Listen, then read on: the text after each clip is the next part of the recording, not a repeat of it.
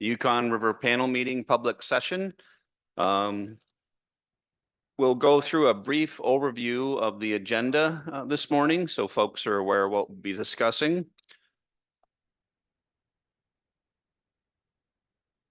Most of the reporting out today will be about the R&E fund, including the project selections for the 2024 upcoming season, as well as some additional administrative items associated with the R&E fund. We'll then be moving into presentations from both the Yukon River Panel Communications Committee, as well as the Traditional Knowledge Committee, reporting out on their activities. We'll then have a series of presentations into the afternoon about research and assessment programs that are ongoing associated with Yukon River Panel salmon, Yukon River salmon. We'll also be, as I mentioned yesterday, in order to find some additional time, so we're a little behind schedule, be providing the report to the Yukon River Panel on Bering Sea salmon bycatch. We'll then close out today's proceedings with public testimony. Again, as a reminder to everyone, for folks that are here in person, there's sign-up sheets outside on the tables, just outside the meeting room. Please do feel free to sign up for public testimony. We'll have another cutoff time at 3 p.m. this afternoon for today's public testimony opportunity. Also, for those that would like to or plan to provide public testimony online, there are instructions on how to do so on the Yukon River Panel's website, and you can sign up through that website by email. Mr. Chair, any additional comments?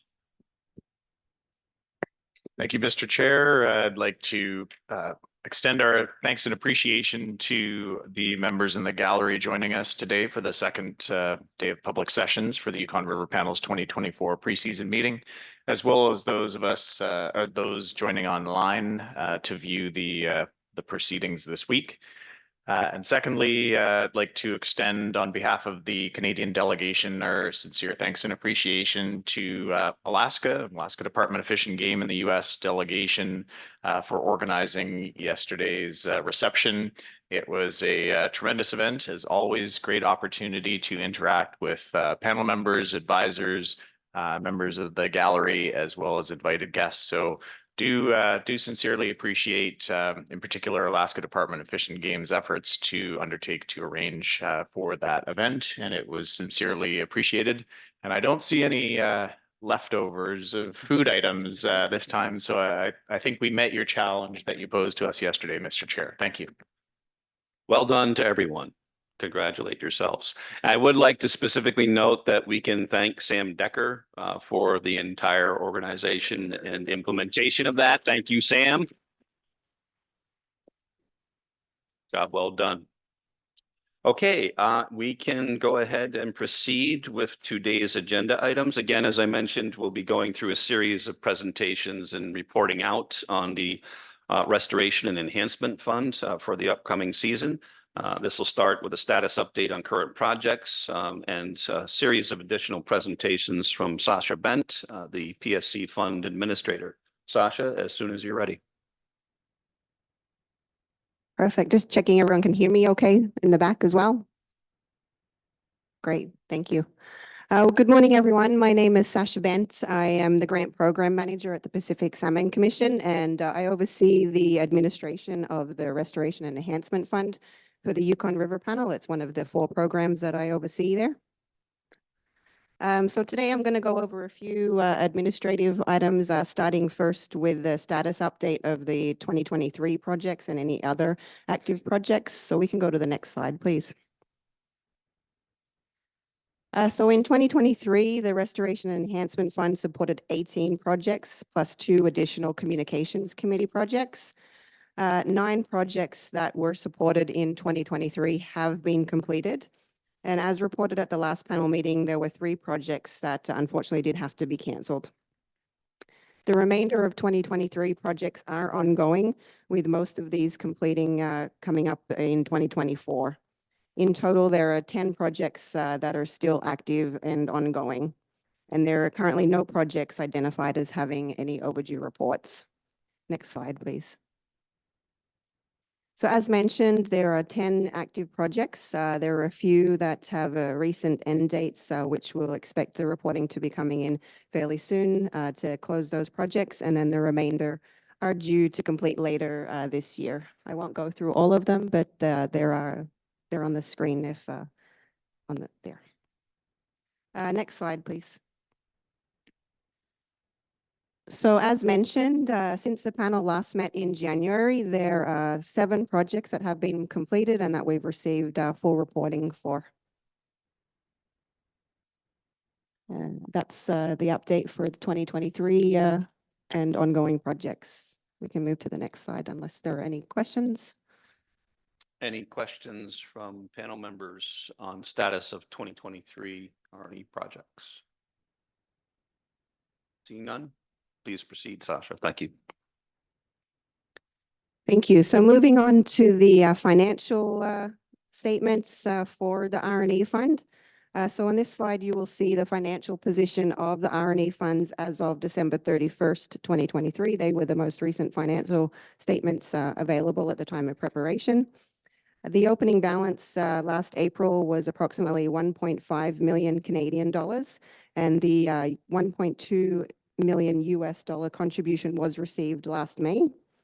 Grants paid out from April 1st to December 31st totaled roughly 979,000 Canadian dollars and roughly 89,000 in administrative costs. The fund balance at December 31st, 2023 was approximately 2.1 million Canadian dollars. Next slide, please. So as of December 31st, there was approximately $582,000 remaining to be paid out to projects and roughly 43,000 in administration estimated. There are some refunds expected from projects that were underspent, and that will leave approximately 1.5 million Canadian dollars balance at March 31st this year. Updating that to US dollars, that would be roughly 1.1 million US dollars.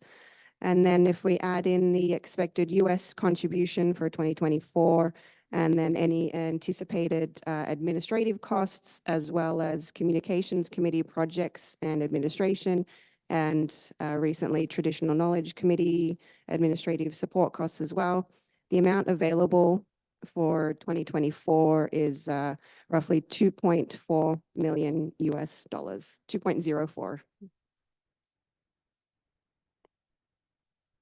If there's any questions on the financial statements. Questions, comments from panel members? Seeing none, thank you, Sascha. Please proceed. So moving on to the overview of the 2024 call for proposals. For 2024 projects, the call for proposals was posted on the Yukon River Panel website on May 1st, 2023. All former R&E fund applicants were also notified via email, and a reminder was posted on the Yukon River Panel website 3 weeks prior to the deadline. The deadline for proposals was November 1st, 2023, and that was a new deadline that the panel set at the April meeting last year. That was approximately 1 month later than usual. Next slide, please. For 2024, the panel received 23 proposals for consideration. There were 15 for conservation, 2 for restoration, 4 for stewardship, and 2 for communications. In total, the request was approximately 1.89 million US dollars. Is any questions on the proposals received?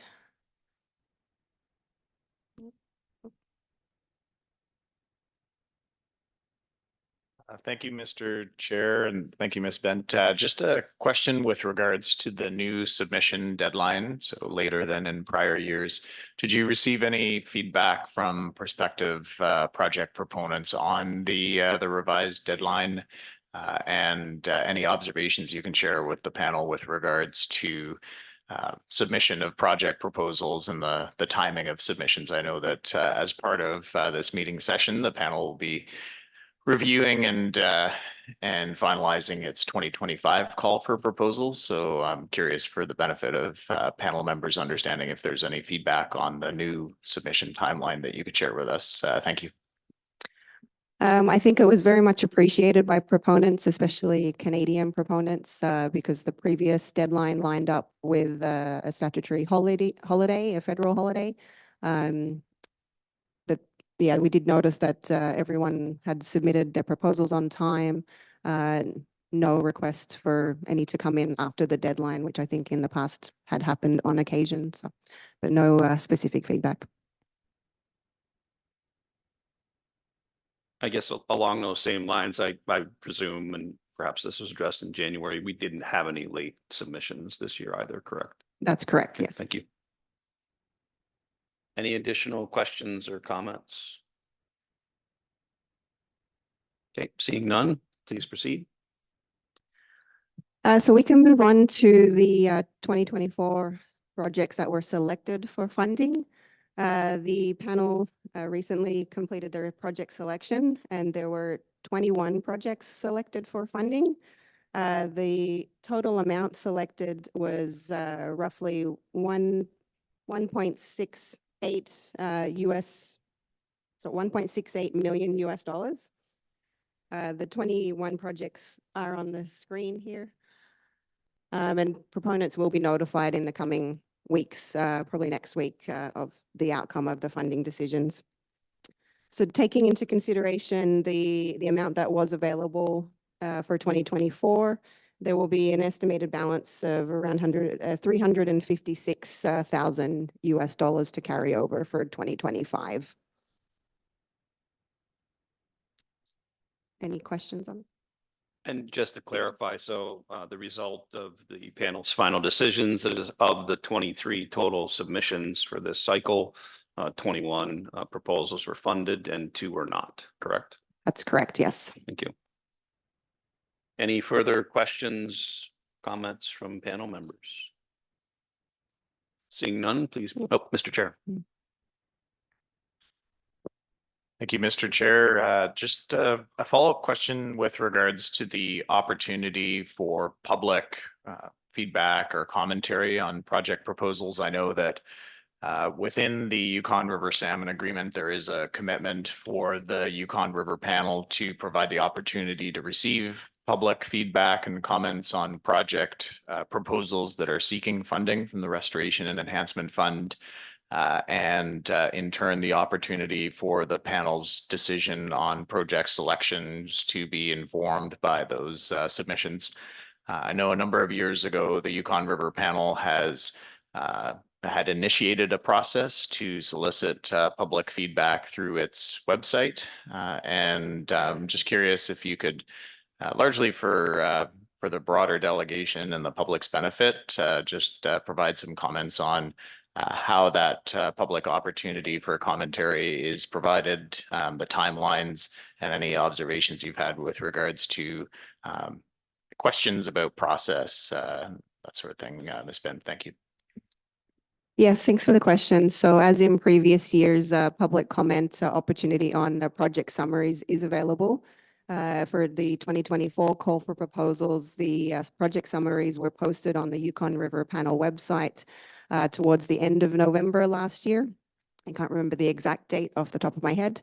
And then public comment was open until March 15th. At that time, the Pacific Salmon Commission did not receive any public comments. They were able to be submitted via email, and all of that information was available on the Yukon River Panel's website.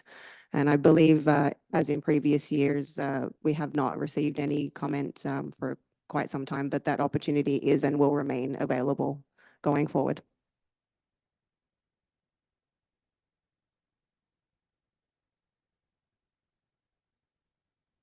Any additional comments or questions from panel members? Seeing none, please proceed. Thank you.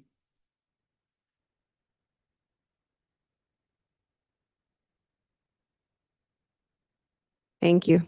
So moving on to the 2024 call for proposals. The panel has identified 6 near-term priority interests as a focus for the 2025 call for project proposals. The new addition will be number 6, communications, and that is to conduct public outreach and education projects for people who fish on the river, youth, communities, and the public to increase their desire to maintain and protect salmon stocks and habitat. So this was added in response to the new 7-year agreement and any outreach that is needed to build on letting people along the river know about the 7-year agreement that's in place. Moving on to the next slide.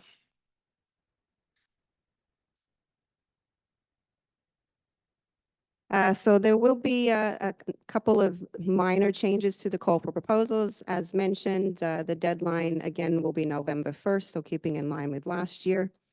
There will be some minor additional clauses just with regards to some cost rationales that the panel requested in regards to transportation, some attribution to how any reporting outside of the Yukon River Panel process will be made and the benefit to the panel for that.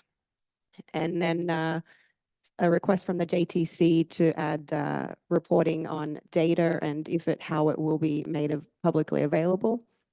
All of these clauses will be encouraged to proponents to add to their project proposals, but may not be a requirement of funding, as the panel can ask further clarifying questions after they meet in January. Again, we'll have the option to submit via email or online form. I know in the past there have been some problems with email submission, so we'll have that available for proponents. The deadline, the date that we're aiming to have the call for proposals online will be roughly around May 1st. All the forms, any changes to guidance documents, which is on the next slide, will be available on the website just to help guide proponents through the project proposals. And then the PSC staff is also available to answer any questions through the proposal process as proponents do develop those as well.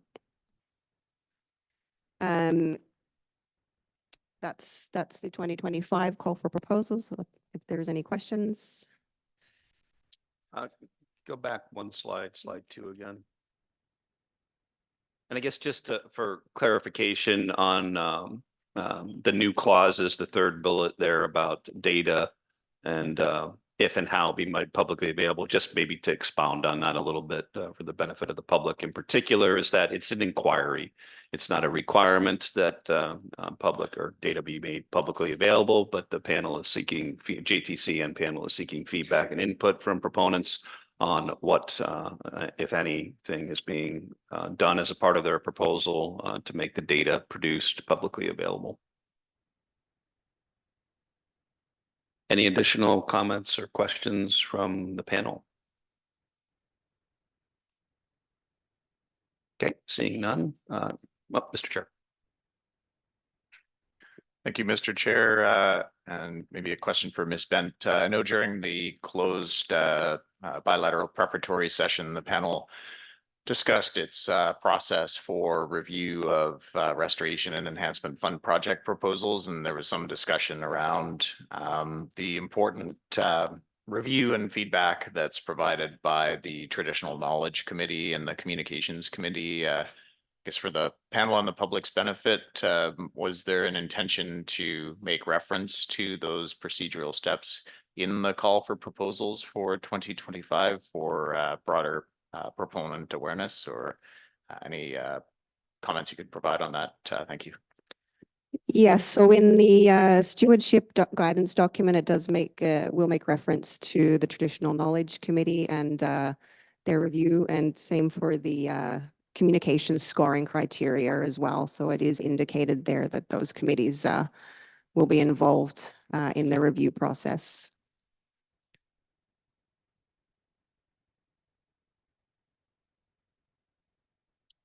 Any additional questions or comments? Seeing none. Oh, Carly, go ahead.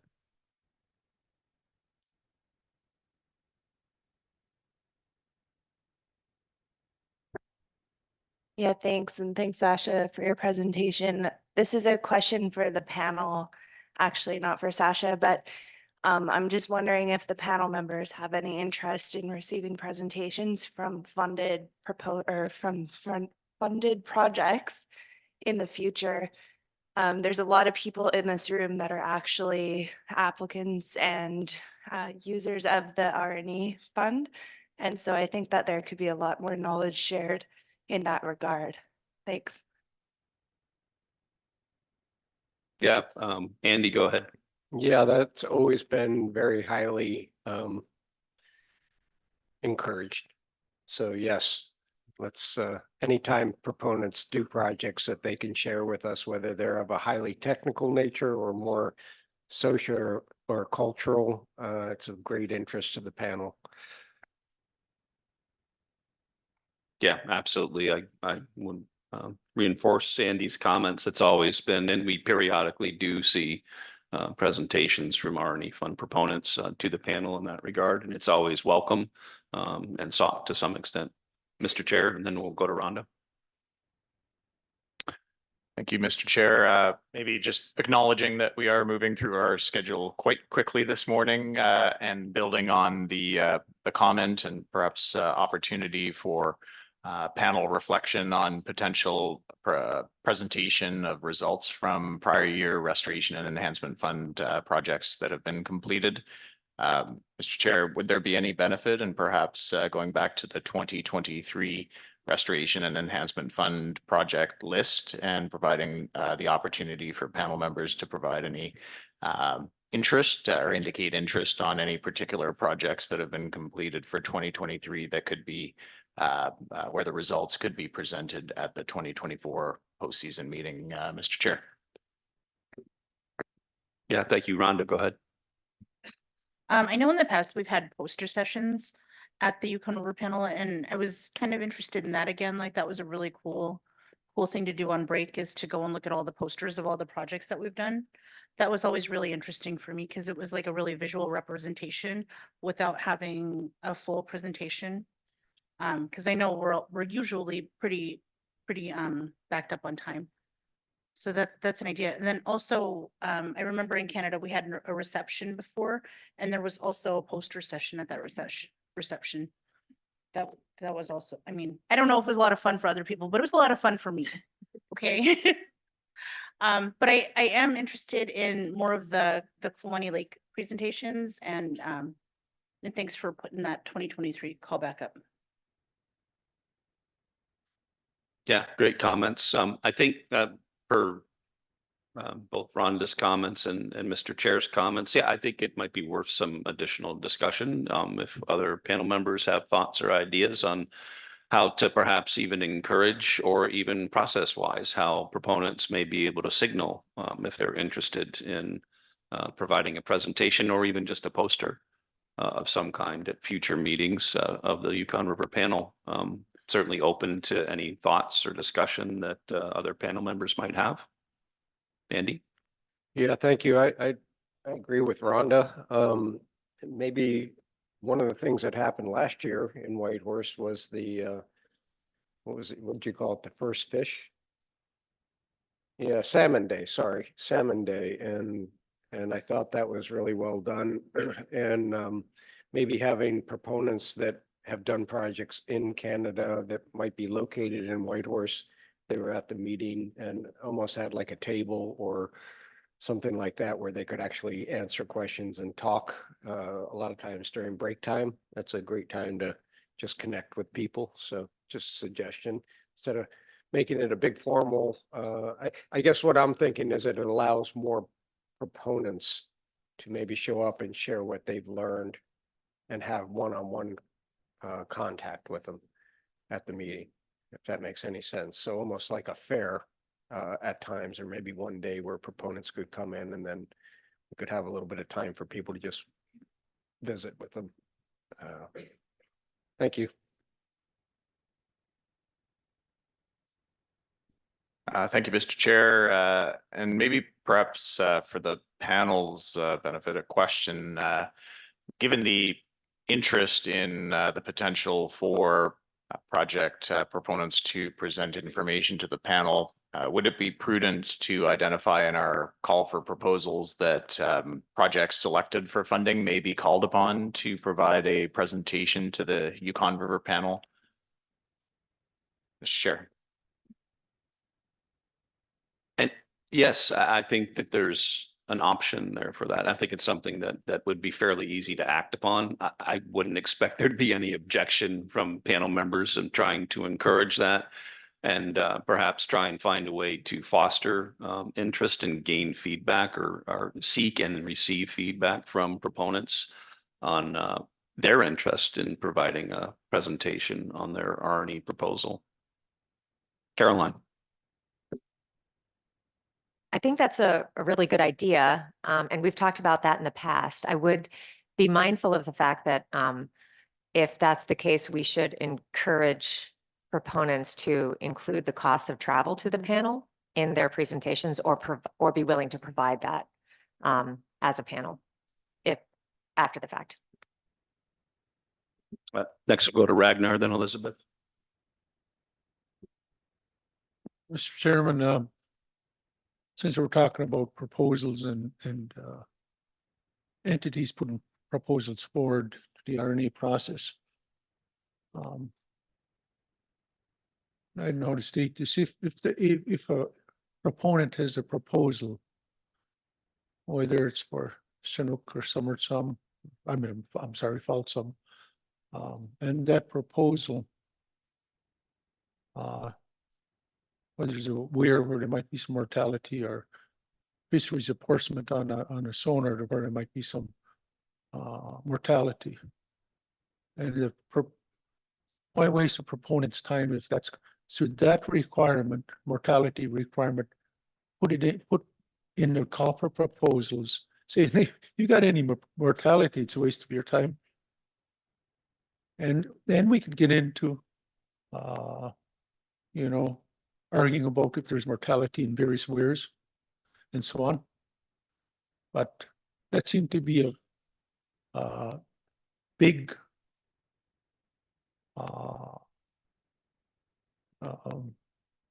so the word is a big step towards failure. If you did any type of scientific research, you try to, we all talk about building capacity. That capacity is beyond political or stewardship. You know, whether it's we're putting in some river up in Canada or so on. Maybe we should just put it, there's mortality and you're shut out of luck, Mr. Chairman.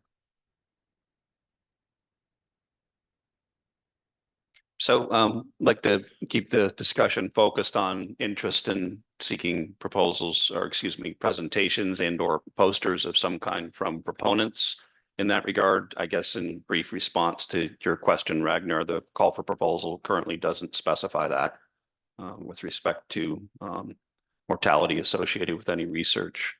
But Elizabeth, comments on the interest in receiving reports? Sure. I would suggest maybe instead of including on the call that you might be called upon to do a presentation. I know a couple of the proponents would not feel comfortable doing a presentation. They're, let's say, introverted. Maybe including a box they can check if they would be willing to provide a presentation. Might be more reassuring to people that are more like me, don't like doing these things.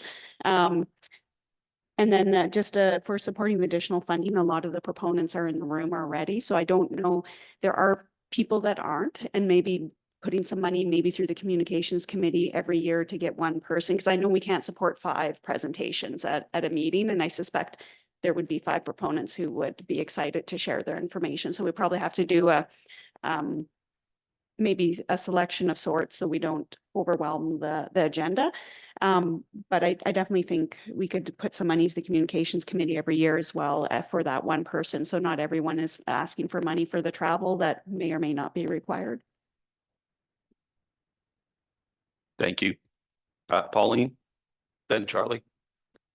Thank you.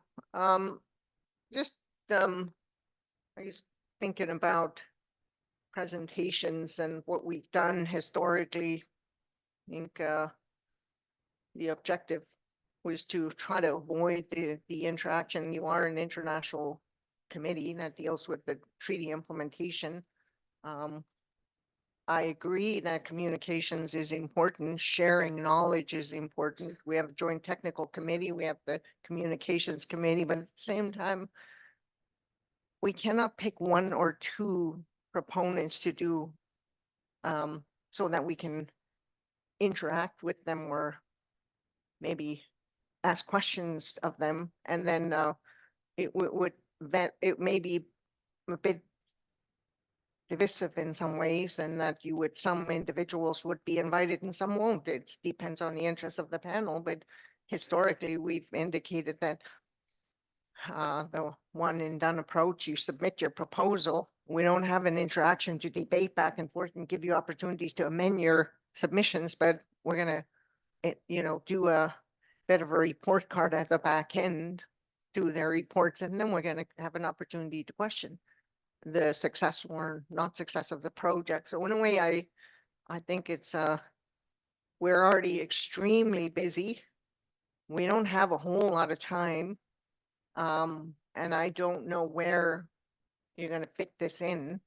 And sort of setting it up like a sort of conference format, I guess, in that you have a fair of sorts. So I'm a bit concerned in that time is important, and I think that given circumstances over the next 7 years, you're going to see a bit of a shift in interest on the R&E proposals.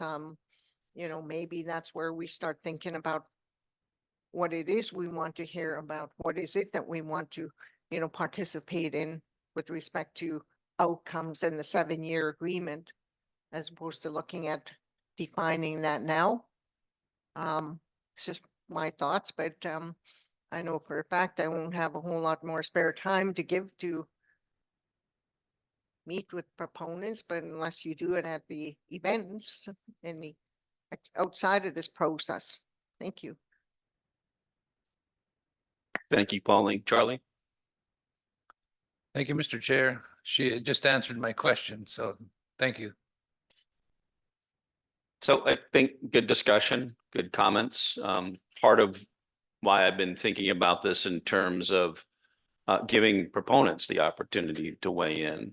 Do they have the time, the interest, and we willing to provide presentation, poster, additional information to the panel during panel meetings in some form, and trying to find a mechanism that would allow for that kind of feedback to ask the proponents, I guess, from the standpoint of the call or from the panel itself, if they have interest and time to be able to engage on that, so that we can have a more clear understanding, I guess, to Pauline's comments about whether or not we don't want to impose on proponents necessarily, if they don't have the time and resources to accommodate our interest, but certainly asking them to signal whether or not they have the interest in wanting to engage with the panel in any form of additional presentation, poster, communication, et cetera. Andy? Yeah, thank you. I appreciate these comments. From my perspective, ever since I've been on the panel, we've been asking for presentations from proponents. I think it's super important for us to understand the funding that we do, but also to understand the results of that funding. I think it informs us to make future decisions. And I think it oftentimes gives us aha moments. What I mean by an aha moment is suddenly someone in the room has an idea that turns into a really good idea. And so I mean, I'm a little bit biased because I'm really focused on communications, but I think it's an essential part of our process. And I think as far as making or having time for it, we need to make time for it. That's my perspective. And I don't think it has to be hours long. I think things can be done at our receptions. I think things can be done at break time if we, for those that are interested. And I like the idea of that Elizabeth had of putting the checkbox there. It seems to me that a lot of the coordination goes on between PSC administration and the proponents. And it might be something that Sascha could provide some guidance to a proponent, or at least alert us that there might be a proponent that wants to present. I think most people that do their science are pretty proud of the science they do, whether it's social science or hard science. And from my perspective, I've always gained a lot from that. So those are my thoughts on moving forward. I like the idea, and I think we should make the time for it.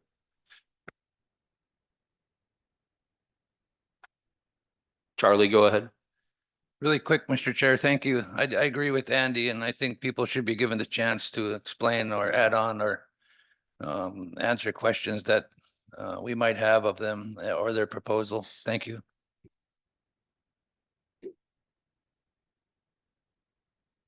So I also want to maybe reference back to Mr. Co-Chair's comments as well, that given I do think we have maybe some time to discuss this a little bit more today, of whether or not, I don't know that we would maybe want to go through the current list of proposals or projects that are out there to identify those the panel has interest in, but more along the lines of incorporating that into our process in some form moving forward, that if and when we go through the process, either in both our postseason meetings or during these preseason meetings for final decision making, that we will incorporate into our decision making process some effort to identify those proposals and projects that the panel would have interest in having an invited presenter, a poster of some kind, to be brought forth to future panel meetings in some form.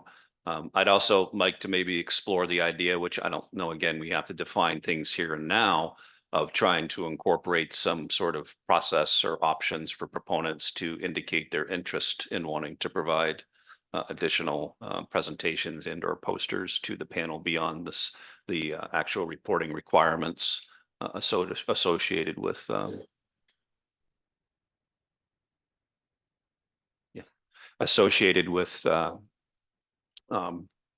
proposals and their requirements for reporting, both financial as well as final reports. We'll go to Ragnar and then Brandy. Mr. Chairman, I'm aware that some of the proponents that have completed projects already have a presentation they present to other forums, whether it be in the US or in Canada. If there was some way to indicate, or when a project's done, we have a presentation we prepared for whatever, we'd be more than happy to present to the panel. But I know there are projects that people have folks have been completed that they've already got a presentation prepared for a different forum, Mr. Chairman. Yeah, thanks, Ragnar. Brandy? Yeah, we talked about, sorry, guys, I don't have a voice. We talked about this before, that it would be, because we get the Ecophonus, so we get these different studies, we keep getting updates and stuff, but we talked about some of our projects are, as a proponent of a number of projects to the river panel, that it would be nice to share, especially some of these projects that have been ongoing for a number of years. Yeah, I like the idea of the ticking the box for people if they want to present. And maybe something like just giving like where the money is going and how they're in building up on this. And if we have an agenda, or we have a kind of a mandate going forward with the agreement, how some of these projects are fitting into that that agreement and how they're helping with it. Thank you.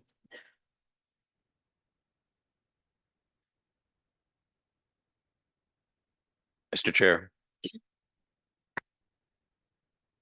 Thank you, Mr. Chair. Not seeing any further comments from panel members. Wanted to just follow up to provide some clarity. So my suggestion to contemplate potential presentations from 2023 project completed projects is that the panel, I think, needs to acknowledge or be aware that there is approximately a 2-year lag time between the project year and when a project result would be submitted to the panel. And I'm merely emphasizing this because that's a long time to try to remember, you know, which projects the panel may have had a particular interest, excuse me, in receiving results. And the 2-year lag time is due to the fact that in many cases, final project reports are due, we'll say 12 months after the initiation of a project. So we wouldn't necessarily receive confirmation of completion until 12 months after the start of a project, and therefore scheduling for a proponent to present their results would need to occur at the subsequent postseason meeting. So in the case of using 2023 as the example, there was a number of projects. I can't remember, was the 19 projects completed in 2023, something like that. The panel just received confirmation of completion of projects or status of projects as of this meeting. So we're in spring 2024, and the opportunity to for the panel to invite project proponents to present on results would be in January 2025. So again, a bit of forward thinking, Mr. Chair, will be required to ensure that scheduling of project results presentations can occur in a timely manner. Excuse me. And that was, again, the intent behind my referencing the 2023 project list, given that it was just presented to the panel, Mr. Chair. Yes, thank you. I appreciate that clarification, Mr. Chair. So there's no further comments or discussion on this topic. It sounds like there's definitely interest to proceed in some fashion to address the process and opportunities for proponents to provide a presentation and or poster additional information beyond just their fundamental requirements on the RNE for the RNE program. And we will have further discussions, perhaps Co-Chair Gotch and I in discussion with the Pacific Salmon Commission. Fund administrator can come up with some ideas on how to accommodate this for the future. Both things that would be applicable in terms of the upcoming meeting cycle and current RNE proposals, as well as perhaps bringing some options back to the panel for further consideration in our January meeting with respect to adding things to the call or additional processes for seeking feedback from proponents and their interest in providing a presentation to the panel. And is that sufficient for action item? I will check with our note taker. Thank you, Mr. Chair. Thank you, Mr. Chair. No, I concur with that action item. I have one additional comment around the 2025 call for proposals. If we've concluded the discussion on the panel's interest in receiving project presentations. So perhaps following up on US panel member Ragnar Ahlstrom's question and suggestion in regards to being as transparent as possible in the 2025 call for project proposals. Yesterday, the panel had received quite a detailed overview of the 7-year agreement reached between the state of Alaska and Canada with respect to conservation and supporting rebuilding of Canadian origin Chinook salmon stocks. So perhaps for the panel's consideration, there may be benefit, as panel member Ahlstrom suggested, in including in the 2025 call for proposals the reference to encouraging or directing proponents to ensure that the take or mortality of Chinook salmon for scientific research purposes shall be minimized and non-lethal sampling methods shall be used where possible, Mr. Chair. Yeah, I think that topic needs quite a bit of additional thought and discussion. Perhaps it's something we can address after the close of our public session during our follow-up debriefing, so to speak, closed session at the end of this meeting today, Mr. Chair. Yeah, maybe question to panel members in respect of finalizing the call, Mr. Chair. Virgil? Yeah, that subject to me is kind of aggravating in a way, because in 1999, I had, that's when we still used to be able to catch Chinook salmon commercially. And Doyon, which is the large for-profit native corporation for the interior of Alaska, the largest one in the state, they were going to have some type of a function. And so they wanted king salmon fillets for their dinner. And so they wanted 200 pounds of king salmon fillets. And so I got out, I think I got out 29 fish, frozen fish, out of my freezers. And we started filleting them the next day after we thawed them, because we thaw them in cold water. And my filleter comes back and he says, most of these fish have the fungus. That's what he called Ichthyophonus, the fungus. When you fillet them, it looked like they had pockets of pus inside them and they have a strange smell. And so I went and looked, and sure enough, they're really badly infected.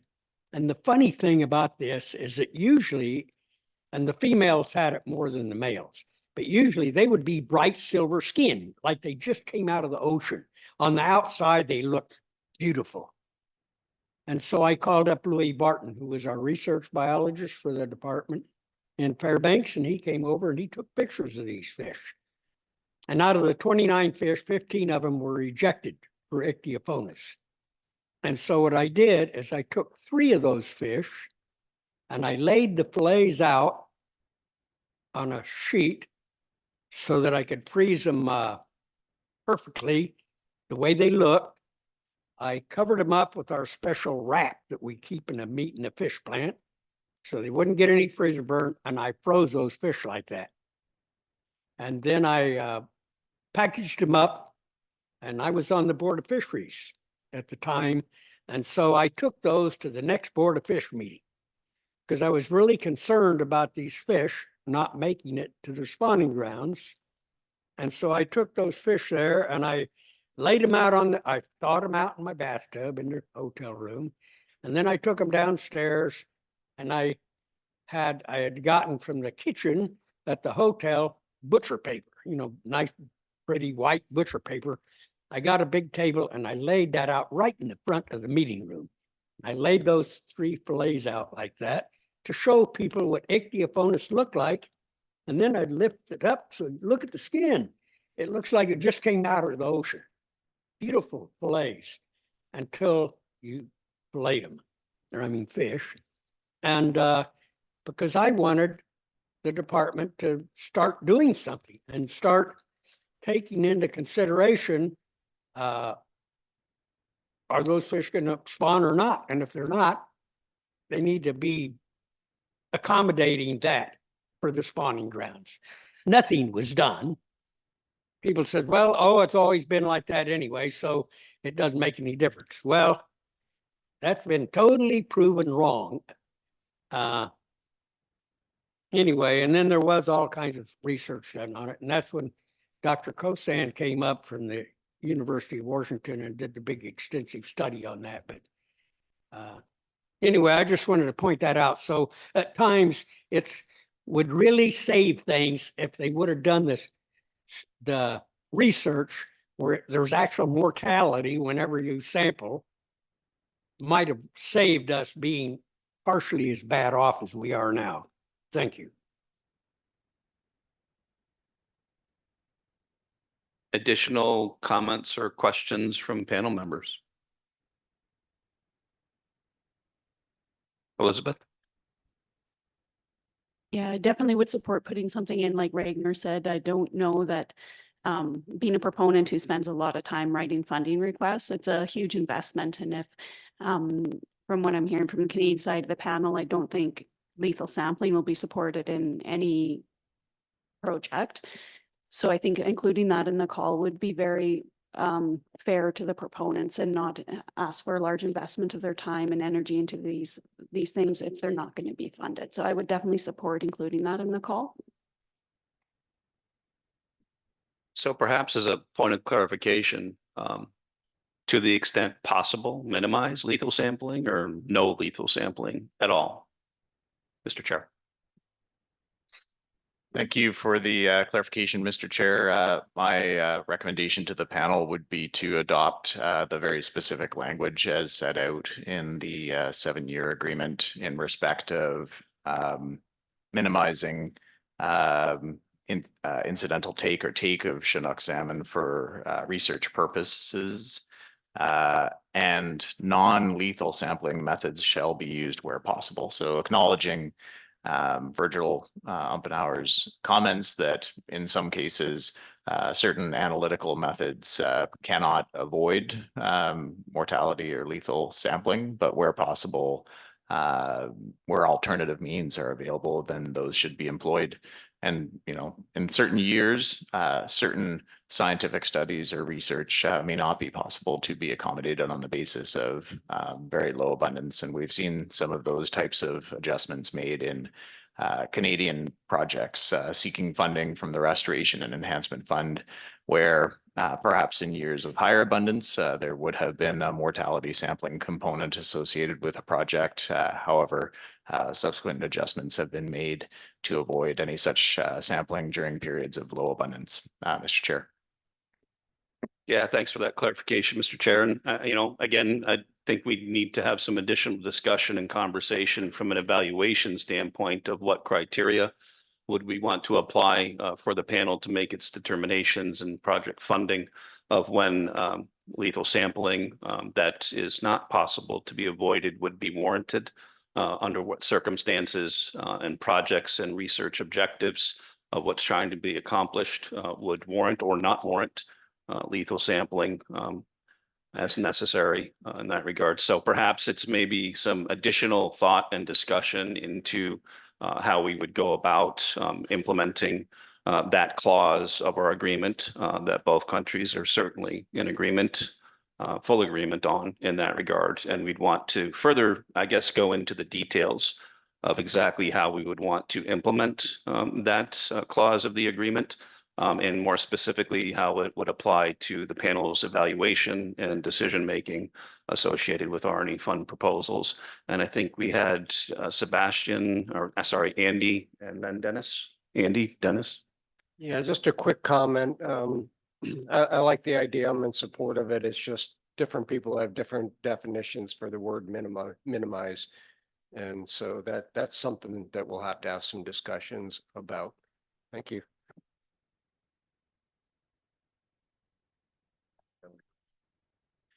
Go ahead, Dennis. No, I agree with what Mr. Gotch said. I think we've got specific language in the agreement. We should just use it. I mean, I think a lot of what you're mentioning is the evaluation and internal processes and dialogue and all the nuance in it. But I think this agreement was signed by ADF&G and DFO, our government of Canada. So I think it should just be placed that way. I think I don't want to waste people's time, and I don't think we need to go beyond number 6 in the agreement and just state it, and then things can be negotiated, discussed as required. I mean, the agreement's signed. I don't understand how that could be a challenge.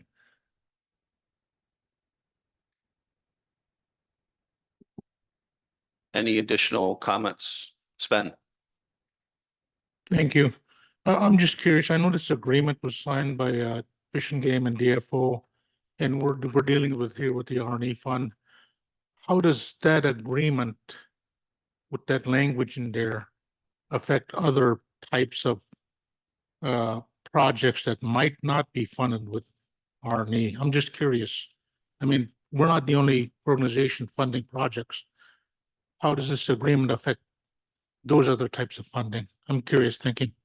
Yeah, I think it's safe to say that there's a general expectation that a prioritization would be placed on those projects and programs that do not have a lethal sampling component or mortality associated with the operations of their programs in general.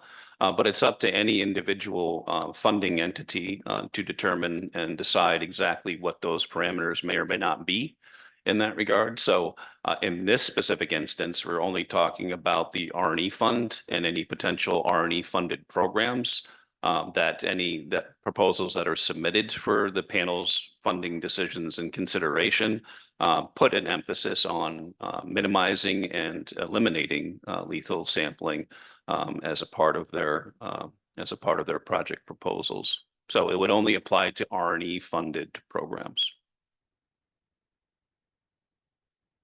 Mr. Chair, if I could add to the response, I think a great question from US panel member Sven Polkin. I can speak from Canada's perspective that in implementing the 7-year agreement, in the Canadian context, any scientific sampling or research which involves handling of Pacific salmon requires a permit or authorization from the government of Canada, so Fisheries and Oceans Canada, and in many cases from individual First Nation governments in Canada.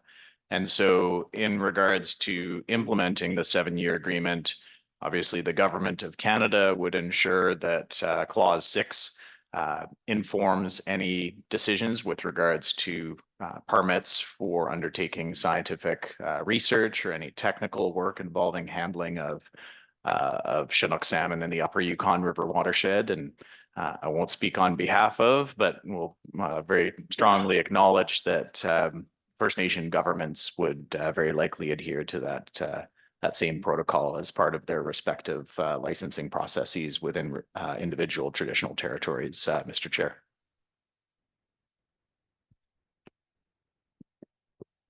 Go ahead, Tim. Yeah, thank you. Just following up on Sven's question a little bit. I mean, given that this 7-year agreement is outside of the purview of the Yukon River Salmon Agreement, I would have expected that any government funding, and I think Steve Gotch was explaining it, that either party provided would adhere to these guidelines. And it does say, you know, where possible. I mean, I think that there may be instances, and I'm not a scientist, where a project might require a certain amount of lethal sampling. I think, you know, genetic identification, you know, stock of origin on young juveniles might be an example of that. I don't pretend to understand that completely, but I do want to say that I would expect both governments to really be guided by this agreement in all of their decisions, inside and outside of the Restoration and Enhancement Fund. My apologies, Ragnar, for skipping over you there. Go ahead. Thank you, Tim. Mr. Chairman, and this goes back to ramble a little bit. When we had to figure out how much Chinook we had going into Canada, we had Merkin recapture, and then we went to sonar. But between it and then in a short time frame, we had to compare the two methods. So if there's a proponent with a project that has mortality and they have a plan to get off that mortality in a short term, you know, but they need that short time period to compare the two. And you know, I had no sonar apportionment. I don't know what it might be. You know, you do apportionment and you catch a fish and you take genetics, but maybe you could swap or something, you know, for apportionment or other projects. If incorporated within that project proposal, a plan to get off mortality in a short term, say, but we need to compare the the method that doesn't have mortality for, I don't know, 1 season or half a season, because you need that comparison to know if that your methods of non-mortality are trustable, I guess, are verifiable.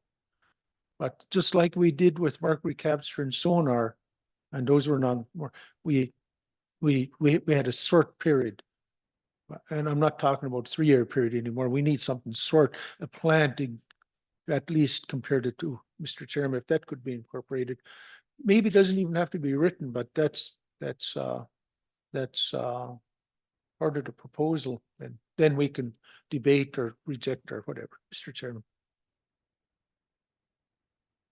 And I'll get to you in a second, Virgil. So I want to maybe come back to the original comment that Ragnar made on this topic earlier, that it's about trying to provide a signal or information, instruction, various ways you can phrase it, to the proponents themselves, to try and give them an expectation of what they can expect via the call and any additional information that can be provided to those proponents when it comes to lethal sampling. in that regard, and the need to minimize and not proceed if unless necessary with that type of a sampling protocol. I think that the language of the agreement does provide that initial indication, but I can see there being a lot of questions. That's kind of what's motivating me to look at this from the standpoint of our internal evaluatory processes of the panel, of defining criteria of when it's warranted, when it's not, and so on and so forth. So I'm really just trying to capture that I think we still have some additional work to do on this topic within the panel when it comes to the evaluatory component of R&E proposals. Virgil? Okay, why I brought up what I brought up a while ago, what I learned later, but what I knew at the time, I knew that the only fish that had that were the fish caught in the rapids at Rampart and up near Stevens Village, up by the bridge on the Yukon River. That the ones caught in Nenana and the closer to Fairbanks did not have that. But I also knew that the number of large females was way less caught in the Tanana River at Nenana and at Fairbanks than what it was in the Yukon and between the rapids and the bridge. And so what later, but something that maybe a lot of people in this room don't know, the velocity of the Tanana River is way more than the Yukon. It's at least twice as fast. And so in research that was later done by Dr. Kosan, because he did temperature, swimming, and all kinds of stuff, research, it was found that the velocity of the river has a big, gigantic impact on how fast ichthyophonus develops in fish. And so what he finally came up with was the reason why we never saw that on the fish caught in Nenana and Fairbanks, and he tested at my facility too. He tested all those fish, was that the females died on the way. That's why we didn't have as many. That's why we had a lot more of the smaller fish. The females died along the way. And so that was happening in the 90s to the Yukon Territory fish. The females were dying on the way because they had ichthyophonus, because they had a lot farther to go than the ones just going up to Nenana. But they never made it to Nenana either, because the velocity of the Tanana River in places is 13 miles an hour. The Yukon's only 5 or 6 miles an hour.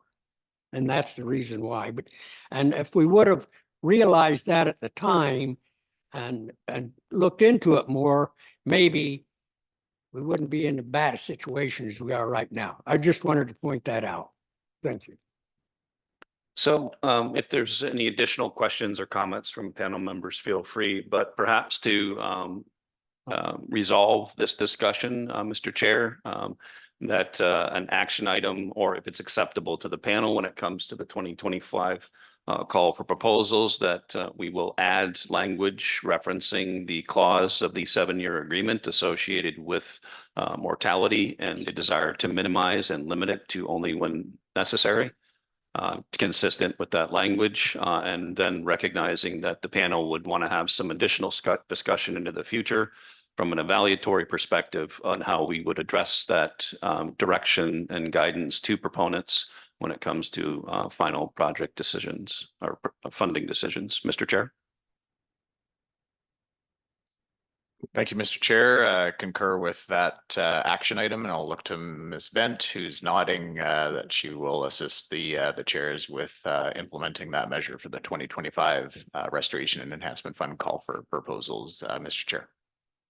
Thank you, Mr. Chair. So rechecking our agenda here. So that concludes the 2025 call for project proposals, Sascha, correct? Yes, it does. And we will now move into agenda item number 7, R&E Fund Administrative Updates. Thank you. So just a quick update here for the room. In closed session, the panel has discussed a few administrative updates. The first of that is feedback to proponents. Right now, the feedback is you're either funded or you're not funded.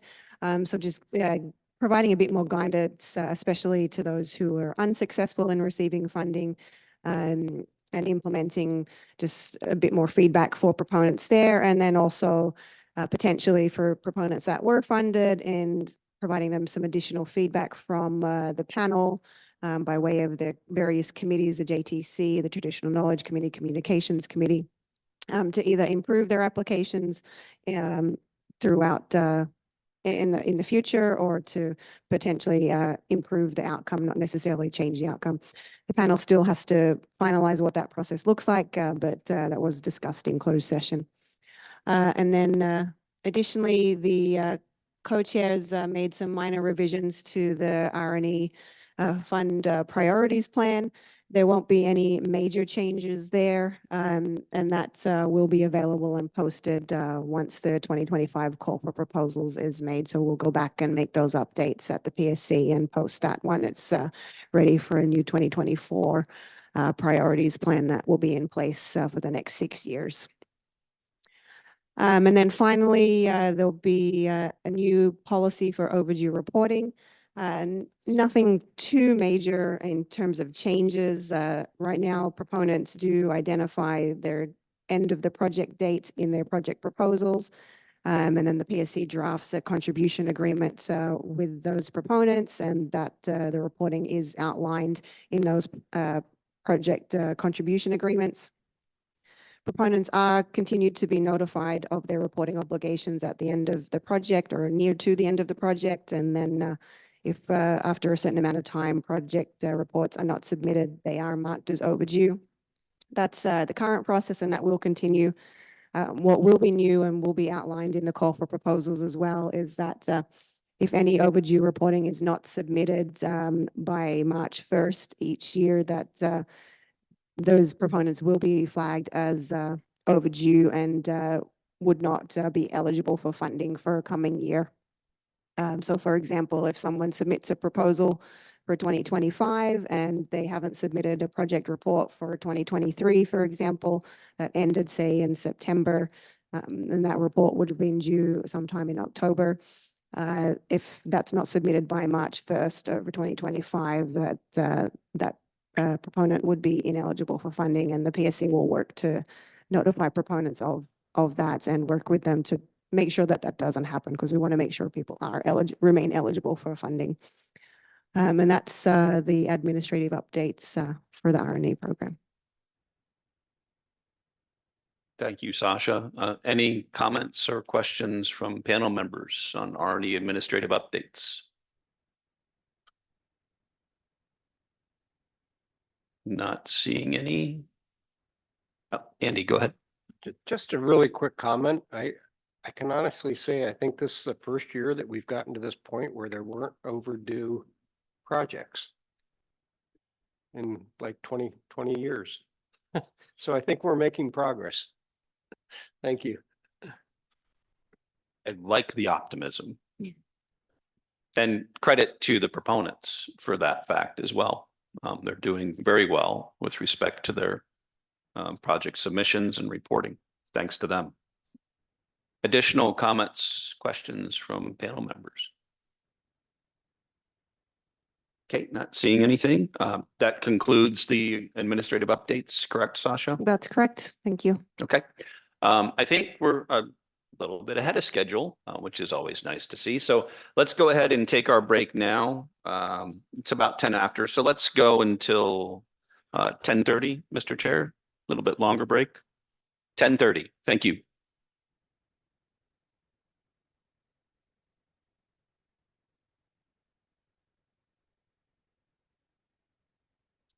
Okay, we'll go ahead and get started with the remainder of our morning session.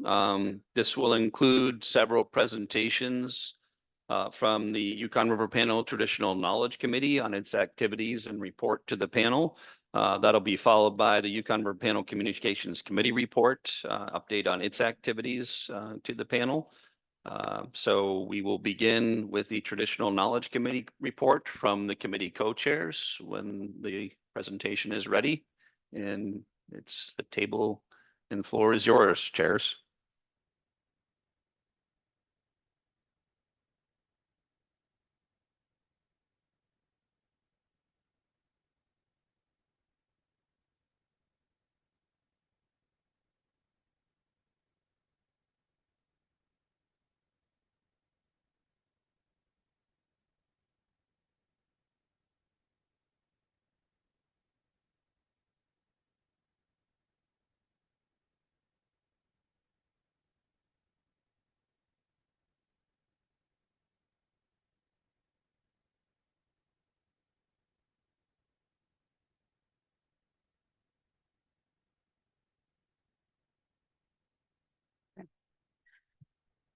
Good morning, everyone.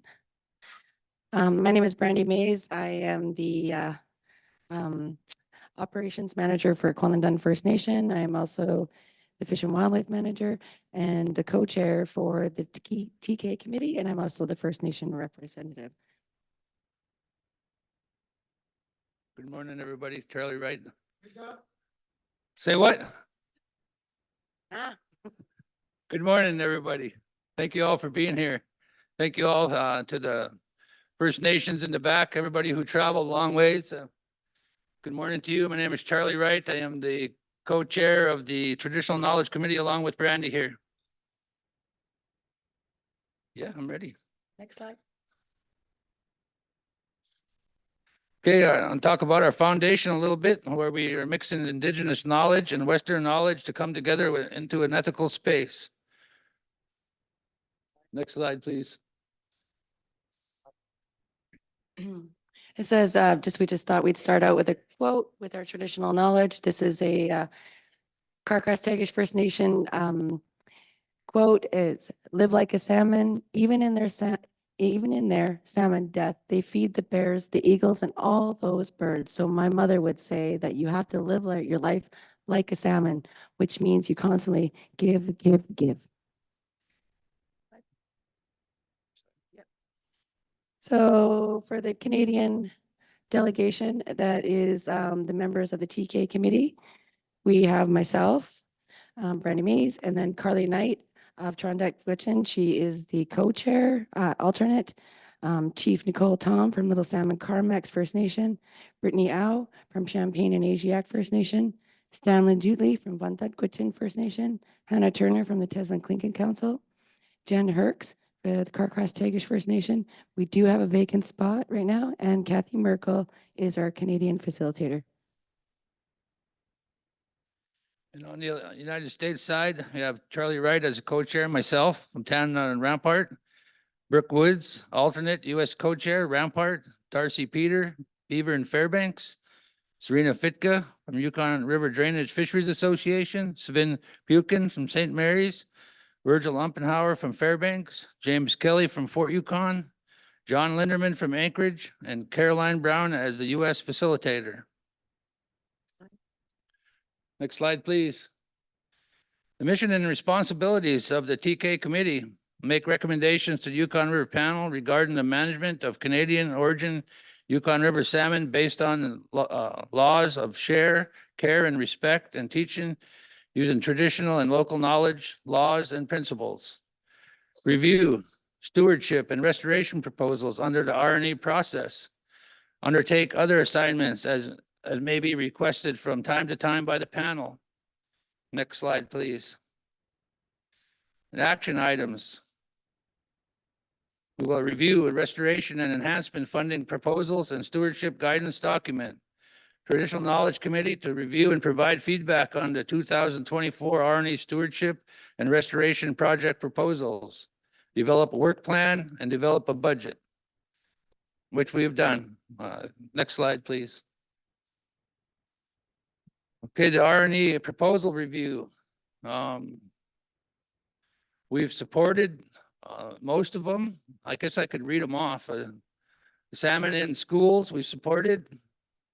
The First Fish 2024 support. Whitehorse Rapids Fishway stewardship, we supported. Salmon advocacy and stewardship through language. We supported the project concept. However, the committee members had concerns on mission support documents and felt the project proposal was incomplete. Klondike River Chinook stock restoration, we supported. The Fox Creek Salmon Restoration Project was supported. Exploration of juvenile Chinook salmon, winter habitat use on the Yukon Delta does not support due to lethal sampling. Next slide.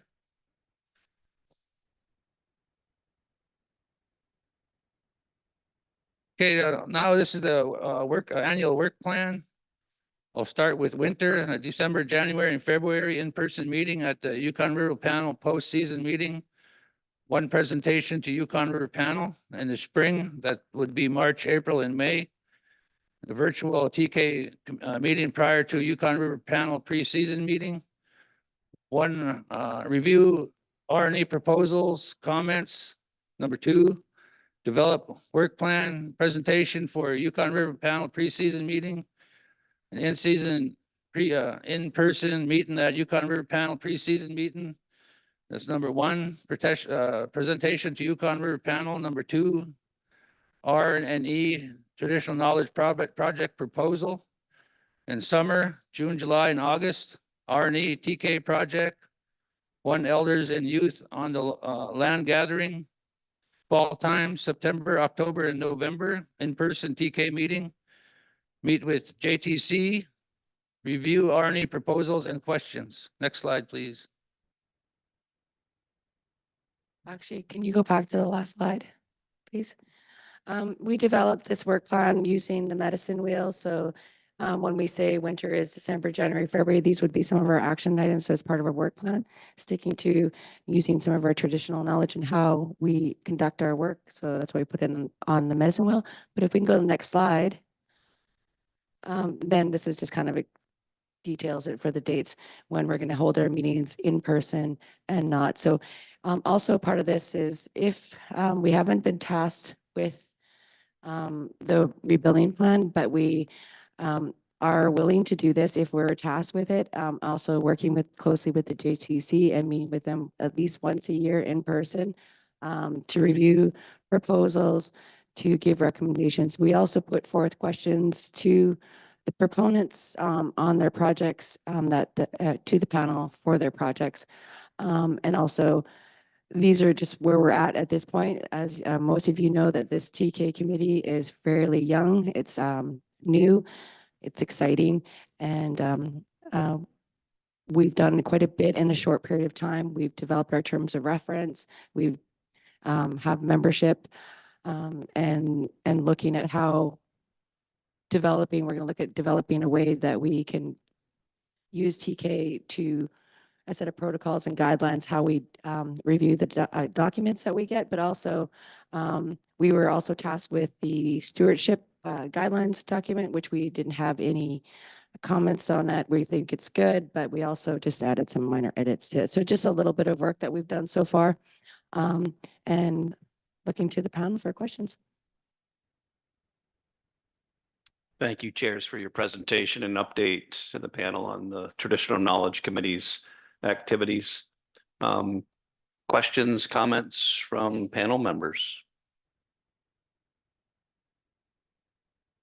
Mr. Chair. Thank you, Mr. Chair, and thank you to our Traditional Knowledge Committee co-chairs.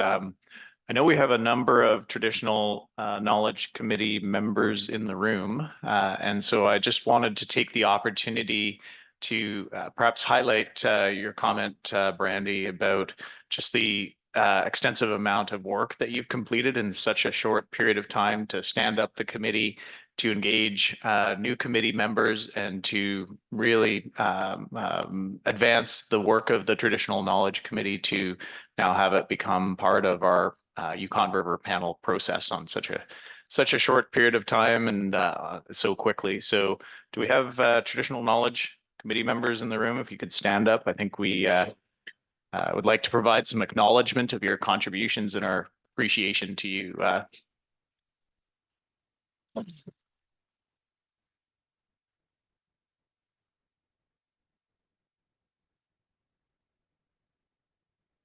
Thank you to our Committee co-chairs for the report, Mr. Chair. Thank you, Mr. Chair. And I'd also like to commend the committee and the chairs in particular for doing some pretty great work in a very short time during this meeting in particular. I know that can be a challenge for any committee, and especially for any chairs in that regard. So you're to be commended for that.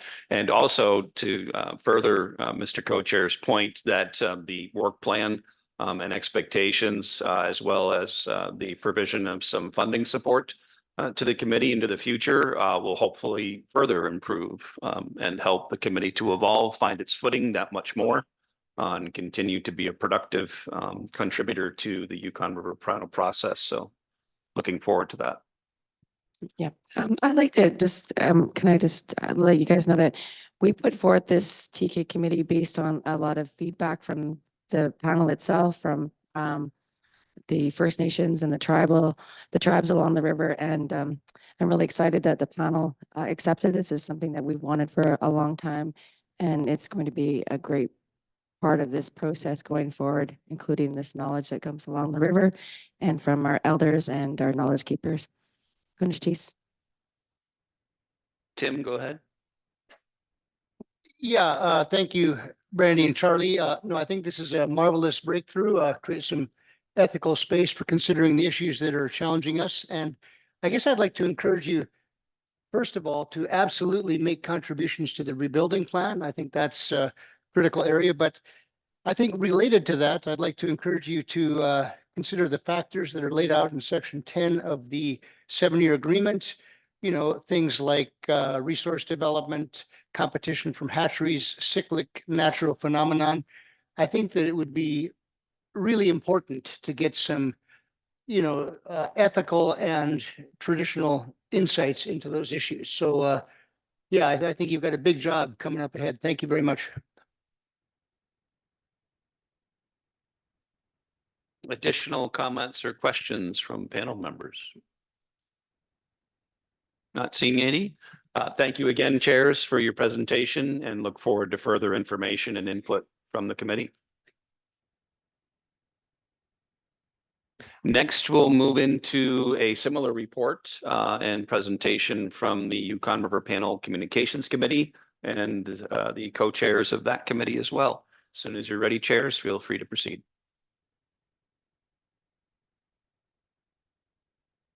Thank you. Good morning. Annie and myself and a few other committee members will make this presentation. So this is the Communications Committee. We've been around for a while, and our current membership at this time is myself on the Canadian side, myself, Elizabeth McDonald, Sebastian Jones, and on the U.S. side, Andy Bassich, John Lamont Jr., and Serena Fitka. Our advisors are Kathy Merkel from DFO, Jesse Coleman, ADF&G, and Holly Carroll, U.S. Fish and Wildlife Service. And we couldn't do it without the support of Sascha. So always get a chance to. If you don't mind standing up, those that were mentioned, that would be great. We can clap. Why don't we clap? We should just clap. Clapping is good. All right. Thank you. Our small yet mighty committee. Just very quickly, we have a formal terms of reference that's been adopted now for a few years. I think we're supposed to have four meetings a year. We've had 5. We had our meeting plan, which sort of goes through all of our different requirements as per the terms of reference. We just had that signed off in the closed session.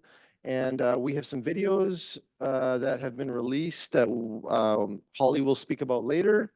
And we have a communication strategy that's now underway, and Andy will speak to that. And then we do have a little more information about a very exciting and important the educational exchange for 2024. So next slide, please. So Andy's going to take it over and talk about the communication strategy. Yeah, thank you. As Dennis mentioned, we have a kind of a small but mighty group of people, but we have quite a diverse range of knowledge and experience and skills. And as we go into this new agreement, it's become very important that we try and meet the challenges of the communication in developing the rebuilding plan, as well as many other aspects that the panel needs. I put this up here because I just wanted to kind of highlight, this is by no means the full diagram of how we communicate and what's going to be needed, but this basically shows how complex the communications process is and how many different entities that we're going to be needing to contact, do communications and outreach. On the Alaska side, we work primarily through YRTFA. They have a great respect on the river. They also have a tremendous capability to get the outreach done on the Alaska side. On the Canadian side, YSSC has been the lead contractor for us. But we will be, as we get into our rebuilding plans and as we move forward as a panel, there certainly will be other entities that we will need to be contacting and working with. Next slide. So I just wanted to highlight some of these groups, some of these user groups, agencies, and this is by no means, again, complete, but it just shows that there are a lot of pieces of the puzzle that we're going to have to pull together to be successful in a rebuilding of the Chinook salmon on the Yukon River. I put this quote up here because I think this is something every time I come to a meeting, every time we get together, I think this is words of wisdom and from a pretty smart guy, Socrates. He says the secret of change is to focus all of your energies not on fighting the old, but building the new. And I think that's where we're at right now. And we have, as you can see during this meeting, we have a lot of people working together to try and build the new. And that's the challenge that we have. Next slide. So I think this is a way to think about moving forward. It also highlights the challenges in our communications. Think of salmon life, the life cycles as being a big wheel. And as we go through rebuilding plans and as we go through the next few years, these are all the different types of elements that we're going to have to address to be successful. Certainly there are going to be more than this, but these are some of the primary things that we're going to be having to work with. And with each one of these, there's going to need to be a lot of communication. Some of it will be through the Yukon River Communications Committee. Some of it is going to be internally within each nation. But collaboratively, I think we're all going to have to work together with many different entities, agencies, regulatory processes. So very complex when you start thinking about how we're going to communicate effectively with each other. Next slide. So as a result of that, we've asked the panel to provide some money for us to help us develop strategic plans moving into the future. So we were given the money at the last meeting. We went out and we got together with consultants. Dennis and I spent quite a bit of time along with Sascha with some prospective consultants, and we will be, or we have selected a consultant to work with us to help us develop a long-range strategy plan. And we are going to work very vigorously over the course of the next year. We're hoping at this meeting next year, we will be able to present the panel with a plan for final approval. We hope also to be able to, at the next meeting, next January, to be able to present to you and the panel a kind of a draft of our strategy so that the panel can make some comments and suggestions for it. So we're doing this very aggressively. We understand that we have to move quickly, that there's a lot going on. And so we will be giving a lot of attention, a lot of energy into refining a strategic plan for next year at this time. Next slide. So we can probably skip this one. This is our budget. We're going to try and accomplish that with about $15,000, pretty modest, but we feel pretty confident we can deliver a good strategic plan with this contractor. We've chose STRS. They're based out of Vancouver, and we'll be working with them. Next slide.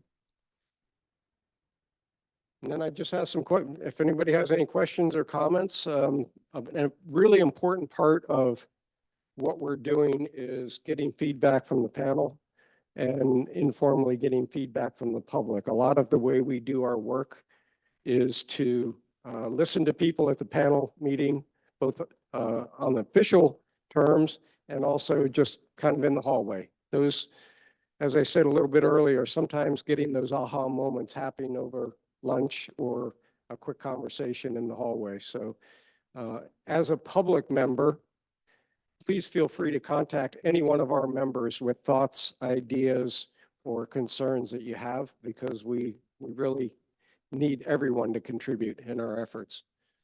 Got a couple more slides. Maybe next slide, please. Great. It's your turn, Dad. Right on. Inside joke. Inside joke. Okay. So just super high level. I won't steal any thunder here, but Yukon River Educational Exchange. So there is a group coming to a group of Alaskans coming to Canada. And we're on the heels of a very successful one last year where we had a number of younger Yukoners come to Alaska last year and had a great time, hosted by Sabrina and Yukon River Drainage Fisheries Association. We've hired a contractor. Sabrina will have some selection process that she can explain, and I'm sure information will be out in their various social media and whatnot. And we have a tentative group size. We also have an itinerary. So we hope to focus on Dawson, which is the Moose High Gathering, anchoring around that, and Old Crow. The old Gwich'in government has agreed to host, and it's been hoped for a number of years to get to Old Crow. And there are additional opportunities to participate. By no means is this a final itinerary, and if there's other partnerships, that would be great. Next slide, please. So I'm going to turn it over to Holly. As many of you know, we started making some videos, what feels like a decade ago. It was about 2019, and they're done. And I think we need to have a little bit more enthusiasm around these videos. And the reason is, I think just last week I had someone ask me what the Yukon River Panel is, and that was a person who is a leader in their community. So our work is not done yet, and the original reason we made these videos was to let people know all the great stuff the Yukon River Panel is trying to achieve. And so they're on the website, and there's even a YouTube channel. So if you're subscribed to YouTube, you might even get sent these, like some of our staff were, and they were like, these are awesome. So I just want to remind people that if you haven't seen them 100 times, you might really enjoy them. And if you have new staff, new advisors, new government staff, even in schools, if you're talking about fisheries or you know how regulations are made, these are great videos to share with people because they really do each talk about different things. One is who is the panel and what does it do?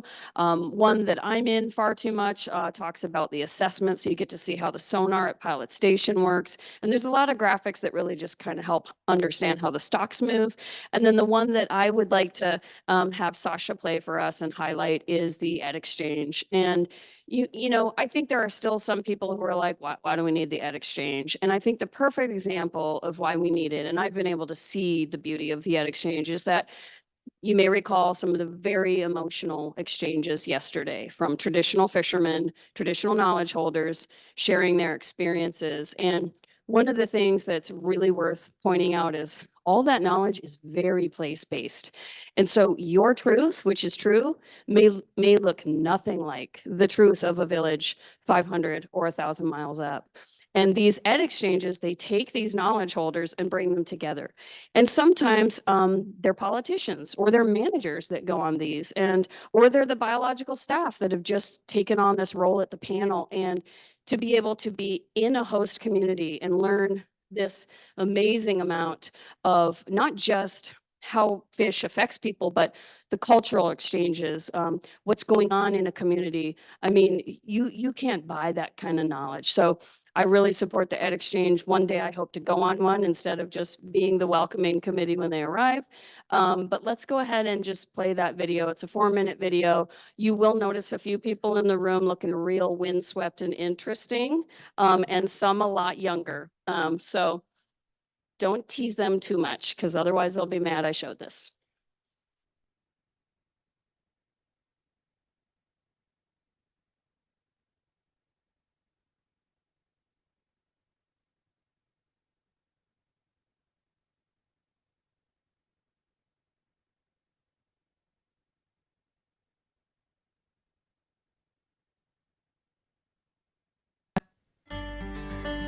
Each year, $1.2 million are distributed through the Yukon River Panel's Restoration and Enhancement Fund to support science and stewardship projects aimed at improving restoration, conservation, and enhancement of Canadian origin salmon stocks.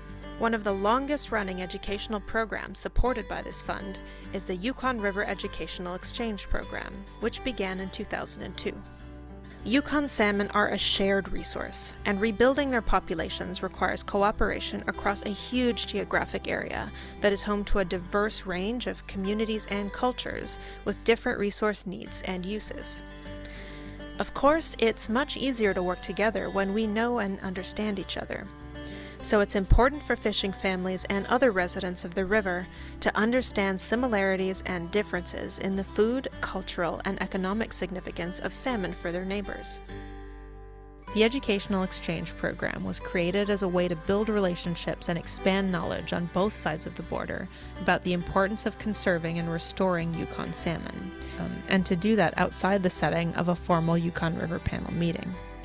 In each year of the program, 5 to 6 participants from a range of backgrounds are chosen to participate in a guided week-long exchange between Alaska and the Yukon Territory, with participants alternating travel between countries from year to year. During each exchange, participants visit local communities on the other side of the border to meet fishers and learn about the importance of the resource for people and their culture, to meet fish processors to learn about how fish contribute to the local economy, and to meet scientists and managers to learn how the salmon are monitored to inform management. These experiences have helped to build understanding and relationships that cross national boundaries, just like salmon do. And they continue to remind us that no matter where you live on the Yukon River, salmon is a way of life. We went to a camp. I think we went to a couple of places that they're incubating salmon. And just touring the dam over here, and seeing the fish ladder, and with every place we went, like we went up to Teslin, or we went to this lake or that lake, it's just amazing how far king salmon or any kind of salmon have to come just to get to Canada. And then you hear people's stories about some of them never seen a salmon for quite a while in these lakes or rivers, and because we're down at the mouth, we get first shot at the salmon, and we see the excitement that we have down there, to feel like they get up here, and these same people that don't have this experience for such a long time, and and hearing that salmon are such a large part of their life at one time. You learn so many different things about being at the other end of the river that I think it's just it opens your eyes. One of the best ways that we can really make a difference is to be talking to each other and to talking to fishers along the river in Alaska and Canada. I think we have a lot more in common than we realize, and I think having these kind of exchanges and just generally trying to get as much conversation and understand each other's perspectives on both sides of the border, because these fish don't know Canada from the U.S. and vice versa. So I think this communication is the way to go, and I think that's the way we're ultimately going to try to figure out how we can all meet our needs on both sides of the border.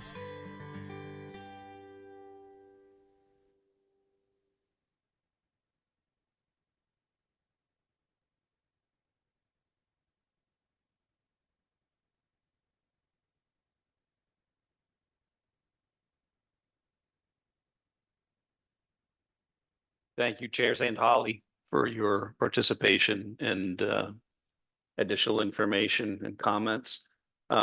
Questions, comments for panel members on the Communications Committee? Okay, not seeing any. I do have a quick question, and I don't know that we need to bring up the presentation again, but it's specific to the Strategic Communications Plan. And apologies if you might have addressed this in some form, but general timeline of when you expect to have that completed. And I guess the additional question associated with that, how far into the future do you see that strategic plan applying, or any need for review and updating after initial implementation? So the idea is to develop in the strategic plan both short-term goals and long-term goals. And when I'm saying long-term goals, beyond 5 years. So it will be a living document. It will be something that we will be constantly asking the panel for new ideas, new directives, and very possibly changing our strategic plan as we move on. Very similar to what our budget priorities framework was like many years ago.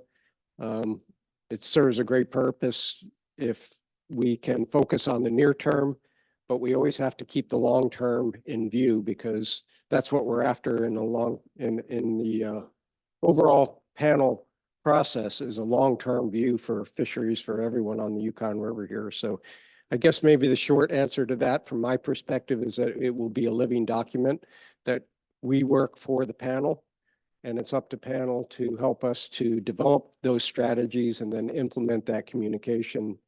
So you have anything more to? Does that answer your question, John?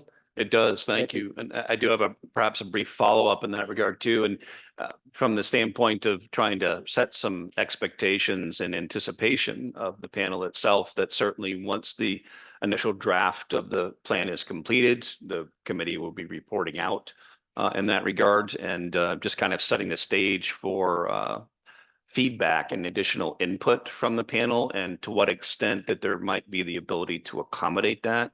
It may not be the case, but just the inherent flexibility that even after the consultation and working with a subject matter expert on development of the plan, is there still some flexibility to further modify or incorporate feedback from the panel at that point? I would assume so, but just wanted to clarify. Absolutely. No, everybody that's been a part of this process for a long time, since the communication committee has been in place, will realize that we started out as just a bunch of individuals that felt it was really important. And so every time we get together, it's still, even though we're formalized, it's still a very open process. We're very open to different ideas, moving in different directions. I think what we're trying to do here with the strategic plan is, because we have so much coming forward in the next couple of years to really work on our rebuilding plans and have so many different networks that we need to develop. I think what is most apparent to me is that we need to have that kind of collated. We need to have some kind of a framework to work with rather than just shotgun. There are going to be a lot of things that we're going to need to focus on very tightly, and we're going to need the direction from the panel and communities to help us focus those. We want to be effective. I think we've always proven to be quite cost effective to the panel. We have a lot of great people, and I think we've produced some pretty good products over the years with that flexibility in mind. So yeah, thanks for that. All sounds excellent. We'll look forward to those further discussions and implementation of the strategic plan. Additional comments, questions from panel members? Mr. Chair. Thank you, Mr. Chair. So perhaps more so for the benefit of the audience members as well as those members online. For individuals that are interested in learning more about the 2024 Yukon River Panel Education Exchange, who would they contact and how would they find out more about that, Mr. Chair? Thank you. I think I'm going to turn that over to Dennis. So the two organizations that have been tasked, and this is a panel project, are Yukon River Drainage Fisheries Association. So they're responsible for selecting the Alaskan participants that will come to Canada, and the Yukon Salmon Subcommittee will be responsible for the itinerary and the overall coordination and delivery. And we're currently without an executive director at the Salmon Subcommittee, but we're happy to say that we have hired someone. So we should have someone. We do have a coordinator regardless, so you can reach out to Salmon Subcommittee and Stan and Julie Senior, who has his hand up. Yeah. You have an interest in going to Dawson City and Oak Grove this summer? Is that the objective? That's correct. Yeah. Okay. At that point, I'll just leave it up to Chief Pauline to respond to that in terms of what we can provide for Oak Grove and what time of year you would be going there. Yeah. Yeah. So thanks for that, Stan. The good news is it has gone to Chief and Council, and we were informed that they are willing and interested to host them. We're looking at moose-side gathering. I don't recall the dates right offhand, but it's around late July, around 10, 11 days. So it might be getting a little bit into August. And then, of course, we got to, it'll be around Moosehide. So it'll be late July, early August, 11 days.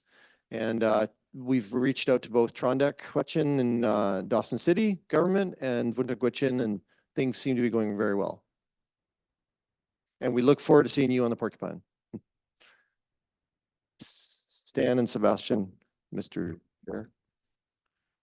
You're, Mr. Chair, yeah, I think if you look at the Porcupine, I think Vincent Lang said he's going to come up there last summer. You mentioned that when he was in Yukon last spring, that he's going to come up the Porcupine River.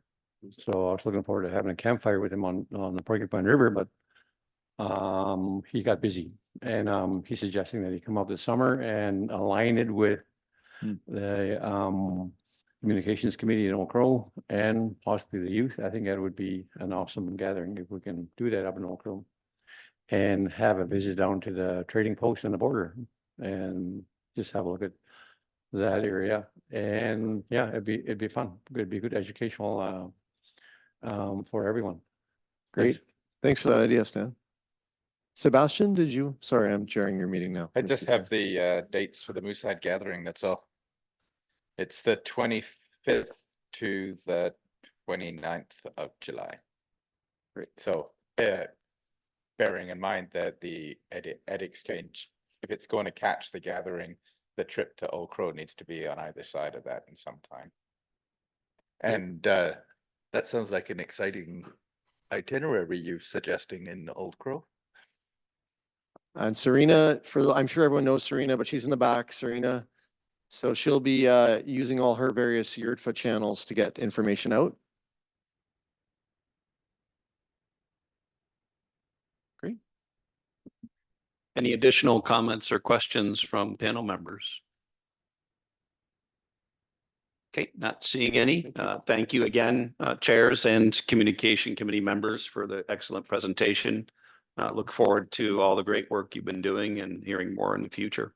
Thank you. And yeah, and I just wanted to, one thing I forgot to mention, one of the efforts that we're really trying to move forward to is efforts in including youth and what we call young fishers. So youth are defined as people in high school or younger, and young fishers are defined as out of high school and entering into the fisheries as an adult. So that's a big focus of where we'd like to go into the future. We'll be exploring that a lot with our strategic planning and the Ed exchange.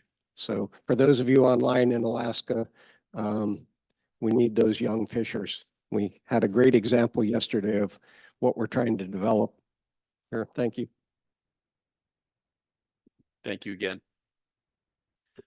So that concludes our primary agenda topics for our morning session through the Communications Committee report and update to the panel.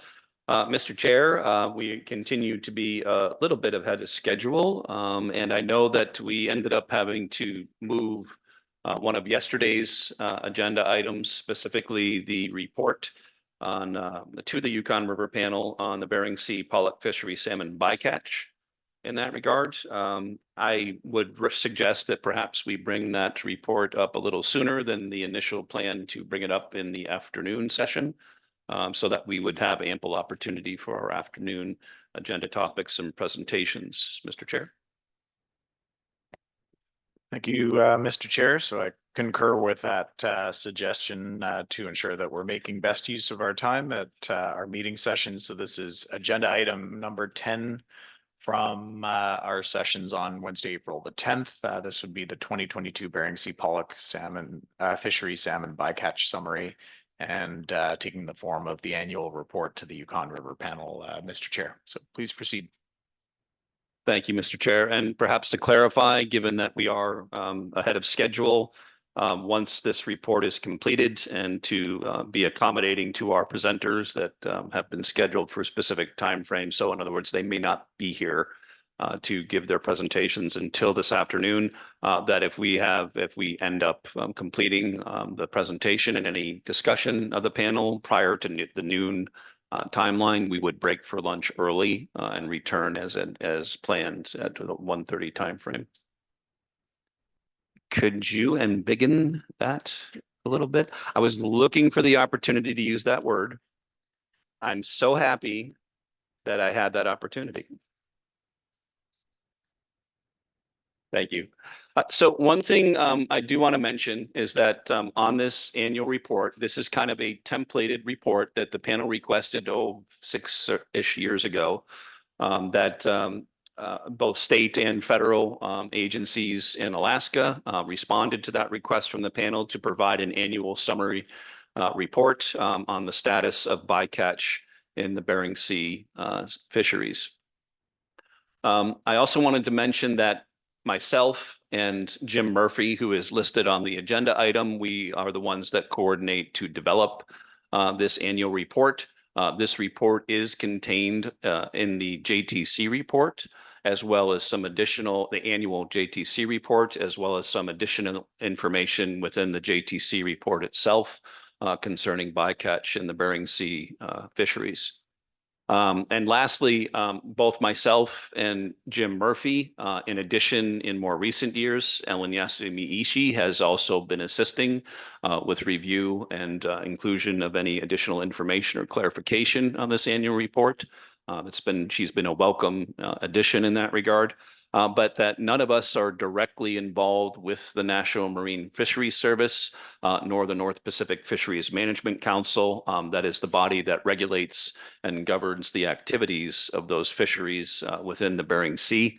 I mention that just from the standpoint that through the course of any questions and comments that folks might have, I will try and do my best to answer them, but it is not necessarily my subject matter of expertise. And that this is really just a gathering of information on the status of bycatch and current analysis associated with that we're trying to provide to the panel. So that being said, if you could scroll down a little bit. So this report itself is broken out into a couple different sections. One that initially describes the impacts, the attempts to evaluate impacts of the bycatch on Canadian origin salmon. It also is providing an annual update with respect to what the current, most recent accumulation or reports are from the most recent fishing season when it comes to bycatch. It's specifically focused on Chinook salmon, and then what's termed as non-Chinook salmon, which the vast majority of which is chum salmon that are taken in those fisheries in the Bering Sea. The other, it's approximately 90+% of the non-salmon numbers are chum salmon. The remaining amount is made up of pink salmon, sockeye salmon, other Pacific salmon species other than Chinook. Chinook salmon is specifically identified and reported out as only Chinook salmon. So if we look at this section that speaks to the current Bering Sea Aleutian Islands bycatch information, that first bullet is speaking to Chinook salmon. Again, the reporting period that this report or summary is about is from the end of the 2023 calendar year. That's how the seasons work. So this is not including any information on bycatch into the 2024 calendar year. This is just reporting out on bycatch through for the entirety of the 2023 calendar year season. For Chinook salmon, for all fisheries within the Bering Sea that this applies to, the harvest or bycatch of Chinook salmon was 14,616 fish, which was 32% lower than the recent 5-year average. And that of that number, that 14,616 bycatch, 11,855 was taken specifically in the Pollock fishery. So the majority of the annual total Chinook bycatch in those Bering Sea fisheries was 14,600. And of that number, 11,000, or the vast majority of that total bycatch, was taken in the Pollock fishery. For non-Chinook salmon, again, vast majority is chum salmon. It's essentially the metrics that's used to evaluate and report out on chum salmon bycatch. There in the second bullet. Again, this is explained in a similar fashion that for all fisheries, the non-salmon or chum salmon bycatch in 2023 was 116,714. That was 68% below the recent 5-year average. And of that number, 112,303 was taken in the Pollock fishery specifically. So again, similar to Chinook salmon, the majority of the non-Chinook or chum salmon bycatch is taken in the Pollock fishery. Specific to those two numbers, it is certainly below average and low bycatches for both of those numbers. It's not zero, as many of us would like to see, but it is below average and some of the lowest bycatches for both of those species that have been observed in both the overall fisheries of the Bering Sea as well as in the Pollock fishery. Moving into the next section about bycatch impacts, in order to determine the impacts to Canadian origin Chinook salmon specifically, in that regard, there is a need to conduct an analysis that's termed and referred to as adult equivalence. So we need to try and keep in mind that when these fish are taken as bycatch, as salmon, any salmon, are taken as bycatch, they are not adults. They are not what most of us are used to when we see large adult salmon returning to our rivers to spawn and for harvest purposes in that regard. So they're considered to be subadult or immature fish. They still have a couple of more years of growth to happen in the ocean before they would be returning to rivers like the Yukon to spawn in that regard. So that requires an analysis that's referred to as an adult equivalence. It's looking at maturity schedules and age structures of the actual fish taken as bycatch to then try and estimate, and it is an estimate, the number of fish that would have returned as adults in a given spawning year if they had not been harvested and taken as bycatch in these fisheries. Keep scrolling down, please.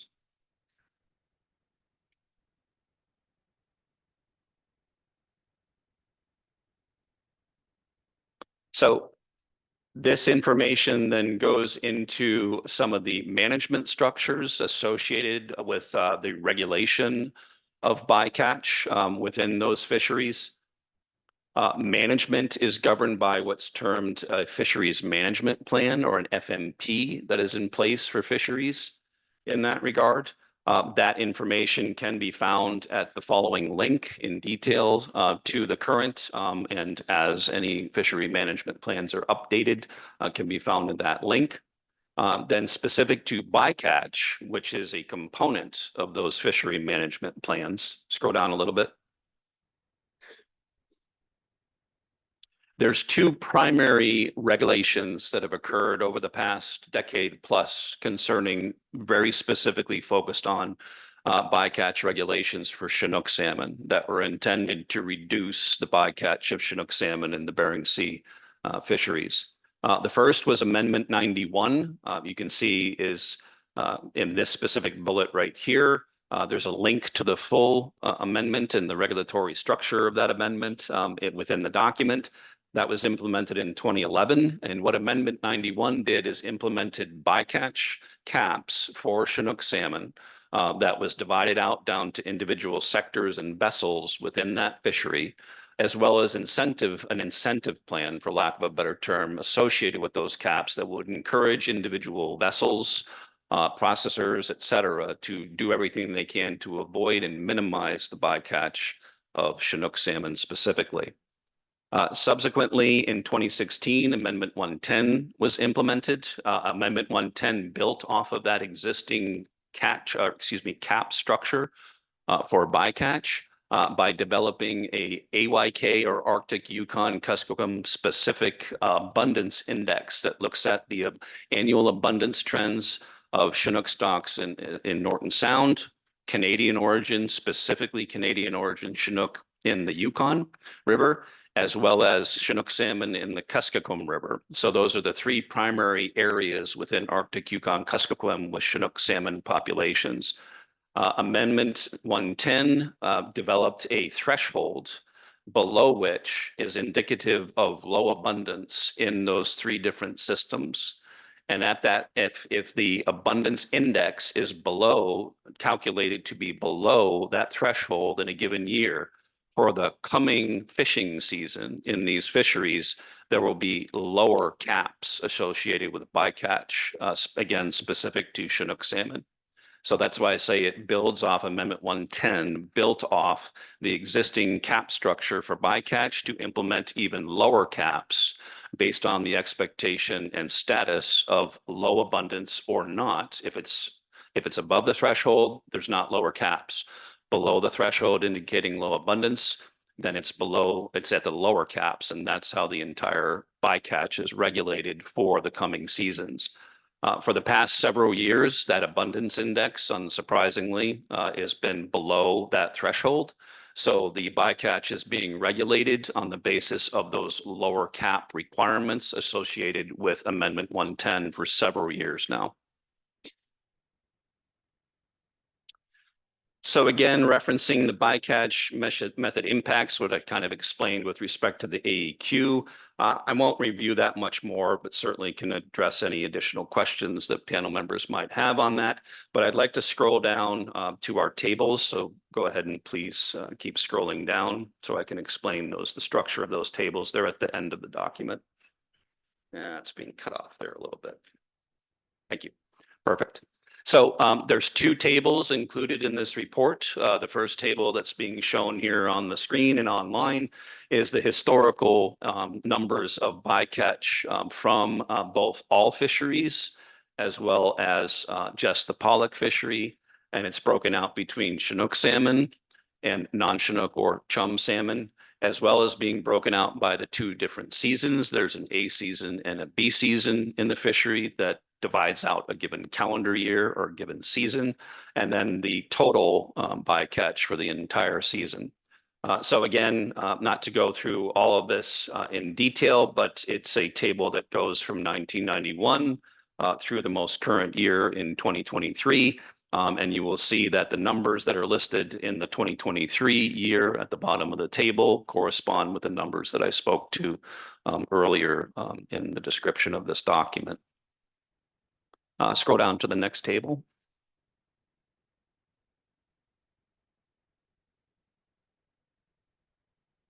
So this is then the table that shows the results of what I described earlier about the AEQ analysis, adult equivalent analysis. And more, my description was methodologically how this estimate of impact or adult equivalent impact is derived.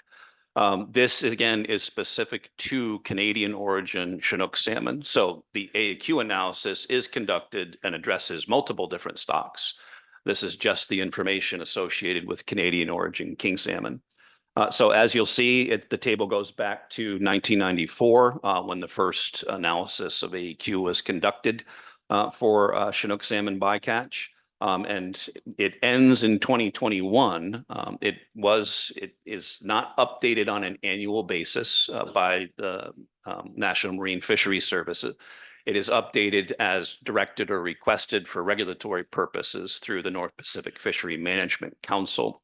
So for several years, this table was only updated through 2017, but based on council discussions and regulatory direction from the council about 2 years ago now, a year and a half ago, directed the National Marine Fisheries Service to update the AEQ analysis over the ensuing months in that regard, and that was then updated through 2021.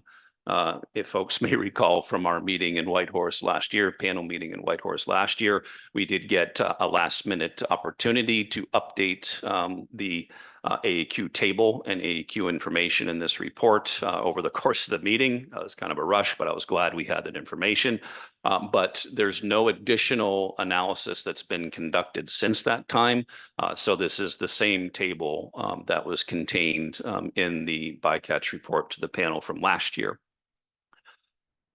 Could you zoom in on it a little more? So I'll break out this table for folks to maybe make sure that folks understand. So of course, run year, the given run year refers to the year for Canadian origin Chinook salmon run. So that's what it's referring to, is the fish that returned, Canadian origin fish that returned in that specific year or season. The next column shows the Canadian origin AAQ bycatch. So that's the estimated number of Canadian origin Chinook salmon that were taken as bycatch in that run year. So that number, I'll stick with 1984, 1,048 was those that were taken. All of those fish might not have been taken in a given year in the bycatch. They might have been taken as bycatch over a couple of different years in that regard, but that's how many additional fish would have returned as adult salmon to the Yukon River if they had not been taken as bycatch. So that's what that number is referring to. The next column is then the total Canadian origin run. So inclusive of any harvest that was taken. It's the total run, it's the escapement plus the harvest that returned to the Yukon River in that given calendar year or season. And then the last column is the impact rate, and that's expressed as a percentage. And it's essentially a percentage of that bycatch, the Canadian origin AAQ bycatch of the total run of Canadian origin salmon. So that's what this table is showing.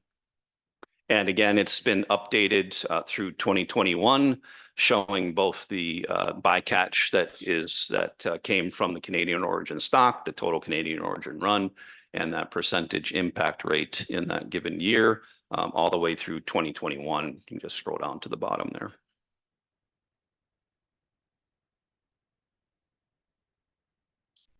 And that concludes my presentation on the annual report on Bering Sea fisheries bycatch to the panel.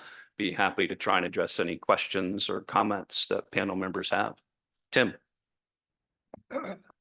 Yeah, thank you very much, Mr. Co-Chair. A couple questions here, and so, and maybe I'll lay them both out and allow it, but I'm interested to know more about this adult equivalent.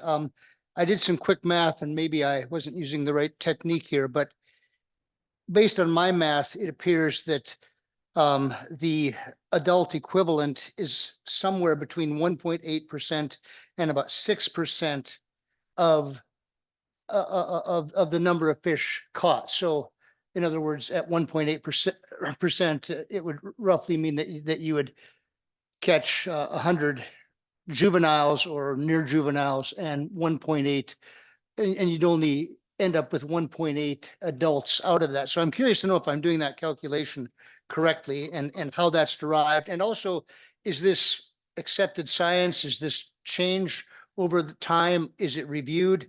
The other thing, and I was very curious you noted that there were amendments in both 2011 and 2016 that were meant to, as I understood it, reduce the harvest of Chinook salmon. But what I noticed when I look at the table 2, it doesn't appear that those amendments made any difference whatsoever to the impact rate on Canadian origin fish.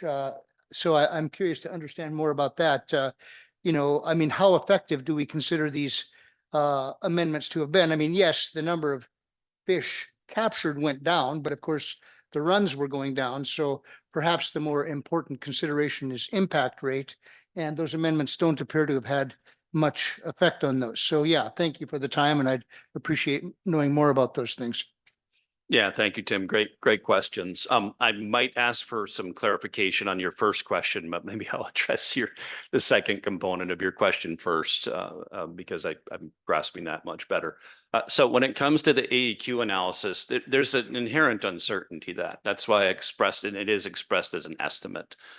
It's the best estimate based on information available to try and gauge and determine how many fish from any given stock, in this case Canadian origin, that we can adequately or genetically identify in the bycatch samples that are taken to determine how many should have returned.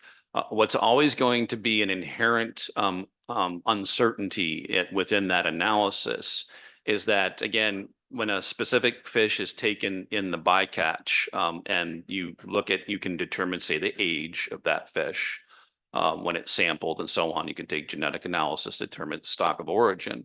But what you don't know for sure is was that fish going to return as adult for this coming year, for the coming summer season in the annual returns? Was it going to return 2 years down the road? You can't, look into that fish's future to determine exactly when it was going to become mature, and then its physiological process was trigger its migration from marine environment to its natal streams to spawn in that regard. So the estimate portion of that to try and make that determination is using maturity schedules that's based on what we know about the age structure of a given stock. And that specifically will look at the age structure and components of Canadian origin Chinook specifically. So it's functionally trying to match what we know about the age structure of adult Canadian origin Chinook salmon in that analysis to estimate when those fish should have returned in those proportions in future years. But inherently, we'll really never be able to know for certain when any individual fish that was taken as bycatch would have definitely returned this year or that year or that year in the future.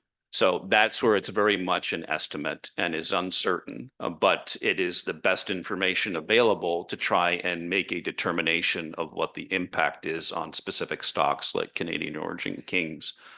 To your second part of that question about the proportion or impact rate on Canadian origin, it's definitely a function of, even though the total bycatch number has been declining dramatically since those initial amendments and subsequent amendment, the initial amendment 91 and then subsequent amendment 110, we have seen a trend of declining total bycatch on Chinook salmon within that fishery. But in concert with the declining run size, as you identified, that is why we're seeing that proportion increase in some instances. Even though the bycatch number was fairly low, the total run size was also fairly low. So we did see a slight increase in the percentage impact rate because of the comparison between the very low run size and the correspondingly very low bycatch. Yeah, thanks for that. Yeah, and again, I'm not going to belabor this. Others may have questions, but looking at these numbers, it doesn't appear to me that those regulation changes did much for Canadian origin fish. And on the maturity schedules that you described, I would be curious to know more about those. I've done tabletop math here. I don't know that it leads me where I'd want to be. But as you said, I hope that this is truly the best science available in determining those adult equivalents, because as we were discussing yesterday, we're at a place where every fish matters. And we got to get the science right here. Thank you very much.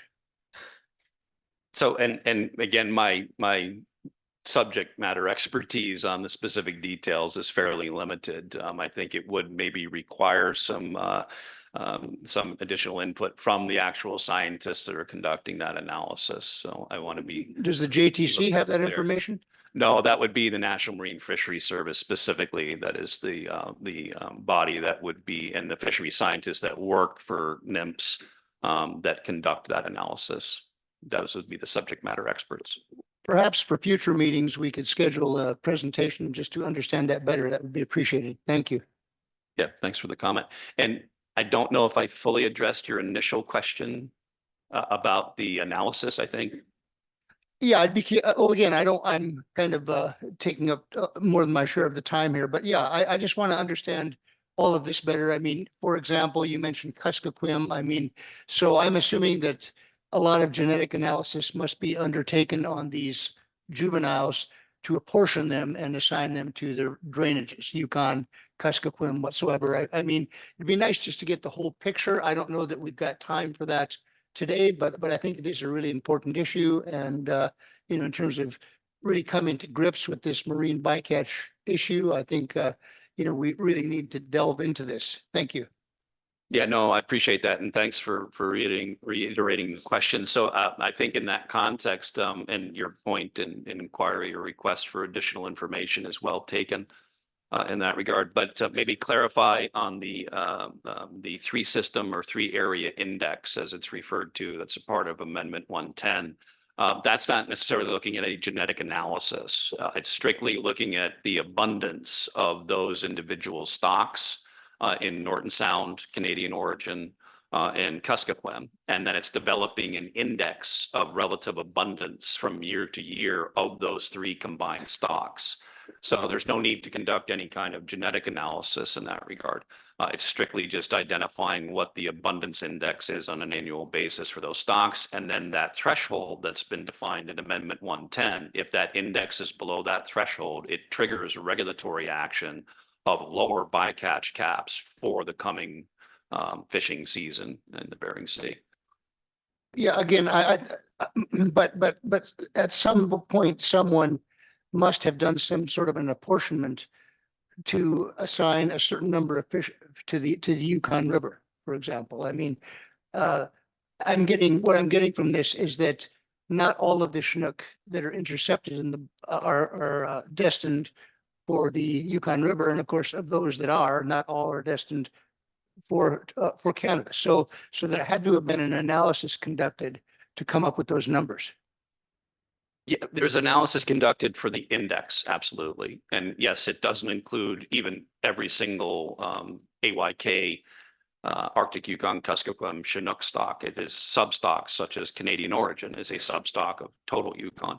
But it really is just using the annual run abundance numbers for those from those individual stocks and then developing an abundance index of how many that represents in total to define that threshold. So when it's below a certain, it's indicative of the abundance. If we're seeing, which we have been seeing AYK region wide, low abundance of Chinook salmon, it's variable. It's very safe to say that Yukon, of those 3 areas, Norton Sound, Yukon, and Kuskokwim, has seen the lowest abundance of Chinook salmon compared to Norton Sound and Kuskokwim, but Norton Sound and Kuskokwim abundance has also been relatively low. Quite low, sometimes record low in some cases. So when the combined index of abundance of those 3 areas or stocks is below a threshold that represents low abundance, then that triggers a lower bycatch cap. And sorry, just one last comment. So that assumes so there's no genetic testing, but it's just assumed then that the bycatch of Chinook in the Pollock fishery is kind of equally distributed, or at least proportionately distributed among those 3 index areas. Is that right? No, not necessarily. It really is identifying and taking additional regulatory action to further reduce bycatch caps, to reduce bycatch when AYK Chinook salmon stocks are further depressed and of low abundance. So it's specifically taking additional regulatory action when AYK Chinook salmon, including Yukon stocks, are depressed. Okay, I may not be even asking my questions in a very articulate way here, but just to finish off here, it would be nice to really dig into the guts of this at some future meeting. Thank you. Thank you, Tim. And great questions, really. I do appreciate it. And I think it's maybe helpful for everybody in regards to trying to understand something that can be somewhat complex. Additional questions or comments from panel members? Elizabeth? Yeah, thanks very much, John. Sorry, my mic is over here and my notes are over there. I just wanted to point out that in 2021, so the year that we have data, the last one, that the the bycatch was 493 roughly of Canadian origin Chinook, but the in-river catch was 1,214. So it's about 2 times as many. So the catch in the in-river is still higher than the catch that's been happening in the marine environment. But there's also a specific section that speaks to the marine bycatch. So section 12, and I'm going to paraphrase, parties should work to increase the in-river run by reducing marine catches.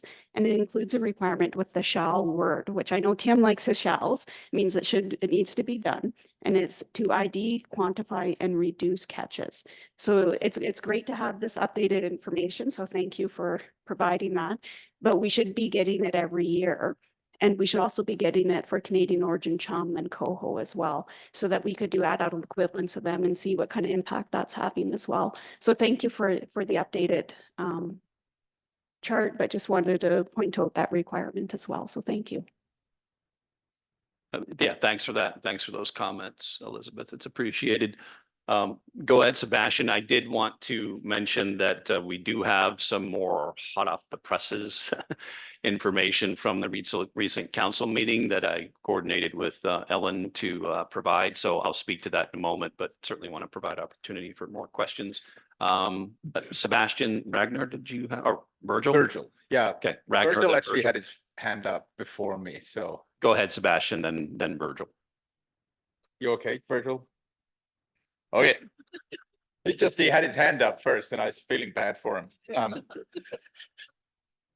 Okay, there's these are more observations than questions. So one of the observations is there's a line in here about how well regulated that fishery is. And I suppose that's put in there to provide some comfort to panel members or other people who might be reading this document. But I'm not sure how well regulated it is compared to some other fisheries which have collapsed. For example, the commercial fishery of Chinook on the Yukon River in Canada. There, we used to have fisheries officers literally watch the fish being offloaded from the boats every day. That seems like fairly well regulated to me. And yet that fishery collapsed. And so I'm concerned that this gigantic titanic fishery is perhaps not as well regulated as might be thought. In addition, there was yesterday, I think it was, reference to Marine Stewardship Council certification for this fishery, as well as the Russian Pollock fishery is also Marine Stewardship Council certified. I actually looked into getting marine stewardship certification for the Chinook fishery on the Yukon River in Canada back when we had one.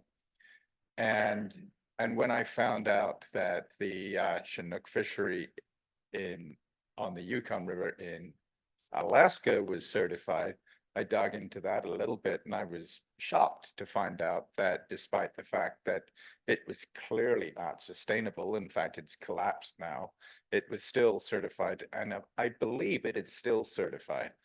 And this is a bit of a way of saying that these Marine Stewardship Council certifications are dubious at best.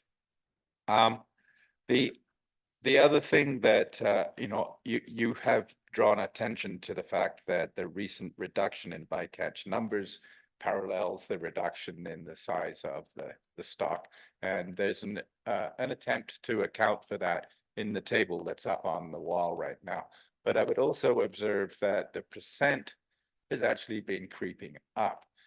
When you look at the trend in percent on this table, it's kind of all over the place, but basically it is not going in the right direction. One would hope that with this best regulated fishery on the planet, that the bycatch numbers as a percent would be trending down, and they're not. In fact, the most recent number you have on there is, I think, the 4th highest bycatch of all. And I think that's the end of my rant.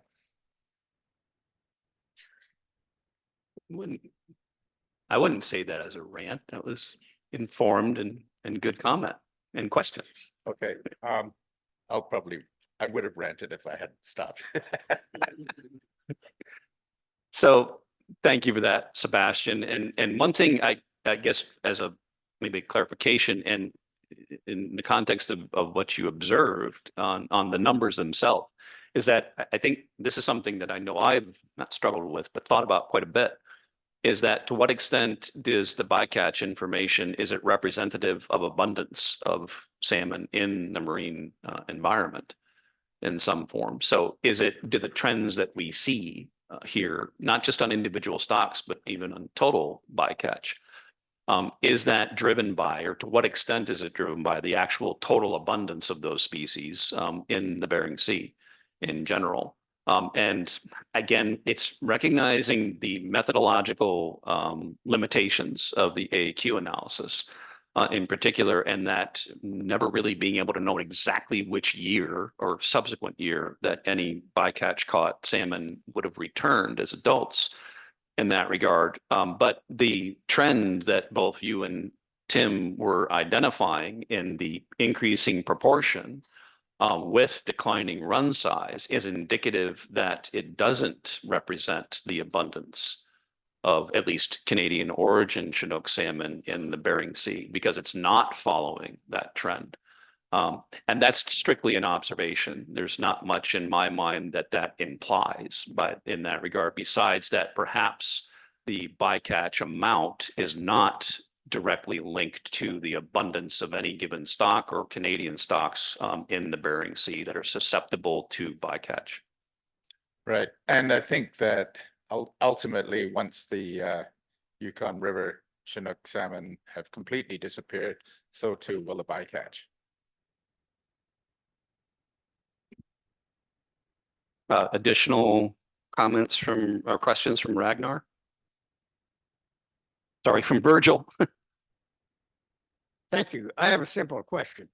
When they're figuring the combined run sizes, is that a forecast or what it was for the previous year? Yeah, it's the result of that given year. It's the abundance of fish that return, total run abundance of fish that return to those three areas in the most recent season or summer season. Yes. Okay, thank you. And I know that they did away with the sonar on the Kuskokwim many years ago when it was pointing in the mud and quit using the sonar. And so how are they determining the total run abundance on the Kuskokwim River? The Kuskokwim contribution is based on a run reconstruction model that utilizes a maximum likelihood model of information from aerial surveys, from weir projects, as well as any harvest information to reconstruct the entire run. So it's not based on sonar. We do have an operational sonar on the Kuskokwim now. It's operating quite effectively, especially for Chinook. It's still in the developmental stage, but we have not shifted. We're still consistently using that Kuskokwim River Chinook salmon run reconstruction information for input into that 3-area index for the bycatch amendment 110 bycatch analysis. Okay, and on the Unalakleet River, I know they used to have a weir on the North River, but is it basically the same thing there then? Yes, that's correct. No, not many changes there. We do have additional information from mark recapture on Unalakleet that helps to better inform total run size, but there is an additional weir for the main stem Unalakleet as well, but it's still relatively new and we're still evaluating and developing that. So things have changed when it comes to the Unalakleet component compared to just having North River Tower, no doubt about that. Thank you. First, Robert, then Andy. Just a quick comment. I'm wondering if you have an allowable bycatch amount or cap. I'm just wondering if we're not chasing something. So have you set the allowable cap too high? Because I would look at the Canadian portion as sort of the canary in the coal mine. We really haven't had the desired effect of reducing that bycatch. So is that an indicator that we're still too high on that allowable cap? Yeah, I appreciate the question. It is a great question. I'm afraid I don't have any insight into that. And again, not being directly engaged with and part of the regulatory agencies that govern this fishery, I really don't have much information to provide for you on that. Thank you. Andy? Yeah, just a quick comment, not really a question. From my perspective, we tend to talk about abundance all the time in numbers. But from my perspective, when it comes to marine intercept, it's about the impacts to the run, not the sheer numbers of fish that are out there. So trying to figure out and quantify what the impact to that run is, in my view, the greatest goal to try and achieve.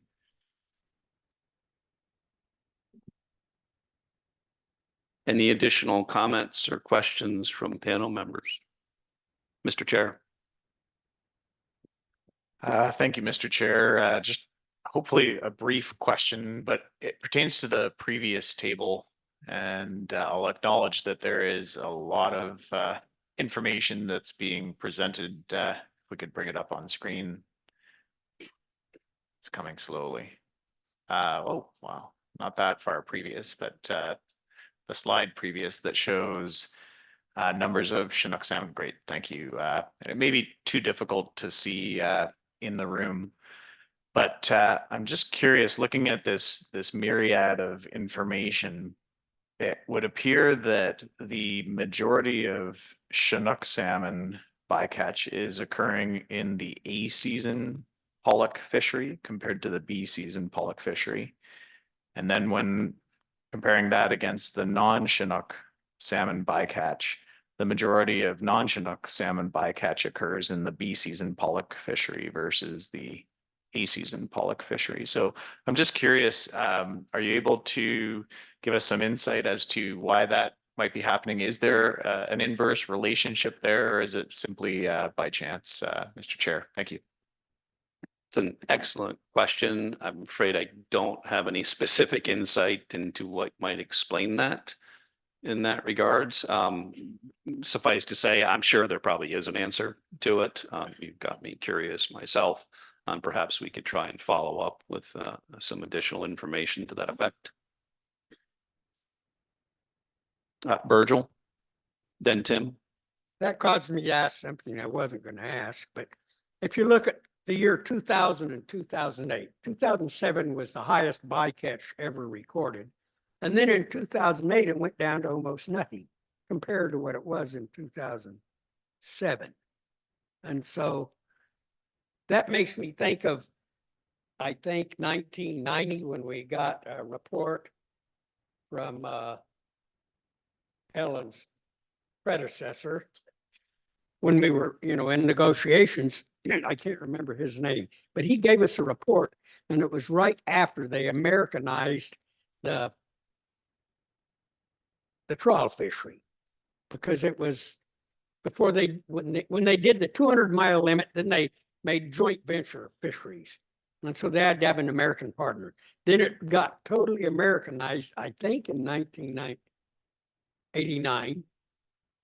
Anyway, and so we got a report, and I think we were in Juneau at our negotiations meeting in 1990, and they reported that the first 6 weeks of the year, which would be A season, that they reported bycatch of, I believe it was 52 Chinook salmon.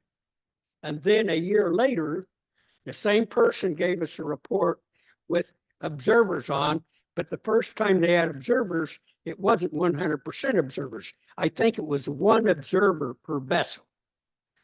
And I think now they have 2 observers per vessel, or maybe 3. I don't know. It's supposed to be 100% coverage now. But then in the same time period, the first 6 weeks of the year, it went from, when it's the honor system of reporting, it went from a total of 52 bycatch to 24,000 something in the same time frame the next year. So when I think about that, and then look at what happened in 2007 and 2008, I wonder if those numbers are actually accurate, because it jumped from 122,000 Chinook salmon in 2007 to 21,000 in 2008. And so, of course, that's just speculation, and no one in this room knows the answer to that question, but it's something that makes me wonder, how in the hell could that happen? Thank you. Thank you, Thank you, Virgil. I don't have any specific answer to that question. So I'm not saying it's necessarily rhetorical, but yeah, don't have any information for you. Tim, go ahead. Yeah, just out of curiosity, the footnote, table 1 refers to a community development quota. Apparently it wasn't included in the numbers in 91 through 93, presumably has been since, but could you tell us what that quota is? Thanks. Again, not my area of expertise, but I'll take a shot at it, at least in the context of what community development quota means, is that it's a series of organizations that were established throughout the Bering Sea communities, broken out into individual regions, and they are allocated a certain amount of harvest quota for various fisheries, not just this fishery in the Bering Sea, crab fisheries, the Pollock fisheries, et cetera, multiple different fisheries. So some of the total quota annual TAC, total allowable catch, in each of those individual fisheries is broken down into quotas for the individual CDQ groups. That's their quota for their organization. Is that expressed as a number or as a percentage of the total allowable catch? Not sure. It's certainly expressed as a number. If it's a percentage that's defined by a number based on the annual TAC for those fisheries or vice versa, not positive. Well, yeah, and but maybe I should have used the word entitlement instead of number, but it's, I mean, presumably that quota would go up and down with the anticipated run size? Correct. Not so much the anticipated run size, the annual TAC, total allowable catch, that's determined for those individual fisheries.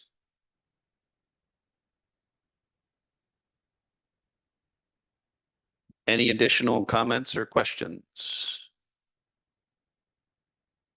Mr. Chair, any additional? No. Perfect. So at our next meeting, will we have presentations like Mr. Gerberding suggested by NOAA and NIMFS to present on this topic so we can have some more of their scientists available? I'm comfortable designating that as an action item request from the panel. We'll see if we can't coordinate that for something in January at the earliest.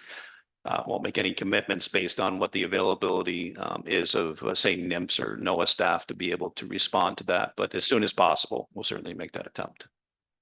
Okay, because along with the actual Chinook salmon bycatch summaries, what's also important to note is the food that the salmon rely on. Like, what are those bycatch numbers? Are any of those captured? Because the bottom trawl doesn't discriminate. It'll take pretty much anything and destroy the marine environment in that manner. And that is our huge concern for degradation to the marine environment. Thank you.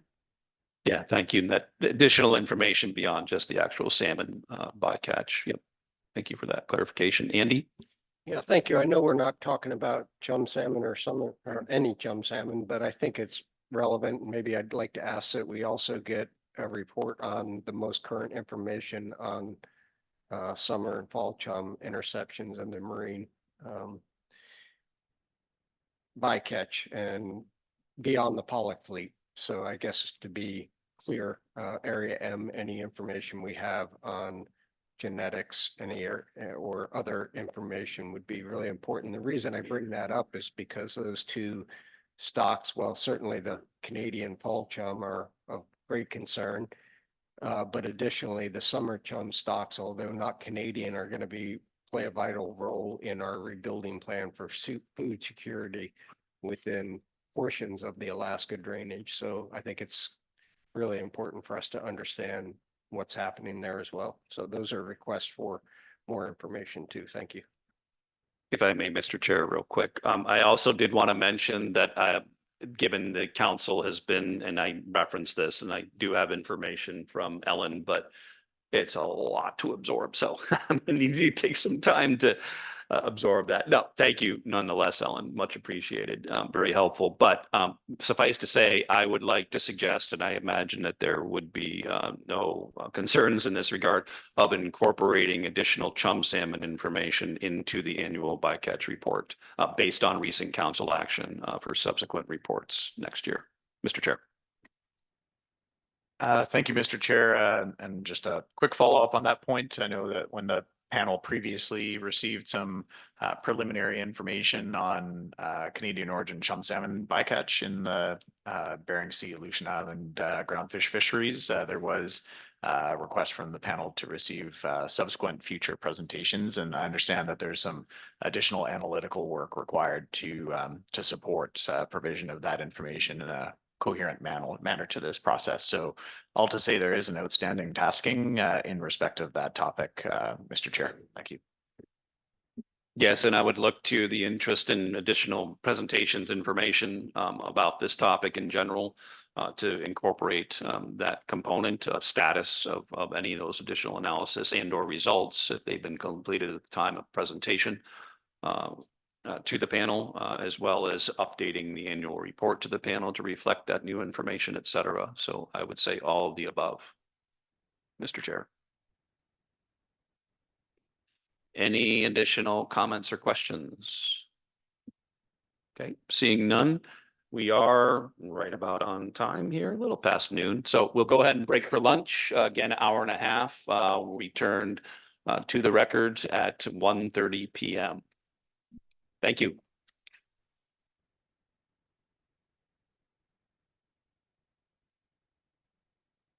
Okay, let's go ahead and get started with our afternoon session. As I mentioned earlier this morning, we'll have a series of presentations, informational presentations from various invited speakers for our afternoon session. We will then go into some final administrative discussions with respect to any correspondence and plans for the next few panel meetings. And then we will move into our public comment and public testimony portion of today's meeting. I would like to note that we have a tremendous number of people signed up to provide public testimony. We have a total of 25 that have signed up for public testimony. So I think that is going to be challenging to accommodate. We will do our best to try and accommodate that interest in public testimony. We'll cross that bridge a little more when we get there. I would also like to clarify that given the current list, if there's any outstanding individuals either here in person or online that were contemplating public testimony, I'm going to cut off the sign up at this point so that we can do our best to try and accommodate the number of individuals that have signed up to date. So with that, we will move into our first of our series of presentations, which will start with a marine salmon research update. And I believe that the presentation is on the board and ready to go. So feel free to proceed, Sabrina. Thank you. Wonderful. Thank you. Good afternoon, everyone. My name is Sabrina Garcia, and I am the marine research biologist for the Arctic Yukon-Kuskokwim region. And today I'm going to be presenting on some of the marine research we're doing at the department. Some of it might look familiar to some of you in the audience. Hopefully, if you've seen it before, if you haven't seen it before, it's still an informative presentation for you today. So before jumping into the marine research, it's pretty beneficial to think about what we know about our salmon migration from the Yukon River. So for juvenile salmon, so fish that have spent their first summer at sea, our Yukon River fish typically spend their first few months in the sea just right off the coast of the Yukon in the shallow waters of the northern Bering Sea. From stocks from the Kuskokwim and Bristol Bay, they're usually in the near shore waters of the southern Bering Sea. And then our immature Chinook salmon will then spend the rest of their marine residency in the central Bering Sea, migrating onto the southern Bering Sea shelf in the winter. So one important thing to note is that our Yukon River Chinook, to the best of our knowledge, spend their entire marine life cycle in the Bering Sea. On the other hand, immature chum salmon will spend their marine residency, so the 3 to 4 years that they spend in the ocean, migrating between the Gulf of Alaska, North Pacific Ocean, and into the southern Bering Sea shelf. So none of this is going to be news to anybody here in this audience, but I wanted to start with a little bit of a historic perspective about our Yukon River Chinook and chum salmon stocks. So what I'm showing on this slide here are just an overall trend. So you'll notice there's no numbers, and it's because I just want you to look at how the pattern of these two stock abundances have changed over time. So starting in 1981 and ending in 2022, with Chinook salmon shown on the top in blue and chum salmon on the bottom in green. And you'll notice that over the history of these runs of these two stocks, their run sizes have been variable, but we've seen some stark differences in their abundances in recent years. So for Chinook salmon, we've seen that they've been chronically poor for over 10 years. And then in 2022, we saw that they had the lowest abundance on record. Whereas for chum salmon, we've seen these, these times of high abundances and low abundances. But again, in recent years between 2020 and 2022, we did see some of the lowest run sizes on records. So one of the things that we want to do is we want to answer 3 pressing questions about these salmon species. One, what is driving the declines that we see in Chinook and chum salmon? Are both species responding to the same factors? And where in the life stage is the problem occurring? And so those 3 research questions are really the focus of our salmon ocean ecology program at Fish and Game. And so the biggest contributor to our knowledge of Yukon River salmon comes from the Northern Bering Sea Salmon and Ecosystem Survey. And this survey is a collaboration between NOAA and the Alaska Department of Fish and Game. And it's been going on annually since 2002. And this survey happens in that area shown in the white box. So it samples the shallow waters of the Northern Bering Sea in September, and it catches what we call juvenile salmon. So these salmon have left the river in May and June. They've spent a few years in the nearshore waters, and then we're catching them in September. And I just wanted to show what a juvenile of each of the species looks like. So that's what I'm showing in the photo there, with pink on top, chum second from the top, sockeye, coho, and then Chinook on the bottom. And really, this research program has focused primarily on Chinook salmon in response to the low decline and to the low run sizes we've seen in the last decade. But recently, we've started to shift some of our research focus to juvenile chum salmon. And I'll show some of those results in a few slides.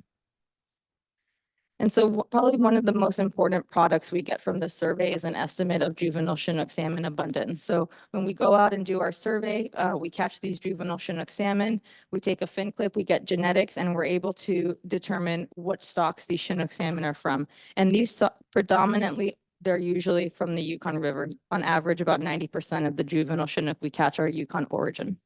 And so what we do is we can estimate an abundance estimate of juvenile Yukon River Chinook salmon. And that's what I'm showing here on this slide. So starting in 2003 to 2023, that black line across is the average across the entire time series. And you can see that juvenile Chinook salmon abundance has varied over time since we started doing these surveys.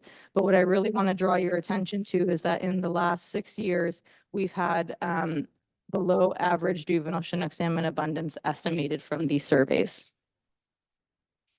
And one of the other things we can do is that we can look at how the adults that return from these juvenile years, what the relationship between those numbers look like. So what I'm showing here is the same juvenile abundance that I showed on the previous slide on the bottom axis, with the adult returns from those juvenile years on the left axis. And what you can see is a very strong positive relationship between the numbers of juvenile salmon we catch in the survey and the number of adults that come back from those juvenile years. And so this is really important. There's 2 pieces of information that we get from this data that if you take nothing else from this presentation, it's this. And that's because we have this really strong relationship between the numbers of juveniles and the number of adults. It tells us that marine survival after we encounter these fish in the survey, so after their first summer in the ocean, is stable, and it doesn't change very much year to year. And the second thing that this tells us is what part of the life history is most important for determining the run strength of Yukon River Chinook salmon.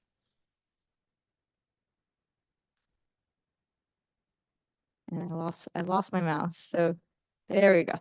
So what this tells us is that because that relationship is so strong, and because it's not the marine survival after the survey is not fluctuating year to year, what we're seeing is that future run sizes of Chinook salmon are predominantly determined by the time period before we encounter these fish on the survey.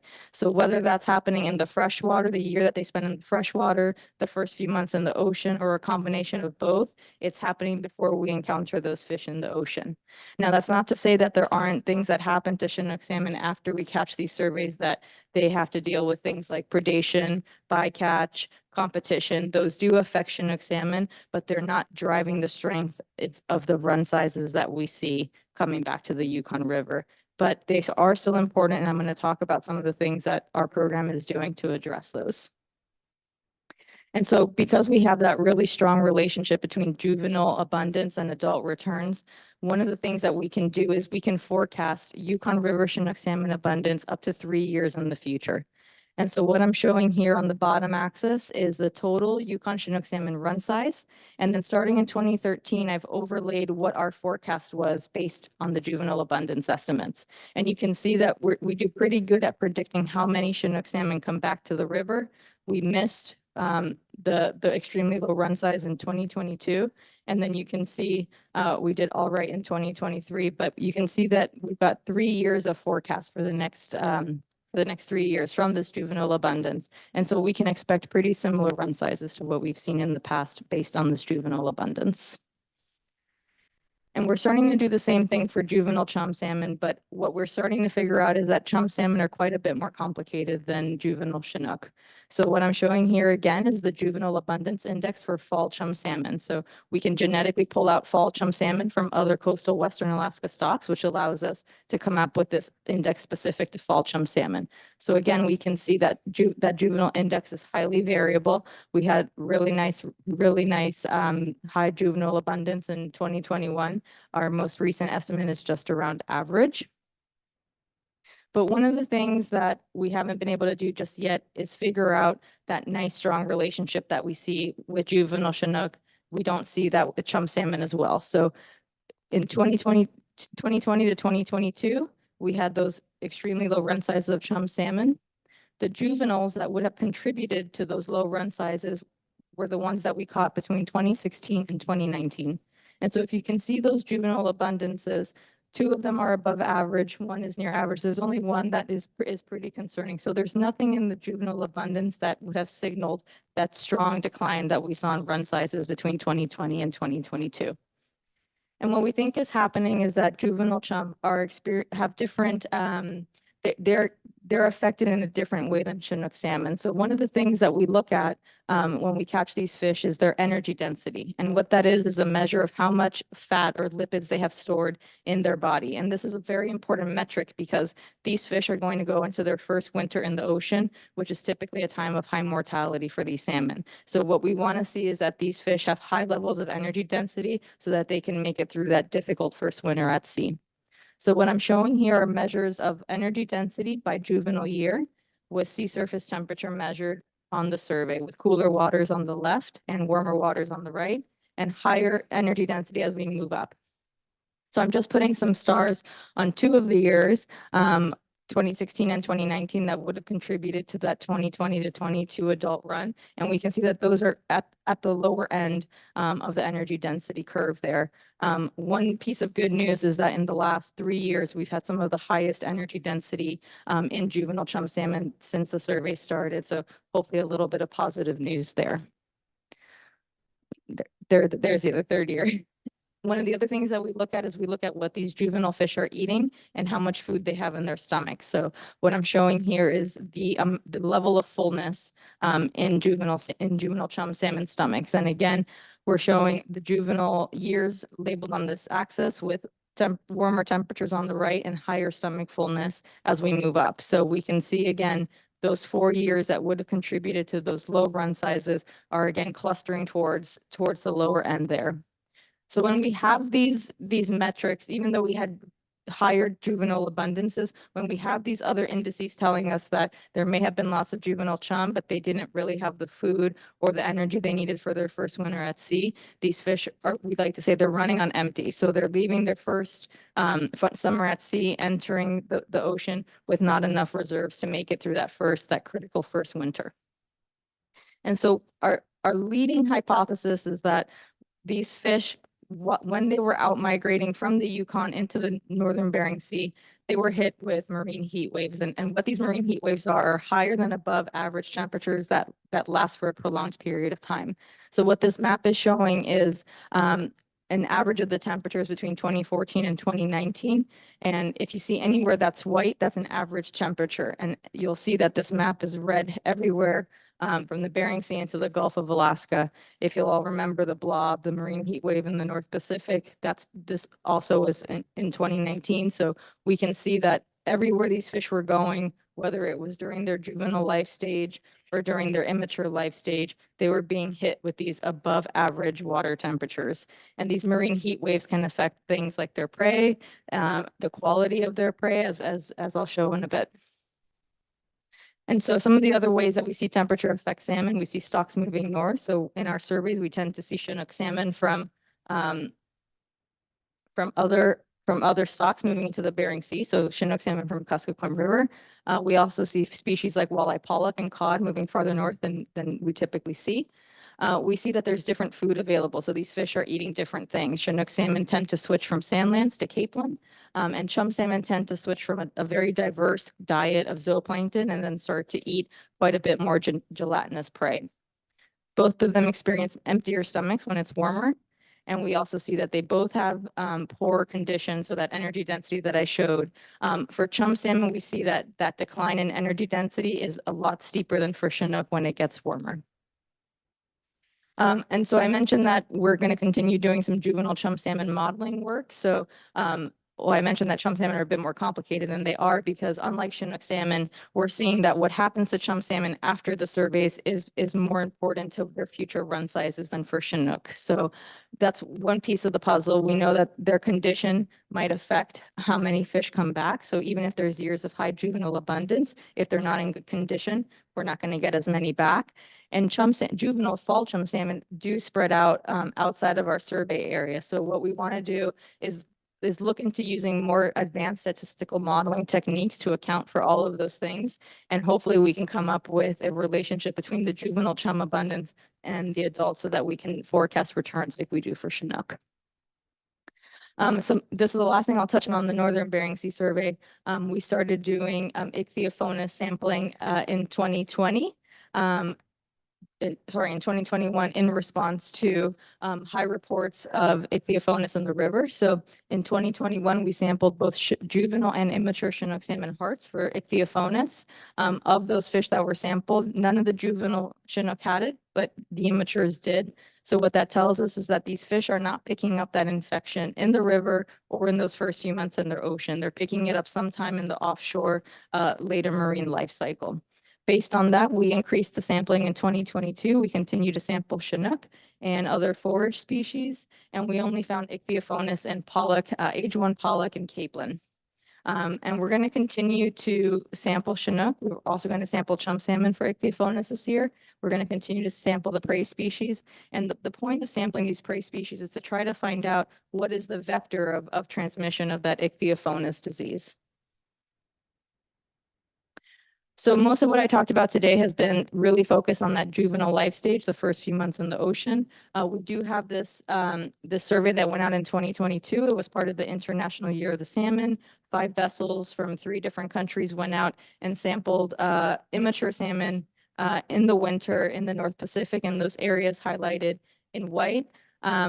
One of the projects that we're working on with our collaborators at NOAA is doing some analyses specifically on Western Alaska chum salmon to look at things like competition, their distribution, genetics, their prey, and then again, their condition. There are some preliminary results that hopefully will come out in the next few months. And what our colleagues at NOAA have done is look at diet and energy density, both across species and within ages of chum salmon specific to Western Alaska. So hopefully the next time I present to you, I'll have some of those results to share. But I did want to share this. So from all of the chum salmon that they caught on those surveys, they were able to do individual assignments. So each of those fish was assigned to a region of origin. So the colors are shown in that small inset with that light blue showing Japanese fish, pink showing Russian fish. That dark blue is our coastal Western Alaska fish. Bristol Bay, Southeast Alaska, or South Central in orange, and then BC and Pacific Northwest in yellow. So what we're most interested in are those dark blue circles, which is where our coastal Western Alaska fish would be. And I just wanted to point out that we're seeing our fish across the entire North Pacific. So when we think about dynamics of chum salmon, we do have to think of a larger scale outside of the Bering Sea, because our fish are going out into the North Pacific and the Gulf of Alaska, unlike the Chinook. One of the other things we get asked about is about predation on salmon. We have a few projects that are looking specifically at salmon predators. The first one is a salmon shark tagging program. So when we go out on our Northern Bering Sea survey, every once in a while we catch a shark, and when we do, we put a tag on it, and that tag gives us daily locations, which is what's shown on the map on the right there. And this information, what it does, it tells us where and when are these predators overlapping with salmon. And so we've tagged 9 sharks, and we've got lots of really interesting information on where these sharks go throughout the year, and we can pinpoint where in the ocean and when is there a higher incidence that these predators will overlap with Yukon salmon. When we're out on our surveys, we also see wounds from other predators like lamprey. When we're out there and we see these, we always take photos and we make a note that lets us know what predators are potentially out there, where are we most likely to find them. But our surveys aren't very good at capturing predators. So another thing that we started to do in the last 2 years is take eDNA samples. So we take a scoop of water and fish moving through that area, or whales are sloughing off some of their cells, and we can use that water sample to detect those predators. Another project that we're doing a little different from our marine work is our climate drivers project. So this is a collaboration with quite a few people. What we're trying to do here is understand how immature Chinook salmon diet, specifically of the females, combined with in-river temperature and disease prevalence, how does that affect these fish who have these incredibly long migrations? How does it affect how much nutrients they're passing on to their eggs if they make it to the spawning ground? So this summer is going to be the first sampling for this project. So again, hopefully next time I'm here, I'll have some results from this to share. Oh, and I already told you the plan. We're going to do some sampling. We've got carcass surveys and working with URDFA, who are going to collect some TEK from some of the locals. And this is my last slide, 2 more slides. So another thing that we are focused quite a bit on is salmon bycatch. Our staff go to various meetings and are involved with the task force. So we do go and share information about salmon stocks. One of the things that we're working on right now is a project that's looking to model Chinook salmon distribution in the Bering Sea to be able to predict where these fish go and hopefully provide that information to federal fishery so that they can avoid areas where Chinook salmon are likely to be found. And we do that with these satellite tags attached to those Chinook salmon. Those tags collect depth and temperature information. So just to show you what that looks like, on the top, we have depth. So this was a 9-month record from a Chinook salmon. It dove down to about 300 meters. So our Chinook salmon dive deeper than any of the other salmon species. We see temperature here on the bottom. One interesting thing to see is you can see the temperature stays pretty constant, and then there's a big jump right at the end of the time series. This Chinook did get eaten by a salmon shark, and we could record that salmon shark's internal body temperature and be able to tell that it was a salmon shark and not a whale that ate that Chinook salmon. And we can also use this information to estimate daily location. So the Chinook salmon was tagged just north of the Aleutians there, as shown by the yellow star.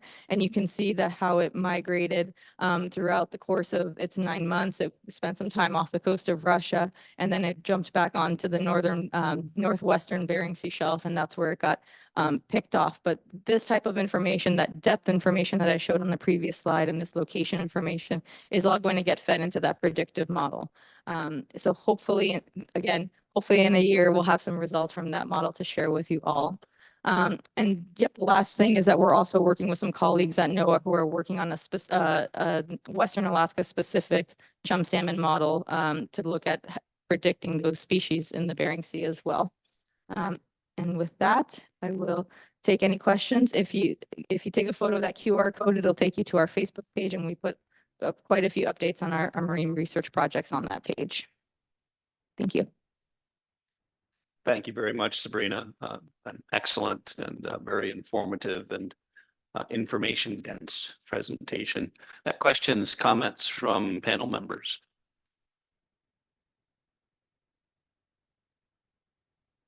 Sebastian? Well, that was really interesting and a lot. So if I understand your presentation, and you take it back towards the beginning of it, you have found that juvenile abundance off the coast of Alaska, close to the coast in their first summer, or in that September trawl, is tightly related to the subsequent adult return abundance, which to me, is that correct? Just for juvenile Chinook and just for Yukon River Chinook. Yeah. Yes. Okay, good. That's what I'm talking about. Therefore, to me, that makes me think that there's been some kind of collapse in juvenile abundance prior to that September trawl. Is that right? Well, that's where it gets tricky because we can't parse out where it's happening before we see them in the trawl. So they have, it could be, you know, one of the questions that Climate Drivers Project is trying to answer is, are the females passing on enough thiamine to their eggs? So is it happening at the egg stage? Is it happening in that year they spend in the river or the first 3 months in the ocean? Or is it a combination of all three? So we don't know when it's happened. We just know it's before September. Okay. So, all right. So that looks like a fruitful avenue for research.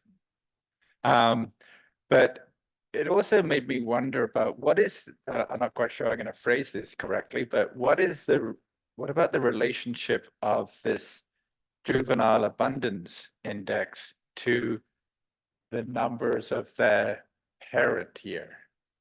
That's a great question. And it, as you said, it was already so much that I didn't want to throw in everything in there, but we do look at the relationship between the number of spawners and the number of juveniles. And there is no clear relationship between the number of spawners and the number of juveniles. It's quite variable.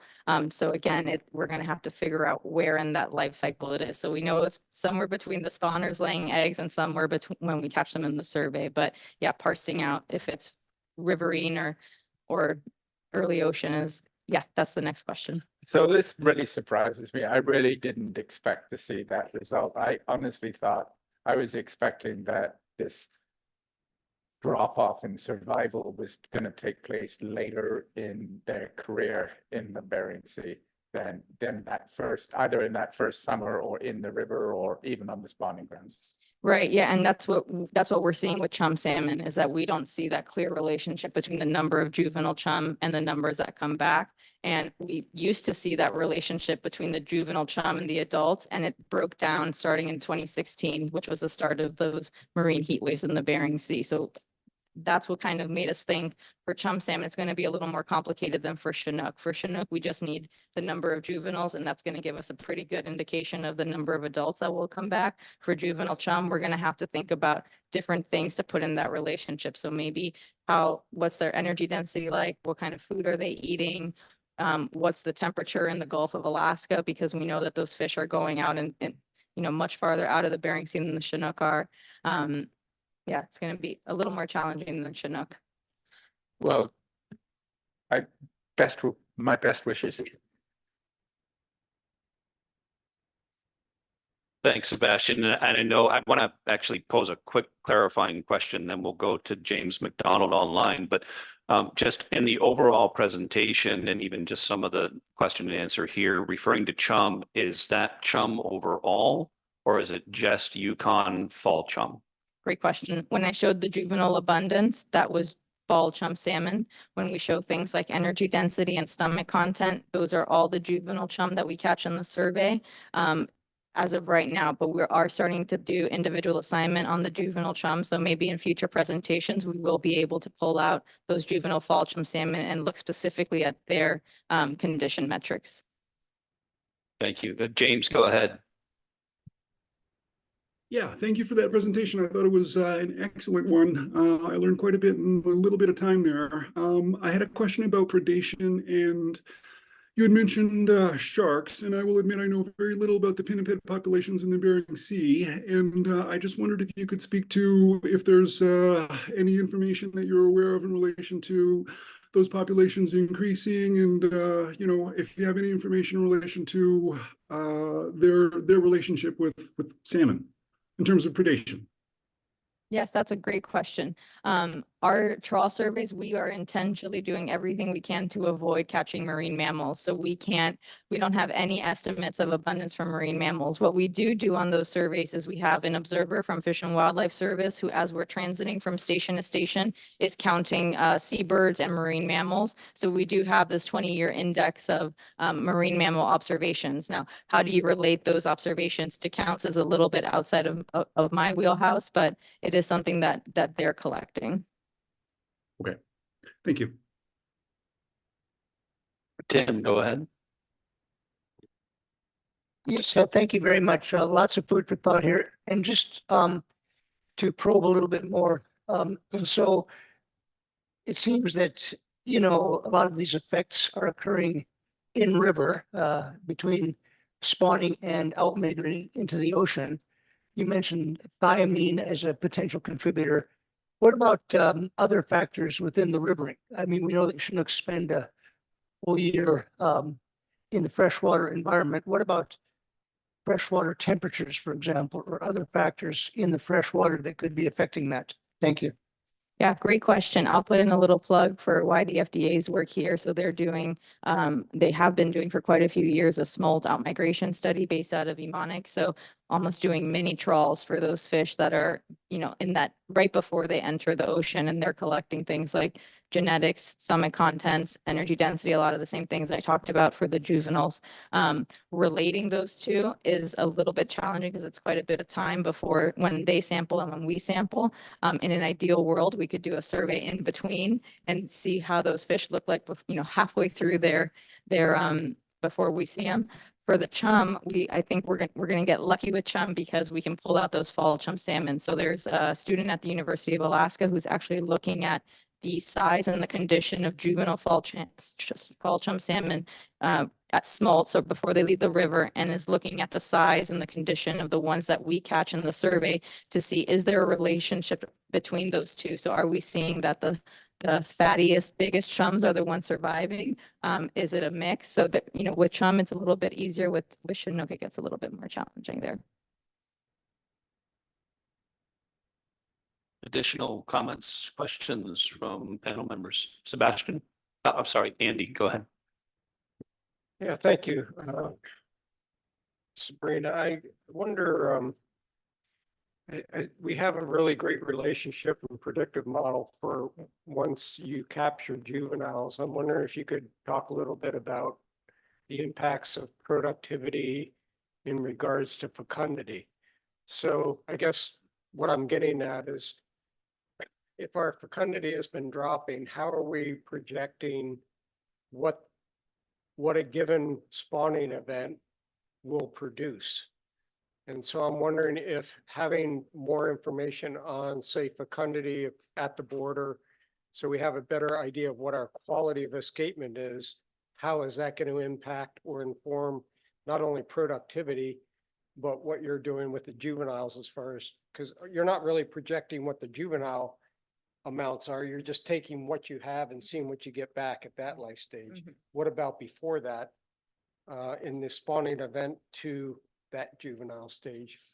Yeah, maybe with that new climate drivers project where we're looking at, one of the things we're looking at is egg retention. So even if, a Chinook makes it to the spawning grounds, is it releasing all of its eggs? And then if they are releasing all of their eggs, are they passing on enough levels of thiamine? So that's one of the main questions of that project, but that's starting this summer. So we have an issue where we've got a mismatch in timing, where we've had this survey for 20 years, but we're just now starting to ask these questions about spawners and productivity. So this project is going to give us 3 years, I believe, of that egg retention thiamine level data. So we'll have some years of overlap with the survey, and maybe we can start to look at those kinds of relationships. But yeah, we'll have 3 years, so maybe we'll need a few more to say anything a little bit more concrete. Thank you. And then I'd like to switch gear back over to chum salmon. there's a lot of concerns for density dependence and the effects on overall recruitment or overall populations. And I'm wondering, obviously you're studying what the feed is for them. Is there any way to tease out what is causing some of these declines in food sources for the salmon?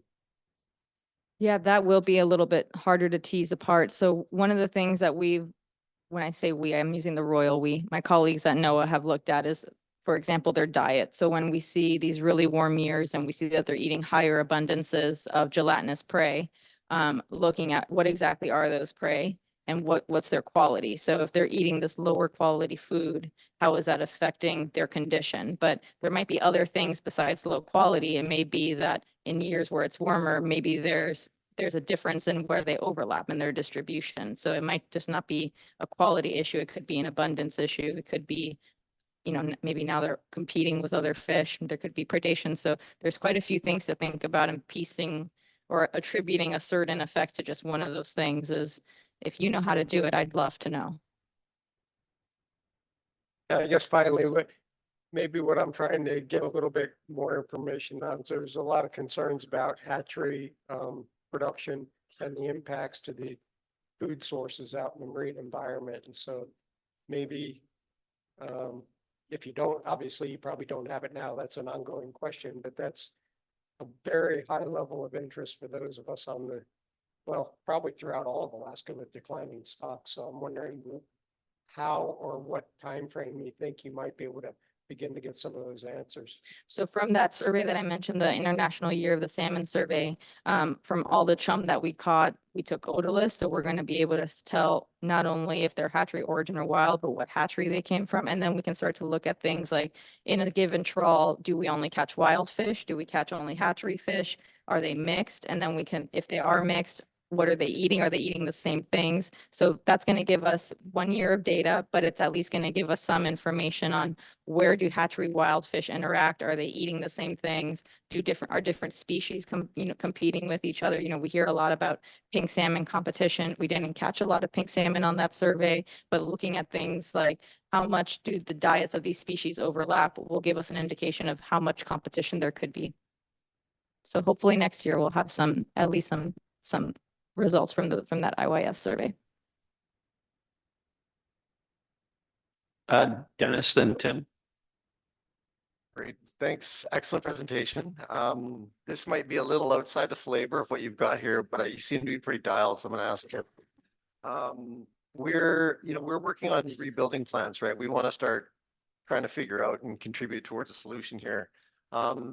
In our Canadian rebuilding work, we looked at limiting factors. We looked at all life stages. So, it's kind of a desktop, what research was available. And, some things are very high and low and whatnot. And we would prioritize those things that are very high. And I guess, aside from the data and the publishing and, the interactions amongst scientists, how would an organization or like a panel like us or anyone we're affiliated with that are not necessarily scientists, how would we interact or how could we interact to support data-driven solutions? Like, I'm just not sure, people talk about the NPAFC and different, and, other than just pulling data from different sources, which, a lot of us lay people here try to do, what are the mechanisms or organizations we could interact with to try to find solutions in the marine environment that we in Canada don't normally interact with?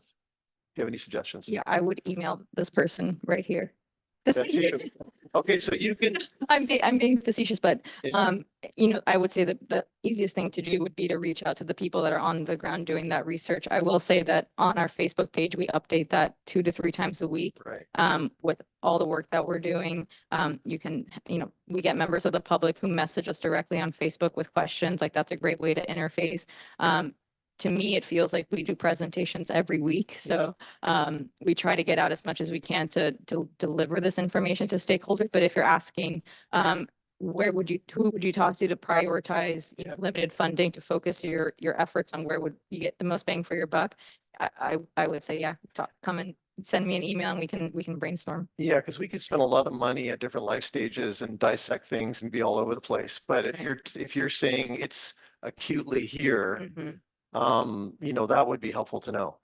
Right, yeah, so yeah, if I were to give you advice, I would say focus on that, the 3 months in the ocean or that year in the river, because that's where we know what's happening somewhere there, but we don't know how to parse it out between those environments and those times. But how you would build a research project about that, yeah, probably take a little bit of brain power. Great, thank you.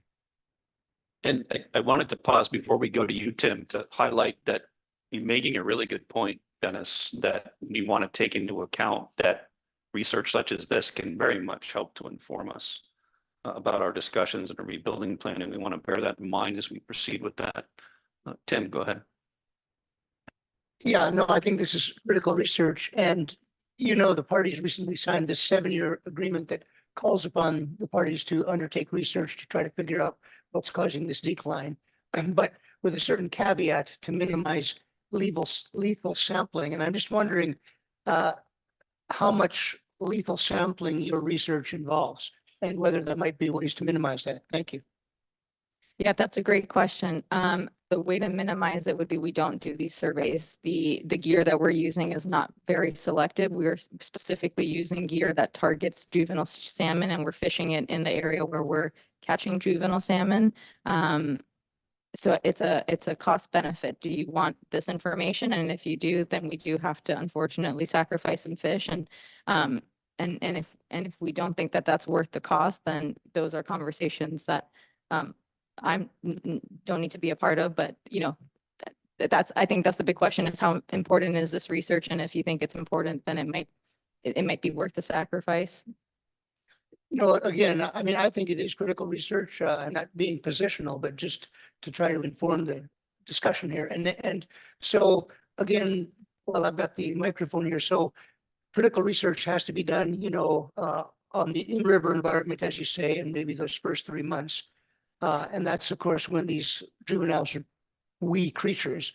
I'm assuming that it would be very difficult to sample those in a non-lethal way.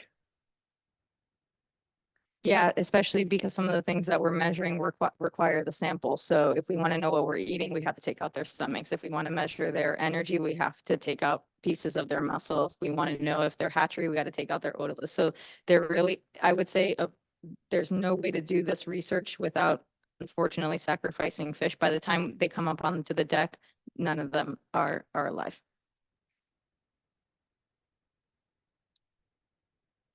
Next, we'll go to Stanley. Go ahead. Yeah, thank you, Chair. Just a question on salmon shark. How big are they, and how much salmon they eat? What's the population? Do you have that general information? And Yeah, that's a great question. We don't know how many there are, and there's no real good way to estimate them because, as you might remember from that figure, they go all over the North Pacific. So there's no real good surveys to estimate how many there are. And I can't even throw out a number because I have no idea. I can't even tell you if they're increasing or decreasing. That's how little we know about salmon shark populations. They have done some diet studies on salmon sharks, and most of what they're eating, and these are from sharks in Prince William Sound, so very different from some of the sharks in the Bering Sea, but mostly eating chum, coho, and pink salmon. I did show you a Chinook that was eaten by a salmon shark. We don't know if that's a regular occurrence or if they're just picking off a Chinook that has this nice little tag waving behind it, or if salmon sharks eat, Chinook salmon in winter months or certain parts of the year. So I wish I had a better answer, but it's a lot of I don't knows when it comes not just to salmon sharks, but to most salmon predators, like how James asked about pinnipeds and marine mammals. It's pretty hard to get population estimates. And I'd like to note, Stanley, that I can assure you that Sabrina appreciates your question about salmon sharks. Very much so. She very much enjoys research on salmon sharks. So thank you for that. Virgil. I have questions. I have a question about that as well. I know UAF was involved in some kind of study where they put these transmitters in salmon sharks. And maybe I just didn't understand you well or something. You've got a graph here that's got all these lines up and down top for depth and at the bottom for temperature. But it seems like from reading this thing that UAF put out about the salmon sharks that they could tell those transmitters they put in, once it was excreted out of the shark after it ate the salmon, and these were all in Chinook salmon, I think, they floated to the top. And so they recovered them, and it had the temperature, and you could tell for sure if it had been eaten by a salmon shark because of the temperature. And I guess that's what that graph is about.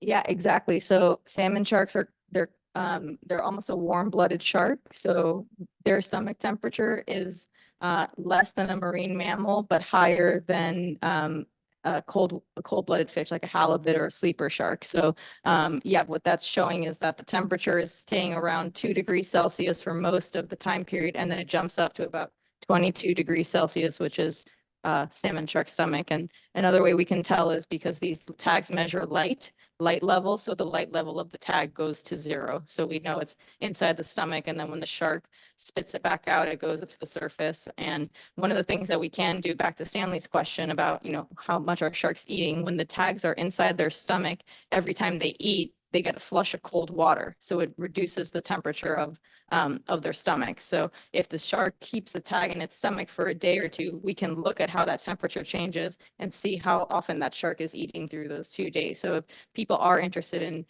making estimates of how much sharks are eating, we can at least start with, well, how many times do they eat in a day? Okay, so that leads me to another question, and a little bit of stuff is reading old current fishery reports that were put out, by the Department of Commerce when they first, started having commercial fisheries in Alaska. Anyway, and so I know that the federal agents used to go kill seagulls, dolly varden, and all do all kinds of different things. And I know that this guy, Monty Millard, it was part of the negotiations for this treaty. And he was the head of the research for Fish and Wildlife Service in Fairbanks. But he had told me about he was sick of the damn seagulls eating up all this little rainbow trout in the hatchery. He ran in Colorado for a while. So one day on a Sunday, he decided, I'm going to figure out how many of those things are eating. So he shot one, and it had 32 little rainbow trouts in it. And so reminds me of when I was guiding for bear hunters in the spring out of Unalakleet and in Norton Sound. And around the mouth of the Unalakleet River, there are thousands of the damn things. And I know what they're doing. They're out there gobbling up all those out migrating smokes is what they're doing. And so has anyone done any study on how many of those are in those things? And of course, that has to be a mortality study. You got to shoot the damn seagull. So was your question how many the seagulls are eating or how many the sharks are eating? Well, both of them are the subject of predation on the salmon. Yeah.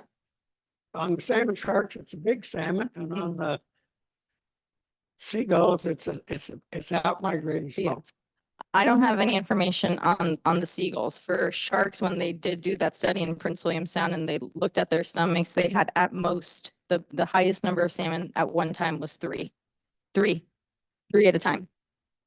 3 Chinook salmon and 1 salmon? No. Three salmon. The Prince William Sound ones, they mostly 100% chum, coho, pink. They actually haven't found a Chinook salmon in a shark stomach since the 1960s. But they dump 1 billion a year up in their hatchery, so no wonder it's that way there. But how about someplace else? The other study they've done on salmon sharks was in the Western North Pacific, and they only had squid. So that's a good point to make, is that when we think about predator-prey dynamics, we have to think about multiple things. We have to think about where they overlap with the prey, when they overlap.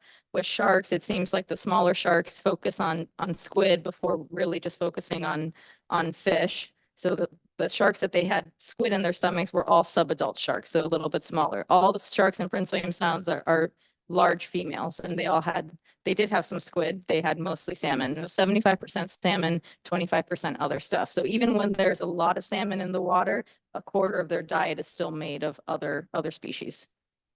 They eat they eat the easiest thing they can catch. They're generalists. Even though they're called salmon sharks, they're a generalist species. Okay, now the year of the salmon and the Virgil, sorry. This is a great discussion, but we do need to kind of get going with our I know agenda here that this is a today. totally different subject and no one's asked about it yet. Please proceed. Go ahead. Okay, when they had all the different research vessels out and you got a chart, it says all vessels unscaled N equals 566. You got all those different circles there. Yeah. And then you got the big rectangle and the small rectangle on the map. And then you got all the dots for the Yukon fall fish, and then dots over to the west, which are mostly Russian, I suppose. But anyway, I'm wondering, okay, all the blue dots up there are most of them are Yukon or just AYK? Yeah, the dark blue are AYK. Okay. Coastal Western Alaska. So it does include Bristol Bay and North Alaska Peninsula. Okay, now all these in the big part there, and you got different colors of different ones. Could you re-explain that? Because I somehow didn't catch it. Because I think that's where the samples were taken from, I assume. Yeah, sorry, Virgil, that's a great question. So each of those dark black squares is a station where we sampled. In total, we caught 566 chum salmon across the entire survey. Each of those pies represents the chum salmon catch at that station and what the proportion was from each of the stocks. So if we look down here on the right, they're all pink. That means all the chum that we caught at that station were from Russia. So the color of the circle, the small ones in the inset is where they're from. So, as you move, in the center, there's circles that are entirely light blue. The entire catch at that station was all Japanese chum. So the pies are just telling you what the proportion of the chum salmon catch at that station are from the different regions in the top left map. Okay, that's what I thought, but I didn't. There's no index there that says what they are for the little pies, what the color meant. That was what I was wondering about, because I was wondering where the AYK ones were, and so I can see now it's the real dark blue. Yeah, the dark blue. And what I was trying to point out was that, really west in the Western North Pacific, which is quite a ways away from Western Alaska, we do have stations where the entire chum catch was stocks from coastal Western Alaska. So mostly just wanted to show how far ranging our fish are in the North Pacific. Okay, thank you. I'm done. Thanks, Virgil. Any additional comments or questions from panel members? Robert, go ahead. Could you say then that the bycatch is incidental relative to Chinook? Because that relationship is being so strong, Could you elaborate on that? Sure. Maybe it's unfair. Nope, not unfair. What I was saying was that the juvenile abundance is what is giving us the best indicator of adult returns. So that means that whatever's happening after, there is mortality like bycatch, but that mortality is not affecting the eventual strength of the run sizes that come to the Yukon River. So the mortality is there. It's not affecting the eventual run sizes, but it's something that, we should continue to study and work on. Thanks for that. Tim, go ahead. Yeah, I wanted to follow up on Robert's question a little bit. I hope I can articulate this. So there's this very close relationship between the juveniles at this age and the adult returners, but what sort of, is there any tendency over time? In other words, I don't know how far back your studies go, but 10 years ago, for example, would we have had more returns from as adults from the juvenile at this age? In other words, I mean, is that remaining fairly consistent over time, or is there a trend there? I mean, I know that there's this close relationship, but that doesn't mean that there can't be some rather significant effects you know, on these salmon after that juvenile stage? Yeah, thank you for your question, Tim. So these surveys have been going on since 2003. So the relationship is showing those 20 years of data. So because we have to wait for the juveniles to come back. So when we catch them in the survey, they're 2 years old. So they're going to come back primarily 2, 3, and 4 years later. We have to wait for those juvenile years to show up in the river. So right now, the latest juvenile year that we have in that linear regression is from 2019. And if I go back, you can see that all the years do fall within our, if I can get the mouse to work, all the years fall within our confidence intervals. What will be interesting is to see if in these last few years, when we've gotten, you know, these lower run sizes, do we continue to see that strong relationship? But in the last 20 years, all of those points have fallen either along the line or just slightly above it or slightly below it. Okay, so over that period, the number of adults returning has remained consistent or fairly consistent from each juvenile at that stage. What has remained consistent is the mortality. So the mortality of these Chinook after the survey is about 95%, and that 95% has stayed relatively constant over time. Okay, I certainly appreciate the level of interest, as there always is from the panel on this topic, but I think we do need to proceed with our next presentations and our agenda. I would maybe ask Sabrina, are you able to stay with us for this afternoon, and perhaps during break, if folks have some additional questions, they might approach you with that? Yep, I'll stay through to the next break. Thank you, appreciate that. Thank you. Okay, we will.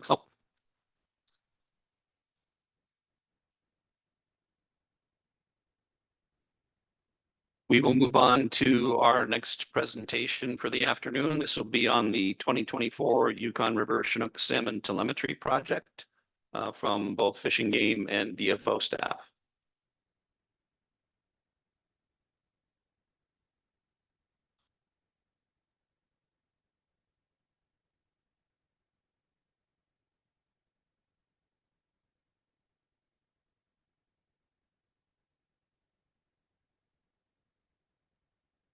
All right. So again, I'm Fred West with the Alaska Department of Fish and Game. I'm the summer season research biologist, and originally it was going to be Adam Odell providing the second half of the presentation, but he had to head out. So Mark Ross is going to fill in.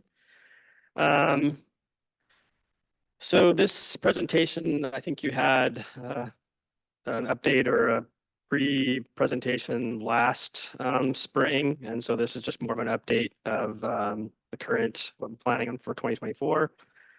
And the intention of this presentation is to provide an update on the project, outlining the basic objectives and methods we intend to implement for the 2024 season in both Alaska and Canada.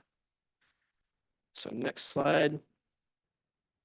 So for Alaska, the primary objective of the study is to determine the proportion of Canadian origin Chinook salmon tagged near the mouth of the Yukon River that fail to reach the US-Canada border due to suspected natural and mortality. Next slide. All right, so for tagging methods, we hope to capture and tag up to 500 Chinook salmon in the Yukon River Delta near Monik. The LYTF drift gillnet effort, as I mentioned yesterday, was for Chinook salmon is being switched to this project to increase the likelihood of capture and live release of tagged fish. I'd also like to acknowledge that the help of the Yukon Delta Fisheries Development Association by way of providing contract fishermen to help with capturing, or by providing contract fishermen to help with the tagging fish. And effort will be split between the south mouth and middle mouths of the Yukon River as seen in the figure on the right, depending on strength of passage. And it's above the north mouth confluence, so it'll be getting both north mouth and middle mouth fish. They'll have proven safe handling methods are prioritized with each and every fish through use of a soft mesh gill nets, and fish are retrieved immediately as soon as a hit on the net is detected. Upon capture, each fish is placed in a large soft-sided cradle within a tote of fresh river water where the fish is sampled for age, sex, and length composition. Small tissue sample is taken for genetics, and 2 uniquely numbered tags are applied. The first tag, a Floyd tag, is brightly colored piece of thin plastic that is attached posterior to the dorsal fin to help with visual identification as seen in the bottom center figure.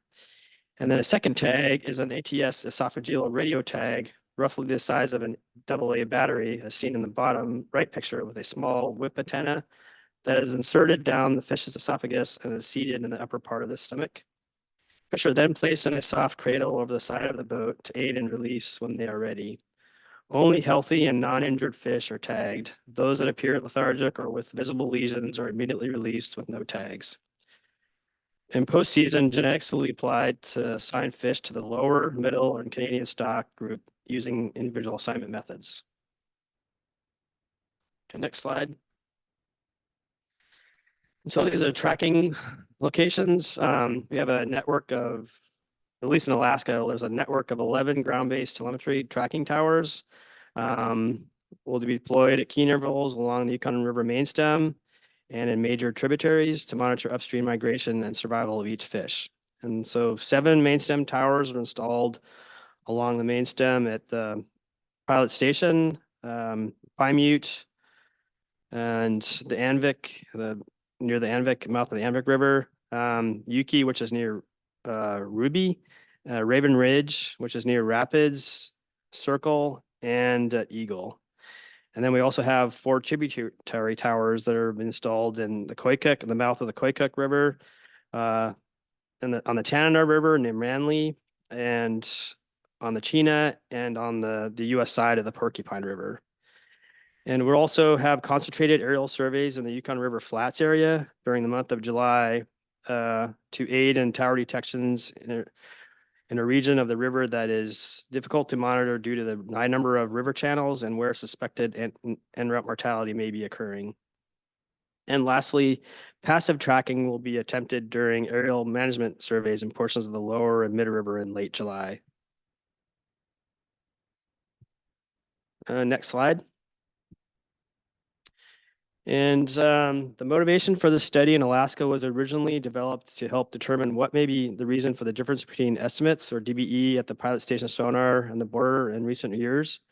After further discussions on the DBE topic, en route national mortality has been identified as a bilateral management concern within both countries, and this effort is a part of a multi-project approach to investigate what may be happening to these fish. And ADF&G will share tag frequencies and codes along with any other pertinent information with DFO and First Nation partners in Canada. The JTC, as Zach mentioned in the JTC report, the JTC facilitated a planning meeting between ADF&G, DFO, and the Yukon First Nations to develop strategies for collaboration between the parties to track fish as they move upriver. And with that, go over.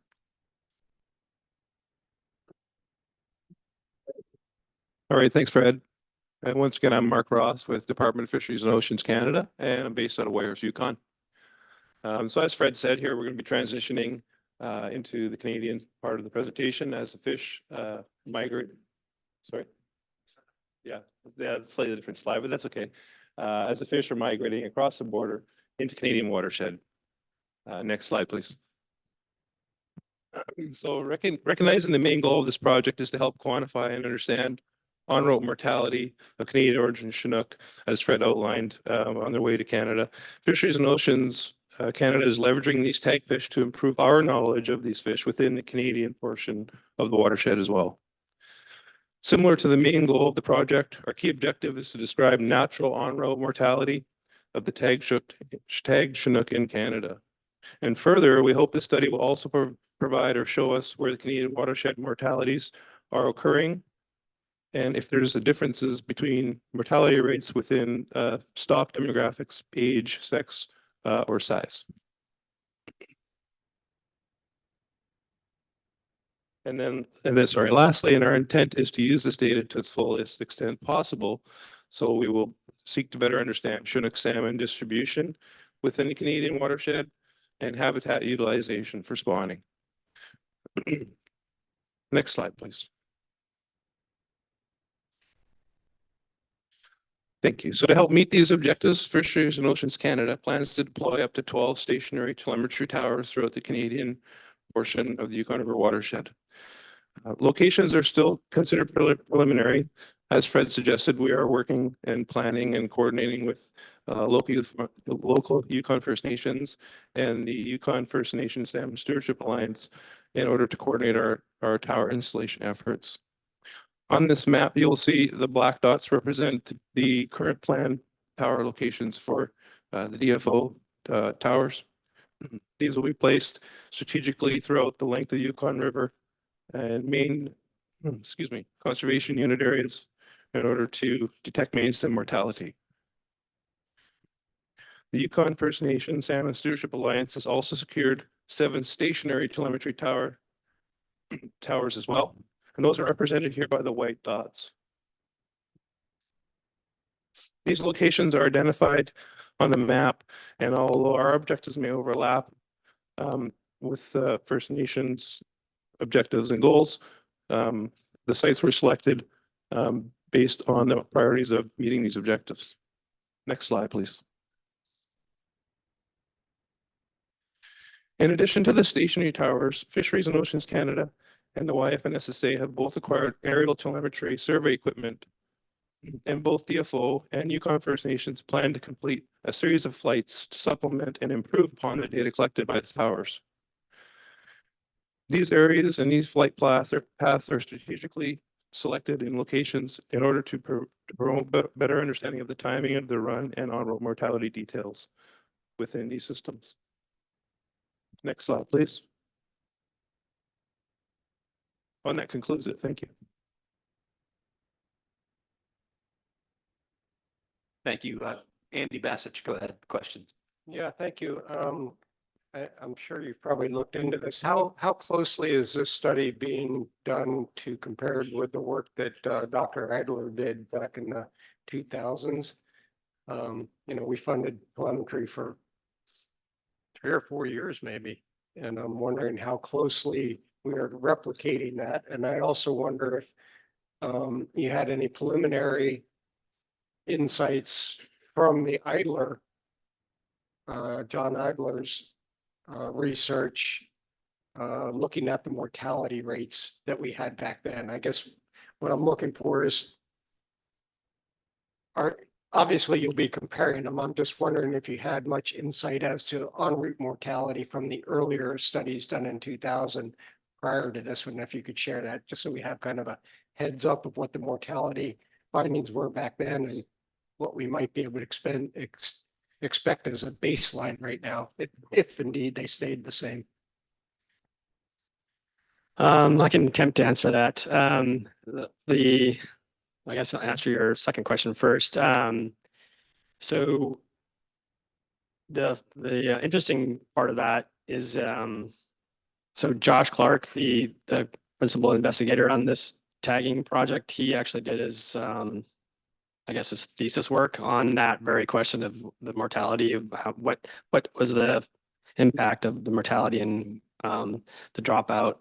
And so using his work will apply to what we're doing now. So I can't answer that question at this point, but it's definitely part of the research. As far as comparing to the prior work, and the original tagging project, I think, was more for getting like distribution in the Alaska side and into Canada. But and for the Alaska side, this is all trying to get at where fish may be not making it. So we're not quite getting quite in depth into the distribution part. We're just mainly looking at fish along the main stem. Okay, so to clarify that, you're just not going to be putting towers farther up tributaries, focusing on the main stem then? Correct. Okay, thank you. Additional comments and questions from panel members?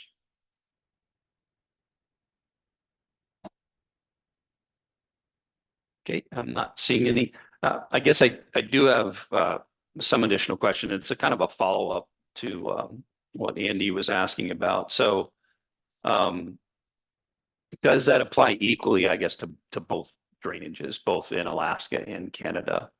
And you feel fairly confident that the same information from what the plans are as described for the Canadian component of this program will provide similar insight? Yes, that's correct. I mean, we did look at the old study as well and based our tower locations largely on that, not exactly, and depending on the conservation unit and the returns that we saw in the previous study. And our tower locations had to be strategic. So we may have one on the main stem and then a short way up a main spawning tributary, but not far extensive into that watershed. And we plan to cover other areas off with the flights, those strategic flights as well, to reach those farther extents of the watershed. But the comparable data should be comparable, yes. And to that point, sorry, Sebastian, I'll get to you real quick. Maybe if you don't know the answer, I apologize if it's too much, but are they similar locations to the prior telemetry work? Not just in the Canadian portion, but Alaskan and Canadian, or is it really just kind of a new array of receivers compared to that prior work? A few of ours are similar, not identical, but I would say half are strategically relocated as well, because we are using a lot of the flights to augment the data and the results, but we'll still be able to overlap it because the flights will cover that area as well. Great, thank you. Go ahead, Sebastian. I think a couple of days ago, I asked you if you were able to identify morts and do necropsies, and you said that that wasn't possible. But then the previous presentation we had about tagging fish in the high seas, it looked like you got like close to real-time data on that project was getting close to real-time data on salmon. And, right up to being able to identify like when a shark that had eaten it was eating another fish, like pretty granular detail. So my question is, would it be possible to install that kind of tracker in the salmon and get that kind of detail on this project? Because if you're looking for more than just approximately where fish died or if they died before spawning, it seems to me that there are tools available to do that. Yeah, I can maybe start to answer that question, and maybe Zach can fill me in if I miss anything. But yeah, there's different tag technologies, and the what you're speaking to is more of like a satellite tag or an archival tag, which require, I guess satellite tags are a little bit different technology, but the expense of those is really, really high. And archival tags, those need to be recovered. And so the expense of the tags are expensive, but then actually having to go recover those tags is a high, really, really high cost. And so the original, I guess, outlay of what the intention of this project, that wasn't one of the questions, but that, yeah, that technology is there, but it comes at a really, really high cost. So we can't afford it. Well, whatever, we can afford what we decide to prioritize. Yeah, well, okay, that's a interesting answer. I'm sorry to hear that. I think maybe Zach might have some additional insight. Yeah, and actually, Fred's response was spot on as far as the types of tag technology that are out there and kind of the relative cost. We're looking at, it's not that we can't afford it necessarily, it's that there is value in determining whether or not this is the right study and the right approach before choosing to move from several $100,000 annual investment to what could be closer to $1 million annual investment. And so what we're trying to figure out right now is, while we do have this DBE, this difference between sonar estimates, the leading hypothesis between the agencies, and including on both sides of the border, is that large-scale en route mortality may be occurring, we need to ensure that that is actually what's occurring, so that we don't, so that we focus our efforts in the right places and that we explore solutions and options focused on the right thing. This initial telemetry study will help us determine whether there are, in fact, large proportions of Canadian Chinook salmon not making it to the border, which is what we think is happening. And it'll put us into spatially the right zone, if it is occurring, which zone of the main stem the problem could be occurring, so that we can then decide the most strategic approach to invest future funds. So that I would look at it as a combination of, it's a cost-effective, very amazing cost-effective first step, and then we'll refine our research strategies moving forward depending on what we learn. Thank you. Stanley, did you have your hand up? Yeah, go ahead. Yeah, Mr. Co-Chair, I'm getting used to saying that. Looking at the radio tagging on Porcupine River.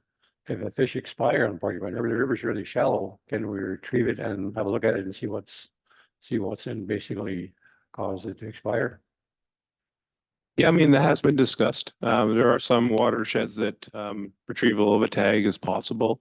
Of course, it's about finding that fish in a fairly timely manner before it degrades further, decomposition, et cetera, to then get that analysis. But certainly we can recover the tags as well on some areas, thanks. Can you do one flyover on Chandler River to see if any of the radio tags go up there with salmon? Is that possible? Chandler system. Yeah, I mean, it's I think the main flights are kind of more in the flats area, but if that question is, it's maybe a possibility, but something to think about. Go ahead, Stanley, continue. Yeah, when they did, I think early 2000, they're late September, they're flying out in Oak Grove to track the radio tag. I noticed they were flying out of my dog yard, so to track it. It was in the dog yard. Evidence, I'm guilty. I got proof Beth was there.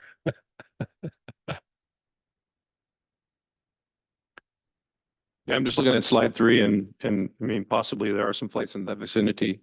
We could talk about it perhaps.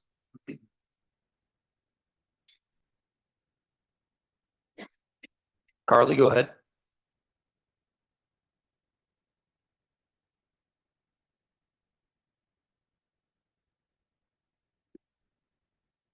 Thanks. Sorry, I never have a mic in front of me, which is probably a good thing, but thanks for the presentation. I also just wanted to add that Yukon First Nation governments are also a large part of this project. On the Canadian side of the border, we're helping deploy towers, and in many cases, we're also doing telemetry aerial surveys as well. So it is, in my opinion, a really good collaborative effort between not only both countries, but with Yukon First Nations as well. So thanks to everyone involved. Yeah, thanks for that, Carly, and recognizing that I did commit with as DFO with Yukon First Nation Salmon Stewardship Alliance that we'll have a follow-up in April to make the final preparations as we roll into this project for the season. Thanks. Rhonda, go ahead. Just because I know I'm gonna get calls on it, when do you guys plan on flying? Sir. Survey flights in the flats area will be in the month of July.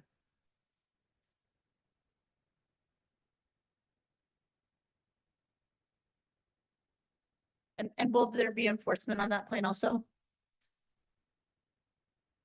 Not that I know of, no. Okay, I needed that clarification so I could tell people that there wasn't a law enforcement plane flying around in July when we're not fishing. Okay, thank you. I will further clarify. No. So I guess I do have a quick follow-up. And again, if folks have other questions, feel free. But it's kind of related back to some of Andy's and Sebastian's initial questions that one of the aspects of the prior research, or really most telemetry programs in some form in large river systems like this, is that you do have that potential, and it's kind of built into the methodology to get a significant amount of tag retrieval that helps to determine final fate because of harvest. Since there's no harvest in this equation, does that have any implications for the methodological component and the objectives trying to be achieved? Or is it kind of neutral? It really doesn't have any implications. From our perspective, that's neutral. There hasn't been harvest in a few years now, obviously, or many years in some cases, depending on which country. And the data we get from the tags through the radio telemetry, subsequent data from carcass recovery could be beneficial in identifying perhaps ichthyophonus or a disease. Again, it has to be pretty timely within a week of the time of death or sooner. But pretty neutral from our perspective. Thanks. And I guess maybe thanks for that follow-up. And again, I want to be very clear that it's not from a component of maybe we should have some harvest in any way, shape, or form. I'm really trying to determine that if we weren't in the dire situation that we are in with Yukon Chinook, and there was some even minimal harvest occurring, is there additional objectives or information that harvest might tell us? Are we losing something because from the standpoint of this research, because we can't harvest? Not from my perspective, no. Fred, I'm not sure if you have anything else. I think Zach has the comment. Yeah, I've been shaking my head. From the US side and what our specific objectives are, it simplifies the study design. It makes the data interpretation much more simple. So it's very unfortunate that folks are not fishing, but in this particular situation, with our goal of trying to figure out what's happening to these fish in a non-fishing situation, it does simplify the study design. Okay, thank you. Additional comments, questions?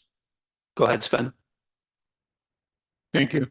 I don't know if I missed it, but those aerial surveys on the US side, the tributaries and the slide 8, the Canadian surveys, are those flights going from the mouths of those tributaries to the headwaters and all through this color-coded river system? I'm curious. Yeah, no, for sure. That's a great question. I can expand on that from the Canadian perspective. Certainly, yes, from the headwaters to the mouth of the main stem, including the main stem. So yeah, entirely. Yeah. It allows us to expand where our towers aren't located, basically. So, and again, there's multiple flights of the watershed to help deduct the timing of the migration or where on-road mortality is specifically happening within that watershed as well, and the timing of that mortality. So, thanks. Any additional comments or questions? Okay, not seeing any. Thank you for the presentation. Excellent research, and looking forward to seeing further results on this program into the future.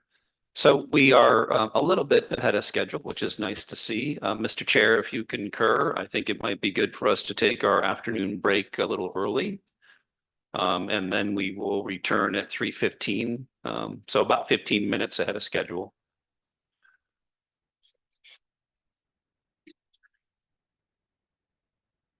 So 10 after. Let's try and stick with our 15 minutes. We do want to try and accommodate a significant number of people for public testimony. So 10 after 3.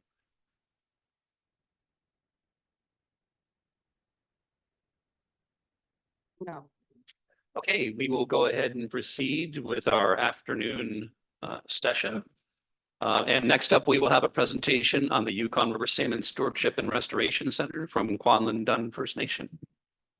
Please feel free to proceed. That's all. Is it? Okay. Good afternoon, everybody.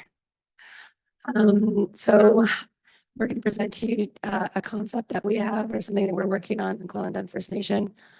Even though Colin Dunn is leading this project, it will and hopefully include all First Nations and levels of government that deal with salmon within the Yukon.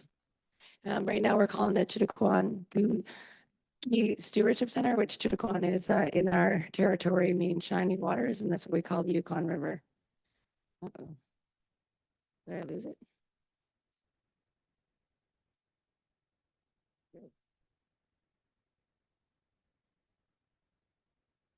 Let's go off the slide. Next slide, please. So just giving you some background and some history of our fish camp. This is my great grandparents' place at Marsh Lake. It's right at the headwaters of the Yukon River, right where the Yukon River enters into Marsh Lake and goes towards McClintock. Although that is not salmon, that is a whitefish and pike. The picture there is my grandmother, Virginia Valavand and Valavand Joe, and my auntie Millie. As you can see, the salmon were quite robust at that time. Next slide. Oh. And then this is a quote that I'm pretty sure many of you have heard me say before. This is from our late elder, Louis Smith. And the story of my voice, I'm losing my voice. And this is our commitment to future generations. With our concept is here. You must save the salmon. If it wasn't for salmon, there would not be one Indian left in the Yukon. We would have all starved. Now it's our turn to save them. Louis Smith. Next slide. The vision, the opportunity of this is a collective responsibility as salmon stewards, an opportunity to maintain and revitalize the sacred connection to salmon. It's a beacon of hope, an opportunity for all to collaborate towards a common goal, ensure we continue to see Chinook salmon on the spawning grounds. Next.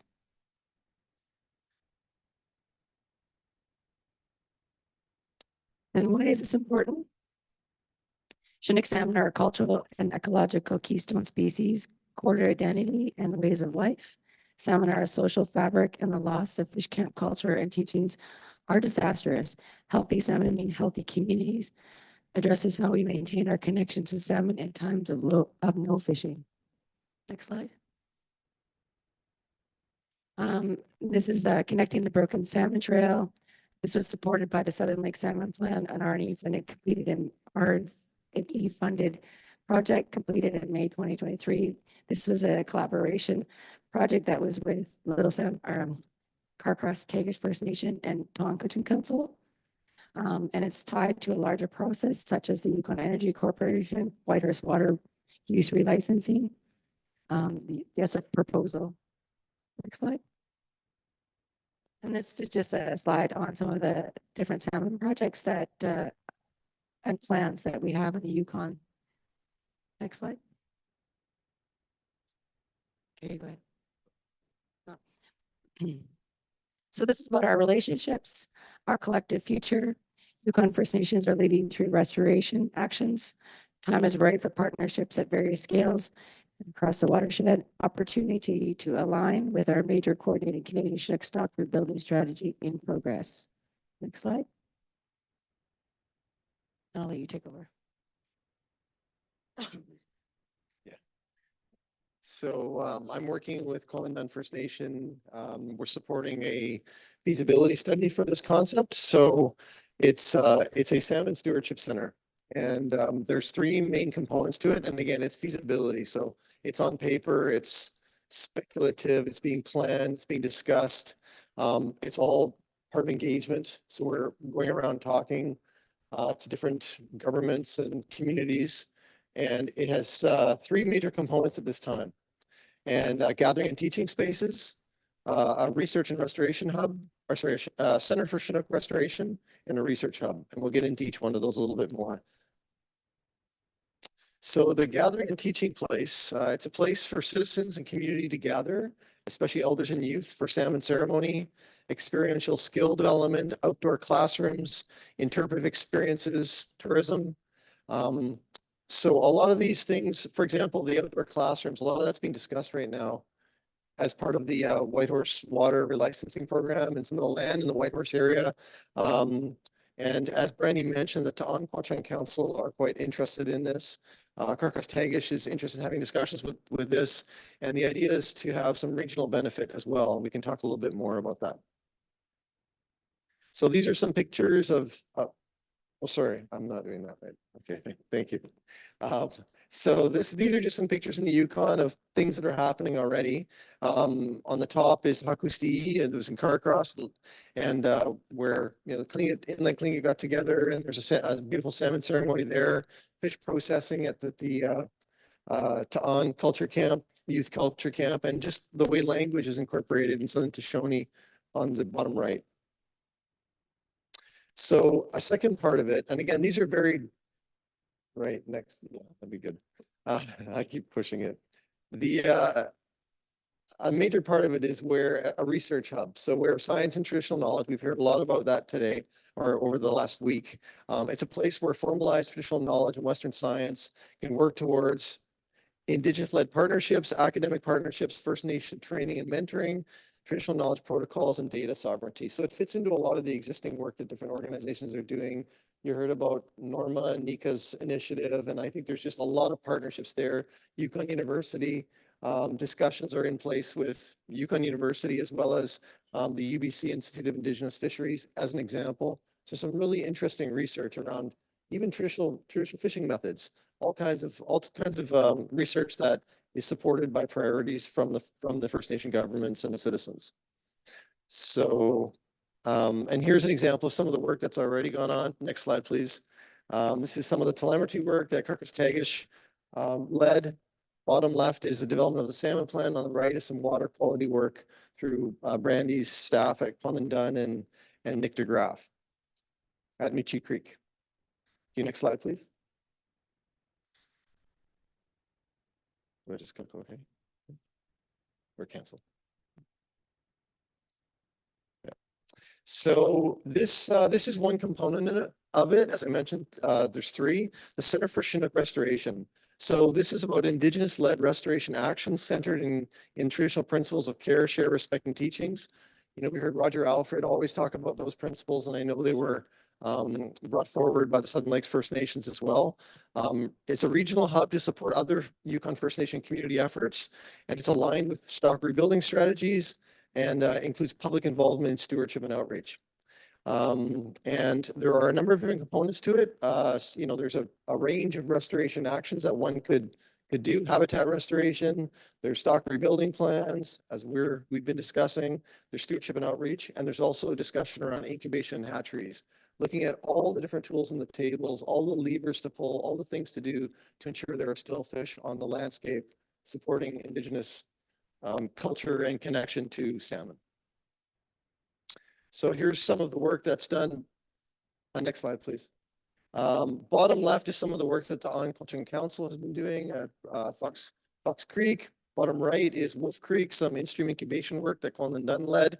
And then there's some spawning carcass survey work, I think on the Teslin, that Carcas-Tagish and Colin Dunn and others have been a part of and led. And are still doing that. Next slide, please. Just jump in whenever you want to. So through this project, we've done a number of engagement plans throughout the territory, but this one here is right within our community. There's some meeting with the different, this one's in Action Carcross, us going around and doing engagement, talking to the different organizations and leadership and First Nations. We also have some plans coming up in the future to go to the May gathering and talk with others. The top is we had a part of the feasibility studies. We had a consultant do some work on like what it would look like in some of the areas. We've done some design concepts. It's not complete yet, but we're still working on it. Just to give you kind of an idea of what we're picturing, we're hoping this is a project that we're aligning with the Yukon Energy Corp reconciliation project that they're working on. So, so both through the SEP program, the Salmon Enhancement Program, and PSSI, also with the relicensing agreement that we are working on right now. So they're all going to be aligned eventually. Next slide. And some more concept work. And just to give you some a concept we went on, this is at the NITNAT. Hatchery, we did a hatchery visit around on lower BC and on the island and just saw some of the projects they were doing. And above is just more concept of what we hope it would look like. Next slide. And then this metrics for success. It's a Yukon First Nations and the public have a place on the river to gather for ceremony and to teach, learn, share, and support salmon. It's a cultural connection to salmon has been maintained. All parties working together to coordinate salmon rebuilding and restoration. Ecological needs are being met. Adult salmon and salmon reds are observed at release locations. Next slide. So it's Indigenous land stewardship, looking at a small scale conservation stewardship hatchery, maybe one tool to support stocks at dangerously low levels, risk of exportation or extinction. Restoration efforts draw upon Indigenous knowledge and Western science, should have the goal of short-term intervention to support the population while limiting factors are addressed, not for production or enhancement. This is not to have any commercial processes, just to look at how we can support salmon in our system. Stewardship hatchery supplements local stocks and promotes local employment, education, and tourism. And then a conservation hatchery intended to restore depleted stocks. So major facilities and community hatcheries. DFO operates 23 hatcheries and spawning channels and supports 18 Indigenous community restoration projects through the Salmon Enhancer program. All have a range of goals, governance, and purposes. And there, Shokatam, any questions? Thank you, Dennis and Brandy.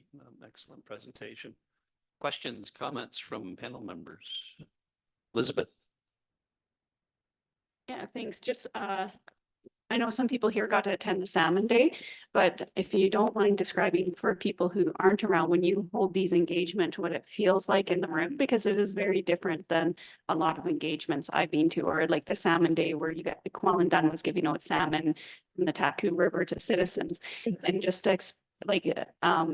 just the mood in the room is different. And I think that's because the First Nation protocols are followed and some of the more welcoming and gifts and that side of things. And I was hoping you wouldn't mind just explaining some of that just for people to understand and be able to feel it a bit. Well, I should have my sister here, Carrie. So we tie a lot of our engagement with multiple projects that we're working on. So when we do this, when we're trying to highlight one project, we tie it with our salmon giveaway. So for instance, we started 2 years ago doing a Salmon Day where we promote all of our projects in salmon, because we have a number of them. And just to give you guys an idea, we have the Takini Sone project, we have the Michi Creek Restoration Project, and Stewardship, I would call it. We have a number of freshwater fishery projects that we're working on. Right now, we developed a feed program. It's called Fishing Ethics and Education Development, where we've designed an online education course to show people about catch and release and with Indigenous purposes, because this is a big issue that's happening in the Yukon, as you know, just like Alaska. There's a lot of sports fishing that's going on, and it can, people don't realize that when you just multiple releases of fish that it can kill them. So there's a number of projects that we're doing. We got a freshwater project we're doing. So we tie it all together. We do it in ceremony, prayers, drums. We have giveaways and door prizes, and just really promoting our projects, and we get our people involved and the public as well. For the Salmon Day that we had when you guys were all at the last river panel, a lot of you visited our table and saw some of the stuff that we were doing there, and we try to highlight our projects and get the community involved, and not only just our nations, all nations and the public. So, and we make it fun, at least make it that people want to be there, and we tie with our salmon giveaway as well. We've had a lot of success with the other stuff that we've done, and we get a lot of feedback because we do, okay, you need to fill out this survey or give us your suggestions, and you can put your name in, and we always have really great door prizes for these kind of things. So we make it a lot of fun.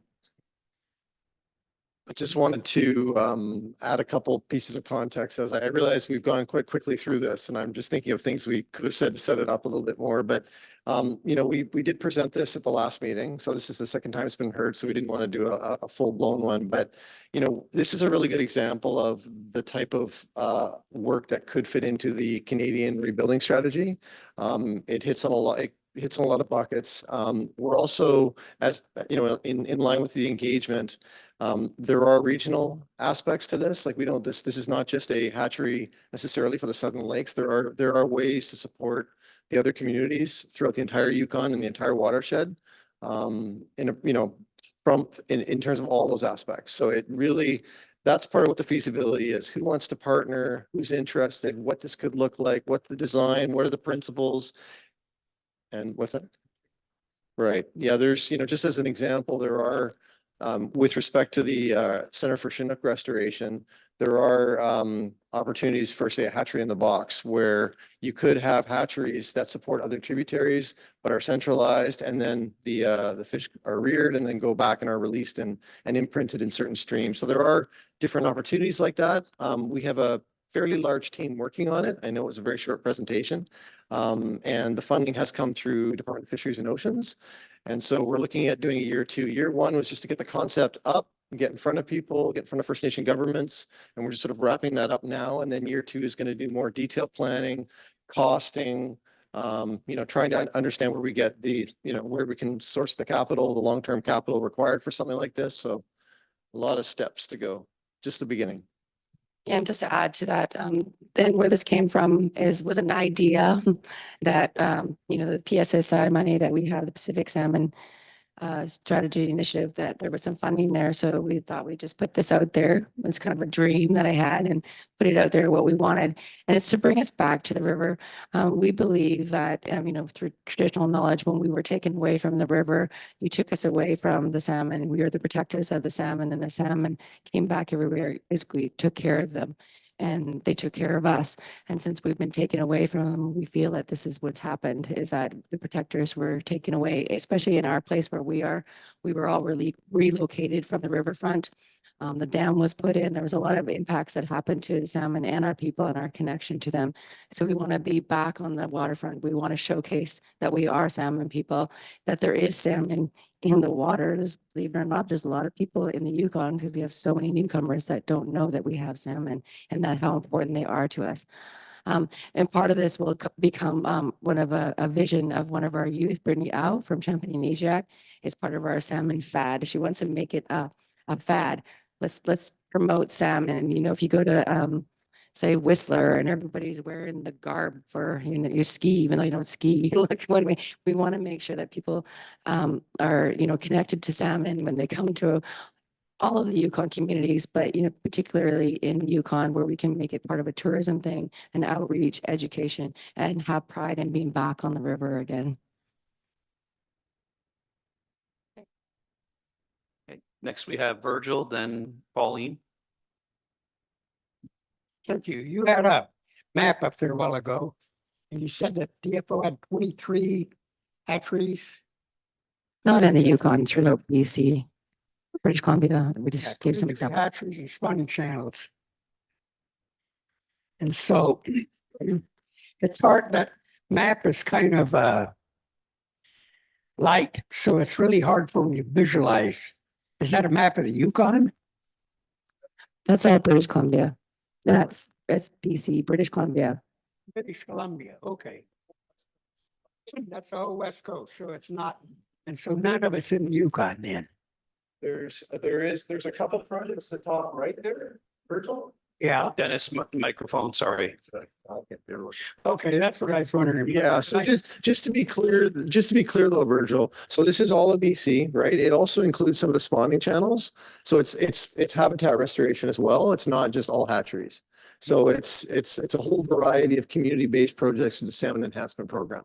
And there are DFO staff here that could explain it a little bit better than that, but that's just shows where, and a lot of the new projects are Indigenous led. They're led by First Nations. So there are different projects that are of all these different varieties that are being led by Yukon or by Indigenous governments. I know I've seen on the computer where several tribes are doing those type of things in British Columbia. And I was just wondering, because I could see the blue there and I thought, well, maybe that's ocean. I don't know. Anyway, the map is so light colored, it's hard to visualize exactly what it is. But now I understand. Thank you. Pauline, go ahead. I have just for clarification, can you help me understand, is this connected to the Yukon Salmon Subcommittee? Is it a KDFN project or is it an independent project? And just kind of curious with respect to the funding and then the discussion around hatcheries is, I'm kind of curious to know how the Salmon Subcommittee fits into the vision of hatcheries and what does this mean as a new chair of the Salmon Subcommittee? So just kind of curious, trying to make the whole link. And then a couple follow-up. There's a few projects happening right now in Yukon. We have the First Nations Salmon Stewardship Alliance through CYFN that does similar work, education and capacity. Then we just heard a presentation from Norma and her group, and their vision is much like this with respect to swim, speak with salmon, kind of education, capacity development, a data dump, taking young people, teaching them. So just want to make sure as we look at this vision that it's successful because it's a good vision, and so goals and design and structure is important. That and just to your point, Dennis, that you made that like Norma's project and other projects, just in the Yukon specifically, how do we make sure that we don't lose sight of many things that are moving around us, particularly with the state of the salmon? Must-see. Okay, I think there was 5 questions there. So first of all, I will start with, this is led by KDFN. We do have funding from the Salmon Enhancement Program. And this is separate from, it's just like we said, this is a concept and a vision at this point. We have been working with the Yukon First Nations Salmon Stewardship Alliance. We are still in a multiple engagement, in the engagement process. We've reached out to a lot of people. We've talked to Norma, her program, hopefully the people that she brings out of this and their teachings and the education with these youth can come and help lead this Salmon Stewardship Center and work with us, bringing in the youth, like the outdoor classrooms, lead some of that work. We've been talking and we're closely with Norma on a couple of projects. And we're just starting that work just like she is. We're starting to do a couple projects with her going forward. And then how it fits into the Yukon Salmon Subcommittee and the chair, the new chair, are you the new chair? No, or the chair or whoever. I'll let Dennis lead that. Yeah, just for clarity, and I thought I had mentioned it, but I am a contractor supporting the Kwamandun. This is not my Salmon Subcommittee role, nor is it my Yukon River Panel role. This was, we were asked to provide this presentation, so I'm supporting Kwamandun. In terms of, it's a really great question though. There has been a lot of work in the Yukon over the years, and I think we've presented now at least 2 meetings, the last 2 meetings on the sort of hatchery concept. I know the YFN SSA has done a lot of work with First Nations on First Nation perspectives on hatcheries, and there's more and more work coming out. So yeah, I think the conversation is continually evolving. And I want to be clear, it's a Center for Chinook Restoration, so it's beyond hatcheries. There are other things that can be done. And at the end of the day, it's a feasibility study, so it really depends on what the collective, what the governance structure looks like, and those decisions that are made. It's not, obviously it wouldn't be up to me to make that decision, but it'll be based on the values and priorities of KDFN at this moment. We mentioned Ta'ang Council is very interested in participating. Carcass Tigris is interested in exploring the concept further. Right now it's tied to the Whitehorse Water licensing, and that there is a lot of effort there, but there are many broader partnerships, and we hope this can be sort of a gathering and a bit of a central place where a lot of this work can be done. And just what we're looking at when we talked about the academia part of it and research is bringing all this research together. We don't have one place for Indigenous led projects to be stored, or even a place that we can tell our story. everybody has it in their communities, but we want this to be like an interpretation center. You walk in, there's all the stories, telling the story. It's a place where we can train. We can bring, somebody if they want to do research within our territory that aligns with our visions, they have a center to do that. It's a data collection center, and it's also a classroom for future teachings and to bring up our youth and get people connected to salmon again. And that's what the vision is. So it's a center. It's got economic opportunity through tourism. It's, we want outdoor classrooms that are right beside the river. Not like right now, we hold our Salmon Day. We do have a culture center. Of course, you guys know that on the riverfront, but to get our people to come where we are, we're not on the river anymore. We're in our community, which is up in McIntyre, which is quite a ways from the river. And being able to hold these, to get our people there and to get people involved is we usually have in the community. It's at the culture center. This year, we're doing a collective Salmon Day.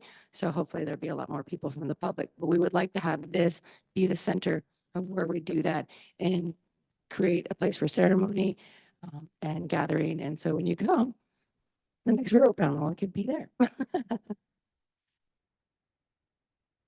In an outdoor setting though. Tim, go ahead. Yeah, just briefly to answer Pauline's question about the salmon subcommittee. Yeah, this isn't part of the salmon subcommittee program, as it were. I think you would have to say that the salmon subcommittee is not prepared at this moment in time to endorse hatcheries. We're certainly prepared to consider them as a potential tool, but I think that from the salmon subcommittee perspective, we need to do lots more work and understand the effects much better than we do before we would begin to promote hatcheries in Yukon. Did we answer all your questions, Pauline? Okay, thank you. Additional comments, questions from panel members? Okay, not seeing any. I do have maybe one quick question. Many of the questions that I had were actually answered over the course of our discussion and Q&A here, but recognizing that many components of this are largely conceptual still, inclusive of the discussion and plans for potential conservation hatcheries. I'm assuming, and please clarify otherwise, that any conservation hatcheries part of this program would be independent of the existing mitigation hatchery for the dam. There wouldn't be any connection between conservation hatcheries overall and that pre-existing work that's done to mitigate for the dam. Well, right now, it's conceptual and it is separate, but we are through the relicensing project working on an agreement. If it could be that we expand on the existing hatchery to still support above the dam, but we're also looking at this project to support the whole river system and the different communities that may need to look at restoration in their communities. So, for instance, the Mayo, if Mayo, they want to have salmon up above the dam, we're willing to have those conversations. So yes, it's independent, but at the same time, it will be connected on some of the projects that we're working on currently with the relicensing. Excellent, thank you. I guess that makes me, one of the comments that you made, Dennis, about kind of what conceptually we think of in Alaska as a central incubation facility. So you could have a central location that could be addressing conservation needs through a hatchery method for multiple stocks. Is that still conceptual? It's not quite clear. The opposite of that, I guess, would be you'd have individual hatcheries at those different, say, spawning tributary levels. So there could be something in between, but that's still very conceptual. It's all very conceptual, and I'd hate to get into any kind of models or whatnot. I just know as a whole, the Stewardship Center is being proposed with a variety of elements. As you know, really at the end of the day, we've also got to align it with what we're discussing in a rebuilding strategy. So yeah, it would be premature to speculate on what it could look like at this point. And that's really up for engagement and leadership from First Nation governments. So yeah, we do have some habitat work being done right now. Right now we've done some, and we're in the middle of looking at this year doing a whole habitat restoration study, looking at different creeks, systems, if we can even support this. This is what we're looking at. Like I said, it's conceptual. We don't want to go into this and say, okay, we're going to dump it's not like that. It's not that at all. It's small scale. It's very small scale. It's not huge, and it's not one that'll be ongoing. So if we do bring back salmon and some, say for instance, like Fox Creek, if we could support that we know that salmon are coming back. We don't have to keep putting salmon in there. It's not like, we're not going to pump out a bunch of Chinook. And as we know, Chinook are not great with a hatchery system. So we're trying to look at it as naturally as possible. And again, conceptual, and that work is being done. Thank you. That definitely helps clarify. Appreciate it. Any additional questions, comments from panel members? Not seeing any. Okay, thank you very much for the presentation. Much appreciated. We'll look forward to how progress that's made on this program into the future. Thanks. Finish these. And feel free to come and ask any questions to the public or whomever. Okay, that concludes our series of presentations for our afternoon session. We will then move into our remaining public session agenda items. Next up is Yukon River Panel correspondence. I don't believe, and please, Mr. Co-Chair, you could confirm that the panel has received any correspondence coming to the panel since the January meeting, correct? That's correct, Mr. Co-Chair. No correspondence to report out on at this time, Mr. Chair. Thank you. Appreciate that. And so next we'll move on to other business, and specifically discussion or reporting out on the 2024 postseason and 2025 preseason Yukon River Panel meetings. We did have discussion in closed bilateral session on those two topics, and maybe by way of a little bit of background. So since we've shifted to a late January timeframe for our postseason meetings to make sure that we have all of the information available from the most recent season to report out to the panel and the public on. That has resulted in a much compressed turnaround time between the January postseason meeting and the early April preseason meeting. So in the interest of having adequate lead time for all the planning and preparations for both meetings, in particular for the April preseason meeting happening now, we want to define and establish the dates and locations for both the postseason meeting and the preseason meeting at this time of year. So we'll know, and the public and the panel members will know a year in advance of what the scheduling is for both of those meetings. So to that end, we landed on specific dates and locations for the January 2025 2024 postseason meeting. It will be January 25th through the 30th, 2025. And that meeting will again be an Alaskan-based meeting, and it will be held in Anchorage. And then subsequently, the April preseason 2025 preseason meeting will be held from April 5th through the 10th, 2025. And that will be a Canadian-based meeting. And it sounds like there's been some discussion about and expectation to find perhaps a venue and location different than Whitehorse. And it sounds like, Mr. Chair, perhaps you could speak to this, that we will be looking to have that meeting in Dawson. That's correct, Mr. Chair. Thank you very much. And being responsive to a number of requests that have come forward in the past to look at providing the opportunity to hold Yukon River Panel meetings in communities outside of major city centers. We are going to be working with the Gwich'in and through Fisheries and Oceans Canada to arrange for the 2025 preseason meeting to be held in Gwich'in traditional territory in Dawson City, Yukon, Mr. Chair. So that'll be April 5th to the 10th, 2025, Mr. Chair. Excellent. And I'm very happy to hear that. I know there's been a lot of talk about other locations within the Yukon. Looking forward to convening our meeting in April of 2025 in Dawson.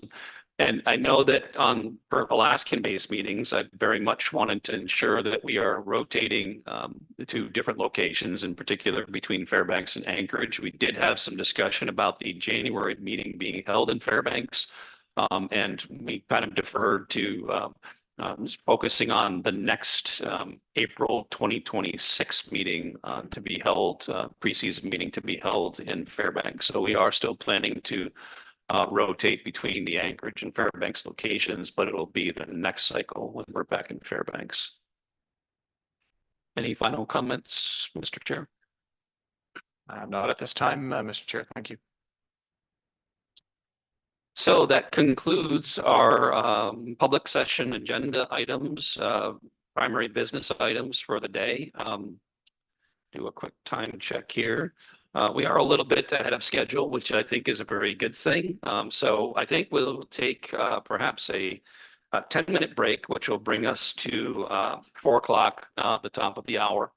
And then we will proceed into our public session and public comment testimony opportunity. As I mentioned previously, we do have a very long list of individuals that have signed up for public testimony. So I don't want to break too much, but since we'll be probably spending some time hearing some great testimony, give an opportunity for a break. So 4 o'clock, 10 minutes. Okay, we're gathering up people, but did everybody as the members of the public that are here get a red ticket? Did everybody get a red ticket that's in the public? Sorry, panel members and people. We already gave you your gifts. So yeah, so if we could call the meeting to order. I think we're trying to round up our participants, and as a token of our appreciation to the members of the public who have come to these Yukon River Panel meetings in person. Many of you have traveled obviously hundreds of miles to be here. I'd like to express our appreciation to Kwanlundun First Nation, who have put together a few prizes for our members who are participating in the sessions in person. So over to Brandy Mays, Kwanlundun First Nation, to announce our lucky winners. Brandy. Okay. Again, everybody in the public got a red ticket, right? Joseph, did you get one? Well, get in here. The last, we're trying not to take up time. Last call for red tickets. If you're a member of the public.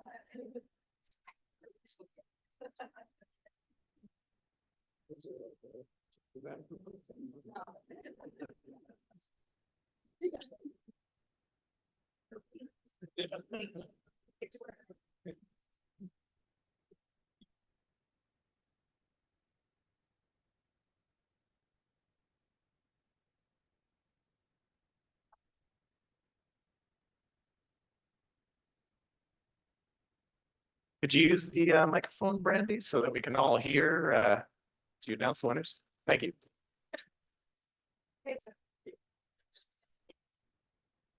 All right, so we did a little package here. So when we just talked about the Salmon Stewardship Center, we have a hoodie in here and a bag and some salmon for the lucky winners, but we only have five of them, and then we're going to draw. So if you got your red tickets, and we'll just go by the last three numbers. I just thought we'd make it fun and promote, like I said, engagement. This is what we're trying to do. And you get to work on a project. Okay, I'll get this. Maybe I get one of these young people who can't see this. 444. 444. Yay, there's one. Yay.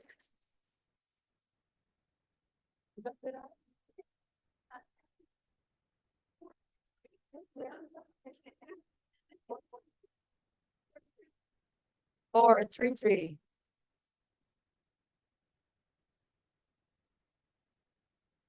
It's okay. 4, 2, 6.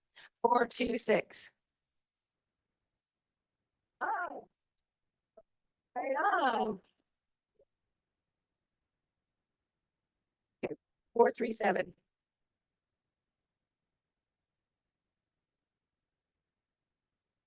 Oh.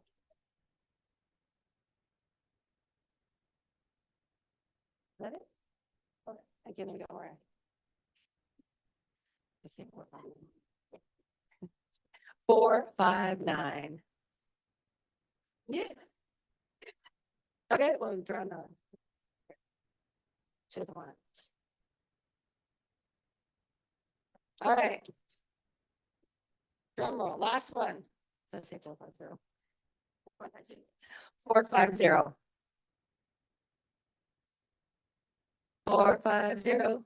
There you go. Thanks, guys. Wear them proudly. This is a red alert. Say, with the two R are the two Ds. So we need salmon on the spawning ground. So we have a red alert. This is to advertise that we're trying to promote or we're fad.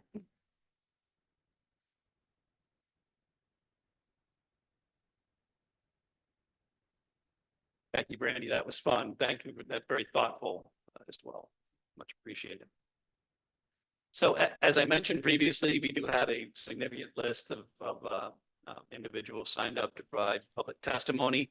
Again, just a reminder, especially in light of such a large number of interested individuals, if each testifier could keep their testimony to 5 minutes or less, so that we can make sure to accommodate everybody. In that regard, I might provide a couple of reminders to that effect as we move through this. So without further ado, we'll go to our first testifier, Elsie Ayles. I believe it'll be in person. Elsie Ayles, in-person testimony.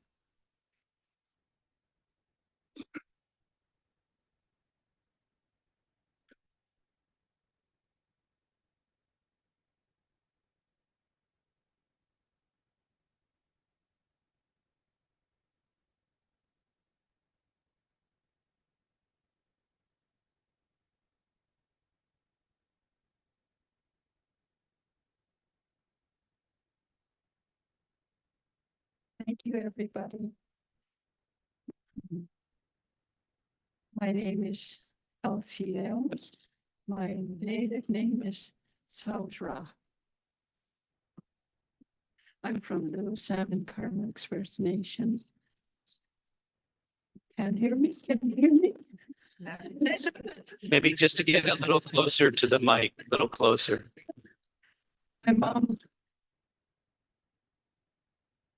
passed her fish camp to me, and I haven't opened the camp yet because of the closure. We are salmon people. We need our fish to survive. It also keeps us warm throughout the winter. Also, we can and dry the fish, harvest the fish. We tried salmon from the store, and the farm salmon lacks its oil, so it can't keep us warm through the winter. Oh, I guess I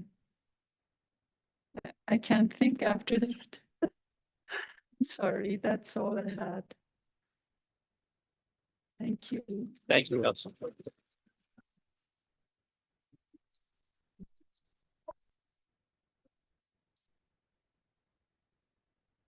Thank you, Elsie, and thank you for taking the time to speak with us today. It's very much appreciated. Next, we have Diane-Lee. Diane-Lee.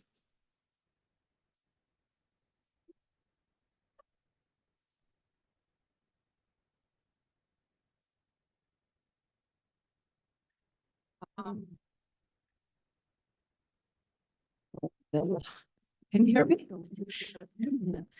Good afternoon. My name is Diane-Lee, and my given name is Huglua. In my language, it means little mouse. I'm from Little Salmon Carmacks First Nation, and I'm a member of the Wolf Clan. I can remember growing up as a child going to fish camps and having abundance of salmon. And we'd all gather at our fish camp and, you know, with our grandma and grandpa. And, you know, it's sad that all the salmon is gone.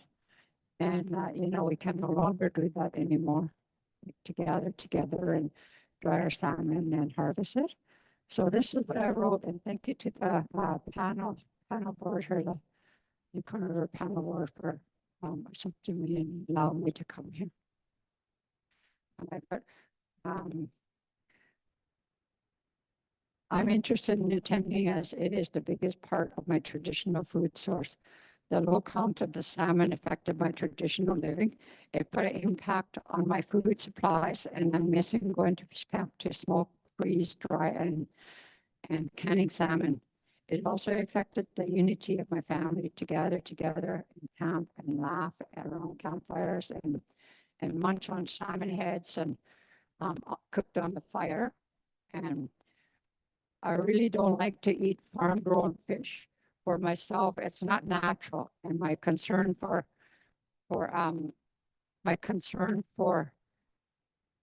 health ailments such as cancer and other sickness. Attending this conference would be a great benefit to learn and to gather information on the depleting of our low salmon counts. I'm a great grandma now. My grandson is just turned a year old in March, and I won't be able to if we keep fishing and not let the salmon to multiply anymore. My grandson, I will never be able to ever teach him my traditional skills and take him to fish camp and to teach him all our living skills and stuff. And that's really sad. It's really it really hurts. It's going to be really hurtful to my family because we depend on salmon. It's one of our biggest staples for the winter. And I'd love one day to take my grandson, my great grandchild out and teach him too. Thank you. Thank you for giving the 7-year break for them to multiply again. Back that up right away. Thank you very much for allowing me to speak. Thank you.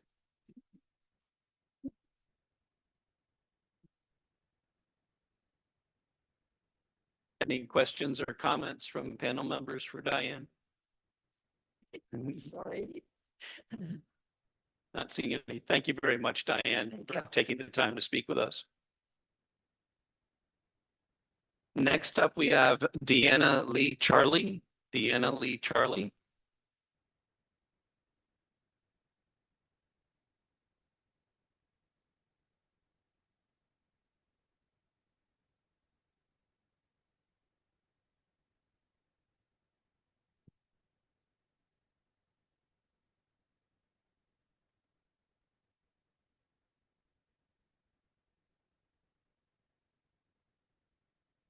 Hi, can you hear me? Okay. My name is Deanna-Lee Charlie. My First Nation name is Dunjawa, named after my great aunt. I am part of the Crow clan from Little Salmon Carmacks First Nation. I would like to learn why the salmon numbers are declining and how it is affecting the community's environment and other wildlife in the Yukon. When I was growing up, I would go to my late great-grandpa's fish camp, my late Wilfred Charlie's fish camp, where we would catch numerous salmon in our fish net. This is where I was taught how to cut fish and learn how to dry salmon. We would share the salmon amongst our family, as well as preserve it for the winter. Salmon is one of our main food sources. My ancestors have lived on the Yukon River for thousands of years. The care, preservation, and respect for salmon is a deeply important aspect of our culture. It has been passed down through many generations to us. Like they say, we walk with the land and flow with the river. We would gather salmon for our own families, as well as provide for other families that were not able to harvest salmon for themselves. It has been many years now that we weren't able to set our fish nets to harvest salmon. It is especially fortunate and now a rare treat when we get to eat our local salmon due to the extreme shortage. I am concerned about the future of the salmon and how the loss will deeply affect our culture. Will our future generations be able to to fish for salmon? Will our future generations know our traditional ways, how to set up fish camps, how to cut and run fish nets?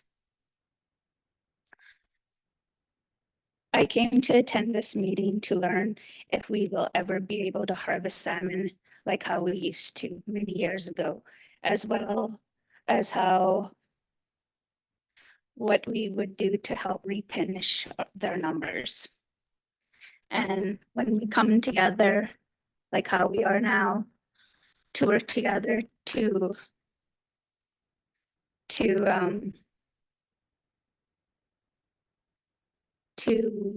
sorry, as we come together to work together to bring back the salmon for future generations. Na-cho, thank you. I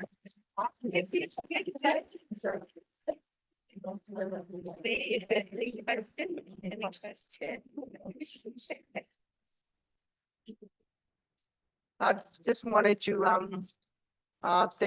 thank you, Deanna, and I also just want to make a comment with respect to Little Salmon Carmacks' presence today, and to all the matriarchs.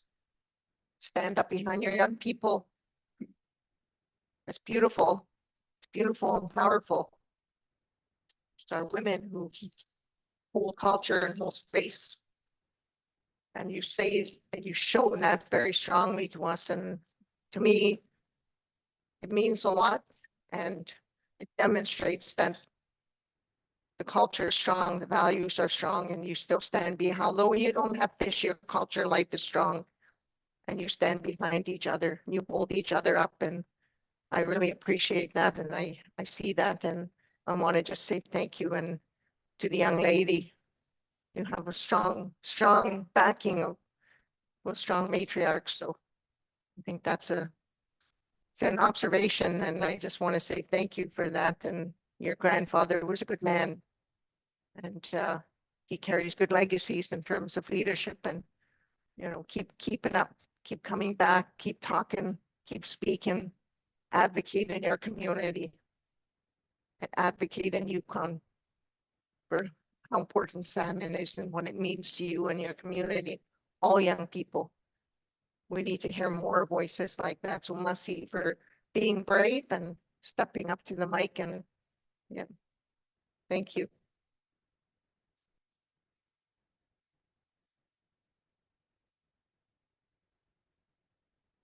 Additional comments or questions from panel members?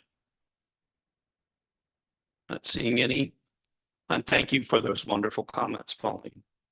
Sure, we all share the same sentiment. And I guess by way of just a notification, for lack of a better term, we do have 2 additional testifiers from Little Salmon Carmacks.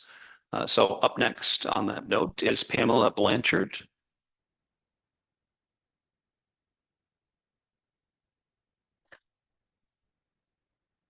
Not available currently. Okay, we'll maybe do do you know if she may be available later?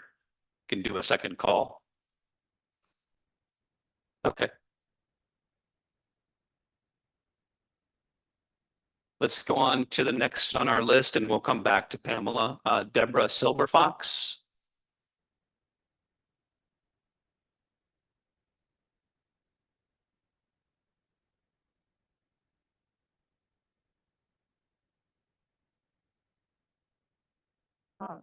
I just wanted to say that I'm not a refined speaker like my daughter, Nika. So just bear with me. Gwich'in ki Deborah Uji, Ayune Ichi Kwanwan Ya Unji, Ine Sally Blackjack Uji, Ite Peter Silverfox Senior Uji, Bessie, Etsuma Bessie Billy Uji, Sia David Blackjack Uji. I just introduced myself in Dunkey. My daughter Nika has taught me how to introduce myself and family in our language. Before she started teaching Northern Shoshone, I could not understand or speak a word in our language. As a child, I attended residential school for 8 or 9 years. My sisters and I were taken 395 miles or 630 kilometers from our mom and dad and family.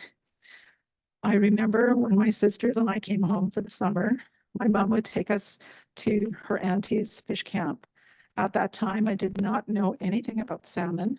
The only thing I knew was that it tasted very good. I was amazed to see all the fish hanging from the poles and cache. Mom said, "This is how we dry fish." Each summer, when we came home from the residential school, my mom would take us to various family fish camps.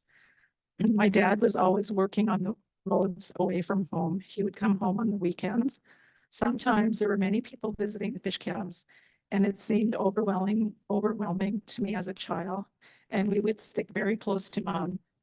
At Auntie's fish camp, I remember seeing rows and rows of salmon hanging and drying in the cache. There was an abundance of salmon, and my mom's family always shared salmon with family and visitors. Mom would take the salmon home and cut it into strips and hang the salmon in our cache in the backyard. We would sometimes stay at my dad's sister's fish camp in Pelly, and Mom would cut the salmon, and we would all crowd around her and watch her prepare the salmon to hang and dry. In 1972, I lived in Carmacks and attended the school in Carmacks. When I was young, my dad made an eddy and set a fish camp. Fish net. We often helped him to check and reset the net. This is where my family had their fish camp, located across the highway from my childhood home. Now the eddy is gone. The fish camp is empty. It feels lonely to go there, and I long to go there and fish. I bought a fish net and a canvas tent, hoping one day to set the fish camp up. Once again, the fish net is still brand new, and I do not know if I will ever get the opportunity to set the net. We are unable to fish in our traditional territory due to the low fish counts. I still have plans to set up our fish camp, but when, I do not know. Now I buy salmon from my friend's daughter in Athlone. Last year, I spent approximately $1,000 buying salmon from Athlone, BC. I harvest the salmon by canning salmon, cutting the salmon into fillets and steaks, and making candied salmon in a smoker. I forgot how to cut salmon into strips, but once I try, I'm sure I will remember. The only way I can get wild salmon is when I buy wild salmon, and I don't buy farm salmon. Now my daughter Nika helps me to cut the salmon. She skins the salmon and processes the skin by tanning the salmon into leather. She uses salmon leather for earrings and shawls. She also uses the salmon leather to teach people about salmon tanning. I am very proud of my daughter for revitalizing our culture and traditions, but with the decline of our salmon, I am afraid she may not be able to continue to make fish leather. I always share salmon with my children. My granddaughter is 10 years old, and she loves eating salmon. I'm afraid my granddaughter will not learn about our way of life and how to spend time at the fish camps, cutting fish. I want to relearn how to cut fish and dry fish. My mom taught us when she was alive. Unfortunately, she passed away when I was 25 years old. Due to my career as a dental therapist for 30 years, I lost connections with fish camps. Now that I'm an elder, I feel called to reconnect to my ancestral roots. I do not live in Carmacks, and I often feel disconnected from family. I would like to move home one day and have a fish camp. I pray to our Creator that one day we will have an abundance of salmon swimming through our Yukon rivers once again. Wouldn't that be a beautiful sight to see all our relations busy at their fish camps, cutting and drying fish, hanging and smoking the salmon, people visiting and sharing salmon, kids playing at fish camps? I can picture that in my mind. Na-cho, thank you.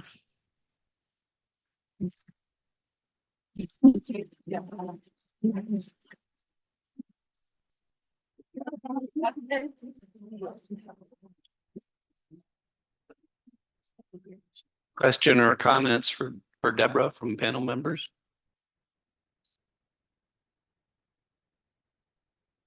Thank you very much, Deborah, for taking the time. And I would say that you do pretty good with commentary. And thank you for coming to speak with us today. Maybe we'll do another call for Pamela Blanchard, if she's available. No, okay. Okay, thank you for checking. Much appreciated.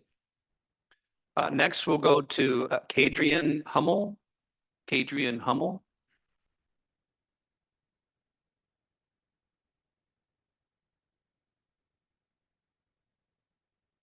Hi, is it loud enough?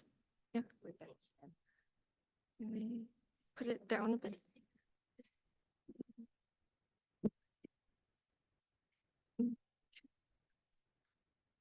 Yes, please. You can hold it if you'd like. Yes. Okay. Thank you.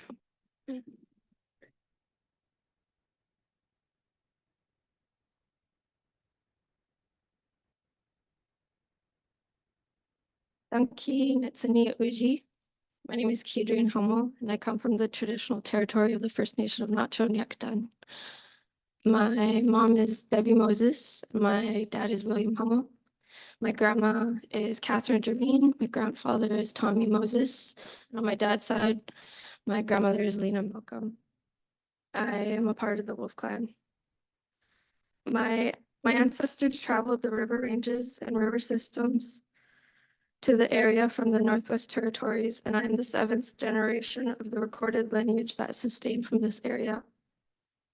I was on the Yukon First Nation Climate Action Fellowship, where for 2 years, we were mentored and learned from the land claims negotiators and climate activists and elders of traditional knowledge. In 2019, I participated in a canoe trip on the Beaver River watershed, being led by CPAW's Yukon, where I was being mentored to eventually lead my own trips. The watershed flows into the Stewart River, to the Klondike River, and eventually to the Yukon. This canoe trip was to bring awareness on mineral exploration threats and the pristine ecosystem that is at risk. You could see the rocks meters down through the blue crystal clear mountain-fed waters, loaded with mayflies and an abundance of grayling. On this trip, I witnessed the co-relationship between animals, the way a salmon fished out of the waters by an eagle would sit on the sandbars and later become an easy snack for a wolf pup. 2 years later, canoeing that same river, I've seen a drastic change. Every few bends in the river, there was craters of the bank washed out and actively eroding due to the permafrost thaws. The rivers were murky to the point we couldn't see to the bottom like 2 years before, and the sound of silt sizzling on the canoes got louder as we went further down. Even then, I wondered what kind of strain that puts on our salmon. As much as we and the animals rely on the salmon, the land does too. The nutrients of the decaying salmon on those riverbanks help create strong root systems that prevent that erosion. As young as 10 years old, I remember being bundled up in a blanket and sitting under a plywood board in my dad's boat to hide from the wind as we traveled 4 hours upriver to Fraser Falls, a place where my family has set camp every fall to harvest salmon. Uncles, aunties, and many community members would stay up there and help pull nets and cut fish. Life was good. As years went on, the river became harder to navigate and our boat kept bottoming out more. Now my First Nation has been on a voluntary non-harvesting salmon ban for over 7 years, and we haven't been going up there as much as we did. The Mayo Hydro Dam was put in the Mayo River in the 1950s with the promise of installing a fish ladder. This was never followed through.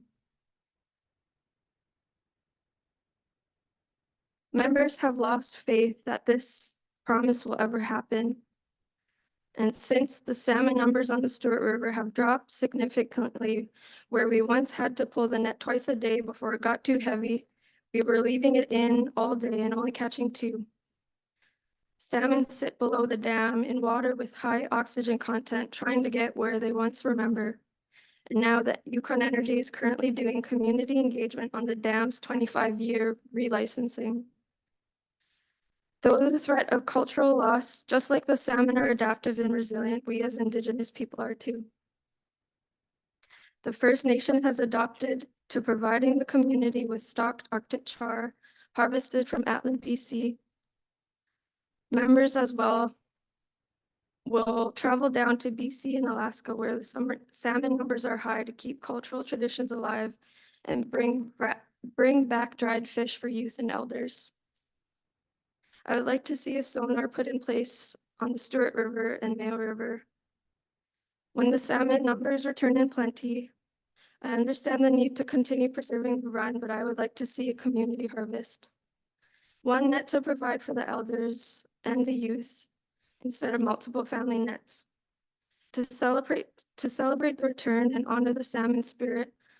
Without the ceremony of harvesting, the salmon spirit doesn't know that we still rely on them. The salmon spirit won't know how much we miss them and where to journey back to where their sustenance is needed. Now, I commend you all for your service and dedication to protecting the Yukon River, recognizing the importance of creating spaces like this for knowledge transfer, utilizing experience and wisdom to ensure the benefits of future nations, honoring and upholding ancestors that have always stewarded this land before us. Na-cho.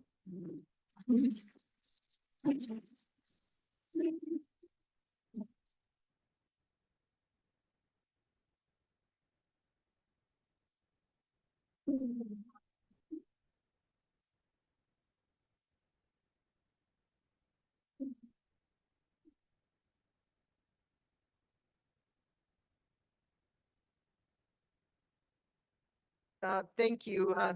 Thank you for your great presentation. I want to just talk a little bit about your vision. You truly are a visionary. You come with, you've dedicated already a lot of your young life to ecosystems and protection and learning about the old ways. And so I want to just commend you for that as you come before us, not only with your story, but you come with recommendations about cultural harvest, first fish opportunities from a communal perspective. And that's a visionary for me, and that you're not thinking about one specific individual, but you're thinking about better good of society. Are Yukon a small, are Yukon River small? People are connected along the river, and you might not know this, but Tommy Moses is my dad's best friend. He traveled to Old Crow to my dad when my dad was ill, and he spent a few days with him, and I had some good chats with him and his vision about future for all of you and what he wanted to see. So I see that in you. So thank you. And Masi for speaking out and for thinking about the future and coming with some recommendations on what we could do and how we can do things better. So Masicho. Any additional comments, questions from panel members? Not seeing any. Thank you very much, Kadrienne, for taking the time and speaking with us today. It's very much appreciated and recognized. It sounds like Pamela may be available now. Is that correct? Pamela Blanchard. Pamela, please join us. Hi, no regalia, I forgot it.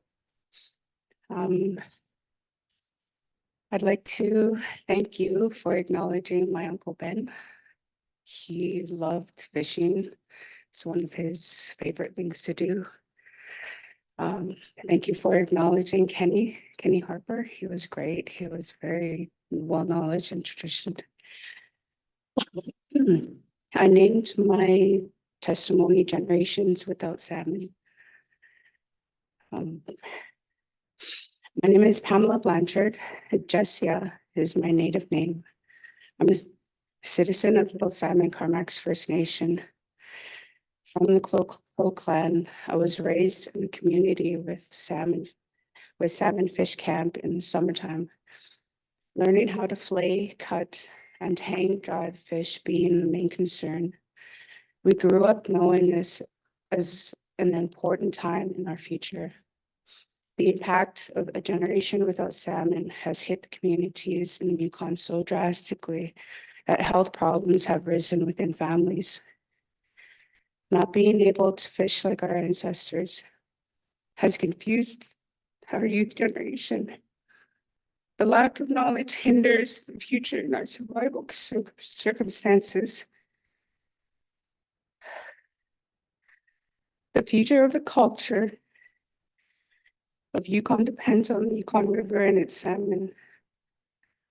We are taught to take what we need and no more, sharing with other families who do not have a chance to get out and fish camp.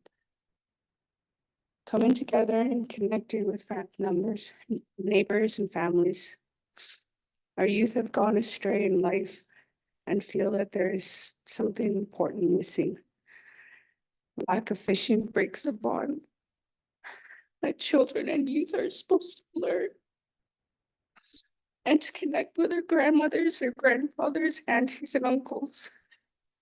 A great percentage of youth, young adults, and youth are lost to drugs and alcohol, with a traditional way of life being reduced.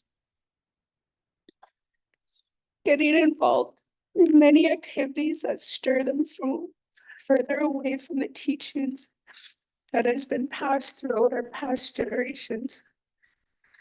Our communities rely on our salmon during winter. Either canned or hang dried helps to sustain families till the snow melts and allows hunters to hunt other game. Salmon has been and is essential to our communities, families, and health. There is a drive for Yukoners to have access to our fair share of the salmon that swims through the Yukon River. To prohibit and to keep prohibiting fishing season cuts our communities in half. Our people slowly lose their expertise year by year, having a hard time passing it on to the future of our families. My ancestors thrived on salmon every year. I cannot remember a year without salmon fish camp with my family. We would travel from Whitehorse, Carmacks, and down the Frigo Road to my grandparents' fish camp, learning how to set fish net, to check the fish net and pulling the salmon free from the net. Bringing the salmon back to camp with smiles on the faces of the women who would soon be cutting and gutting and showing their granddaughters the tricks to get the perfect slice. There are so many reasons for salmon to steadily decline throughout Alaska and Yukon territory, mainly weather change to commercial fishing on the shorelines of Alaska and Japan. Overfishing is another source of death that can contribute to the decline of salmon. The endangered Gulf of Maine DPS of Atlantic salmon has declined sufficiently since the late 19th century. Historically, dams, overfishing, and population led to large declines in salmon abundance. Pacific salmon populations are important for the survival of diverse and large assemblages of resident and migratory birds, and their disappearances would mean a decline of many bird species. Salmon are an important source of nutrients for bears and coastal watersheds as well. Thank you.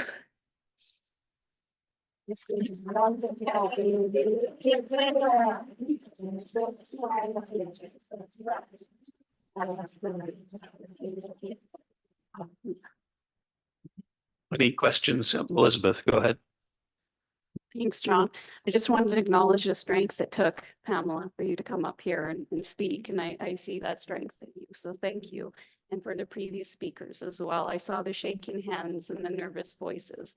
And I know what that feels like. And it's hideous, but I'm so glad you did it because it shows the strength in you and the strength of your love and relationship to salmon. So thank you very much for making that strength and coming. it was hard for her to come here and make this journey and this long road. And when her family, remember, tomorrow there's going to be a funeral in our community. And we want to be there, but we're here for a reason.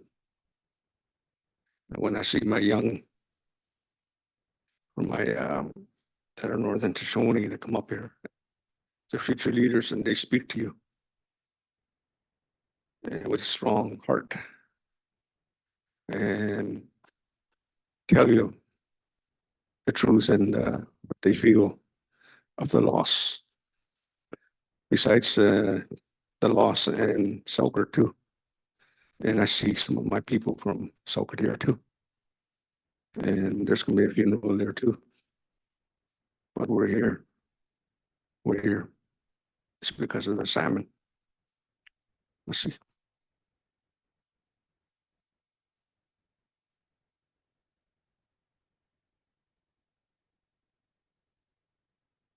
Next for public testimony is Francis Thompson. Francis?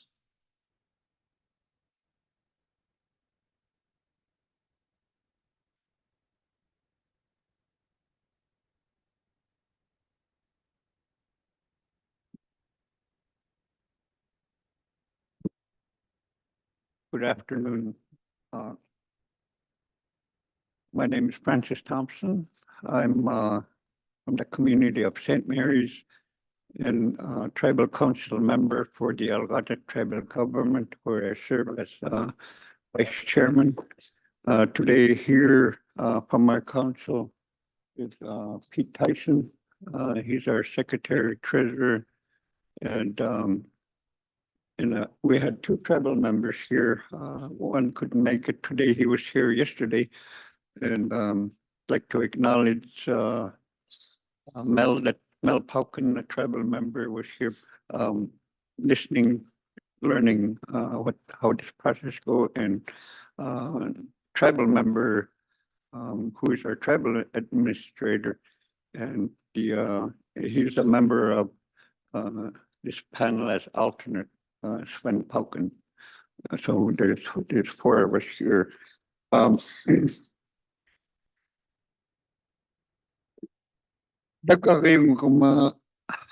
going to speak in, give my testimony. I'd like to translate that to feel sigh out of respect for the occasion or people you are encountering. I know the youth that gave their testimony, and also I had the same feeling with the government, you know.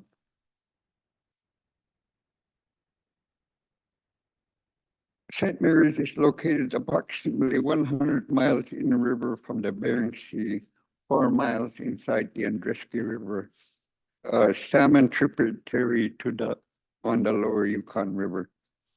I am here presenting testimony on behalf of the Tribal Council, and I'd like to at this time acknowledge the panel members, alternates, and your advisors, and the JTC. I'd like to acknowledge the co-chairs and your support staff. And also I'd like to acknowledge the stakeholders here. The creation of the Yukon River Panel took years in the making. In 1985, Pacific Salmon Treaty included commitments by the parties to further negotiate on Yukon River salmon. 17 years later, the Yukon River Salmon Agreement established the Yukon River Panel and its JTC. Was recognized in the exchange of notes by both parties, the US and Canada, December 4, 2002. In the 22 years after establishment of the Yukon panel. In the agreement, they established an R&E fund and awarding Canada $1.2 million. In the 22 years, approximately 26,500,000 had gone to Canada for research and enhancement. I didn't bring my computer, so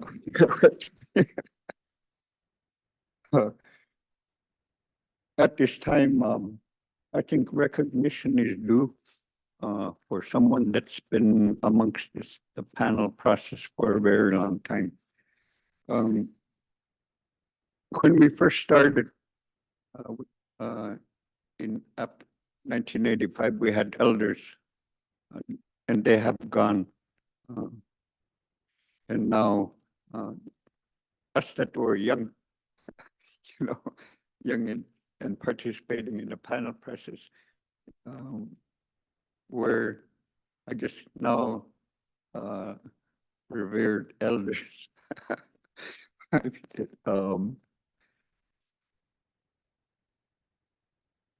And when he started participating, I was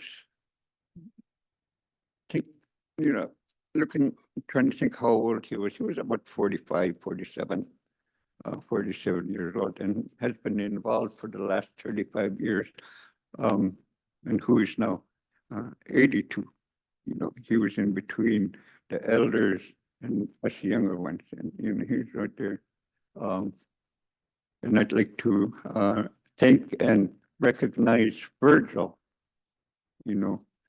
We've had our differences over the years, but being good stewards from upriver and downriver, and the need to get, to get a treaty, we put our differences aside and we agreed to agree. So, Virgil. I give him a round of applause. It's been here a long time. Thank you, Virgil.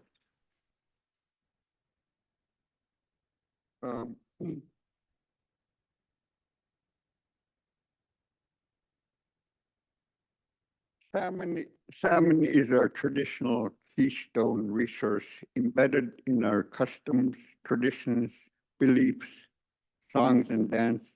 Most importantly, as our food security.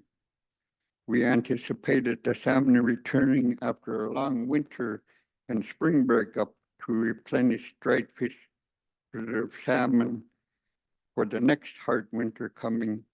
And it's been a very hard 5 years, long 5 years, that we were restricted from harvesting salmon. In the restrictions, in essence, it took 30 to 50% of our food resources from our table.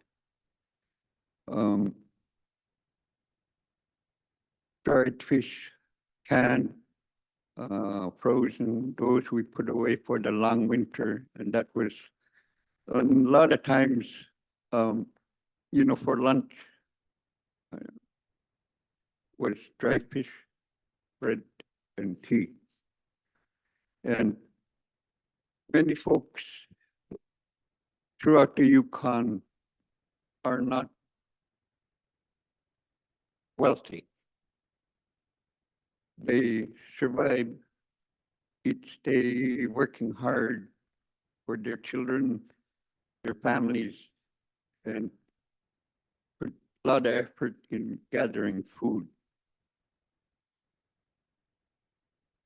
The threshold bar to determine that goals were met only represents escapement, which have not been met for a very long time and is only getting worse. It's been 40 years that in-river stakeholders have testified for the protection of the salmon and asked for managers to be good stewards on all the species in the Pacific Ocean, the Bering Sea, so that other fisheries and communities on the mainland of Alaska maintain and continue to have a social and social economic benefits from a healthy marine ecosystem. The threshold bar needs to be increased to include subsistence, commercial, and a sports fishery. Historical data, not just to be satisfied that the escapement was met, in which the burden of conservation has been placed on the in-river stakeholders. Just to meet escapement goals, what returned last year in all the natal streams where salmon spawn in Alaska and Yukon Territory, Canada, were historically low and escapement goals were not met. Historically, about 300 to 500,000 Chinook, 2 to 4 million summer chum, 2 to 3 million fall chum return that maintains a stable social and economic practices for our communities. So the threshold right now, our rifle is aimed at the escapement goal, which is 100 yards. Is a 100-yard target, and our rifle is set to hit right on at 100 yards. But subsistence, commercial fishery, and a sports fishery target is at 200 yards. So if we're trying to reach, getting back to normalcy, if we aim at that at 200 yards with our rifle sighted in at 100 yards, where the bullet is always going to hit low. So we need to raise the bar. When ADF&G and all those responsible are required to report to, say, the North Pacific Fisheries Management Council and the State Board of Fisheries, they mentioned that the number 170,000 or whatever Chinook in 300,000 to 500,000 chum made it to the Yukon, and that didn't even meet escapement. We hear that. But if they say that the target is 500,000 kings and we only got 122,000, we're missing whatever that difference is, and we need to let those agencies know about that we're far below our threshold to come back to normalcy.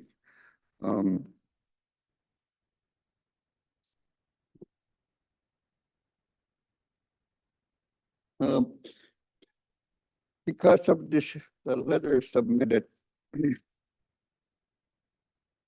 without consultation with the user groups, tribes, communities, and it looked like to the panel, because of the questions asked about the letter, the panel kind of were blindsided. And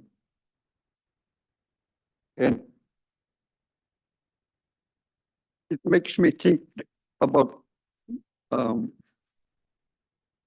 panel process. The treaty created the panel, the advisor and the JTC, and in our rush to get the treaty completed, we didn't see the need for a chairperson within the panel. Somebody you choose to be your leader.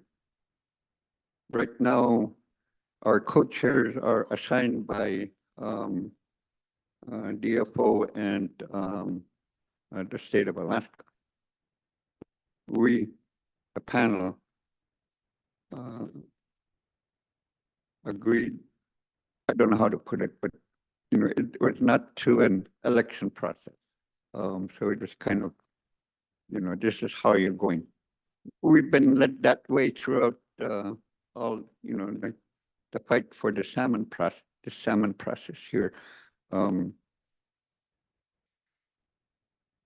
We're always saying yes, it sounds good, and never take the time to decipher and see how it will affect our stakeholders when the salmon return.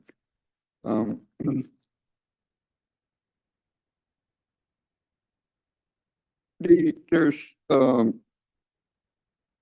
couple of suggestions is when the salmon come in, or the Chinook when they come in.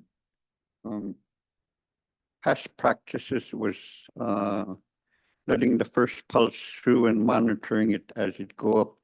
With the dire situation here, we need more monitoring of the first pulse and also those other pulses that come in, the kings that come in to the Yukon. And I believe there's like 3-4 pulses or so king salmon from the reports from the department. And watch those as they go up. And keep in mind, if there's enough chum in the river, if you agree for a subsistence fishery down on the lower river or anywhere on the Yukon, that it be dip nets and releasing kings at the tail end of the king run, not on top, not in the middle, but at the tail end as they pass.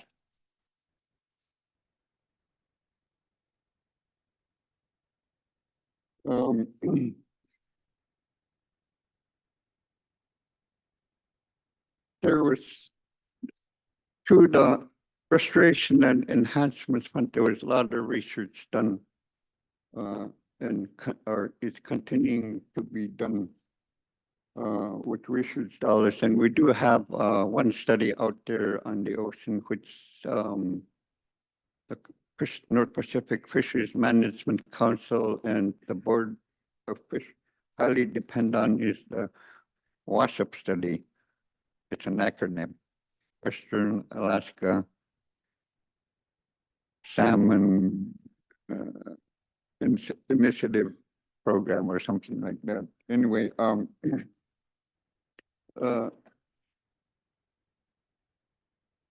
we have had gotten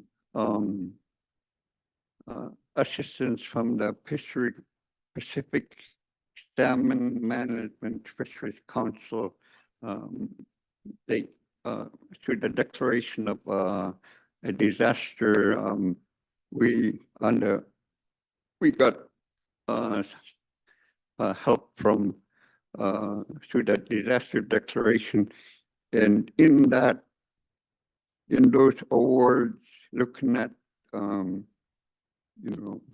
what was awarded in there for 2022, there was 22 or 12% taken out from the funds, 12%, and it amounted to like about $6.5 million from the 2022 disaster.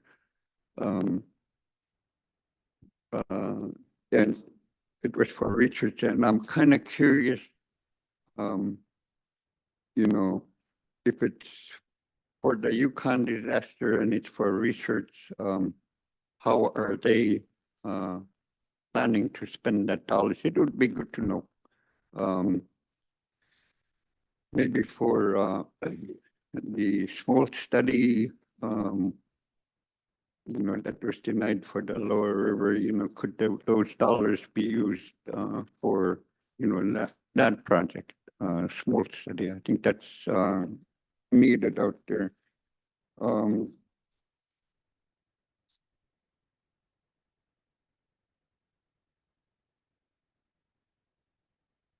there's a lot that needs to be done. A lot of work still needs to be continued, but you know, we've been through this process for what 39 years, sacrificing, you know, stakeholders sacrificing to the management policy, and yet salmon keep going like that. And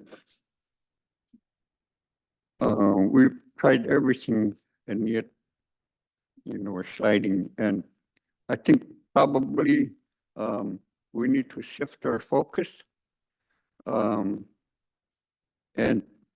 go to the source, which is out in the marine environment.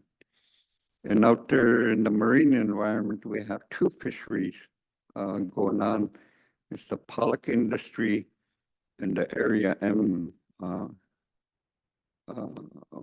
intercept fishery going on out there. And there was a question about the bee season.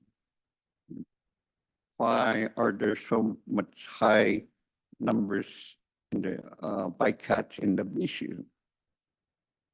Well, then, you know, there was, I didn't hear an immediate response, but I heard that they'll bring up the point later as to why and when bee season. For us in the in-river, we're fishermen, and it's kind of a no-brainer. The bee season is on the north side of the peninsula in the Bering Sea. And they start, I believe in late May, June, July, I believe it's August. And during that time out in the Bering Sea, the fish are moving. They're not all milling around, they're moving to their natal streams. In early May, Chinook and chum, June, you know, chum, pinks, whatever, moving through there. And we should try to, we need to start talking about how can we move the bee season start date and get them off the migrating salmon that are moving through the Bering Sea there to their natal stream. So that's one thought there. And the other battle is the Area M fishery since 2014 with the new management strategy. It in essence doubled the size of the harvest area and doubled the amount of fish that they can catch. And in our last battle with the Board of Fish, we were trying to get back the 2014 management plan strategy, but that failed. And I think that we need to send a message, you know, in the next process.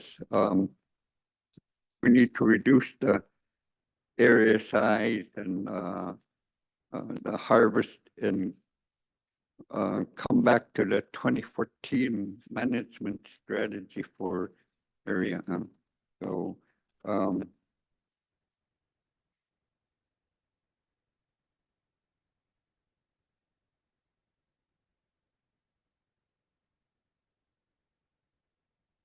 in doing so, I was looking through the book, Connecting the Broken Salmon Trail, and it says here, we will know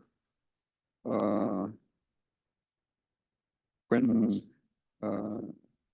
we have succeeded, when them 7 bullet points on page 16 of that book passed from First Nations project there.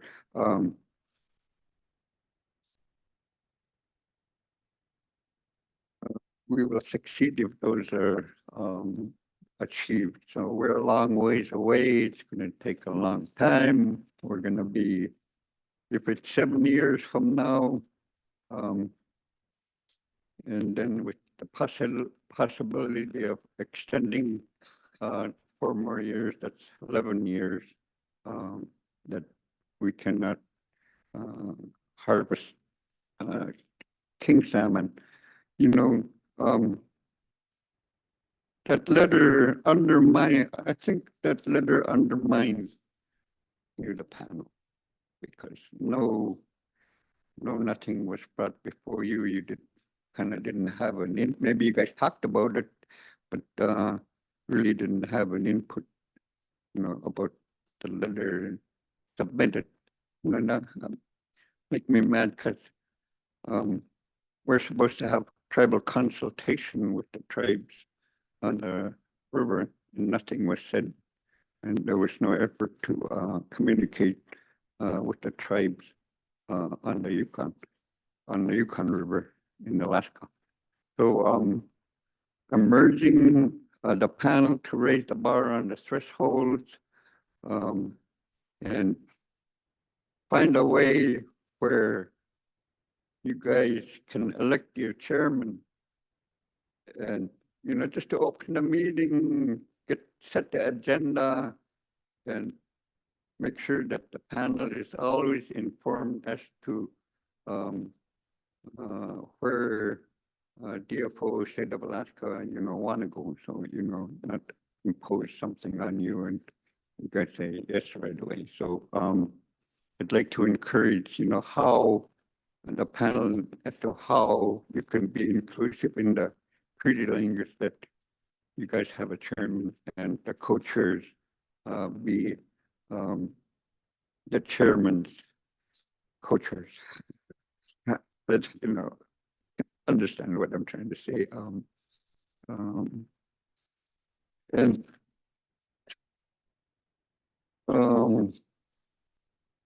I'm almost done, John.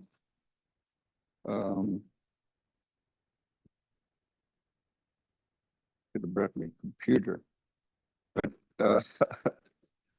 the law of attraction. It's an interesting read. Somebody riding lift so much he's had 9 days with council, and then coming down here. I take lift to come down, and there's a lot of interesting drivers. You get to talk to him. And we were talking about raising our children, and he told me to Google the law of attraction and read. He said it's very interesting. It'll help you provide direction, to give good advice to your children. Your thoughts are like a boomerang. Whatever boomerang you throw is exactly the same boomerang that comes back to you. So that concludes my testimony.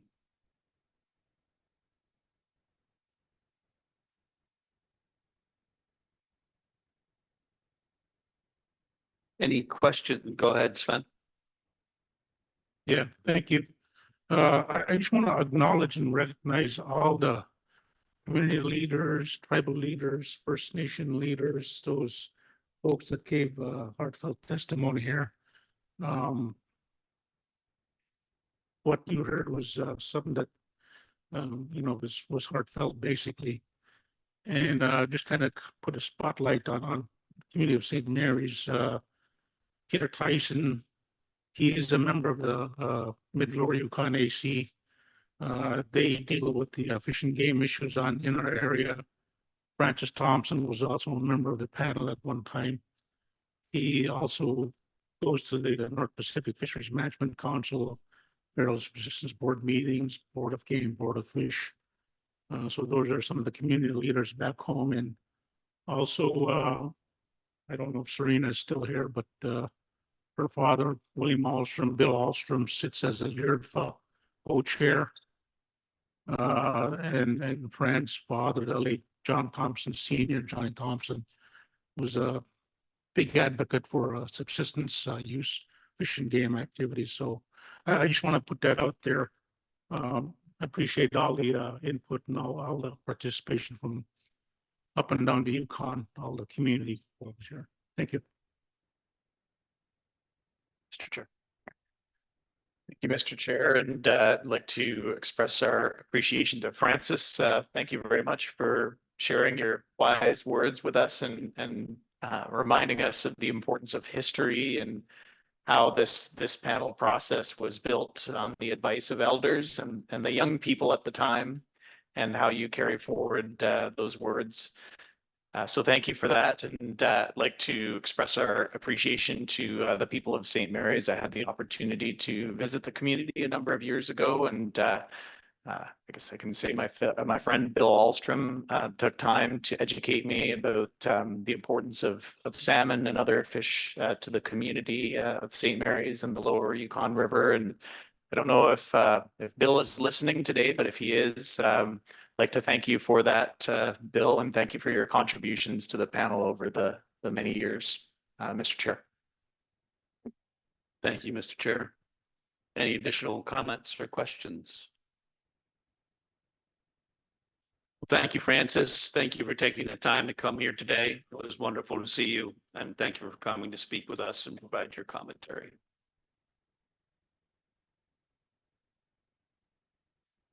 Next for public testimony is Stanley Pete. Stanley Pete.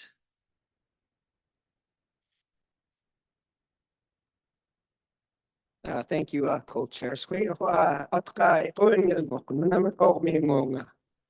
Kinguna ka nam ko ni yoklung. Hello, my name is Stanley Pete. I'm from the community of Nunamikpo at the mouth of the Delta and the south mouth.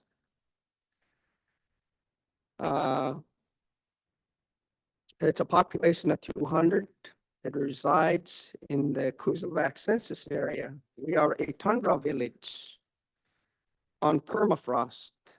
In more recent years, we have seen our land sink because of changing environmental conditions. We are not on the road system.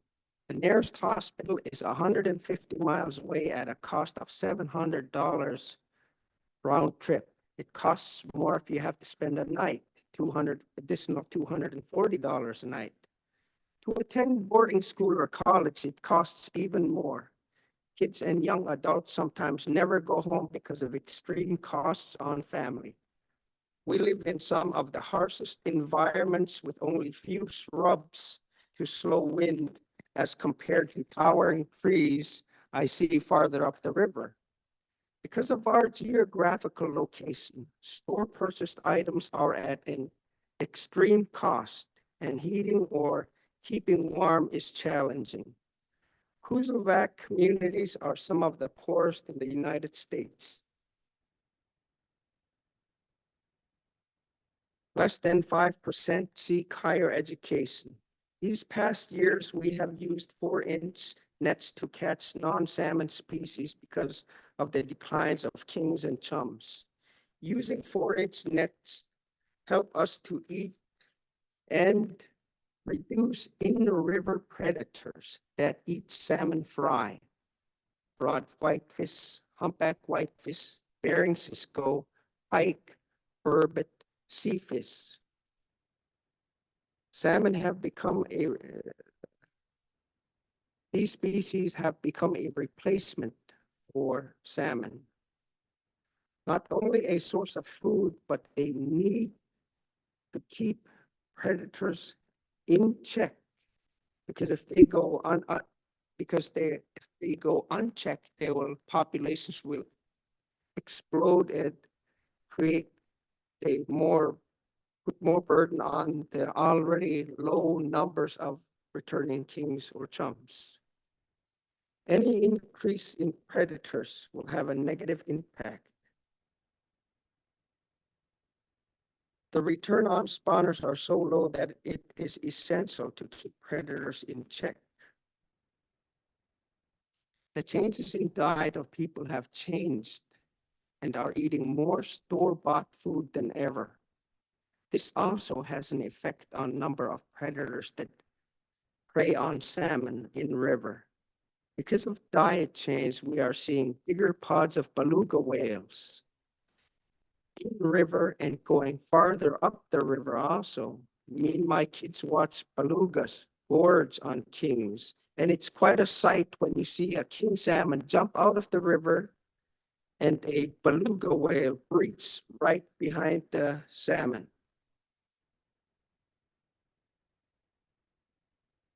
Because I live on the tundra and seeing tundra sink right before my eyes and seeing more occurring blizzards, it's got me thinking, are salmon being affected by increased minerals, nutrients, and contaminants discharged into the river? Changes in turbidity and pH balance.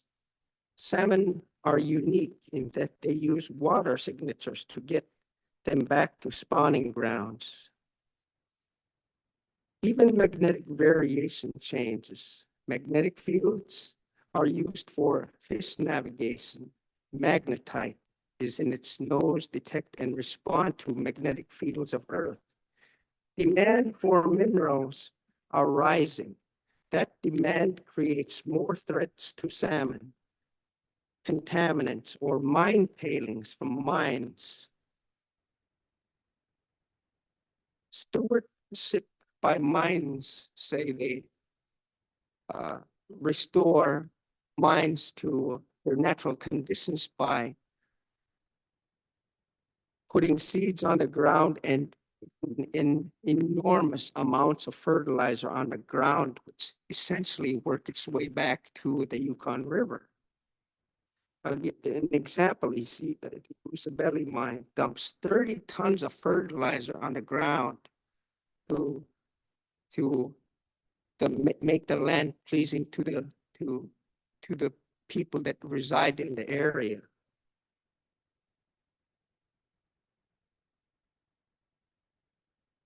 Selective gear like nets or 4 inches needed when a stock is of concern. Hip nets, when permitted, allow us to go after chums and release kings.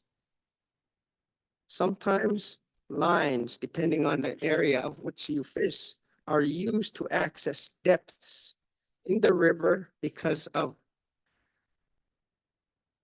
temperatures are too high at the surface to access the chums in deeper waters. Permafrost loss is changing freshwater chemistry and hydrology in the Yukon River Basin. Minerals, nutrients, and contaminants create massive changes in the hydrology. In Tanana River, studies show increase in calcium, magnesium, and sulfate. Sulfate increased by 60% in 30 years. Phosphorus increased over 200%. Increase in nitrogen causes more algae in streams and lakes, affecting the food web and causes dynamic changes. By the time the pristine waters of the Canadian tributaries reach my village at the very end of the river, it's undrinkable.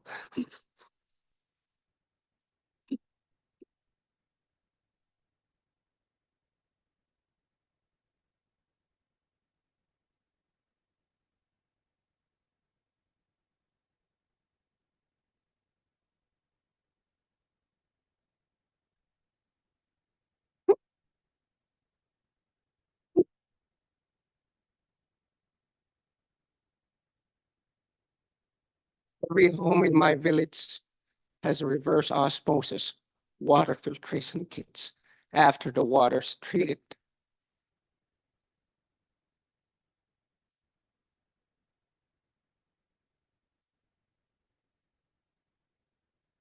If it's that bad when it gets to my area of the river, how do we expect salmon to make it back?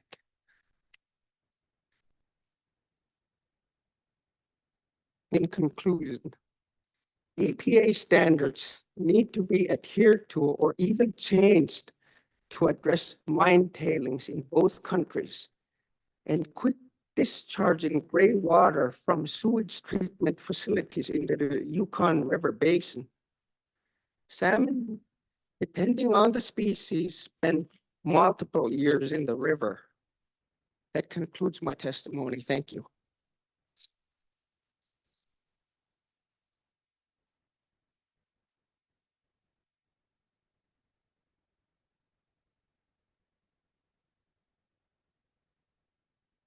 Mr. Chairman, Mr. Pete and his wife in the audience are Darlene Pete, who's the tribal administrator there in Nunam. Stanley was modest. Stanley has figured a way to use his 4-inch scare to target pink salmon. And in the coastal climate, which is very damp, he has fans, he has heaters. You have to put a lot of work. It's a full-time work to put up pink salmon. And Stanley and his wife have mastered that. They put up the best king salmon. They put up the best pink salmon I've ever tasted. And it's a full-time, and that's what he uses his 4-inch gear for. And where Nunam sits, the end of the land, he has no choice but to fish. He fishes in front of Nunam. It's Pollock Pass. It's a distributary.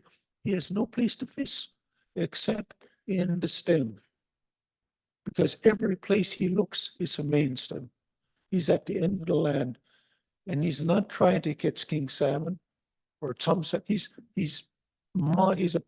and his wife are perfect examples of trying to target a species for food. And they do a fantastic job. And we will bribe him into bringing some of the pink salmon to the next meeting. Not bribe, strong word. But I just wanted to point out they're an example of utilizing the gear to provide food for their family. Mr. Chairman. Additional comments or questions from panel members? Not seeing any. Wonderful to see you, Stanley. Thank you for coming here to be with us today. Thank you for your comments, and I hope to see you maybe in future meetings. Next, we have Eva Dawn Burke. Eva?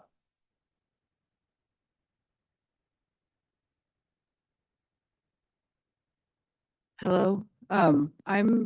I'm going to talk a little bit for the Yukon River Intertribal Fish Commission and then maybe take a couple minutes for myself. The Yukon River Intertribal Fish Commission represents 40 member tribes along the Yukon. I think there's quite a few of you in here that know that. I also wanted to really thank, I had a little bit of time to look at the rebuilding plan, and I want to thank Andy and others for working on that. And I also think the key components of the rebuilding plan that are even going to make this agreement worth anything are the parts that Mr. Francis was talking about, Area M, and then the bycatch. And so when we're making this rebuilding plan, I just want to acknowledge the warriors in this room that have actually been going to North Pacific this past week. And there's a couple other warriors in this room that went to board a fish in February of 2023, which was a really racist and rough environment for our people to be in, to try to get a little bit of something done for our salmon out in the ocean. So what we've been working on is something like a migration corridor. I think the commissioner has been speaking about that in other public places. And the southern part of that is right below the Aleutian Islands, right there in False Pass. We have some Area M fishermen that had a change in how much fishing time they have in the month of June.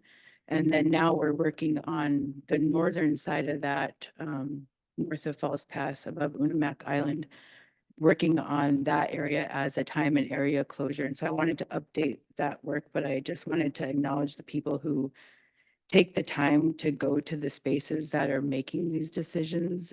Also wanted to thank Ms. Holly for coming to North Pacific and testifying. I thought that was really great. So I am the tribal seat for the advisory panel to the North Pacific Fisheries Management Council. So I put forth a motion this past week to look at several alternatives for reducing chum salmon bycatch, including, I'll talk about 3 main points of the motion.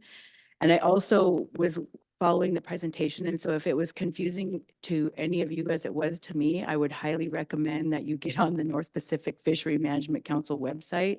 There are several PowerPoints that do a really good job. Plus there's over 500 pages of lovely reading materials if you would like to go that far. But there is a lot of great PowerPoints that can break down some of the information even farther. So we were asking for 3 major things. One was an overall prohibited species catch, bycatch limit cap for chum. And the council had previously only put forward alternatives to analyze a bycatch cap of 200,000 to 550,000 chum. We were able to lower that to 100,000 to 550,000 as a range, and that felt like a win. It's not, we wanted to go 22,000, but having them come under 200,000 for a cap was a win for us. We also we're looking for an abundance-based PSC limit or bycatch cap. If they're interchangeable, PSC limit or bycatch cap kind of being the same thing. And that was also what Francis was trying to allude to, is that the Chinook abundance is just based on escapement. And I don't even know if it includes Alaska Native subsistence. I haven't had time to go back to see how that cap was set. But what we did for the chum was actually have an abundance that includes escapement, Alaska Native subsistence, and commercial. Because in our mind that this river should be abundant enough to produce all of that. And I think in this case, the commercial wasn't as high as we wanted because we were really trying to drive home that we have an entire ecosystem upriver of the mouth that many people might not realize that our predators are out of control. We have bears, wolves, they're taking dogs off the train, they're running moose into town. Down in Kayakuk, they had 15 moose running around in their village that were being chased by a pack of wolves. This is not something that normally happens. We have an entire ecosystem that is starving because of the lack of salmon. So we're not asking for commercial in this sense to actually have commercial. We're asking for that amount because that's amount necessary to feed the wildlife. So I wanted to highlight that. And then another big part of what we're asking for is the conservation corridor to flush out that concept of really essentially as time area closures. That's what we're looking for with a low cap for this area. It's called genetic cluster 1. So we're trying to identify, the space, the area and the timing of that closure. And I think one of the biggest wins that we had at this North Pacific Council was our motion for all of these things was unanimously passed at the advisory panel, which never happens. And it was passed because we started to treat each other with respect and try to come to the table instead of attacking each other and try to really work towards solutions. So I think that was a win to have people treat each other with respect. And the conservation corridor is something that aligns with an action that took place at Board of Fish last year, in which we asked for time area closures in the area in June fishery. Like I said, we're trying to delineate the migration path and calculate timing windows. They used to have a chum salmon savings area that was closed for the month of August. So also looking at why did that exist back then? I think that's a good question. And I think one of the biggest things that we're doing is trying to incorporate Indigenous knowledge with the local fishermen, working with one of the wins I feel like was some of the processors have both Pollock vessels and salmon vessels. And so they're able to coordinate efforts between these vessels. It's kind of interesting that the Pollock fleet has no idea about salmon fishing and how salmon move. And so through this work, they're actually starting to talk to each other, which I felt like was a huge win. And I just, you know, there's an incredible amount of effort going into these works to go out into these spaces that, like I've said, are highly racist. They're not made for Indigenous people. I don't know who wants to sit here. I've listening to people talk, it's been really hard. I've listened to over 140 testimonies this past week about people that are suffering from the lack of salmon. I don't understand how people have been coming here for 50 years and this is where we're at. I don't think these spaces are working effectively together. I think we need to have more people that are in all of these spaces sit down and have some type of salmon summit outside of this colonial structure. I don't feel like we're really getting anywhere for the salmon. And this is probably me speaking more than the Fish Commission right now. And I think there are some of us in this room that are working towards that. We need to get together and make a real plan for salmon. And it needs to be coordinated in each one of those decision-making bodies, including this space. And I think it would be very counterproductive, and this is the thoughts of the Fish Commission. We've talked about this several times in tribal consultation. You know, we don't feel that we are at a place where we can consider a summer commercial fishery in the Yukon. We're not meeting those escapements. There's some really loose rules around how escapement is managed in the tributaries. I'm trying to figure that out and wrap my head around it. But we need to see a life cycle and see improvements in our spawning grounds. We need to see escapement being met in our smaller tributaries using both Western science and local observations from fishermen who are near the spawning tributaries. We should be focused on working with state and federal managers to increase escapement goals for both summer and fall chum along with Chinook. I also feel that fall chum should probably be part of the 7-year agreement. And, you know, we've learned out in the ocean by primarily focusing on Chinook bycatch, we've gotten into a bad situation with our chum.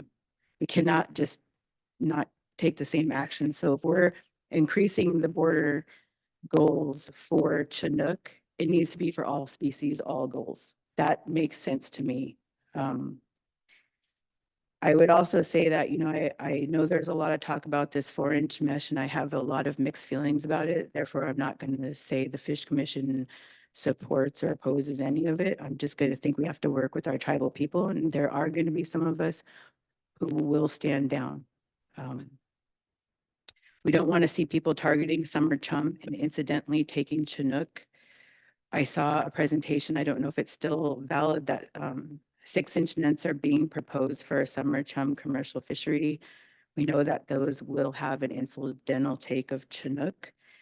And in our areas, you know, up Middle River, the females do run late with the chum. So if you're fishing, you're trying to target chum, you may get a few females in there. I think it's unacceptable to risk that right now.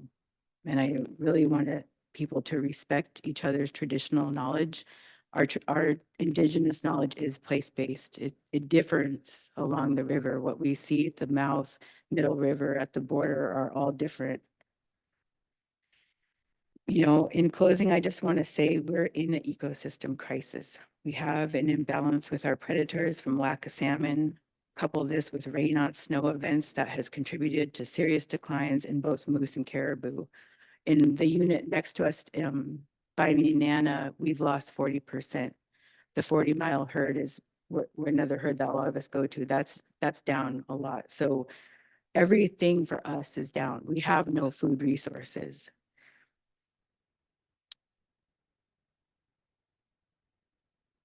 We're not going to be losing a commercial fishing opportunity. I heard there was comment that we're going to be letting all these fish go by, and I just want to remind people there are starving animals.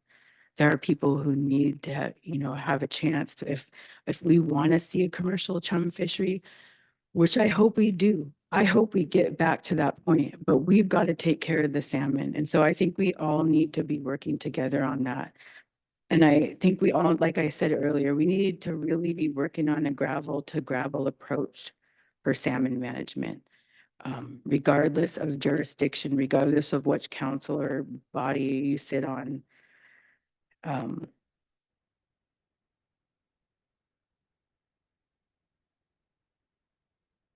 I wanted to say something else, but I honestly can't remember right now. So if there's any questions on the agreement, I'd be happy to take one. I mean, on the Bycatch.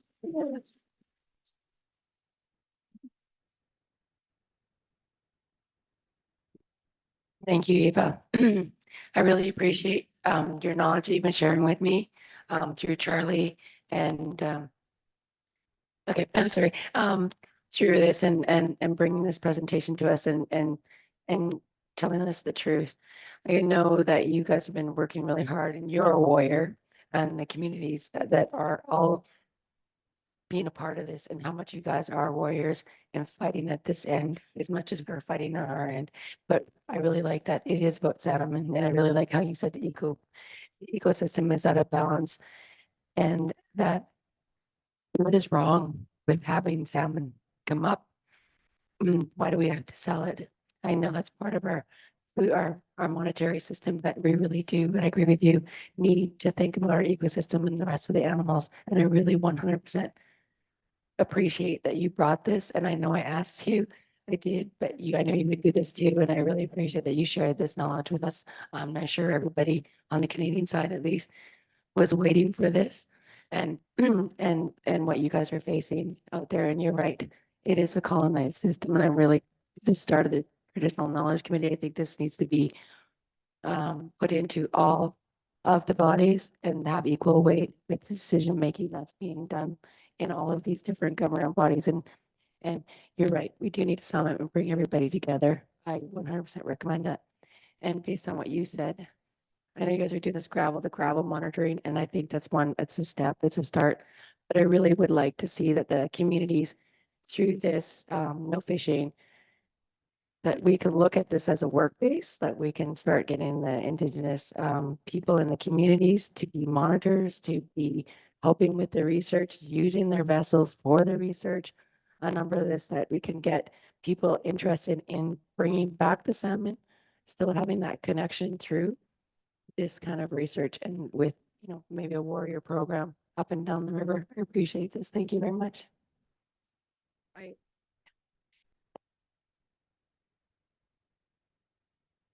I wanted to add one thing, because I don't think it's totally well known here, is that, we've been putting in special action requests on the Yukon. And we've been doing that because the state of Alaska has failed to meet our subsistence needs for many years now. And that's why we're doing it. And we feel that that's the only way that we can get to co-management, so that, had this agreement, we got left out. We don't have a trilateral on our side. So we got left out of when our side of Alaska went and negotiated. The tribes were left out of that.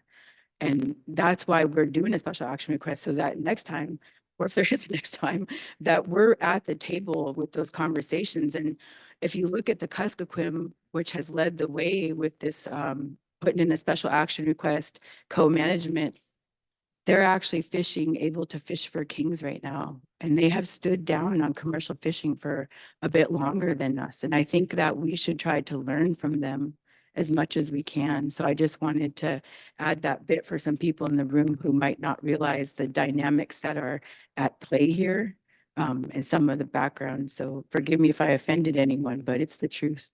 Thank you.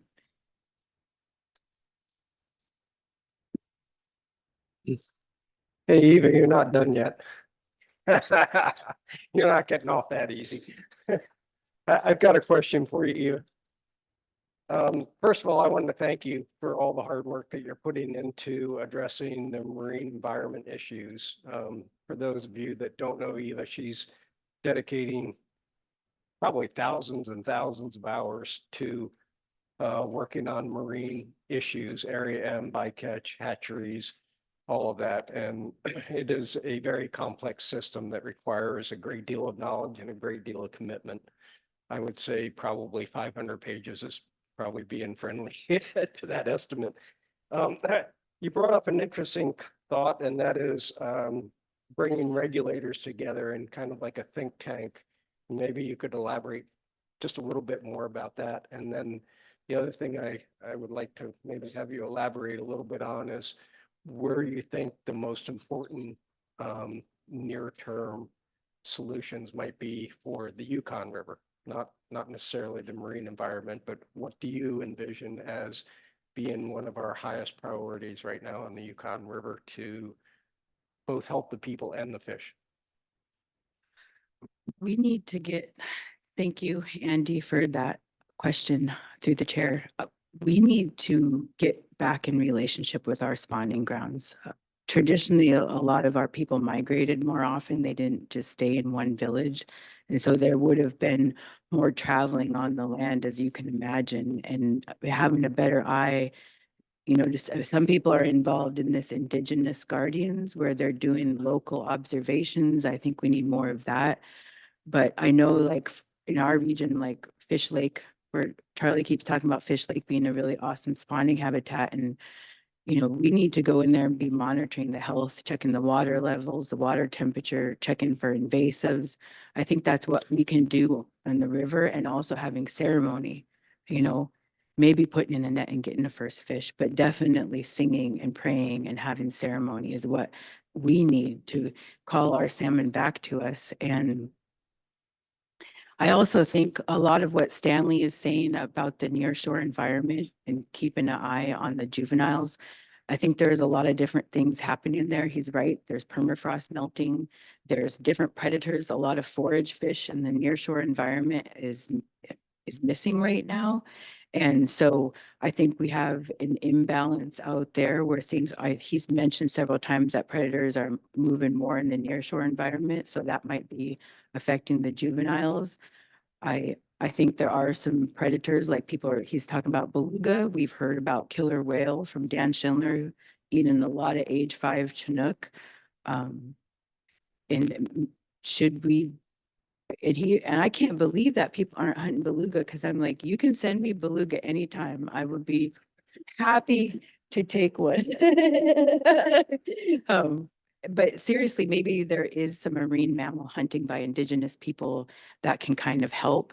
But I always get nervous when Western people want to get involved with predator control. I think that's really something that Indigenous local people should be only ones leading that type of work. They're the only ones that are going to have a real idea of balance. And as far as bringing us all together, Andy, I think we've got several working groups, right? And how do we get, it's kind of our groups, but how do we sit these regulators down? And I think I think about all the different groups in here, right? We've got the Yukon River Intertribal Fish Commission. We have the Yukon River Panel. We've got YRDFA. We got the Watershed Council. Then we've got our Fish and Game Advisory Committees. Then we've got our Federal Subsistence Board Regional Advisory Councils.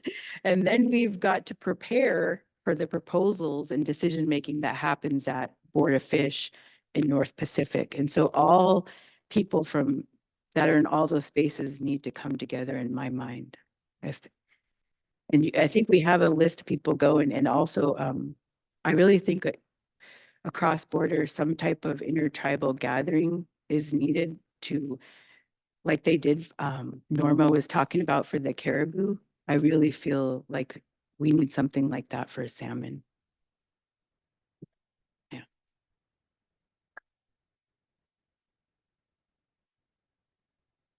Any additional comments or questions for Eva? Thank you for coming to speak with us today, Eva. It's appreciated. I very much appreciate the hot off the presses information from the outcome of the council. Look forward to getting more information and further actions from the council on that. Thank you. Next, we'll have Rochelle Adams. Rochelle?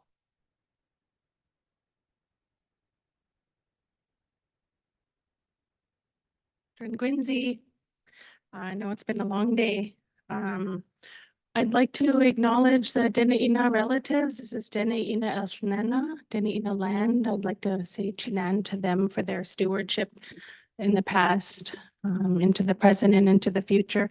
And also to all Indigenous people, Alaska Native people, this is Alaska Native land, always has been and always will be. So I want to say Kuiana Masicho Anabasi for their stewardship and continuing that. Shojrit Rochelle Adams Oji, Wichajet, Tendu Dinkeda, took Anchorage Gwich'in, Shiki Nai, Amea Kosots Athledahan, Shir Hanai. Angela Peter Mayo, Shahan Diddy, Shiti, Cliff Tuffy Adams, Shiti Vakwa. I said that my name is Rochelle Adams and I was raised along the Yukon River in the villages of Fort Yukon and Beaver. I'm the mother of 3 and my mother is here today. And my father was the late Tuffy Adams of Beaver. My heart's really happy to stand here with you today. And I'd like to acknowledge our chiefs and our leaders and our elders in the room for being here. I have the privilege of being a linguist, an Alaska Native linguist, and a cultural artist, a cultural educator. I work a lot with our elders. I spent a lot of time learning our traditional stories, learning our language of Gwich'in. And it's something that I think is so important. In many spaces that I show up in, I always say, I don't know what the question is, but I know what the answer is. And it's in our language and it's in our culture. And I'm just so grateful to see that here today and to see our relatives on the other side of the border. And to see the traditional stewardship and how it's being used. I just think that that's so important. And some of the work that I do as an artist, I work with salmon skins too. And right now at the museum, a couple blocks from here, there's a show called Salmon Culture that I curated with some other artists. And it's such a beautiful show. And I think it's a really good example of the love from Indigenous people that we have with our salmon and the connection. And you heard a lot about that, from our subsistence relatives.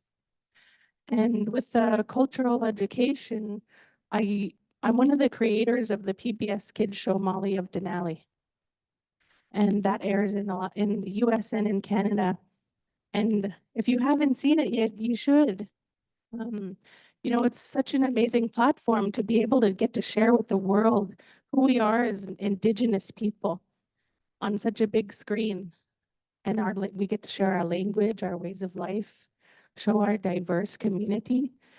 And one of the big things around that show is our fishing. Molly's a fisher. Molly is a subsistence user. And one of the shows is Molly's first fish.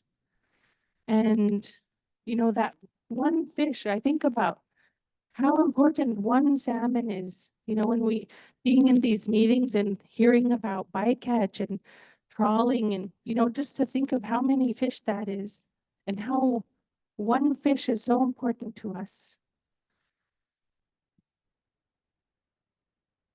I lost my dad a few years ago and my stepmom in the Yukon River. And me and my children, after my dad passed away, he was my provider. He was my rock. And after my dad passed away, me and my kids had to go out and fish on our own. And it was hard to put in a fish wheel, to put in a fish net on our own. And it took us a long time going out there every day. And finally, we got that one fish, of one king salmon. And that let me know that we will go on. Me and my kids will be okay. And I can't tell you how important that is to us. Our culture, our ceremony, our ways of life, our knowledge, everything. We're so tightly ingrained with the salmon and all of our animal relatives. We have so much knowledge with our Indigenous people. They're brilliant. And I wish that knowledge could be in more spaces. I wish Indigenous people could hold more of these seats. I wish that they could chair. You know, they need to be not just giving a couple minutes, you know, to tell you. There's no way we could tell you things in a couple minutes. And they need to be more in, you know, like Eva was talking about, she's in that space, you know, but we need more of that. Witnessing that last week, what Eva did is incredible. Bringing people together around our fish and our knowledge and the way we do things as Native people, grounded in our wellness, grounded in our ways, you know, connected to our ancestors. And I just, you know, I think we need more spaces like that. And I want to echo what she said about, you know, we need to come together. I'm so happy to see my Gwich'in relatives from Canada. And we need to do that, you know, we need to do that more. And it's just, you know, it's really hard to be in these spaces, you know, and to see what's happening with the bycatch, the trawling, all of that. And then to think about the in-river, you know, and why aren't we looking at the whole life cycle of the fish together? You know, not just in the river, not just in the ocean, not just in Canada. We need to all be working together with Indigenous people leading this. We're the stewards of this land. Our knowledge goes back to creation. At one point, we all spoke the same language as the Na-cho. So, you know, it's hard to know when these meetings are happening. You know, I just come here as an individual, and it's really hard to know how to show up, and it's inaccessible to a lot of our people. And so I'm carrying the voice of, you know, many folks. And I know you have that responsibility to, you know, to make the right choice and to do what's best for our salmon, to just think about, you know, they want to come home. They want to come home too. So I thank all of you.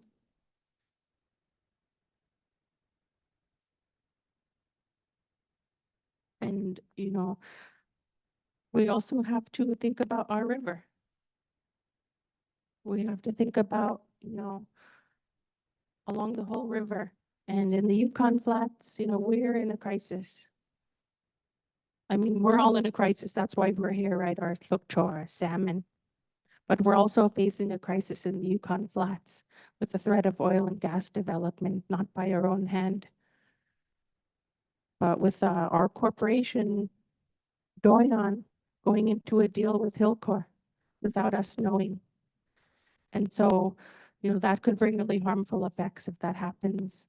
You know, and I think about other things like Ambler Road and, you know, the dams, and there's just so many things that we have to think about, but it's our responsibility, you know, to take care of the land, the air and the water, and to do that the best we can, because we are the stewards of the land, and we're going to keep showing up. Native people are always going to be here, you know, and whatever, you know, comes, we're going to remain grounded, you know, in our culture. And sometimes it's hard too, because we were facing so many ailments as Indigenous people. You know, there's a reason why we had a language shift. You know, and that's what I do full time. I'm language access director. And there's, you know, we have the after effects of colonization and genocide, assimilation.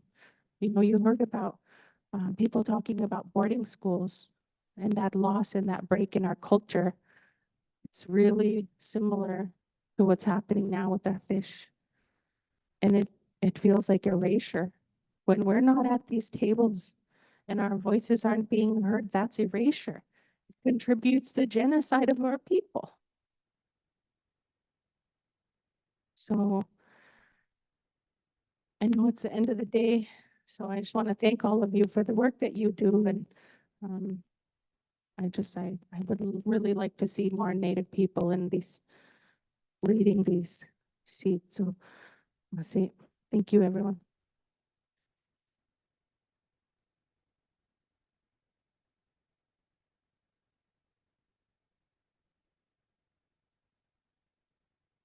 Na-cho, Rochelle, and I think wanted just to acknowledge you and Ava. I think you are strong warriors for sure. And I want to just say that well, I sit here and I'm a pretty strong person actually, generally, but today I feel very emotional today, and try to hold myself together all week and speak strong for the people, speak strong for salmon. And I hear what you're saying, and I have said it's difficult for me and my community. And I knew your dad, and your little brother is my cousin. And but when we have 340 Chinook swim by our community, and we can't watch them go by because it's the way of our people. It's what our ancestors have taught us. And I know how it feels. And coming back and keep coming back. I've been doing this work for a lot of years, and I have many other files I'm responsible for. And there was a young lady that spoke earlier from Carmacks. She spoke about some of her trauma in her community, pressures of society on Indigenous people. We're in a toxic drug crisis. We've lost a lot of people. Genocide is real. Lost of culture and language in our way. You asked me earlier, I said, I don't speak my language fluently, but I can understand. I've been given tools to speak and try to stay strong, but today I feel weak. I feel weak like the salmon, I guess, and I don't want to cry, but I guess I'm not supposed to do that at these tables, to bring voice for the people. And I really do honor you and appreciate what you're saying about having more spaces for Indigenous people at these tables. I know what we have in Canada is unprecedented across the country. We have treaty agreements that define our purpose, our place, Aboriginal rights and entitlement to design and build tools to sustain us for millennia, for years to come. I want that for you. I want that for Alaska. I want that for my relatives. And it's difficult when you have two sets of rules, two sets of laws that define us as Indigenous, as Dingijo. It's not easy. And I can tell you that I feel conflicted often sitting here. But I want to say thank you for standing strong here. Together we will make a difference.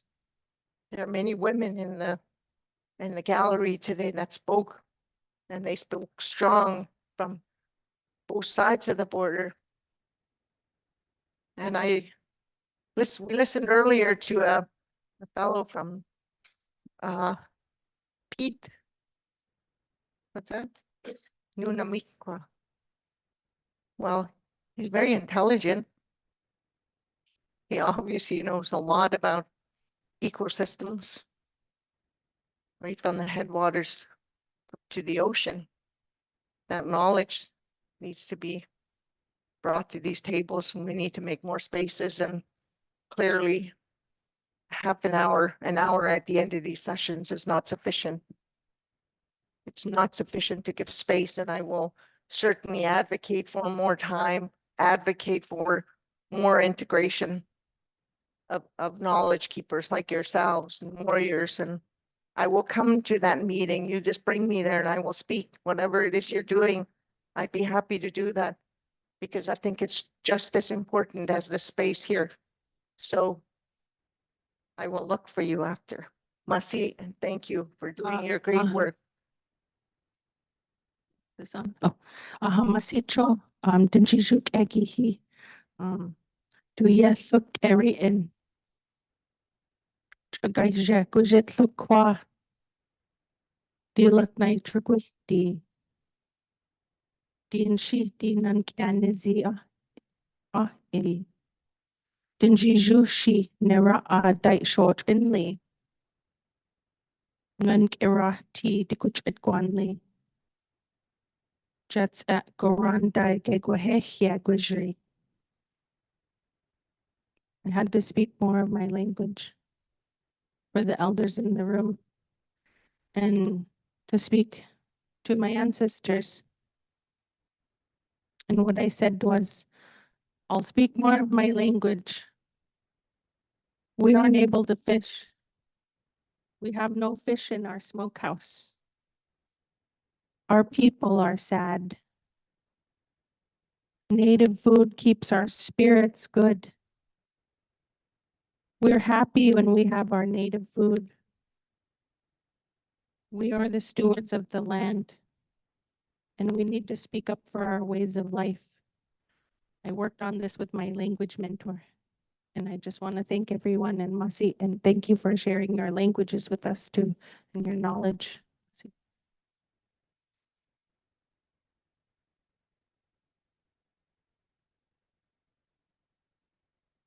Stanley?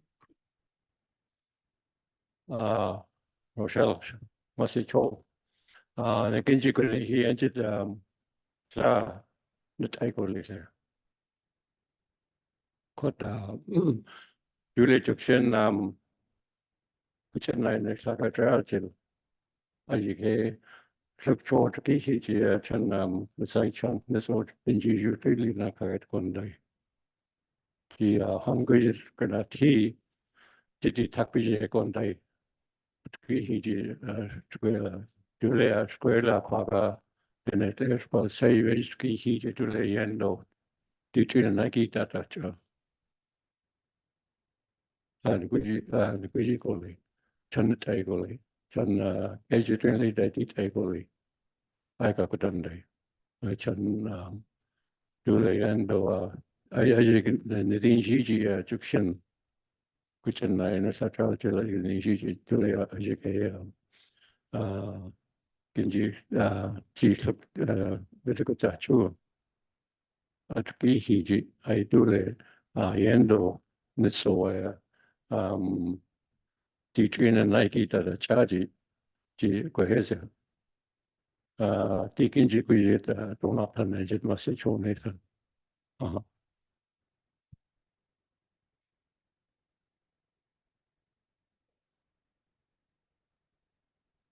Thanks very much. Any additional comments, questions from panel members? Rhonda?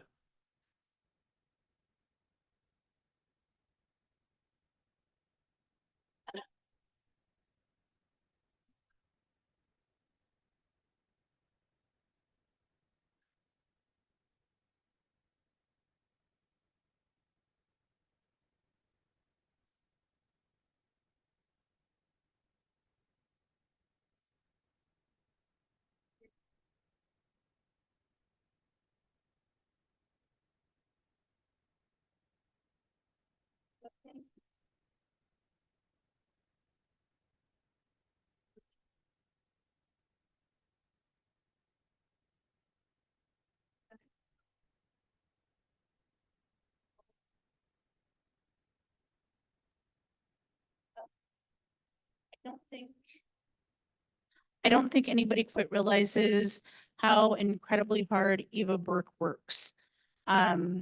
She spent the last 15 days at North Pacific Fisheries Management Council meetings, and in that time, she's read thousands of pages of proposals and processed it and worked through it. And in the months leading up to that, she's had regional advisory council meetings, all in the name of getting salmon back. This is foreign work to us. we're usually a lot busier getting ready to fish than we are coming to meetings. And so you'll probably see a lot more of us and our people because we don't have the time to fish now. And we're not using that time to get ready to fish like we should be, or get ready to go hunting for ducks. And it's a whole lot different talking about your living culture than it is, you know, learning about it in a library, than it is learning about it from a book, or, you know, from maybe one mentor. So I think in a lot of ways, this week has been illuminating to me in a lot of different ways about a lot of different processes. And it's very, very unfortunate that, you know, we do have this adversarial system with the state of Alaska, the federal government, and the tribes. And, you know, people like Eva Burke are bridge builders who can incorporate both Indigenous knowledge and Western science in their brains. And she's honestly one of the most brilliant people that I've ever met in my life. While we were getting our BAs in rural development or whatever, art, etc., she's off there getting her BA in physics. It still blows my mind. Thank you. Yep, her BS. See? There you go. So thank you all for your time and your attention this week. I really appreciate it.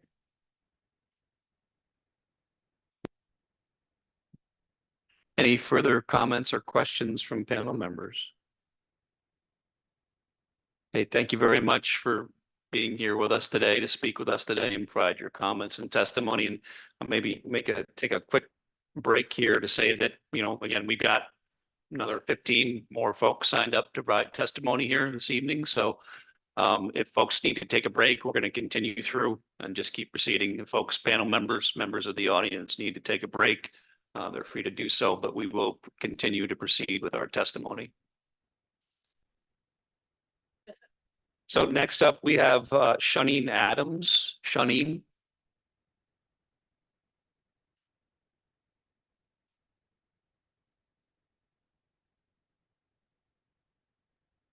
You mean Shannon? Shannon?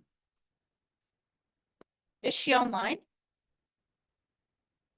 Oh, yes, she is. My apologies. Shannon, are you online? And if so, feel free to provide your testimony.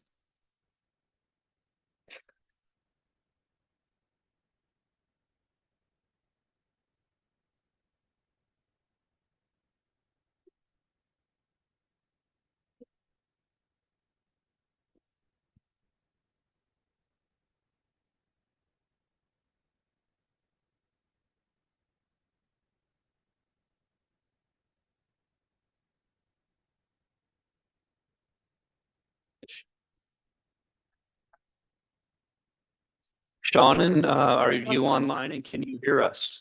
Can you hear me? Yes, we can hear you now. Please proceed. Hi. Hello. My name is Shannon Adams.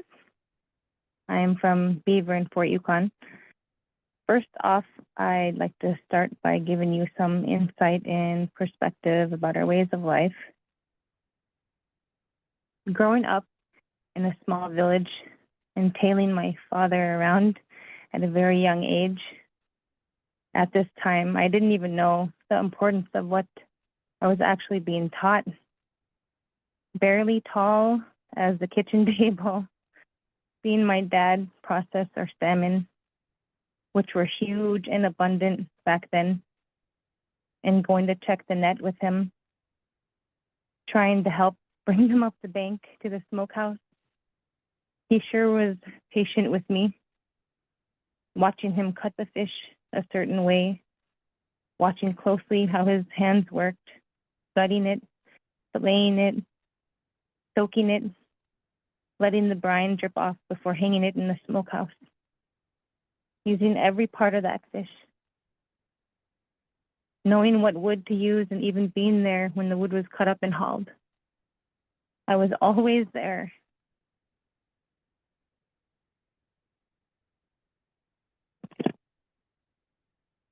And I learned so much. I didn't even know how important it was at the time. This is just a small example of a part of our way of life. I was taught so much from such a young age and grew to respect our land, water, animal relatives. If we take care of our land, water, and animal relatives, they will take care of us. In life, there is this cycle. We are all in it. And my father, as Rochelle has mentioned, is not with us anymore. He was doing what he loved out on our land and river when he did pass. So yes, as you see, it is my turn to keep what was handed to me alive and well. My sister Rochelle and I have all this knowledge that is so precious. I have 4 children and her 3 children to pass this on to.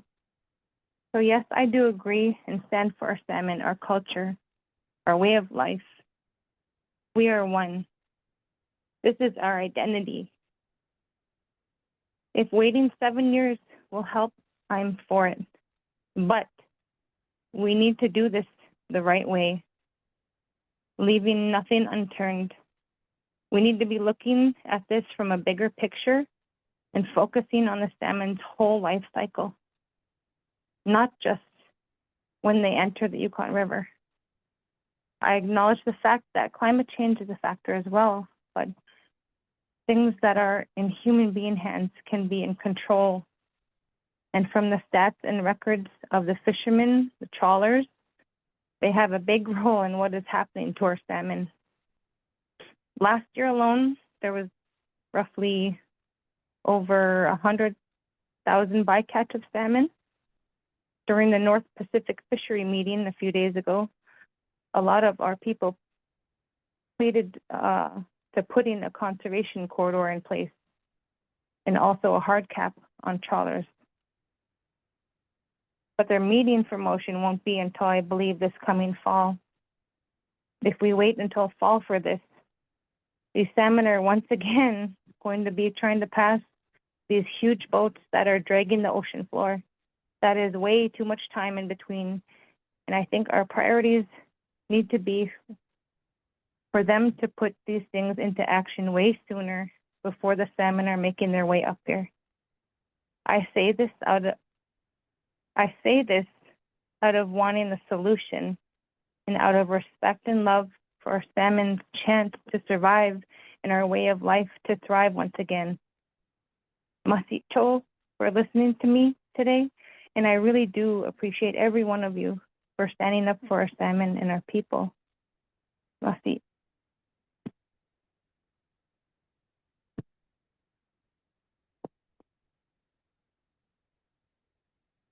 Any comments or questions from panel members? Okay, not seeing any. Thank you very much, Shannon, for joining us today and taking time to give us your testimony and speak with us. It's much appreciated. Next, we'll go to Chief Chairman Brian Ridley.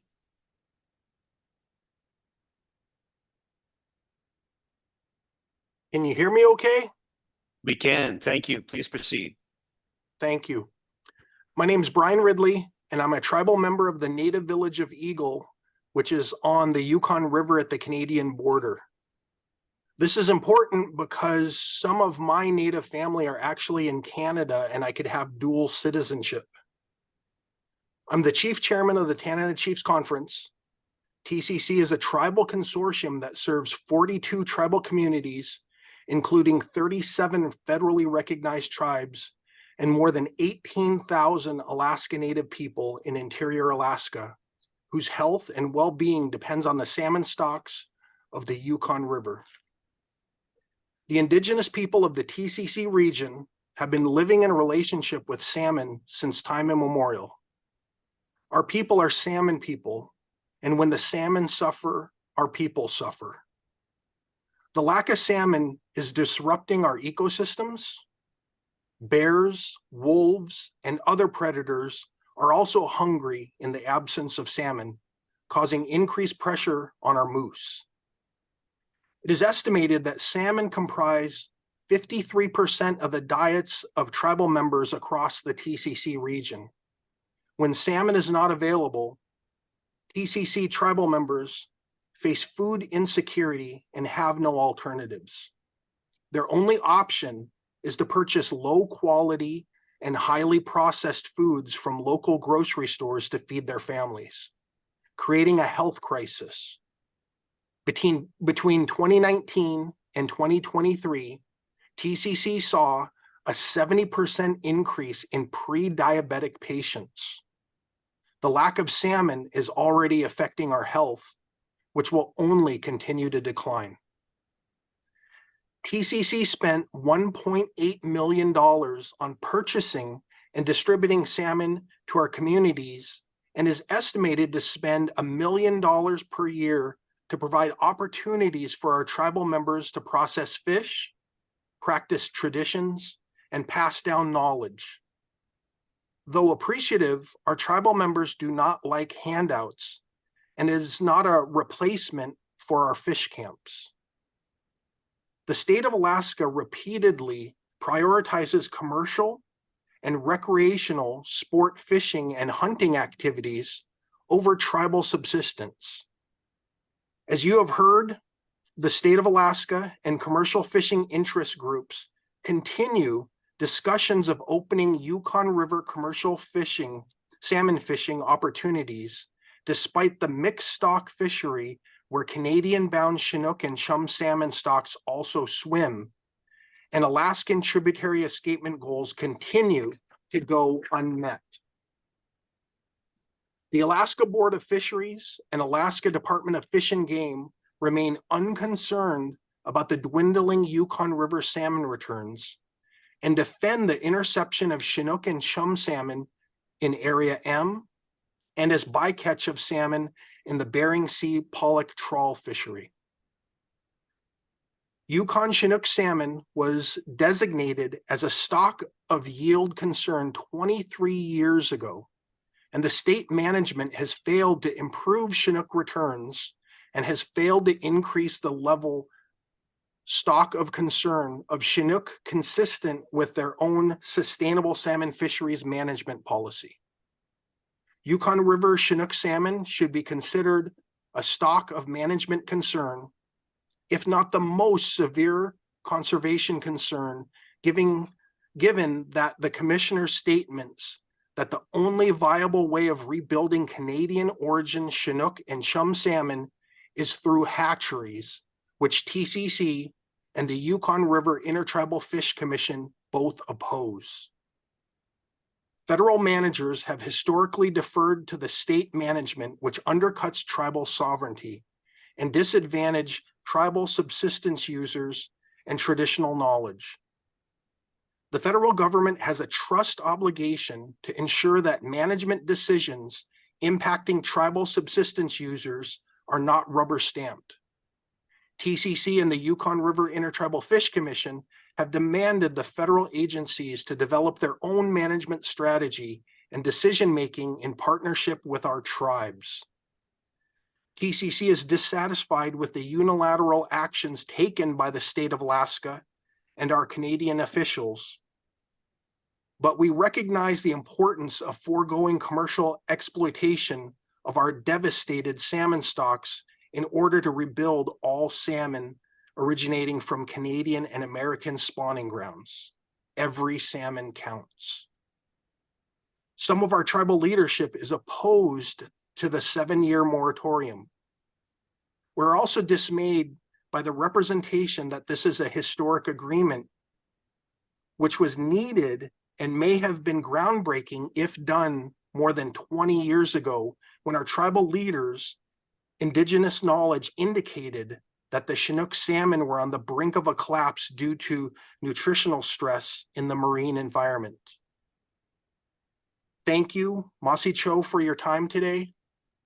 And by the looks of your meeting, if you need a little bit of money for a bigger room next time, let me know and we can help with that. Thank you.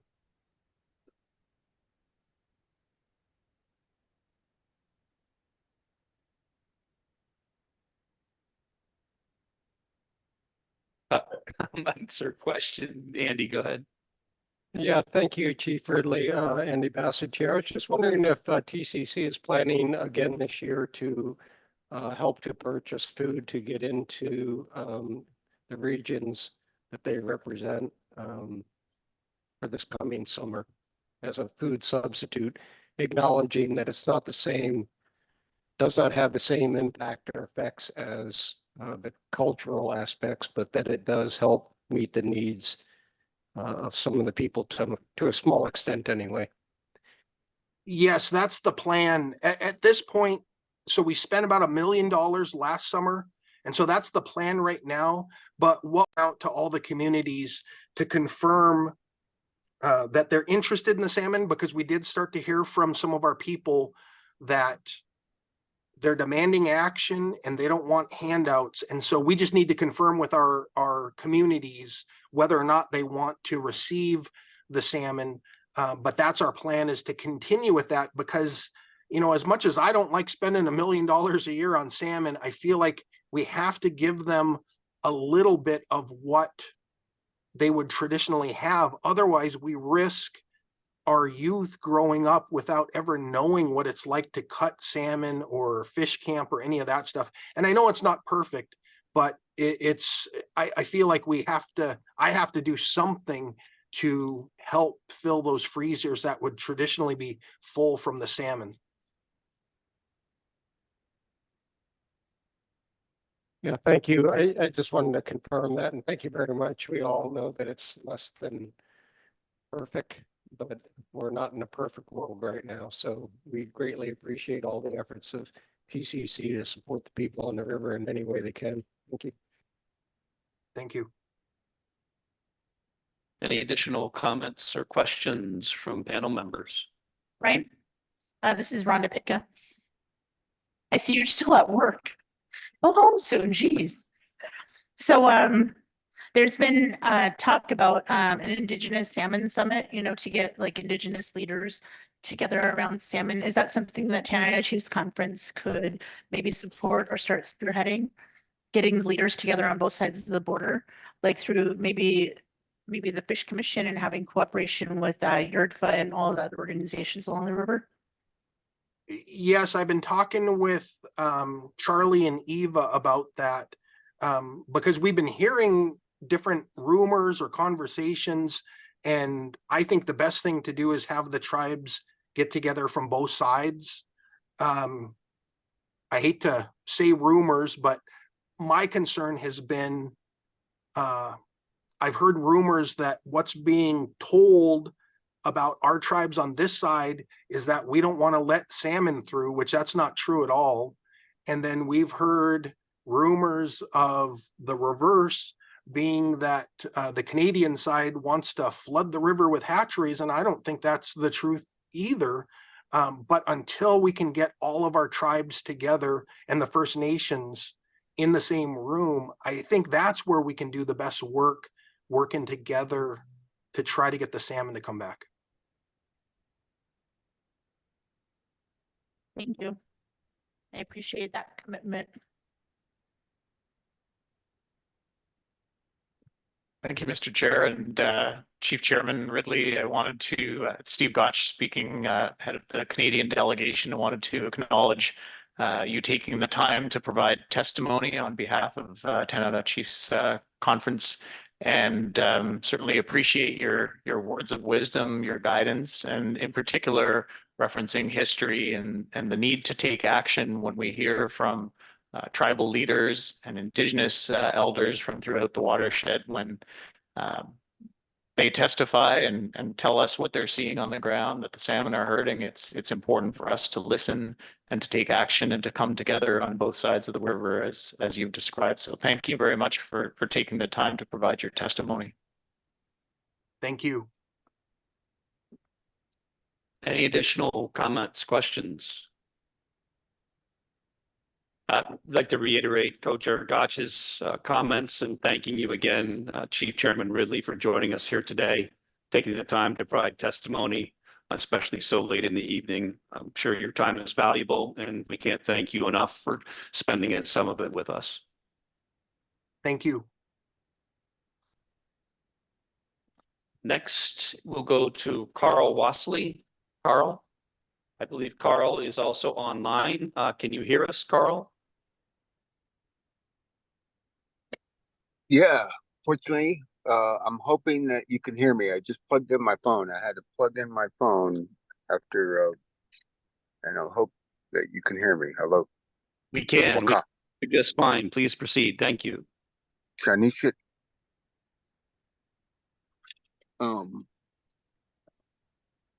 My Western colonial name, as a United States citizen, is Carl Wassley. My Yupik name is Angutak. I was born in Fairbanks in the great Yukon watershed. And yes, I also spent time at fish camp on the Kuskokwim Yukon Delta. And I got family in both watershed systems. To me, technically, as a scientist, I got my bachelor's degree in arts. So not the BS, I got the BA, which I'm just putting that out there. I got the Bachelor of Arts in biology. After the Exxon Valdez oil spill in 1989, the collapse of the herring fishery all the way from the entire Pacific coast up through the Bering Sea coast was pretty interesting. And then I went to some elders wisdom council meetings that led to the International Panel on Climate Change. So I've been to a number of international meetings throughout my entire life. I've always worked for tribes. I've worked with Alaska Tribal Council, Yukon River and a Tribal Watershed Council. I've looked at multiple tribes on independent issues to challenge the industrialization of our salmon streams from the Pacific all the way to the Arctic. And so for those young native scientists, I just want to say, yes, I am a native scientist. I never took the extraction of being human from observation in the thousands of years that our elders have observed these ecosystems that are collapsing under the last couple hundred years of Western domination and Western science. I'm not saying Western science is evil, but I just wanted to say that for our young native scientists, because I'm a native scientist. I don't separate the human being from the environment. We are a part of it. I was taught by my elders that the mind is a very powerful thing from Tuksuk Bay. So I know there's some elders in the room and some tribal leaders. I've worked with multiple tribal leaders. A lot of them have passed away over the decades, challenging not only the state of Alaska, but just the management system. It's been difficult, especially as a native male. I mean, all my cousins between the age of 20 or 30, I mean, like 60% of them killing themselves. I mean, it's just pretty dire. Okay, so the collapse of the salmon is probably, you've already heard it. It's a problem. But there are some solutions. And I've been hearing them from tribal leadership up and down the Yukon River today, yesterday, actually throughout my entire lifetime. I've witnessed the extinction of Alaska Native languages in my lifetime.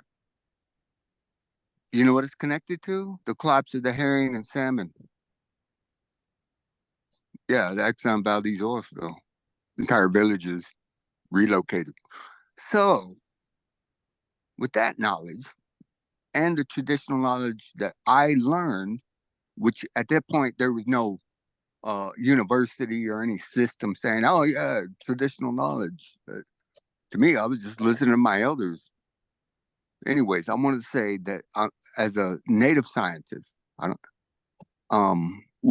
there are some solutions. I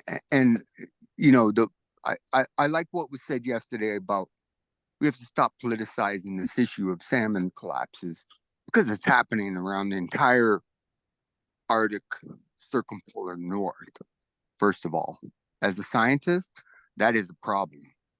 And it's only been happening for the last 500 years after the sea salmon have been, living in multiple streams throughout the various ice ages, for millions of years. So when we look at it in terms of, 300 to 500 years, a couple hundred years in Alaska, of the collapse of the system that has been reliable upon since time immemorial, in which there's multiple cultures and salmon people around the entire circumpolar north that have an identity and cultural vitality, health, and well-being of the community that's dependent on the return of the salmon. I think this is not a political issue. It's not a treaty issue. This is a humanitarian issue. So my suggestion, based on multiple testimonies, including, thank you so much. First, okay, so before I get to the solution, I just want to thank all the elders and the youth, as well as the tribal leadership here, because that is what it takes. It takes the power of coming together and the end of this colonial system that has put us apart. I mean, the state has blamed upriver, downriver for decades. While for 50 years, the bycatch of our Chinook and chum have been happening. We've got numbers on just a few years over the last decade or two. Anyways, the point I'm saying as a scientist and native scientist is that there is a solution. And it's going to take the power of tribal leadership that has already been said, the power of the tribe, the power of the First Nation, the indigenous people, traditional knowledge. That is the solution. And what this commission can do is empower that and utilize resources to make that happen. If it's called to me it's a salmon tribunal from a Yupik biological perspective on the circumpolar north problem with the Atlantic salmon, Pacific salmon, and multiple species in between. But the Chinooks are definitely suffering from the lack of what happened in the Exxon Valdez oil spill in 1989. In the middle of their when they're coming across the water in which the Nyak called them the death water. That water killed millions of the feeder fish for Chinooks up and down the entire Pacific and Alaska. That was in 1989. Exxon will deny it. The Exxon Valdez Trustees Council will deny it. They denied a ecosystem study. I was alive then. I was a kid in my 20s. I saw them deny that ecosystem study on why there's multiple crashes in salmon populations after this oil spill. So the point I'm making is that it's almost like a tribunal to be able to get folks together, because the power is going to come from coming together up and down the coast and our rivers for the great salmon people, the salmon nations, the salmon. I am salmon. I've got salmon in my DNA. These forests have salmon in their DNA. The point is that investment is the best investment that can ever be put, especially after listening to our great leaders speaking from and Na-cho. Thank you, very much. And also Puyana Taluchi for folks from the coast and the Nunamukwa and St. Mary's, as well as other leadership up and down this river, this great last remaining river on our planet we call Mother Earth. And here in North America, we call Turtle Island collectively. So that's the point I'm gonna say. I'm gonna say I'm inspired, first of all, that there is a movement of young people to recognize not only their pain of the loss of salmon, but to be able to continue that cultural significance of that relationship that we have as salmon people to that specific multiple species in the Pacific. But anyway, the point that okay, that's a scientist to me. Anyway, the point I'm making is that there's this relationship. And so relationality is a really important term that I would like to express, not only as a biologist, but the very humanitarian problem that we're dealing with, the collapse of multiple species of salmon, as well as the Chinooks in the entire circumpolar Arctic and subarctic. And that's that. I think that investment in tribal systems, First Nation systems, and then bringing people together to be able to talk like this has been very valuable. It's very taxing for a lot of us, especially, I don't want to get into the personal issues, but I'm just saying, like, as a native scientist, I've been demonized for decades, which is fine. But we've been able, native scientists have been able to make waves in the system, and especially as a now I'm, I guess, on my 48th year around the revolution of our son that provides life and death. Raven has stories about that. We can go into the creation stories in which the suffering of our people can connect exactly to what we're dealing with now. And we have solutions, and it's through our cultural revitalization, the restitution, reconciliation, and investment in tribal communities, but also a tribally or indigenous people, sorry, a First Nation tribe. But I wanted to really emphasize that this opportunity exists to make recommendations for a tribunal of the salmon. And if it's specifically focused on the treaty obligations that are being discussed, absolutely. This is an opportunity to provide for indigenous leadership up and down the rivers, but also across the nations, the coast. Those salmon, they go out to the ocean. It's not just one nation that's affected, not two nations. It's the entire circumpolar Arctic. We've got migratory birds, migratory whales. I've heard the multiple discussions about the belugas. There's no separation with the capstone species of salmon and the humanitarian issue that we are faced with here in the circumpolar north.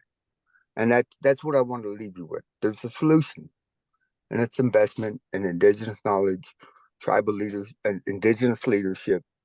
And there's a way to move forward, especially, seeing some one thing I want to leave you with, one example.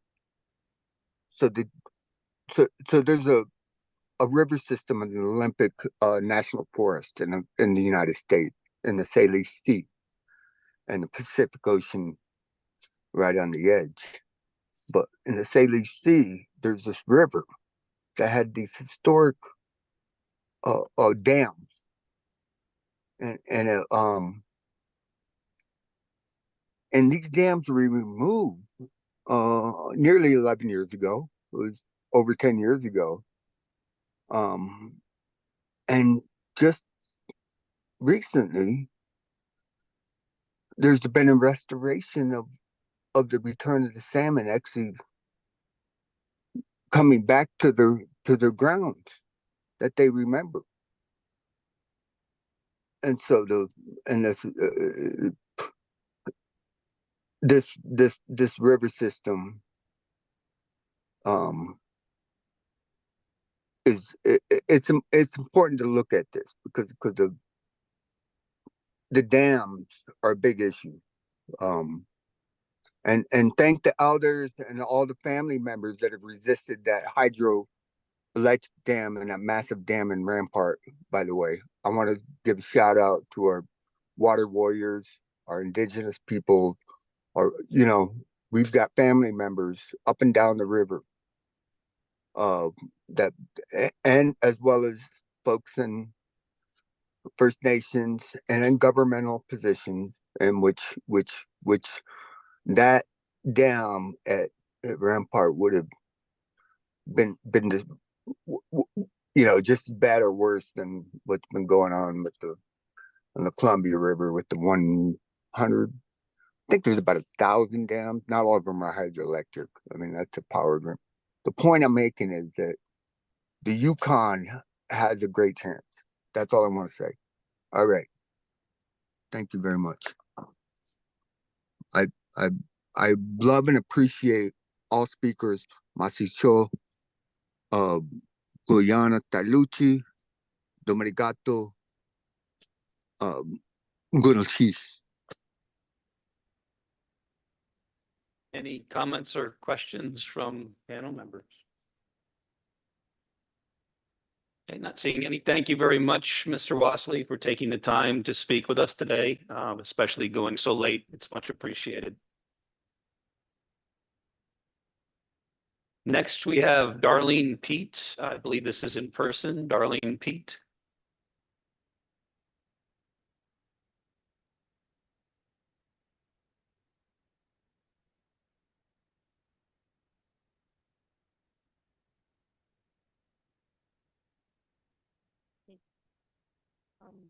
Hello? Hello? Can you hear me? Okay. Good evening, Mr. Chair and members of the Yukon River Panel.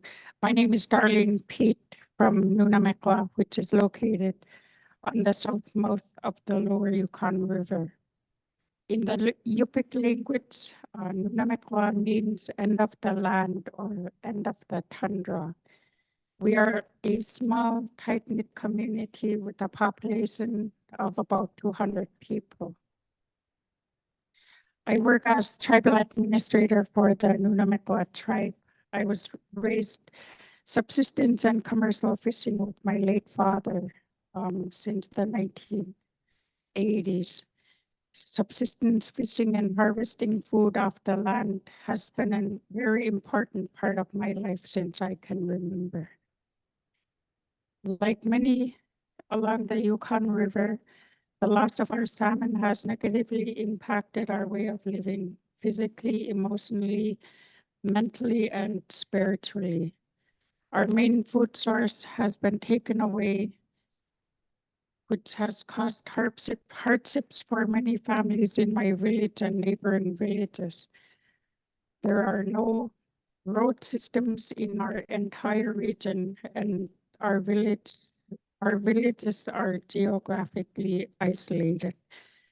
Wild subsistence foods are healthier and more economical for Alaskan Native people than processed store-bought foods, which must be shipped into our rural communities at a great expense. Everything is flown or barged into our villages, and our mail system is also very, very slow. Our grocery orders sometimes sit at the hubs for weeks and even months. This is why a majority of our people refuse to order fresh food or fresh goods. Most people in my village have no choice but to consume very unhealthy foods, even our elders and children. With the high inflation cost, everything has become very expensive, and most families cannot afford to pay freight costs. Heating fuel in my village is $8.50 per gallon for 30 gallons of heating fuel, which would last a household 2 weeks or less, costs $255. Due to the high cost of living, most families survive by living off what the land and water provides. There are limited jobs in my village, and most families continue to experience extreme hardship. Even those who are employed year-round are not able to afford food, clothing, housing necessities, or pay utility bills. During the long and hard winter months, some families must decide whether to buy food or heating fuel for their homes and cannot afford both. I've actually witnessed families who chose to live in the cold just so they can buy food to eat. We are the most restricted area on the Yukon, and we also live in the Kuzelbach census area, which has a very high poverty level. Our salmon has always sustained us. It brought our people together to share, to learn, and to teach our children how to survive.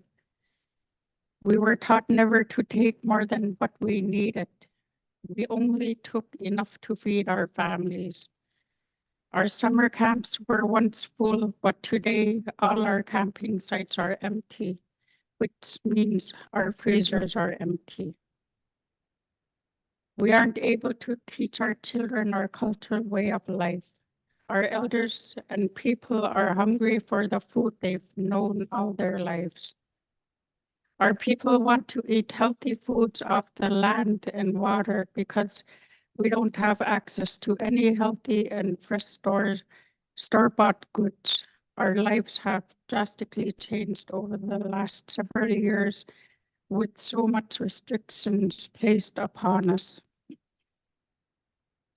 We need the 4-inch mesh nets to gather non-salmon species to feed our families. Without it, we will be left with nothing. Our people will have no choice but to purchase unhealthy goods from the local store, and that's only if they can afford it. My heart goes out to all the people up and down the Yukon River, and especially to the few respected elders we have left. My hopes are that our salmon rebound in great numbers so we can all practice our cultural values and teach our youth what was taught to us to survive. Goyana Chaknak, and thank you very much, Mr. Chair and members of the panel.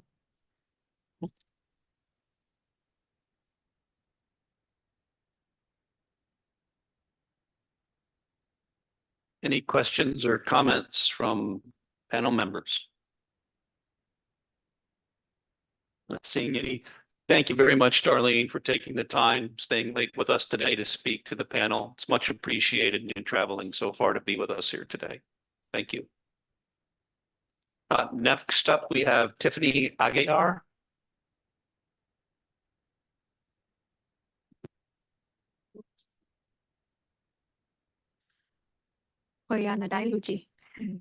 Hi, my name is Tiffany Aguilar Andrew. I am from Alakanak. Here's along with me is my dad, Max Akayak, and my son, Andrew. We're from Alakanak. It's on the mouth of the Yukon River. And I wanted to say that we have a little ray of hope to be able to try to get some salmon that do not spawn in Canada. We have multiple species there, and that's our little ray of hope of keeping some traditions alive, a bit about our culture that we could pass on to our children. And my son over there, his raised conservative fisher. He doesn't know how to, he's never seen any kind of historical regular fishing. And every time he catches, or if he ever even catches a king salmon, he gets like alarmed. Oh no, it's a king. And he does his best to let it go in a respectful manner. And that's how a lot of our people do dip netting too. I'm Max here. I'm Tiffany's dad. Like she said, we've learned to adapt to fishing with the 4-inch gear and the dip nets. 4-inch gears, we mainly use them for Bering Cisco, but we've learned to use them during the summer months to target pink salmon. And once in a while we catch a chum, and we rarely do get any king salmon in them. With the dip nets, we've adapted to fishing with them. When it first opened up for commercial fishing, everybody was saying, what the heck am I going to do with this hoop? How am I going to catch fish? Let alone some of them caught more chums with the dip net than with the gill net. And some of them adapted to where if there's no fish in the shallows, they go out in the middle of the channel and they tie the handle with the rope and drop it into the bottom, and they pull it up. Every time we dip a king, we do, the king doesn't come up to the boat with the dip net. We keep the dip net away from the boat so that the fish wouldn't bang against the side of the boat. We just flip it out and the king is out. In the video, you see them filling the dip net. Those are chums. So we've learned to fish with the dip nets because as kids, with summer months at camp, we use the smaller dip nets that we use for smelts, and it was more to see how many chums we can catch as kids. But thank you. And in the light of the dip net situation, the king salmon don't leave the water when they reach the dip net. We do the flip over in the river so that they don't run out of their type of breathing. Sorry, I'm not a scientist. I don't know the term for that, but yeah, we do our fishing with the most respect we could do and give the fish, because we know that they have a long journey, just as my grandma taught me. And sitting down, she used to tell me with the different kings, once in a while she would separate them, and I said, Grandma, how come you're separating them? They're all king salmon. And she'd tell me, you see this one, its nose is different, it's going further, and this one, its nose is darker, it's not going as far. And it's always been like that. She was able to differentiate where the kings were going to spawn that we were going to eat. And she would say, the one that's going further is more oily, those are good for cold days. And the one with a darker nose, it's not going as far, it's good to eat. Even when it's warm, you won't get hot from it. Thank you.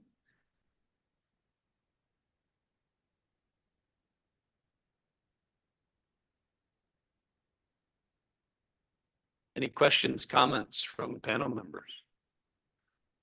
Elizabeth. Thanks, Tiffany, and to your dad, Max, as well. It was good to hear from you. And I also appreciate you taking the time to come and speak, and also to share what it's like to dip net, so that when Canadians go home, we can talk about it as well and share that story. I do appreciate you doing that, so thank you.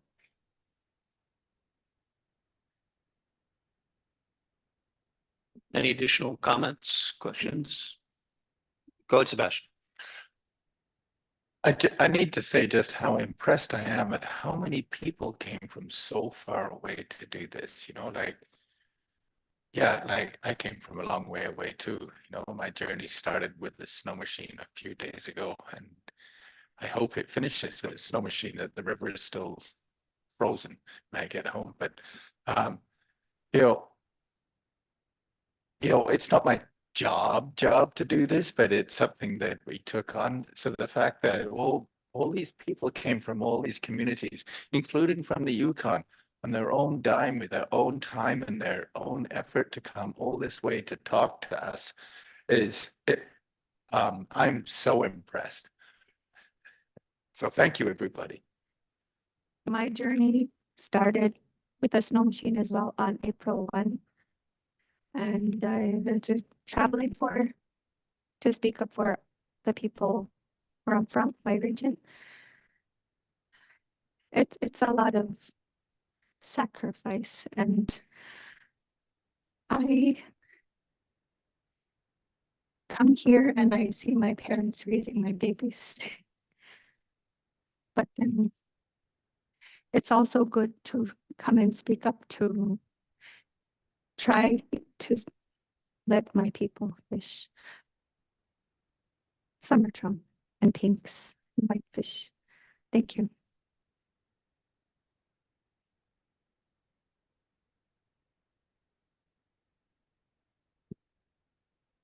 Any further comments, questions?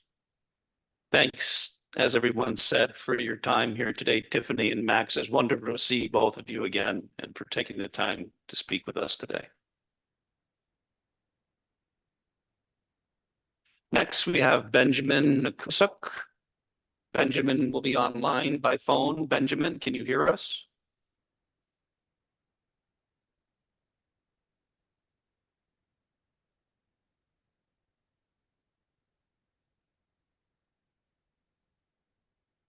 Benjamin from the city of Hooper Bay. Can you hear me? Yes, we can. Thank you. Please proceed.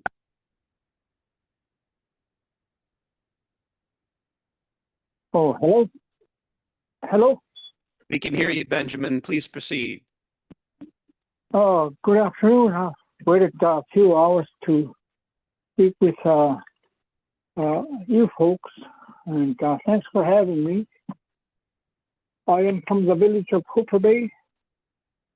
It's about a little over 1,300 people, between 1,300 to 1,400 people. And I am also the mayor, actually. But I never ever feel like a mayor, ever feel important. But I am so, before all meetings, I love to acknowledge God to lead, to help give me wisdom and guidance, and to lead our people well, first and foremost. And I am so impressed by our Yukon brothers and sisters who have spoken today. It make me really humble me so very much so. And I'm so pleased to have a chance to speak with you guys, and listening to everybody. Actually, one of my nieces called me with great concern that Yukon panel, that we would start fishing with dip nets, and we have never dip netted before in the ocean. Back in the 1980s, there was talk in our village about wanting to go start commercial fishing. Then my uncle, in his foresight, the late great Louis Bunyan Sr., opposed that. He said, if we ever do, we will start to be restricted. And so we opted to never ever to commercialize our salmon, just to remain a subsistence community, because we've always only taken what we need. I've never ever seen any subsistence community ever take more than what they need. And so I remember the last I went fishing back with my grandfather and my uncle back in the late 70s to early 80s. And that was the last 85 pound king salmon that was ever caught. And since then, the king salmons have become nothing but smaller and smaller. Some years, when the waters are too warm, there was one year one particular year that no salmon came here, and we had no choice but to fish for Cisco and dry Cisco, because there was zero salmon.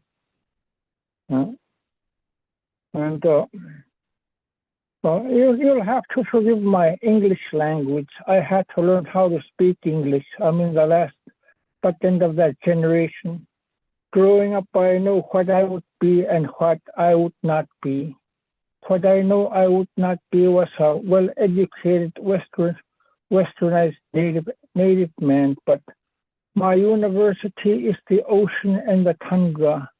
I wanted to capture everything that my forefathers knew of how to feed your family from the ocean, from the land, and to live in harmony with the waters and with the land, and never to leave any dirty message, to respect, never to step on our fishes, never to step on our games after we caught them, to show respect. I was speaking with great Paul John. Late great Paul John. He was from the village of Tuksuk Bay. When he first heard about the regulation of for our people to use 4-inch gill nets, he said, "What a big mistake that is." He's one of our Waikiki Delta elder leaders before he passed on. He stated that when a salmon hits its nose on the net but not get tangled, it does not take long for that fish to die. He told me this. That's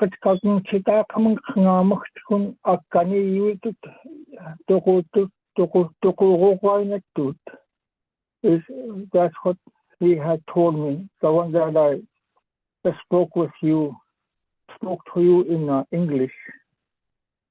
It is such a travesty. The Western, if I can say it, I guess, Western culture worked so hard to kill off our language. That didn't work, and now our way of life is being threatened by our people not to be able to fish. When we grow up, I am 56 years old. I've been hunting and fishing for 53 of those years, and I am going to turn 57. My university has been the ocean and the tundra, and my professors have been our elders who have passed those skills down from generation to generation. And I forever remain a student of the ocean and the land, in which we treat with great respect. And we never ever take more than what we've ever needed. And especially, we especially think of those widows who cannot hunt or fish for themselves, or women with small kids who have nobody to fish for them, so they can tide them through hard times. And I think it would be well for the subsistence of, I don't know what panel you guys are, to allow conservative fishing for the people from our state. We've never ever went to another state and told them and try to regulate them, saying you can hunt you can't hunt certain animals or fish for certain animals. And we've had the same heartache over Area M, because that's an intercept fish for the YK Delta and for the trawling industry. It is the commercial fishing industry who should be facing a 7-year moratorium. I think something in the system is twisted, and it is so good to hear our native peoples. A warrior always protects his family and his way of life. We all are warriors in our own ways, but we the people who have lived, who depend on the fish, whale, walrus, all of the above. What makes it hard sometimes is we have two educations. The one to become a really, really good hunter, fisherman. Well, because when we hunt, we estimate our catch to last 1 year. Make sure our fish and I'll give you an example. A 5-gallon bucket of fish, we poke our fish out here on the coast. It takes about 30 fish, good dry fish, to poke 5 gallons of oil, 5 gallons of poke fish in seal oil. And some people use 2 or 3, and they dry about between 100 to 200. And when I think about people trying to restrict us, what we catch in our village would not even fill before you go offload the fish when there's commercial fishing. What do you call those boats? Tenders. Last year, when the enforcement people came, I told them, how come there's no enforcement officials in Area M, and you come here as an enforcement official, even though we're not commercial fishing, we're just trying to feed our families. Are you going to make criminals out of us just because we're trying to feed our families? I don't know. I don't understand what's going on. 2 years ago, we received letters from the Department of Fish and Game, or from the ones that are in Fairbanks. And they had made a line where people cannot fish, and it extended all the way down to our Hazen Bay area. And we thought we had protected ourselves for all time, because we've opted never ever to make 1 red cent off salmon, only commercial fish. And I told that fish and game officer, did you take a good look when you flew over our village? That is the amount of fish we take. Then we're done, and we take some for freezing, and we take some for brining fish, and that's it. They couldn't say nothing much. There was no smart counter answer that they could give, but they said, make sure you guys use 4-inch net. Like some officers try to sound forceful or important, but we were amiable to them. If it was not for me and our tribal administrator, I think they would have been all right, because nothing good comes out of violence, but to talk and speak as men, and to try to feed our families. And I was wondering why we as Native peoples never ever use our Washington delegation to help protect our subsistence way of life, instead of it having to be threatened or eradicated. we've never, as poor as we are out here, we've never ever looked for handouts because the ocean has always provided for us and the land and for the animals and the fruits and vegetables that we get. We gather as much as we can because we live in the most murderous price store in all of the YK Delta. And last month there was a great outrage. We saw a slab of king salmon for sale in the Alaska Commercial Company in Bethel. For one side of a slab for a king salmon was $158 and something cents. It was like we the people who try to eat were being made a mockery of. While we saw a king salmon slab of king salmon for sale and it cost $158 and something cents. Who in their right mind pays for such things? When we catch such things in the past, we freely give, because that is who we are as a people. Everything we catch, we divide amongst the people who can't.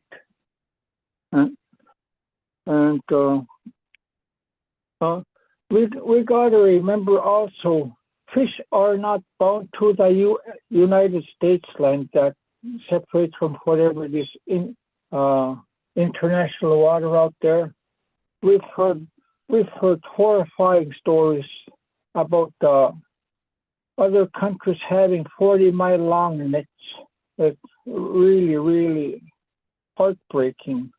And there's nothing we can do about it here on the United States side.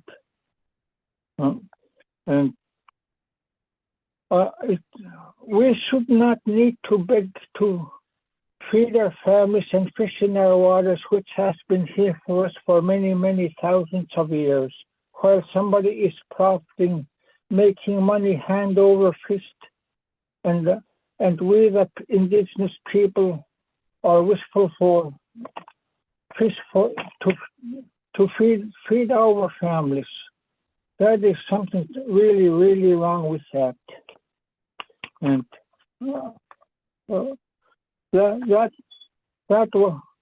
so I would think the simple, we had two moratoriums in our lifetime. The first was the black brant goose. Their numbers were so in decline that there are two species and the emperor goose that we quit hunting them and they came back really, really healthy. And about a little over 20 years ago, we did a moratorium. They asked us to do a moratorium on the cow moose. Now there is so much moose. We've never ever had moose out in the coast part of Bering Sea. Now 7 to 8 year old kids, fathers teach their 7 to 8 year old kids to hunt and kill moose. There is so much moose now that they are asking us to kill 3 moose, and that's too much for any one family, and that is insane. So it's about time we take a look at moratoriumizing the commercial Pollock industry, which takes so much bycatch, and the commercial salmon industry, and reverse the situation. Because I do not believe for one second that the subsistence fishermen is the biggest part of the problem. Aside from that, I don't have nothing to say, but I want to thank you guys for listening to me.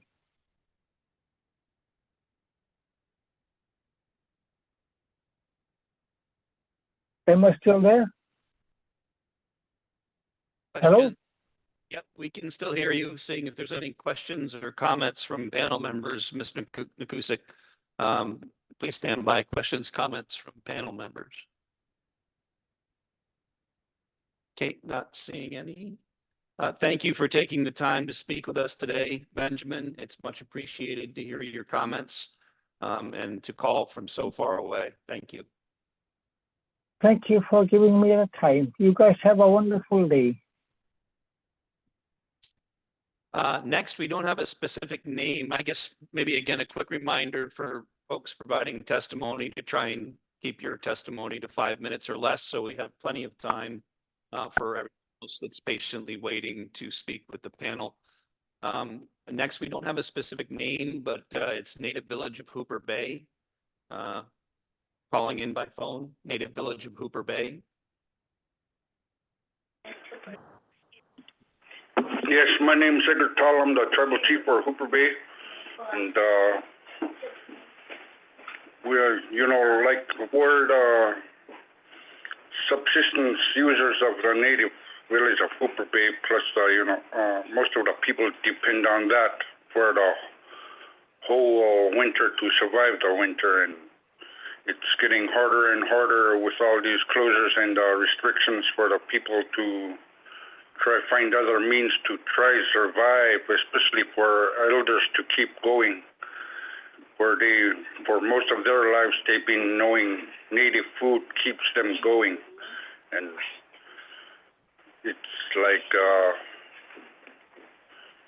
we had so many restrictions that it hurts most of the people, and you know, most people are starting to move away from the lifestyle of hunting for our food or going out there and look for our food.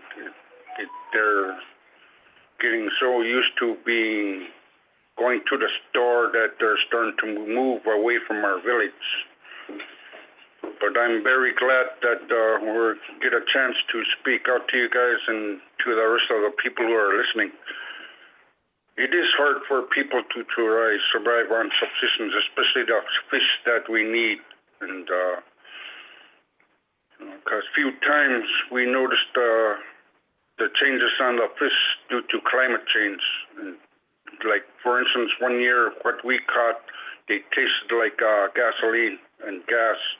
And most of the people had to disband those and wait for a long while to try fish again and try catch ones that weren't tasting that bad.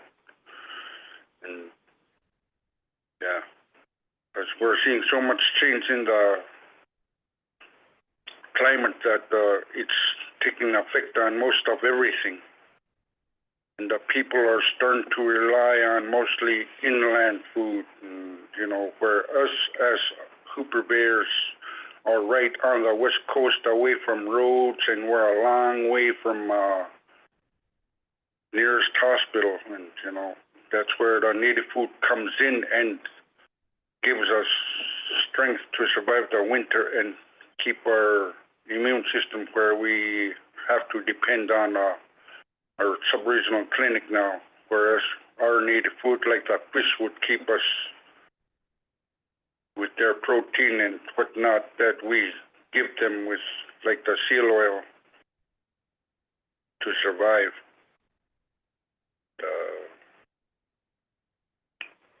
You know, it's not the only fish that we're having hard time catching now. It's getting harder and harder to catch seals for the oil to put the fish in. Most of the people are losing track on that, are trying to go out and catch it before anything else happens.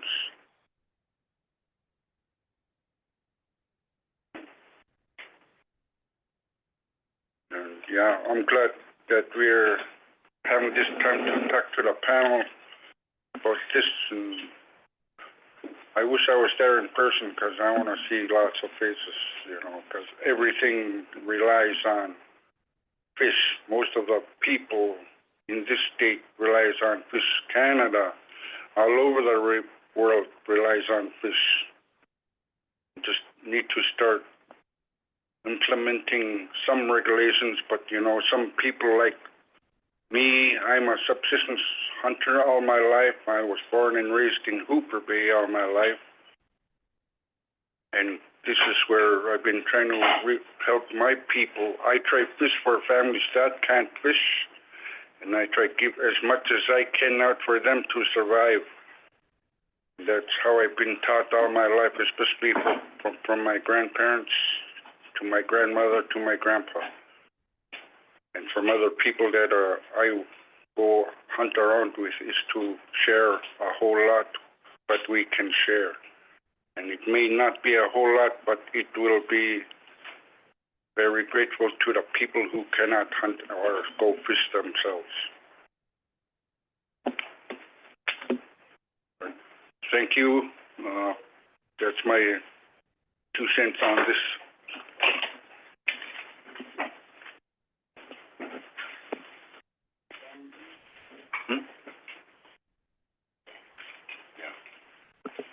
Sir, and my apologies, but I didn't catch your name when you introduced yourself. Could you repeat your name again?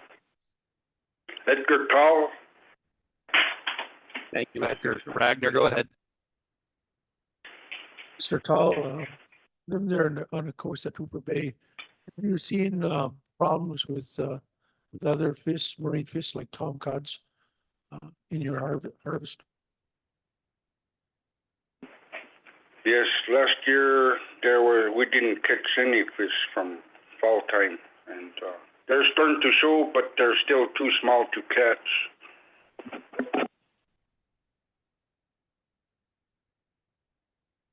Thank you. Go ahead, Sven. Thank you. Mr. Tall, you mentioned pokefish, and Ben Nakuza also mentioned pokefish. Can you explain for folks here what that is? Yes, pokefish is we put the fish what we fish during the springtime, like the chum or king. We put those in a bucket, and then we put what we catch is the seal, the fat. Yeah, we hang them about 2, 3, 4 days, depends on the people what they want. And then we put them in the smokehouse. After we put them in the smokehouse, we smoke them like a couple of times. Then we cut those up. We put them in a bucket, and then we pour some oil in there and let them as long as we can, about 5, 6 months, and then we'll eat them during the winter when they're ready.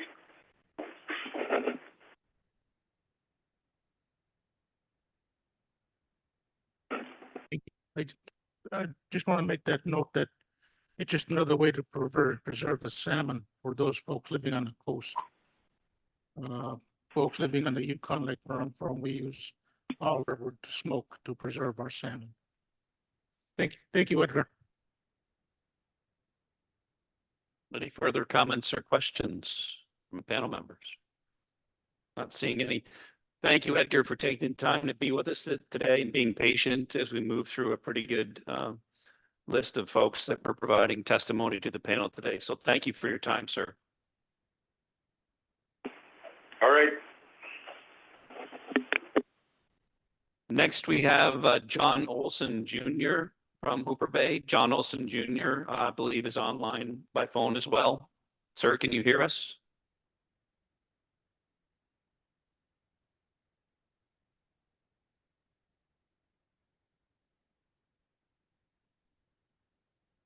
John Olson Jr., second call for John Olson Jr. from Hooper Bay. Hello, can you hear me? John Olson Jr. was actually there with the chief in the conference room. Can you hear me? This is John Olson. I'm the tribal administrator for Native Village of Hooper Bay Traditional Council. Okay, thank you, sir. Do you know if they are still online? Junior, copy. Okay, proceed, sir. Thank you. Okay. We at kaka apakchaw napakaya kami ngunga ataka mani yunres ko abida he was born here. Pascal Olson Sr. Anakasu Berrien Hill. We've been around here for thousands of years, and a lot of our community members weren't just from Hooper Bay. We were all around from this area. That was our people that were known as Kanakamute. Like the Yukon River was Gwich'in, Kuskokwim River was Kuskokwim. We had our region here, Askenakamute. And where if you all have Google, check on your computers and see where Hooper Bay is, especially people from Canada. We're not actually on the Yukon River, but we are regulated by so many commissions that were originally made on the Yukon River. We always say that, why are we being told what to do by the people on the Yukon River, even though we're so far away from the Yukon River? We're on the most west coast part of the YK Delta Yukon River area. And one thing is, our elders, when they were approached, they asked if we wanted to become commercial fishermen for salmon. Our elders said no, because they knew that our fish and our resources shouldn't be sold, because there will be a dwindling in the future. So our elders in our community said no. It would have been a really big commercial area if we said yes, because we know that there's so much fish that pass through going up north. And one thing is, we want to figure out which fish actually goes to the Yukon and which fish goes up to the Northern Sound, because there's some times when there's no Yukon fishery openings, but there are some Northern Sound fishery openings. So that's one thing that we are trying to figure out. Which fish do we actually fish for? We understand, there's some hard times for the fishing people on the Yukon, but that's one thing that we want to figure out is, why are we called people of the Yukon? If you Google Hooper Bay, we're not even really close to the Yukon. We're not really close to the Kuskokwim. We're right almost in between the two rivers. So that's the one question we are starting to ask. When did we become part of the Yukon? We don't commercial fish. We're subsistence fishermen, fishing people. We only catch what we need to catch. And we're regulated by so many Yukon fisheries, fishing commissions and all that. We want to see if we can make our own. We want to see if we could start doing our own testing. See where the fish are actually passing through our area. We have Hooper Bay.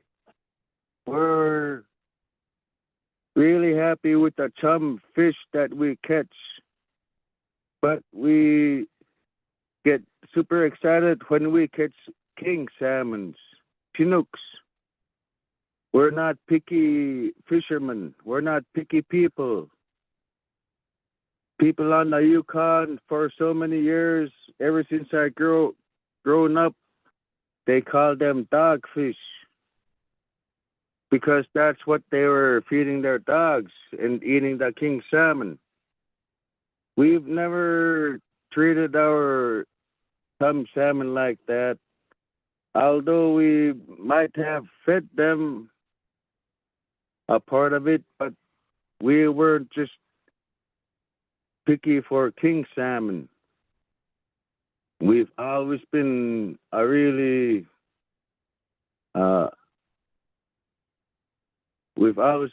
happy for the chum salmon to feed us. You've asked questions about pokefish. Yes, that's what we have. We, like they mentioned, like Mayor Bendt and Chief, pokefish. Each family has about 5 to 10 gallons of pokefish. Some have 15 gallons, depending on how big their families are. And that's how we've always lived. We've never sold our fish. We've never thought about it. But yet, we're being regulated by the Yukon Fishery commissions and all that, all those other commissions. There's a few commissions that we hear about, and that's one thing that we want to try to distinguish. We want to have our own coastal commission because we hear about Northern Sound having openings while the Yukon have no openings, and we're considered part of the Yukon. We want to try to see if we could do some tagging and stuff to actually see where the fish actually goes. That's something that we've been talking about. We are not commercial fishermen. We are not targeting the fish for money. We are here to provide for our families. And that's something that we've been restricted with, even though we're not on the Yukon River. I've been hearing so much during this almost 4 hours of call about Yukon. So I'd like you all to Google where Hooper Bay actually is, so that you can understand that Hooper Bay is so far away from the Yukon. We're so far away from the Kuskokwim. We're not part of that. We've opted out because of our elders didn't want to jeopardize what we have. They had the understanding of if we start selling our food, they won't come around. So they didn't want that. So we want to try to make our own committee in our area.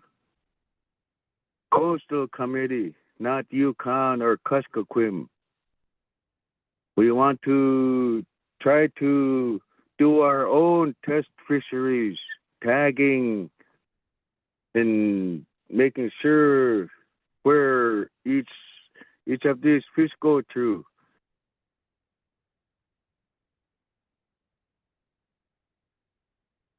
So that's one thing that we need to really clarify.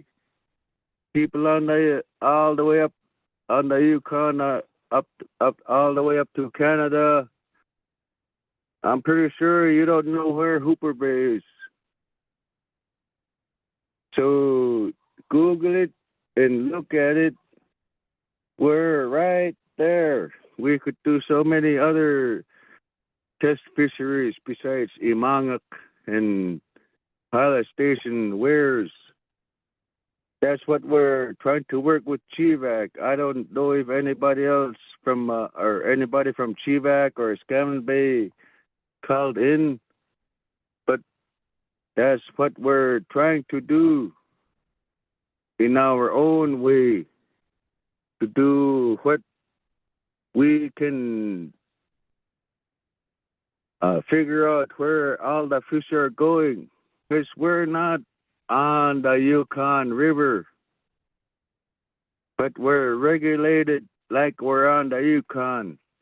Everybody I've heard talking, they talk about the Yukon. We're in the Bering Sea. We have our own Hooper Bay. We catch the chum salmon that come into Hooper Bay. Once in a while, king salmon come into our bay, and we're so happy and grateful for it. We're not just targeting king salmon. We're happy with chum salmon, and that's what we've been depending on. We're not just targeting nothing like that. I mean, just the king salmon. So that's one thing I want to bring it up, is we're all the way on the west coast, not even close to the Yukon, but we're still regulated like we're on the Yukon. And everybody on, I'm sorry that, things happen like that. People all the way up to the Canadian Yukon territory. Mr. Olson, I'd ask that you please try and summarize your comments. Thank you. Okay. My summarization is that we need to try to figure out a different way to control our area, because we're not part of the Yukon. We're on the Bering Sea. That's my summarization. We're controlled by the Yukon fisheries or commissions, but we're not actually on the Yukon River. And everybody's talking about being on the Yukon River, and we are actually not. That's my summarization.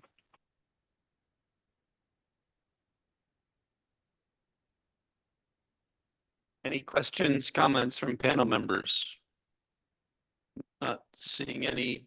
Tim, go ahead. Yeah, just very quickly, I did Google Hooper Bay, and it's south of the mouth, I can see, but would I be right in assuming that most of the salmon that are caught around Hooper Bay are Yukon River salmon?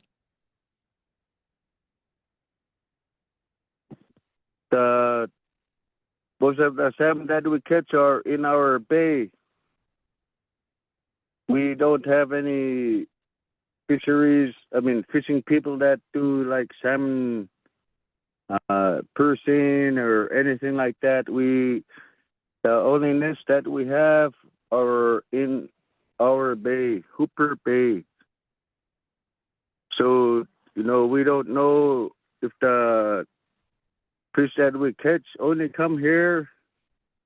We don't know that, the fish that are passing by are going to the Yukon or to Norton Sound. But we only fish in our bay at Nubuk, at the point, Spit Point. So that's what we're trying to voice out. We don't know, because fish are going up past us to Yukon or the Norton Sound. We need to be more specific with where the fish are actually going to. This is Max. Can I add something to Jan's comment? Sorry, sir, who is this?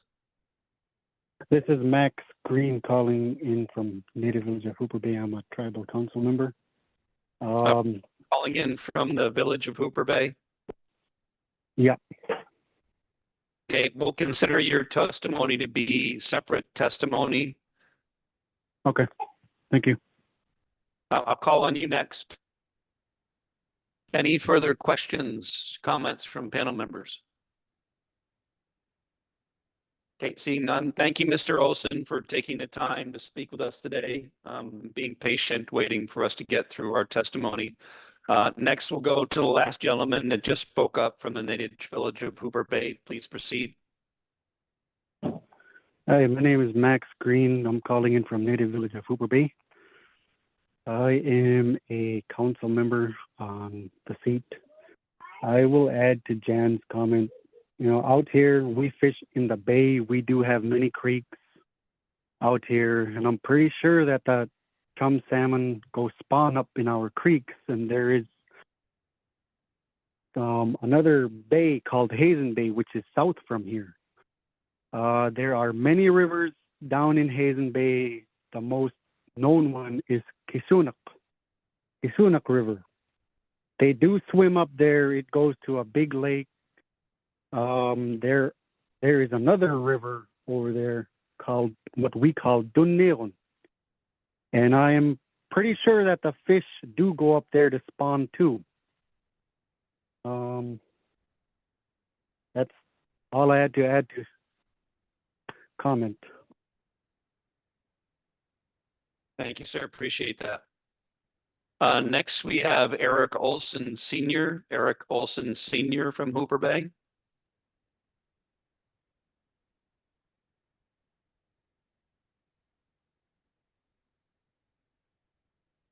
Eric Olson Sr., second call.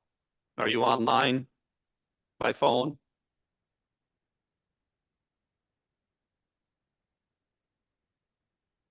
Okay, we'll come back to a second call for Eric Olson. Next, we have Morgan Lake. Morgan Lake, are you online from Hooper Bay on by phone? Morgan Lake.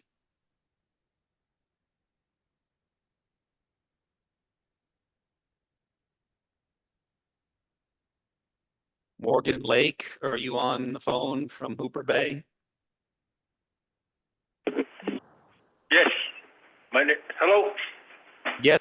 Is this Morgan Lake? Yes, my name is Morgan Lake from Hooper Bay.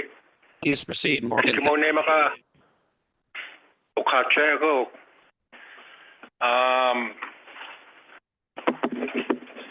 like to add up the comments what the other council from Hooper Bay say. I think they got all the input what I was supposed to say. I know I grew up with Mayor Mr. Nukuzuk, my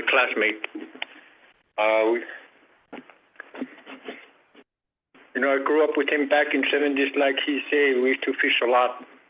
I used to love going fishing with my uncles and my dad. They pass on. Back in the days, my first fishing was using wooden boats. We all had our wooden boats. We never used to have aluminum boat, any aluminum boat at first, growing up. Anyways, I enjoyed all fishing growing up, 70s, 80s. We mainly, like the Council of Hook Bay say, we mainly survived through ocean, the Bering Sea coast. And it takes only, and we have a river, and it takes only 5 minutes to go out of the village to the ocean. 5 minutes, and then we set our net out on the bay. And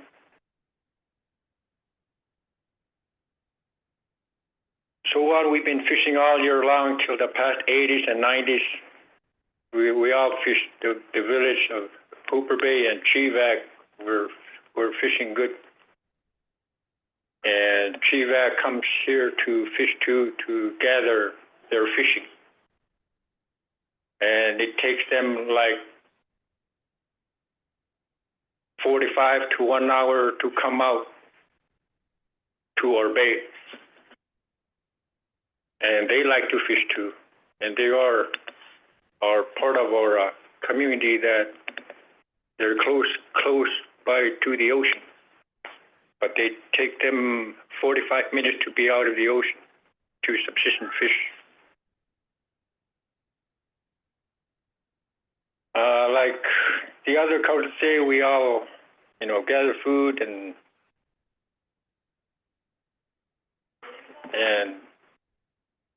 things started to change, or climate change, starting at 2018, 17, 18, 19, I noticed everything was the climate change around there, and I had bad fishing years during that time. I have like total of in-laws, about total of 12 households, including my children of 5 households. Every time we fish, my children fish for me and in-laws, because they have some of them don't have no boat and a hard time catching fish, and we would share it to our in-laws, and I do share it to my close by neighbors that they don't have no motor or no boat. I share it to them if I catch like over a little fish, like 7 or 10 chums, or like 4 or 5 king. I would share it to my neighbors because they can't go nowhere. And when I get share, I get everything back during my subsistence. I always be thankful to God. Wow, God gave me what I share. My life is, in Hooper Bay, life is only subsistence life. Growing up, I haven't seen any of community going out commercial fishing anywhere. Like Mr. Nakusuk say, we would have had a big tragedy if we did open commercial factory fishery. I would have been disappointed. I'm 1 year older than Mr. Nakusuk. I'm glad our elders and late Mr. Bunyan denied for fishery, commercial fishery here. Now, all my life, I've been a commercial subsistence fisherman.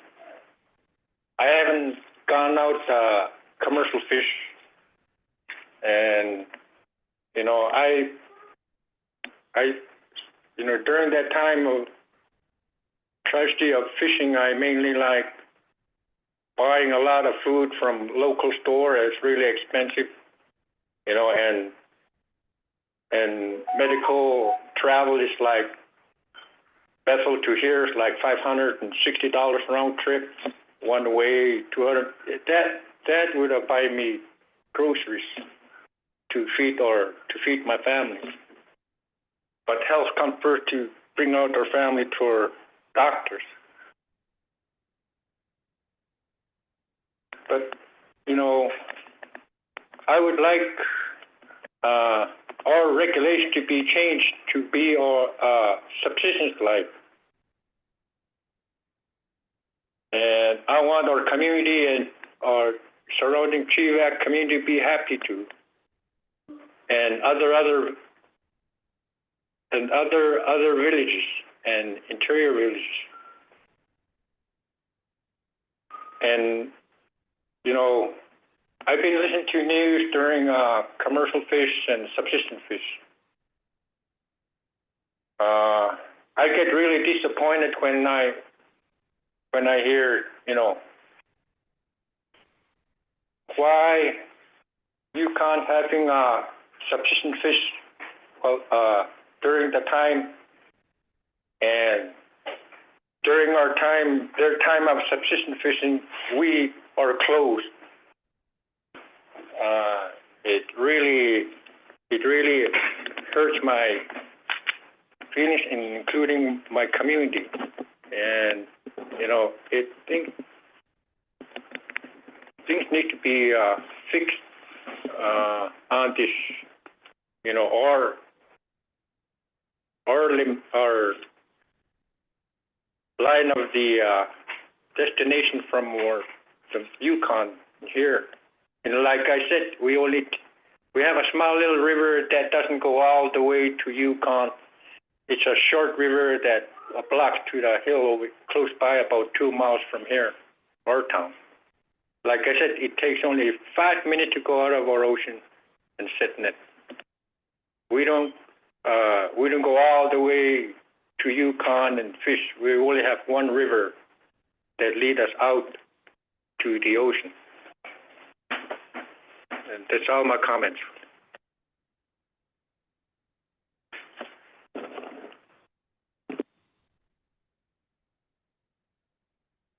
Any comments, questions from panel members?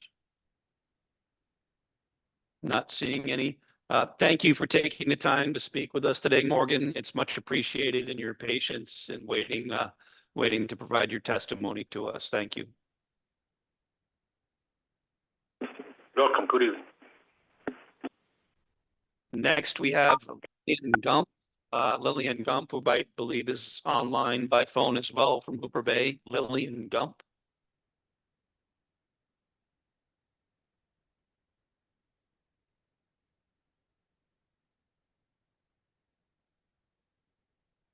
Excuse me, sir. Lillian Gump stepped out.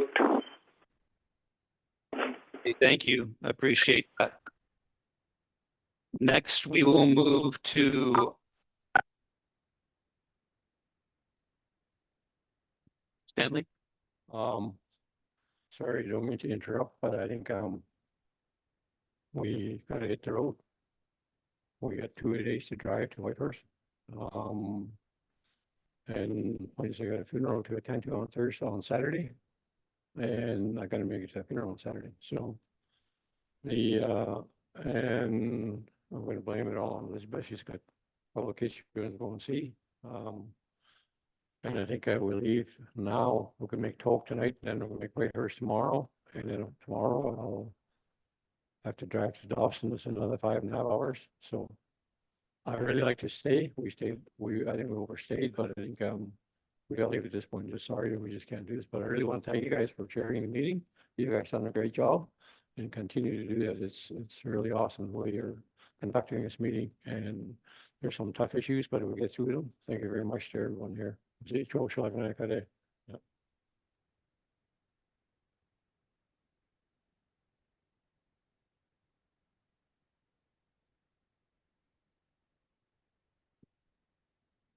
Thank you, Stanley, and safe travels. It's great to see you.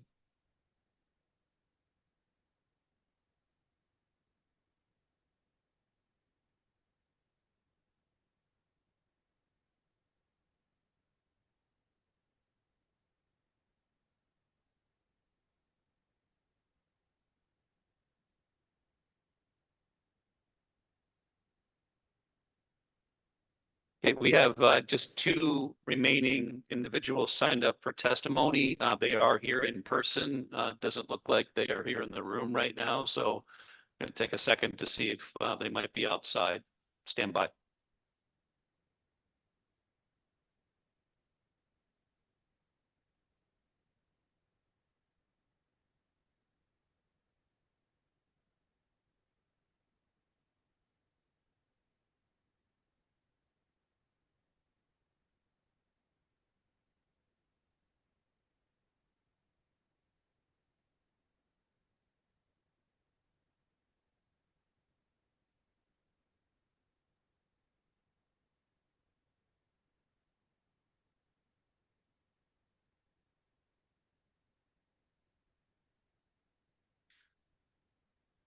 I heard a lot of things today, and first of all, for those ones that stayed and so long, and to wait and to hear all the testimonies of all these individuals that came forward, and some of them are really, really emotional and drains you, and it's hard, and to see the hardship that some of them are going through. Danke, Echuan, the Anata, and the Tagacho Hatan, and the Masicho. Masicho. My traditional name is Anata, and it's an old name that goes way back, given to me by my grandma. And my English name is Joseph O'Brien. I'm a child of the residential school era, but I went back to my people a long time ago, and the elders took me under their wing and started teaching me. From them, I learned a lot of things. When you talk about traditional knowledge, you're looking at them too, about the things I was taught on the land.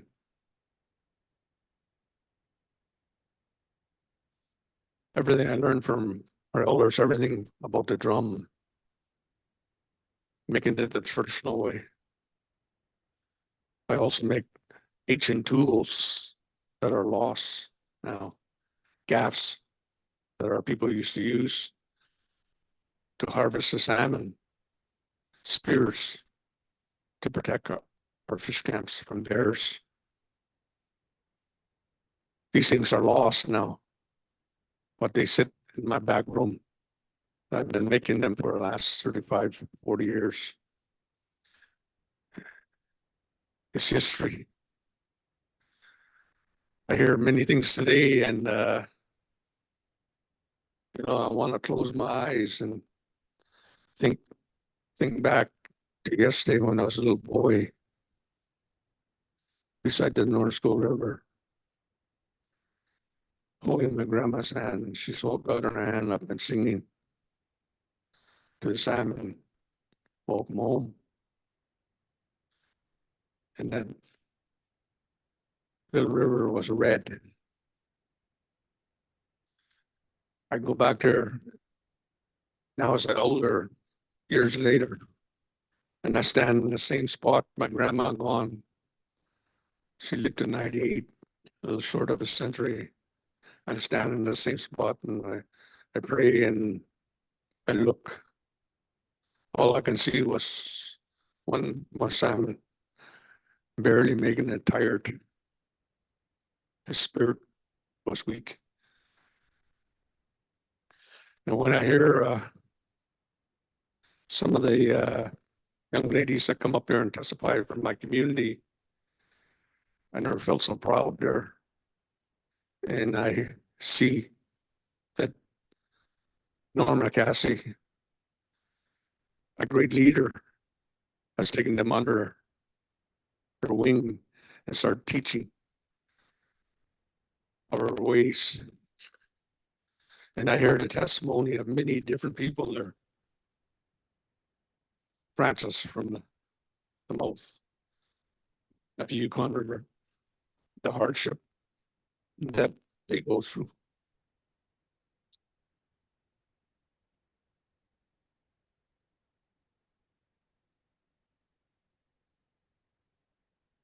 I felt the story of our people all along the river, right from the beginning to the end. Sacrifices that's made by our people are, I myself have voluntarily put my net in for the last 9, almost going in 10 years now. I lost my mom about 4 or 5 years ago. But when we used to check the nets, I remember years ago, and we get a female salmon, and she looked at it and they're still alive with her. I see her saying a prayer or something, and she was holding it in the water until the salmon could move again. She could feel the eggs. Even though I know she loved eggs, she let that salmon go. She said, "You guys think of the future. You guys think of our kids." And that's where our people were a long, long time ago. No governments told us to do this. When the salmon was down, they voluntarily pulled their nets to let them by. Or when moose was low down in one area there, we don't hunt her. We let her come back and grow healthy again. And we took care of the land.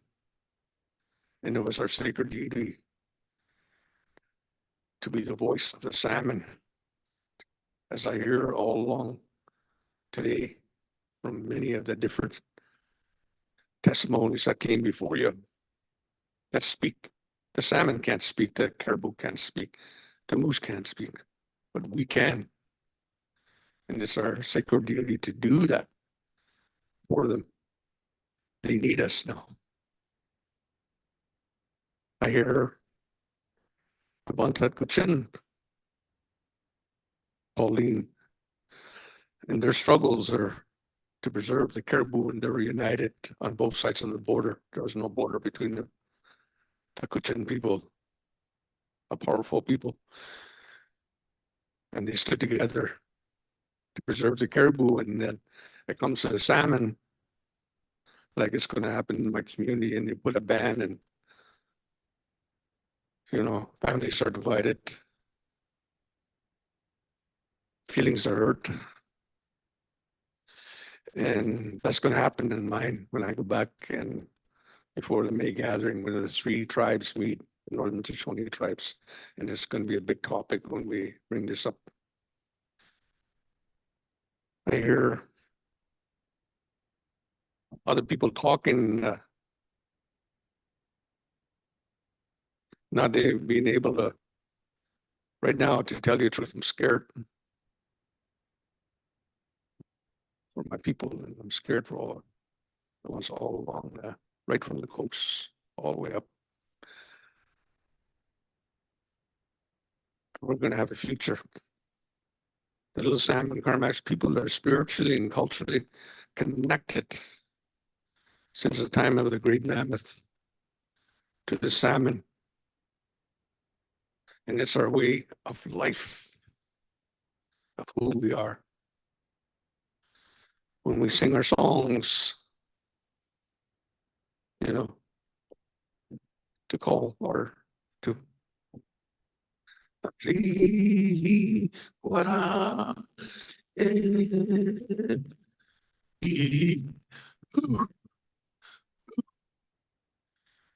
we're gaffing, and it was a happy time.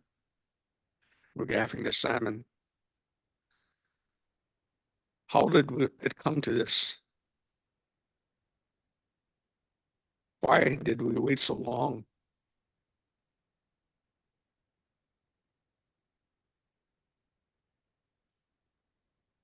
Now you're well and done on some of the things that they've been doing on the restoration project there, and it's questionable by some people. I support what they're doing. I support a great nation of what they're trying to do. Because everything is connected, whether you like it or not. And the Yukon, or the streams and the rivers and everybody else they got there, they're all connected.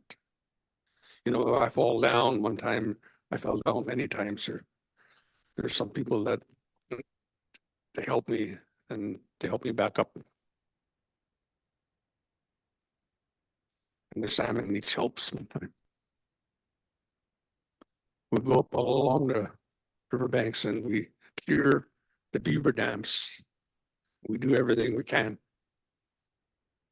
We clean the creeks up. We release fries. Sing their songs. Come home, come home, come home. And Lee, we love you. Come home.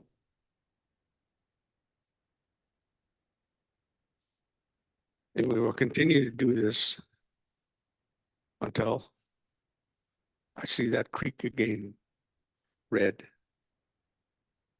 Maybe I'm going to be an old man, but you know, I look at this agreement there, this long time in coming there. I look it over and everybody else, I keep looking at it. And it could be worked on. It could be improved. But I support this. Maybe the numbers could be higher. Or number 2, 71,000. To me, that's low. Number 4, for cultural knowledge and, you know, limited harvests. Even though it's going to be a sacrifice, and I don't know. Usually we want it at our potluck just when we lose people, but lately I go down to Athlone and I buy salmon there and I bring them back to the fish camp.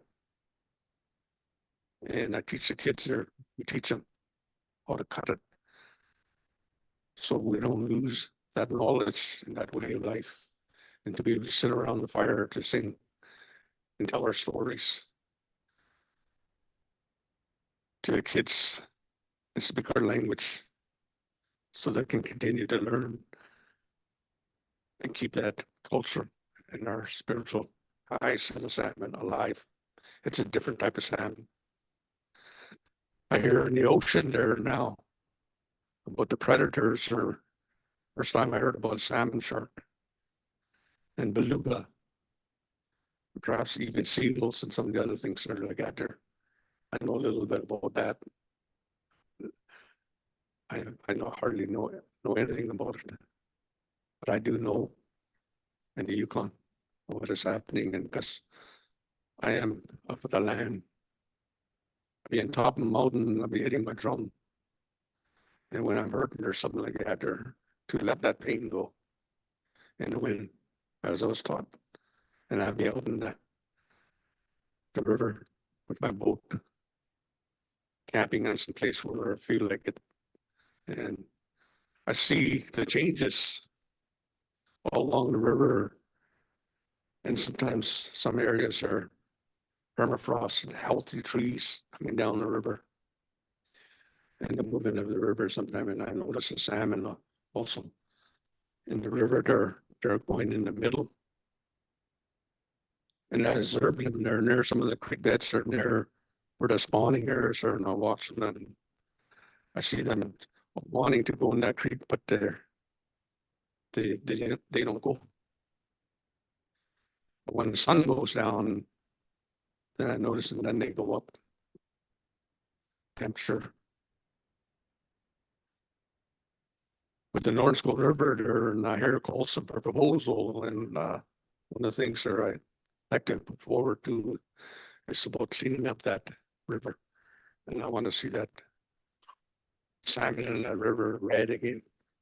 It means if I have to do it myself and pick some, young men under my guidance, or we're gonna start from one end, go all the way down the beaver dams or anything else, and document everything and take the temperature and anything and clean it up and go all the way down. At the end, make a fire and offer some tobacco and say our prayers and sing our song and ask for salmon to come home. I want to thank all of you that stayed so long and those that give their testimony.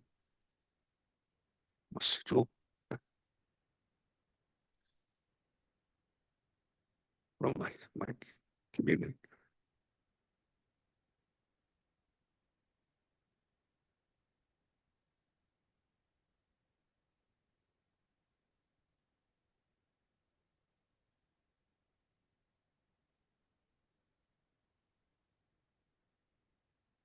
I can't change things that are what is already is. But we can build a better future. Together, when I hear a call for a summit that's long and come in perhaps a conference, I will call in the salmon people all the way from the mouth of the Yukon River. When I hear a testimony from Francis and all the way up, no borders, into the drainage waters of the spawning areas. When you get that many Indigenous and First Nations coming together and to talk about the salmon and start communicating, and I believe we can move mountains and that we can change things, and that's what you need. You need that traditional knowledge, and that's where it comes from people like that and people that's behind me of what they got to offer. Perhaps a war room and a big map on the wall or in the river that goes right from the Bering Sea all the way up in areas and everything else. At each village and marked and everything else that got there right up into the Yukon, the spawning areas and everything else that got there. That's on that map and all the information that we've got to offer and everything else that got there, along with the statistics down below with the highs and the lows and everything else that got there, and study that. The predators and everything else that got there that prey on them. We're not the only ones that wait and sacrificing the ecosystem sensitive, and the bear, the wolf, the eagle, the great eagle also wait. And there's nothing there. In 1 year, 2 years ago, I go out in the land there, and areas on the land there where it's usually blue or red with cranberries or else blueberries, or there was nothing. And they're the spawning areas, so there's hardly no salmon. Bears were coming into town and conservation officers were shooting them. I didn't like that. They tried to ask me to assist them a few times, and I said no. They were hungry. Like the salmon there that waits for any ocean that try to build up their fat reserve and eat. The bear does the same thing there. All summer he'll eat and eat and eat and eat, and until winter comes, they go into hibernation there, and they have enough to survive the winter. The salmon is almost the same way you look at her. But I noticed her since I was a little boy, the salmon that was almost bigger than me are now like this, half the size, and they're coming in sooner. There's things happening in the ocean that's beyond our control, and climate change, the permafrost. And I can't believe that in a rich country like this, that's people, good people, people of the land, the rightful people that live in third world conditions. There's absolutely no excuse for that. When a country that goes around and talks to other countries about human rights, they should start looking in the mirror.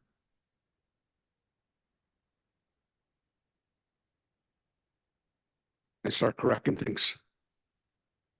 If you want to talk to other countries about human rights, then start changing things. These people that took care of this land on this side there and are still spiritually and culturally connected. Breaks my heart when I hear their story, and that it shouldn't be like that. They don't want no handouts or anything. But there's no excuse. You know, I never thought in my lifetime, I was a little boy, I used to carry around a cup in a hot day, and I'd go down the river or a creek and I would drink the water. And I never thought I had to go to the store to pay for water. A valuable resource that also the salmon needs. That water has to be cleaned. When I hear Dan talk about this mining company and how the southern lakes there used to be plentiful salmon, a lot of salmon there. And this mining company, tailing pond, there's nothing around it there during the spring run up and run over down into the spawning area. No more salmon. It happens all the time. And he brought it up, which is good. Because you got to start looking at that there. You can also just say on number 10, on the hydroelectric development, but you also got to put in there and stand up mining developments. We all know it takes water to operate a mine. Up in my country, up in Mount Nansen and Frigo there, I go up there and we go to look. Caribou calving ground all torn up. And all these tailing ponds with chemicals in them there, nothing around them. I can see animal tracks. Now during the winter, they freeze, but in the spring, when it gets overflow from the snow, it comes out. And that goes into a little stream, into a creek. And that runs into a spawning area. And that happens all the time. And Yukon government's got to acknowledge and say that. One hand, they would say, oh, you know, we want the salmon to come back and everything else. But the other hand, there's millions of dollars from these mining companies that continue to tear up the land, moose calving areas, caribou, fish spawning areas. You have to make a choice, and we cannot go on continuing what we do to Mother Earth without consequences. This may be just a start to the salmon.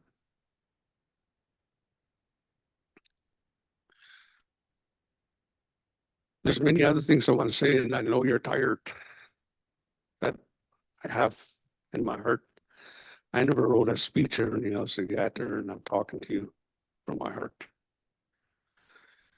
And many of you that have worked on this, and I want to thank you. Na-cho, you continue to work, and one of the things about it, and when it started off, it's just small meetings there. Now it's gotten bigger. Now you got subcommittees and committees, traditional knowledge committees, and it's getting bigger. But what's got to be included in that is the indigenous people that you hear. So when we talk about a call for summit and a conference for our people, I would say, I would call them our people. Our people. I'd say there's no border, and we come together and we talk and we offer you our knowledge from both sides of the border and what comes out of there, so that you can see a full picture. And I think it's something that you need to hear. This is Joe. Now, I want to say a prayer.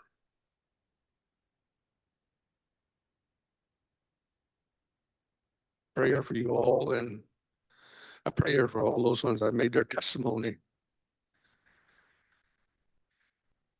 from their hearts, and for the ones that made this long journey from the Yukon, and for those ones that don't even have clean drinking water.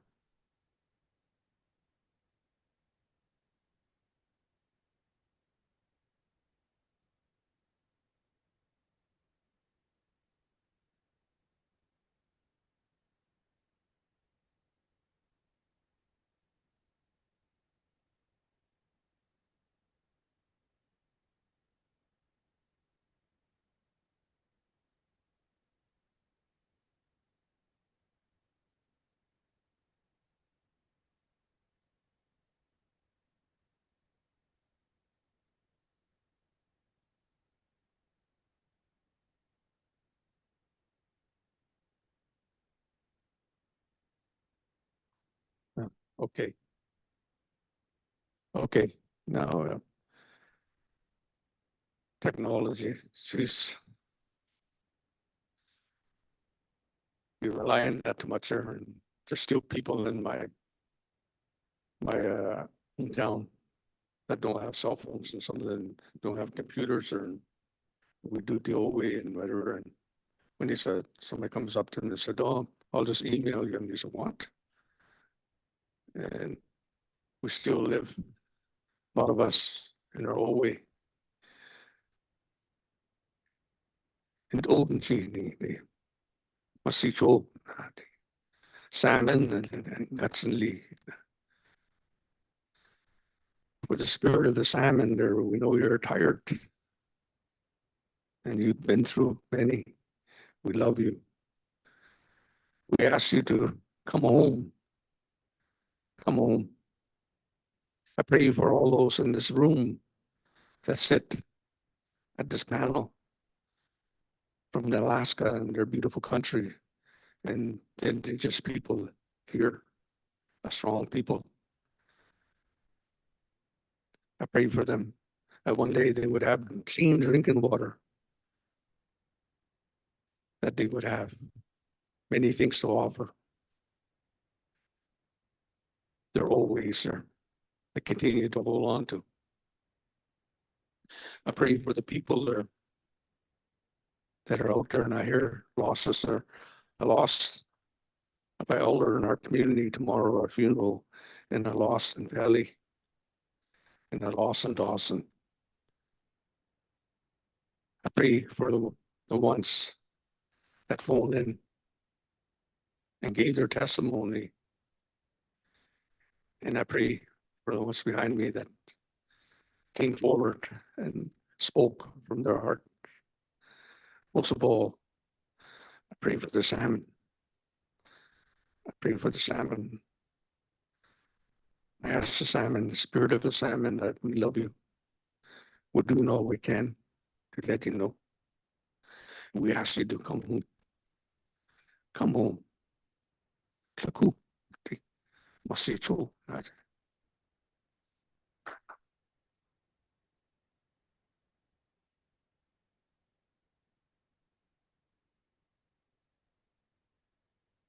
Any questions or comments for Joseph from panel members? Not seeing any. So we'll go to our final testifier of the day. I believe this is a substitution for someone that had to depart early, but Haley Fairclaw.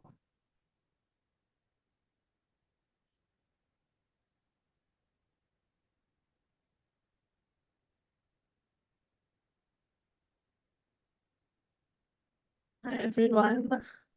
My name is Haley Fairclough. I am a Cookatown woman from Tasman Tlingit Council. My Tlingit name is Tunk. My parents are Eric and Emmy Fairclough, and my grandma is the late Pauline Sidney. I am here as a youth Executive Youth Representative for Tasman-Clinket Council. I grew up as a meeting baby, which meant I went to almost every meeting that my mom attended.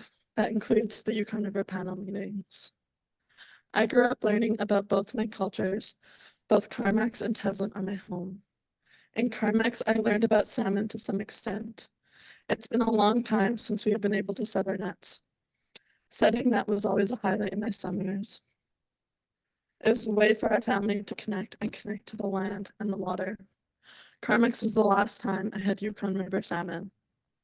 In Tasman, we have not had fish camp since I was 3 years old. I am currently 19 years old.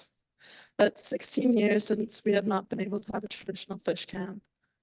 I am the first generation of my family not to have attended a traditional fish camp. I grew up on what we call fly-in fish. That is salmon that we purchase from the Na-cho River and comes to my community by truck. I long for the return of our Yukon River salmon, as our Yukon River salmon is missing from our diet. I want to ensure that future generations can learn our teachings, harvesting practices, and the simple pleasure of consuming our Yukon River salmon. We need to bring back our Yukon River salmon, and we need to leave them alone for a while so their numbers can grow. I believe that the 7-year agreement is a positive step forward in restoring our salmon stocks. But we also need to acknowledge that this is just the beginning to the journey of bringing our salmon back. Ganeshish, and thank you for letting me talk.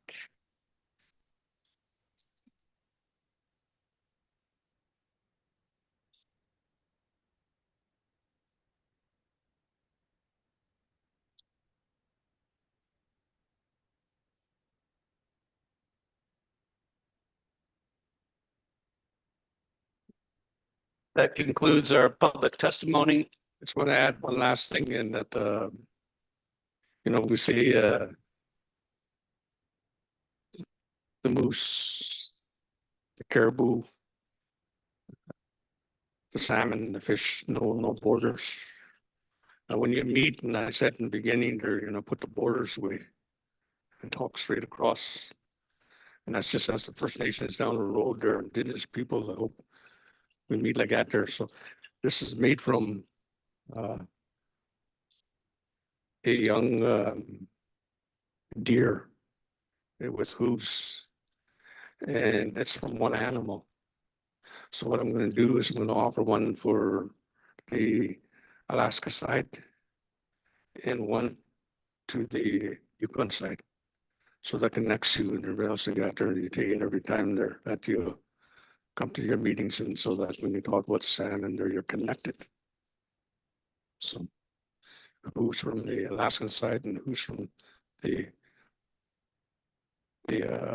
Yukon side would want to accept this little gift.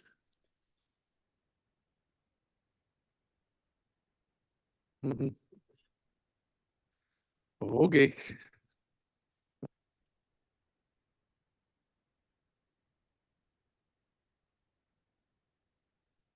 Okay, now you both can dance.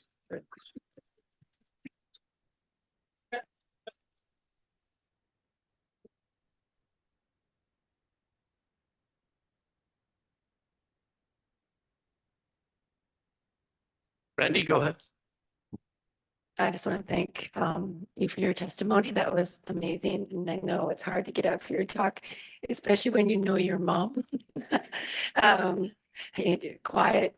I just wanted to say you're, coming from your working with your mother when I first moved back to the Yukon, I kind of latched onto her because she's a true warrior and advocate for the salmon world and all fish and wildlife and for her people and her community. And I learned a lot from her, and you come from good bones anyway. And she's, if anybody knows Emmy, she was a true warrior, and she was a huge part of this process of having the First Nations be part of the advisory committee. I wish she was just sitting here, and yeah, come and see me. I got a job for you. Anyway, thank you. Any additional comments or questions from panel members? Okay, thank you. That concludes our public testimony. Thank you to our testifiers in particular for your stamina, for your patience, both online and here in person. I know we had a long list to get through, but as you've heard from many panel members, including myself, it is appreciated. And we certainly recognize the time, effort, and funds, money that it probably took to be with us here today. So thank you for that. We'll now move into the last couple items of our agenda. First, we'll have an opportunity for closing remarks from our panel members. Perhaps we'll go around the tables here at the front to see if there's any closing remarks from our panel members. Ragnar, we'll start with you. No? Have a safe summer. Thank you. Andy, go ahead. Yeah, very quickly. I really want to thank all the people that traveled so far to get here, and to give their, I know their truly heartfelt testimony. It's very much appreciated. And I just wanted to say, I think from my perspective, this panel meeting and seeing people showing the desire to work together is empowering. And I hope we can continue to build on that. And I really appreciate all the effort. And I know every single person in this room is sacrificing. So thank you for coming here.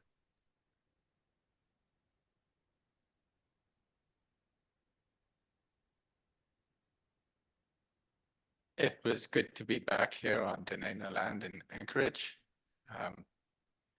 And thank you for everybody for all of the hard work everybody has done. I'm feeling a bit more optimistic about, well, a bit less pessimistic about the future of the salmon.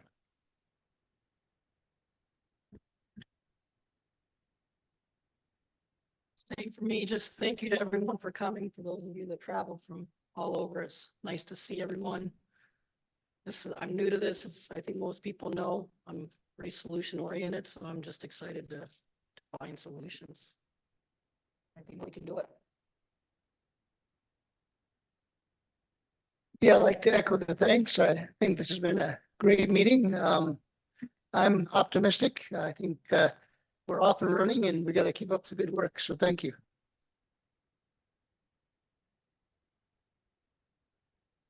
Sven, go ahead. Yeah, I want to thank everyone that made it in for testimony from the headwaters, all the folks from Canada all the way down to the coast, in Namikwa and even on Hooper Bay area. It's good to hear all that and heartfelt testimony coming from folks. I want to also thank panel members here, alternate members, advisors, staff for putting this meeting together.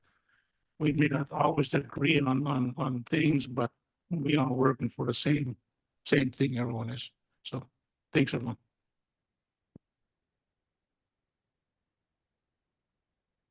I'd just like to say thanks as well to everybody, their testimony, especially for the people that have been around here for a long time.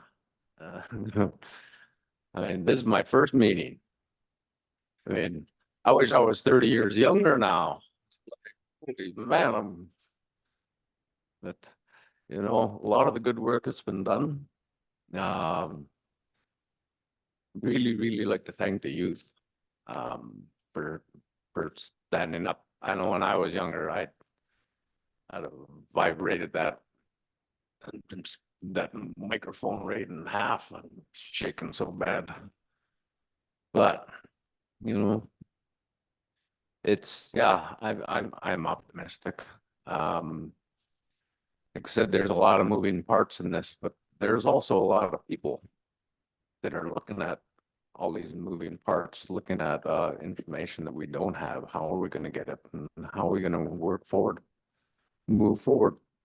And we just have to do it together. And it's the only way we're gonna bring the salmon back is by doing it together. And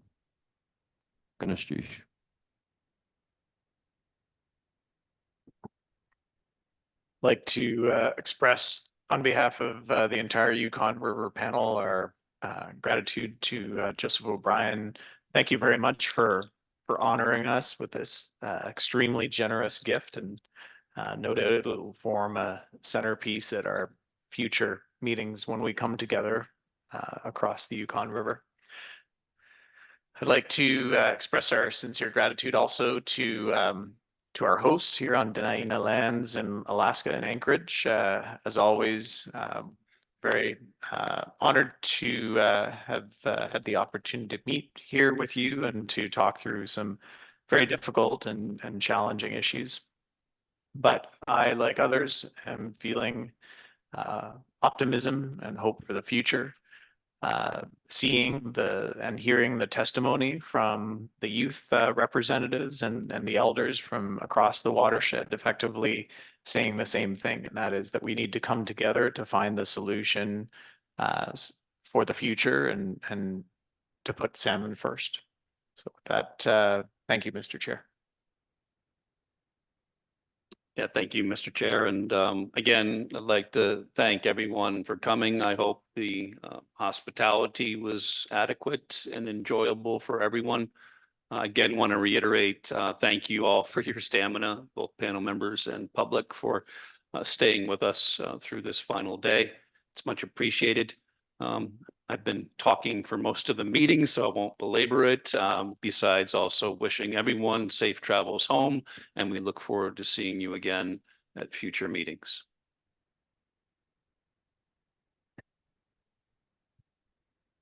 Na-cho, I feel good today. I feel my heart's happy, and just want to say that I, like everyone else, appreciate all the testimonials, and but I also almost been around as long as Ragnar. Just joking. So anyhow, and having said that, I think that what we've seen, the back and forth over the course of the many years, I think we now have our work cut out for us to try to make something work. And I think you know, is it the best thing that could happen? Possibly not. Is it something that we could work towards a common interest on? I believe so. And I look forward to getting to the next phase of our meeting. It sounds like we're going to do more of those and more dialogue. So this is just the beginning of I think something better to come. So I look forward to the dialogue. Thank the U.S. panel members. Just you're all great people, and you all, you know, have done really great work. And thank you, Ragnar, for, you know, your years of contribution as well. I know it's difficult, and we miss Eric as well, and say hi for us. And I want to just say thank you to everyone and all those that have the technical team that got us to this place, because without them, we would not be sitting here at this time of the night, still plugged into the rest of the world, and those that sat online all evening wait to give their testimonies. The young gal at the end, she needs to be held up because she sat through the whole day, all evening, to give her testament, and I think that is amazing. So thank you, Ayles. Merci. Thank you. Don't want to belabor it. Did want to extend all the same thanks that have been provided.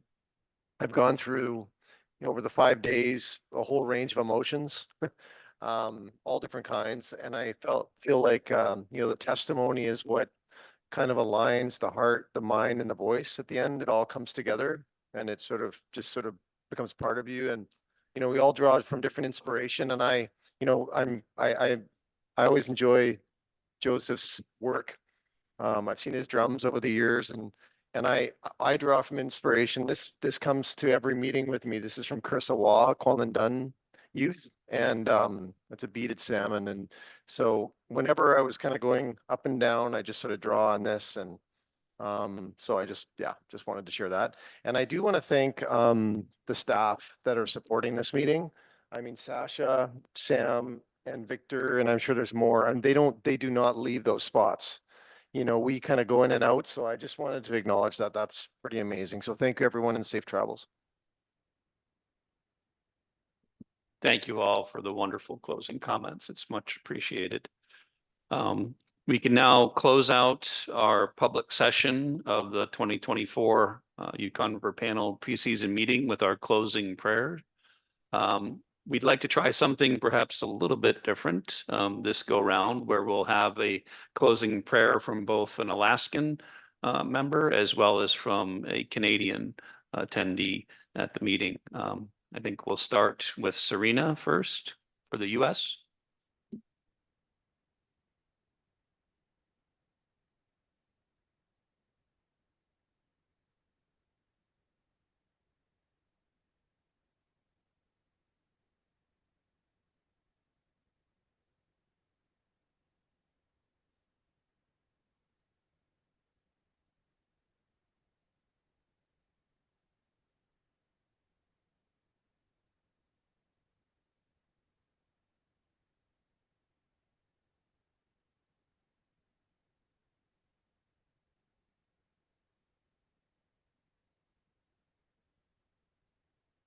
And now we'll have closing prayer from a Canadian representative from Norma.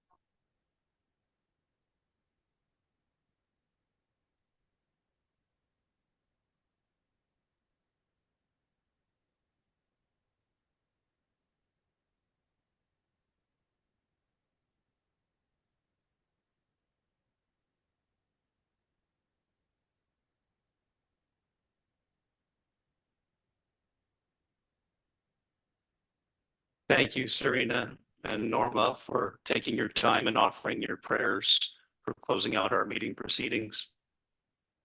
So that will conclude our public session for the day. As our remaining panel members may be aware, we have on our agenda time scheduled to go into closed session for closeout and further discussion. Co-Chair Gotch and I have conferred, and we agree that we will forego that for this meeting.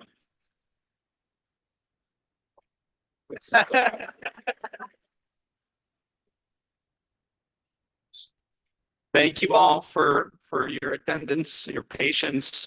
Safe travels home to everyone. And until the next time.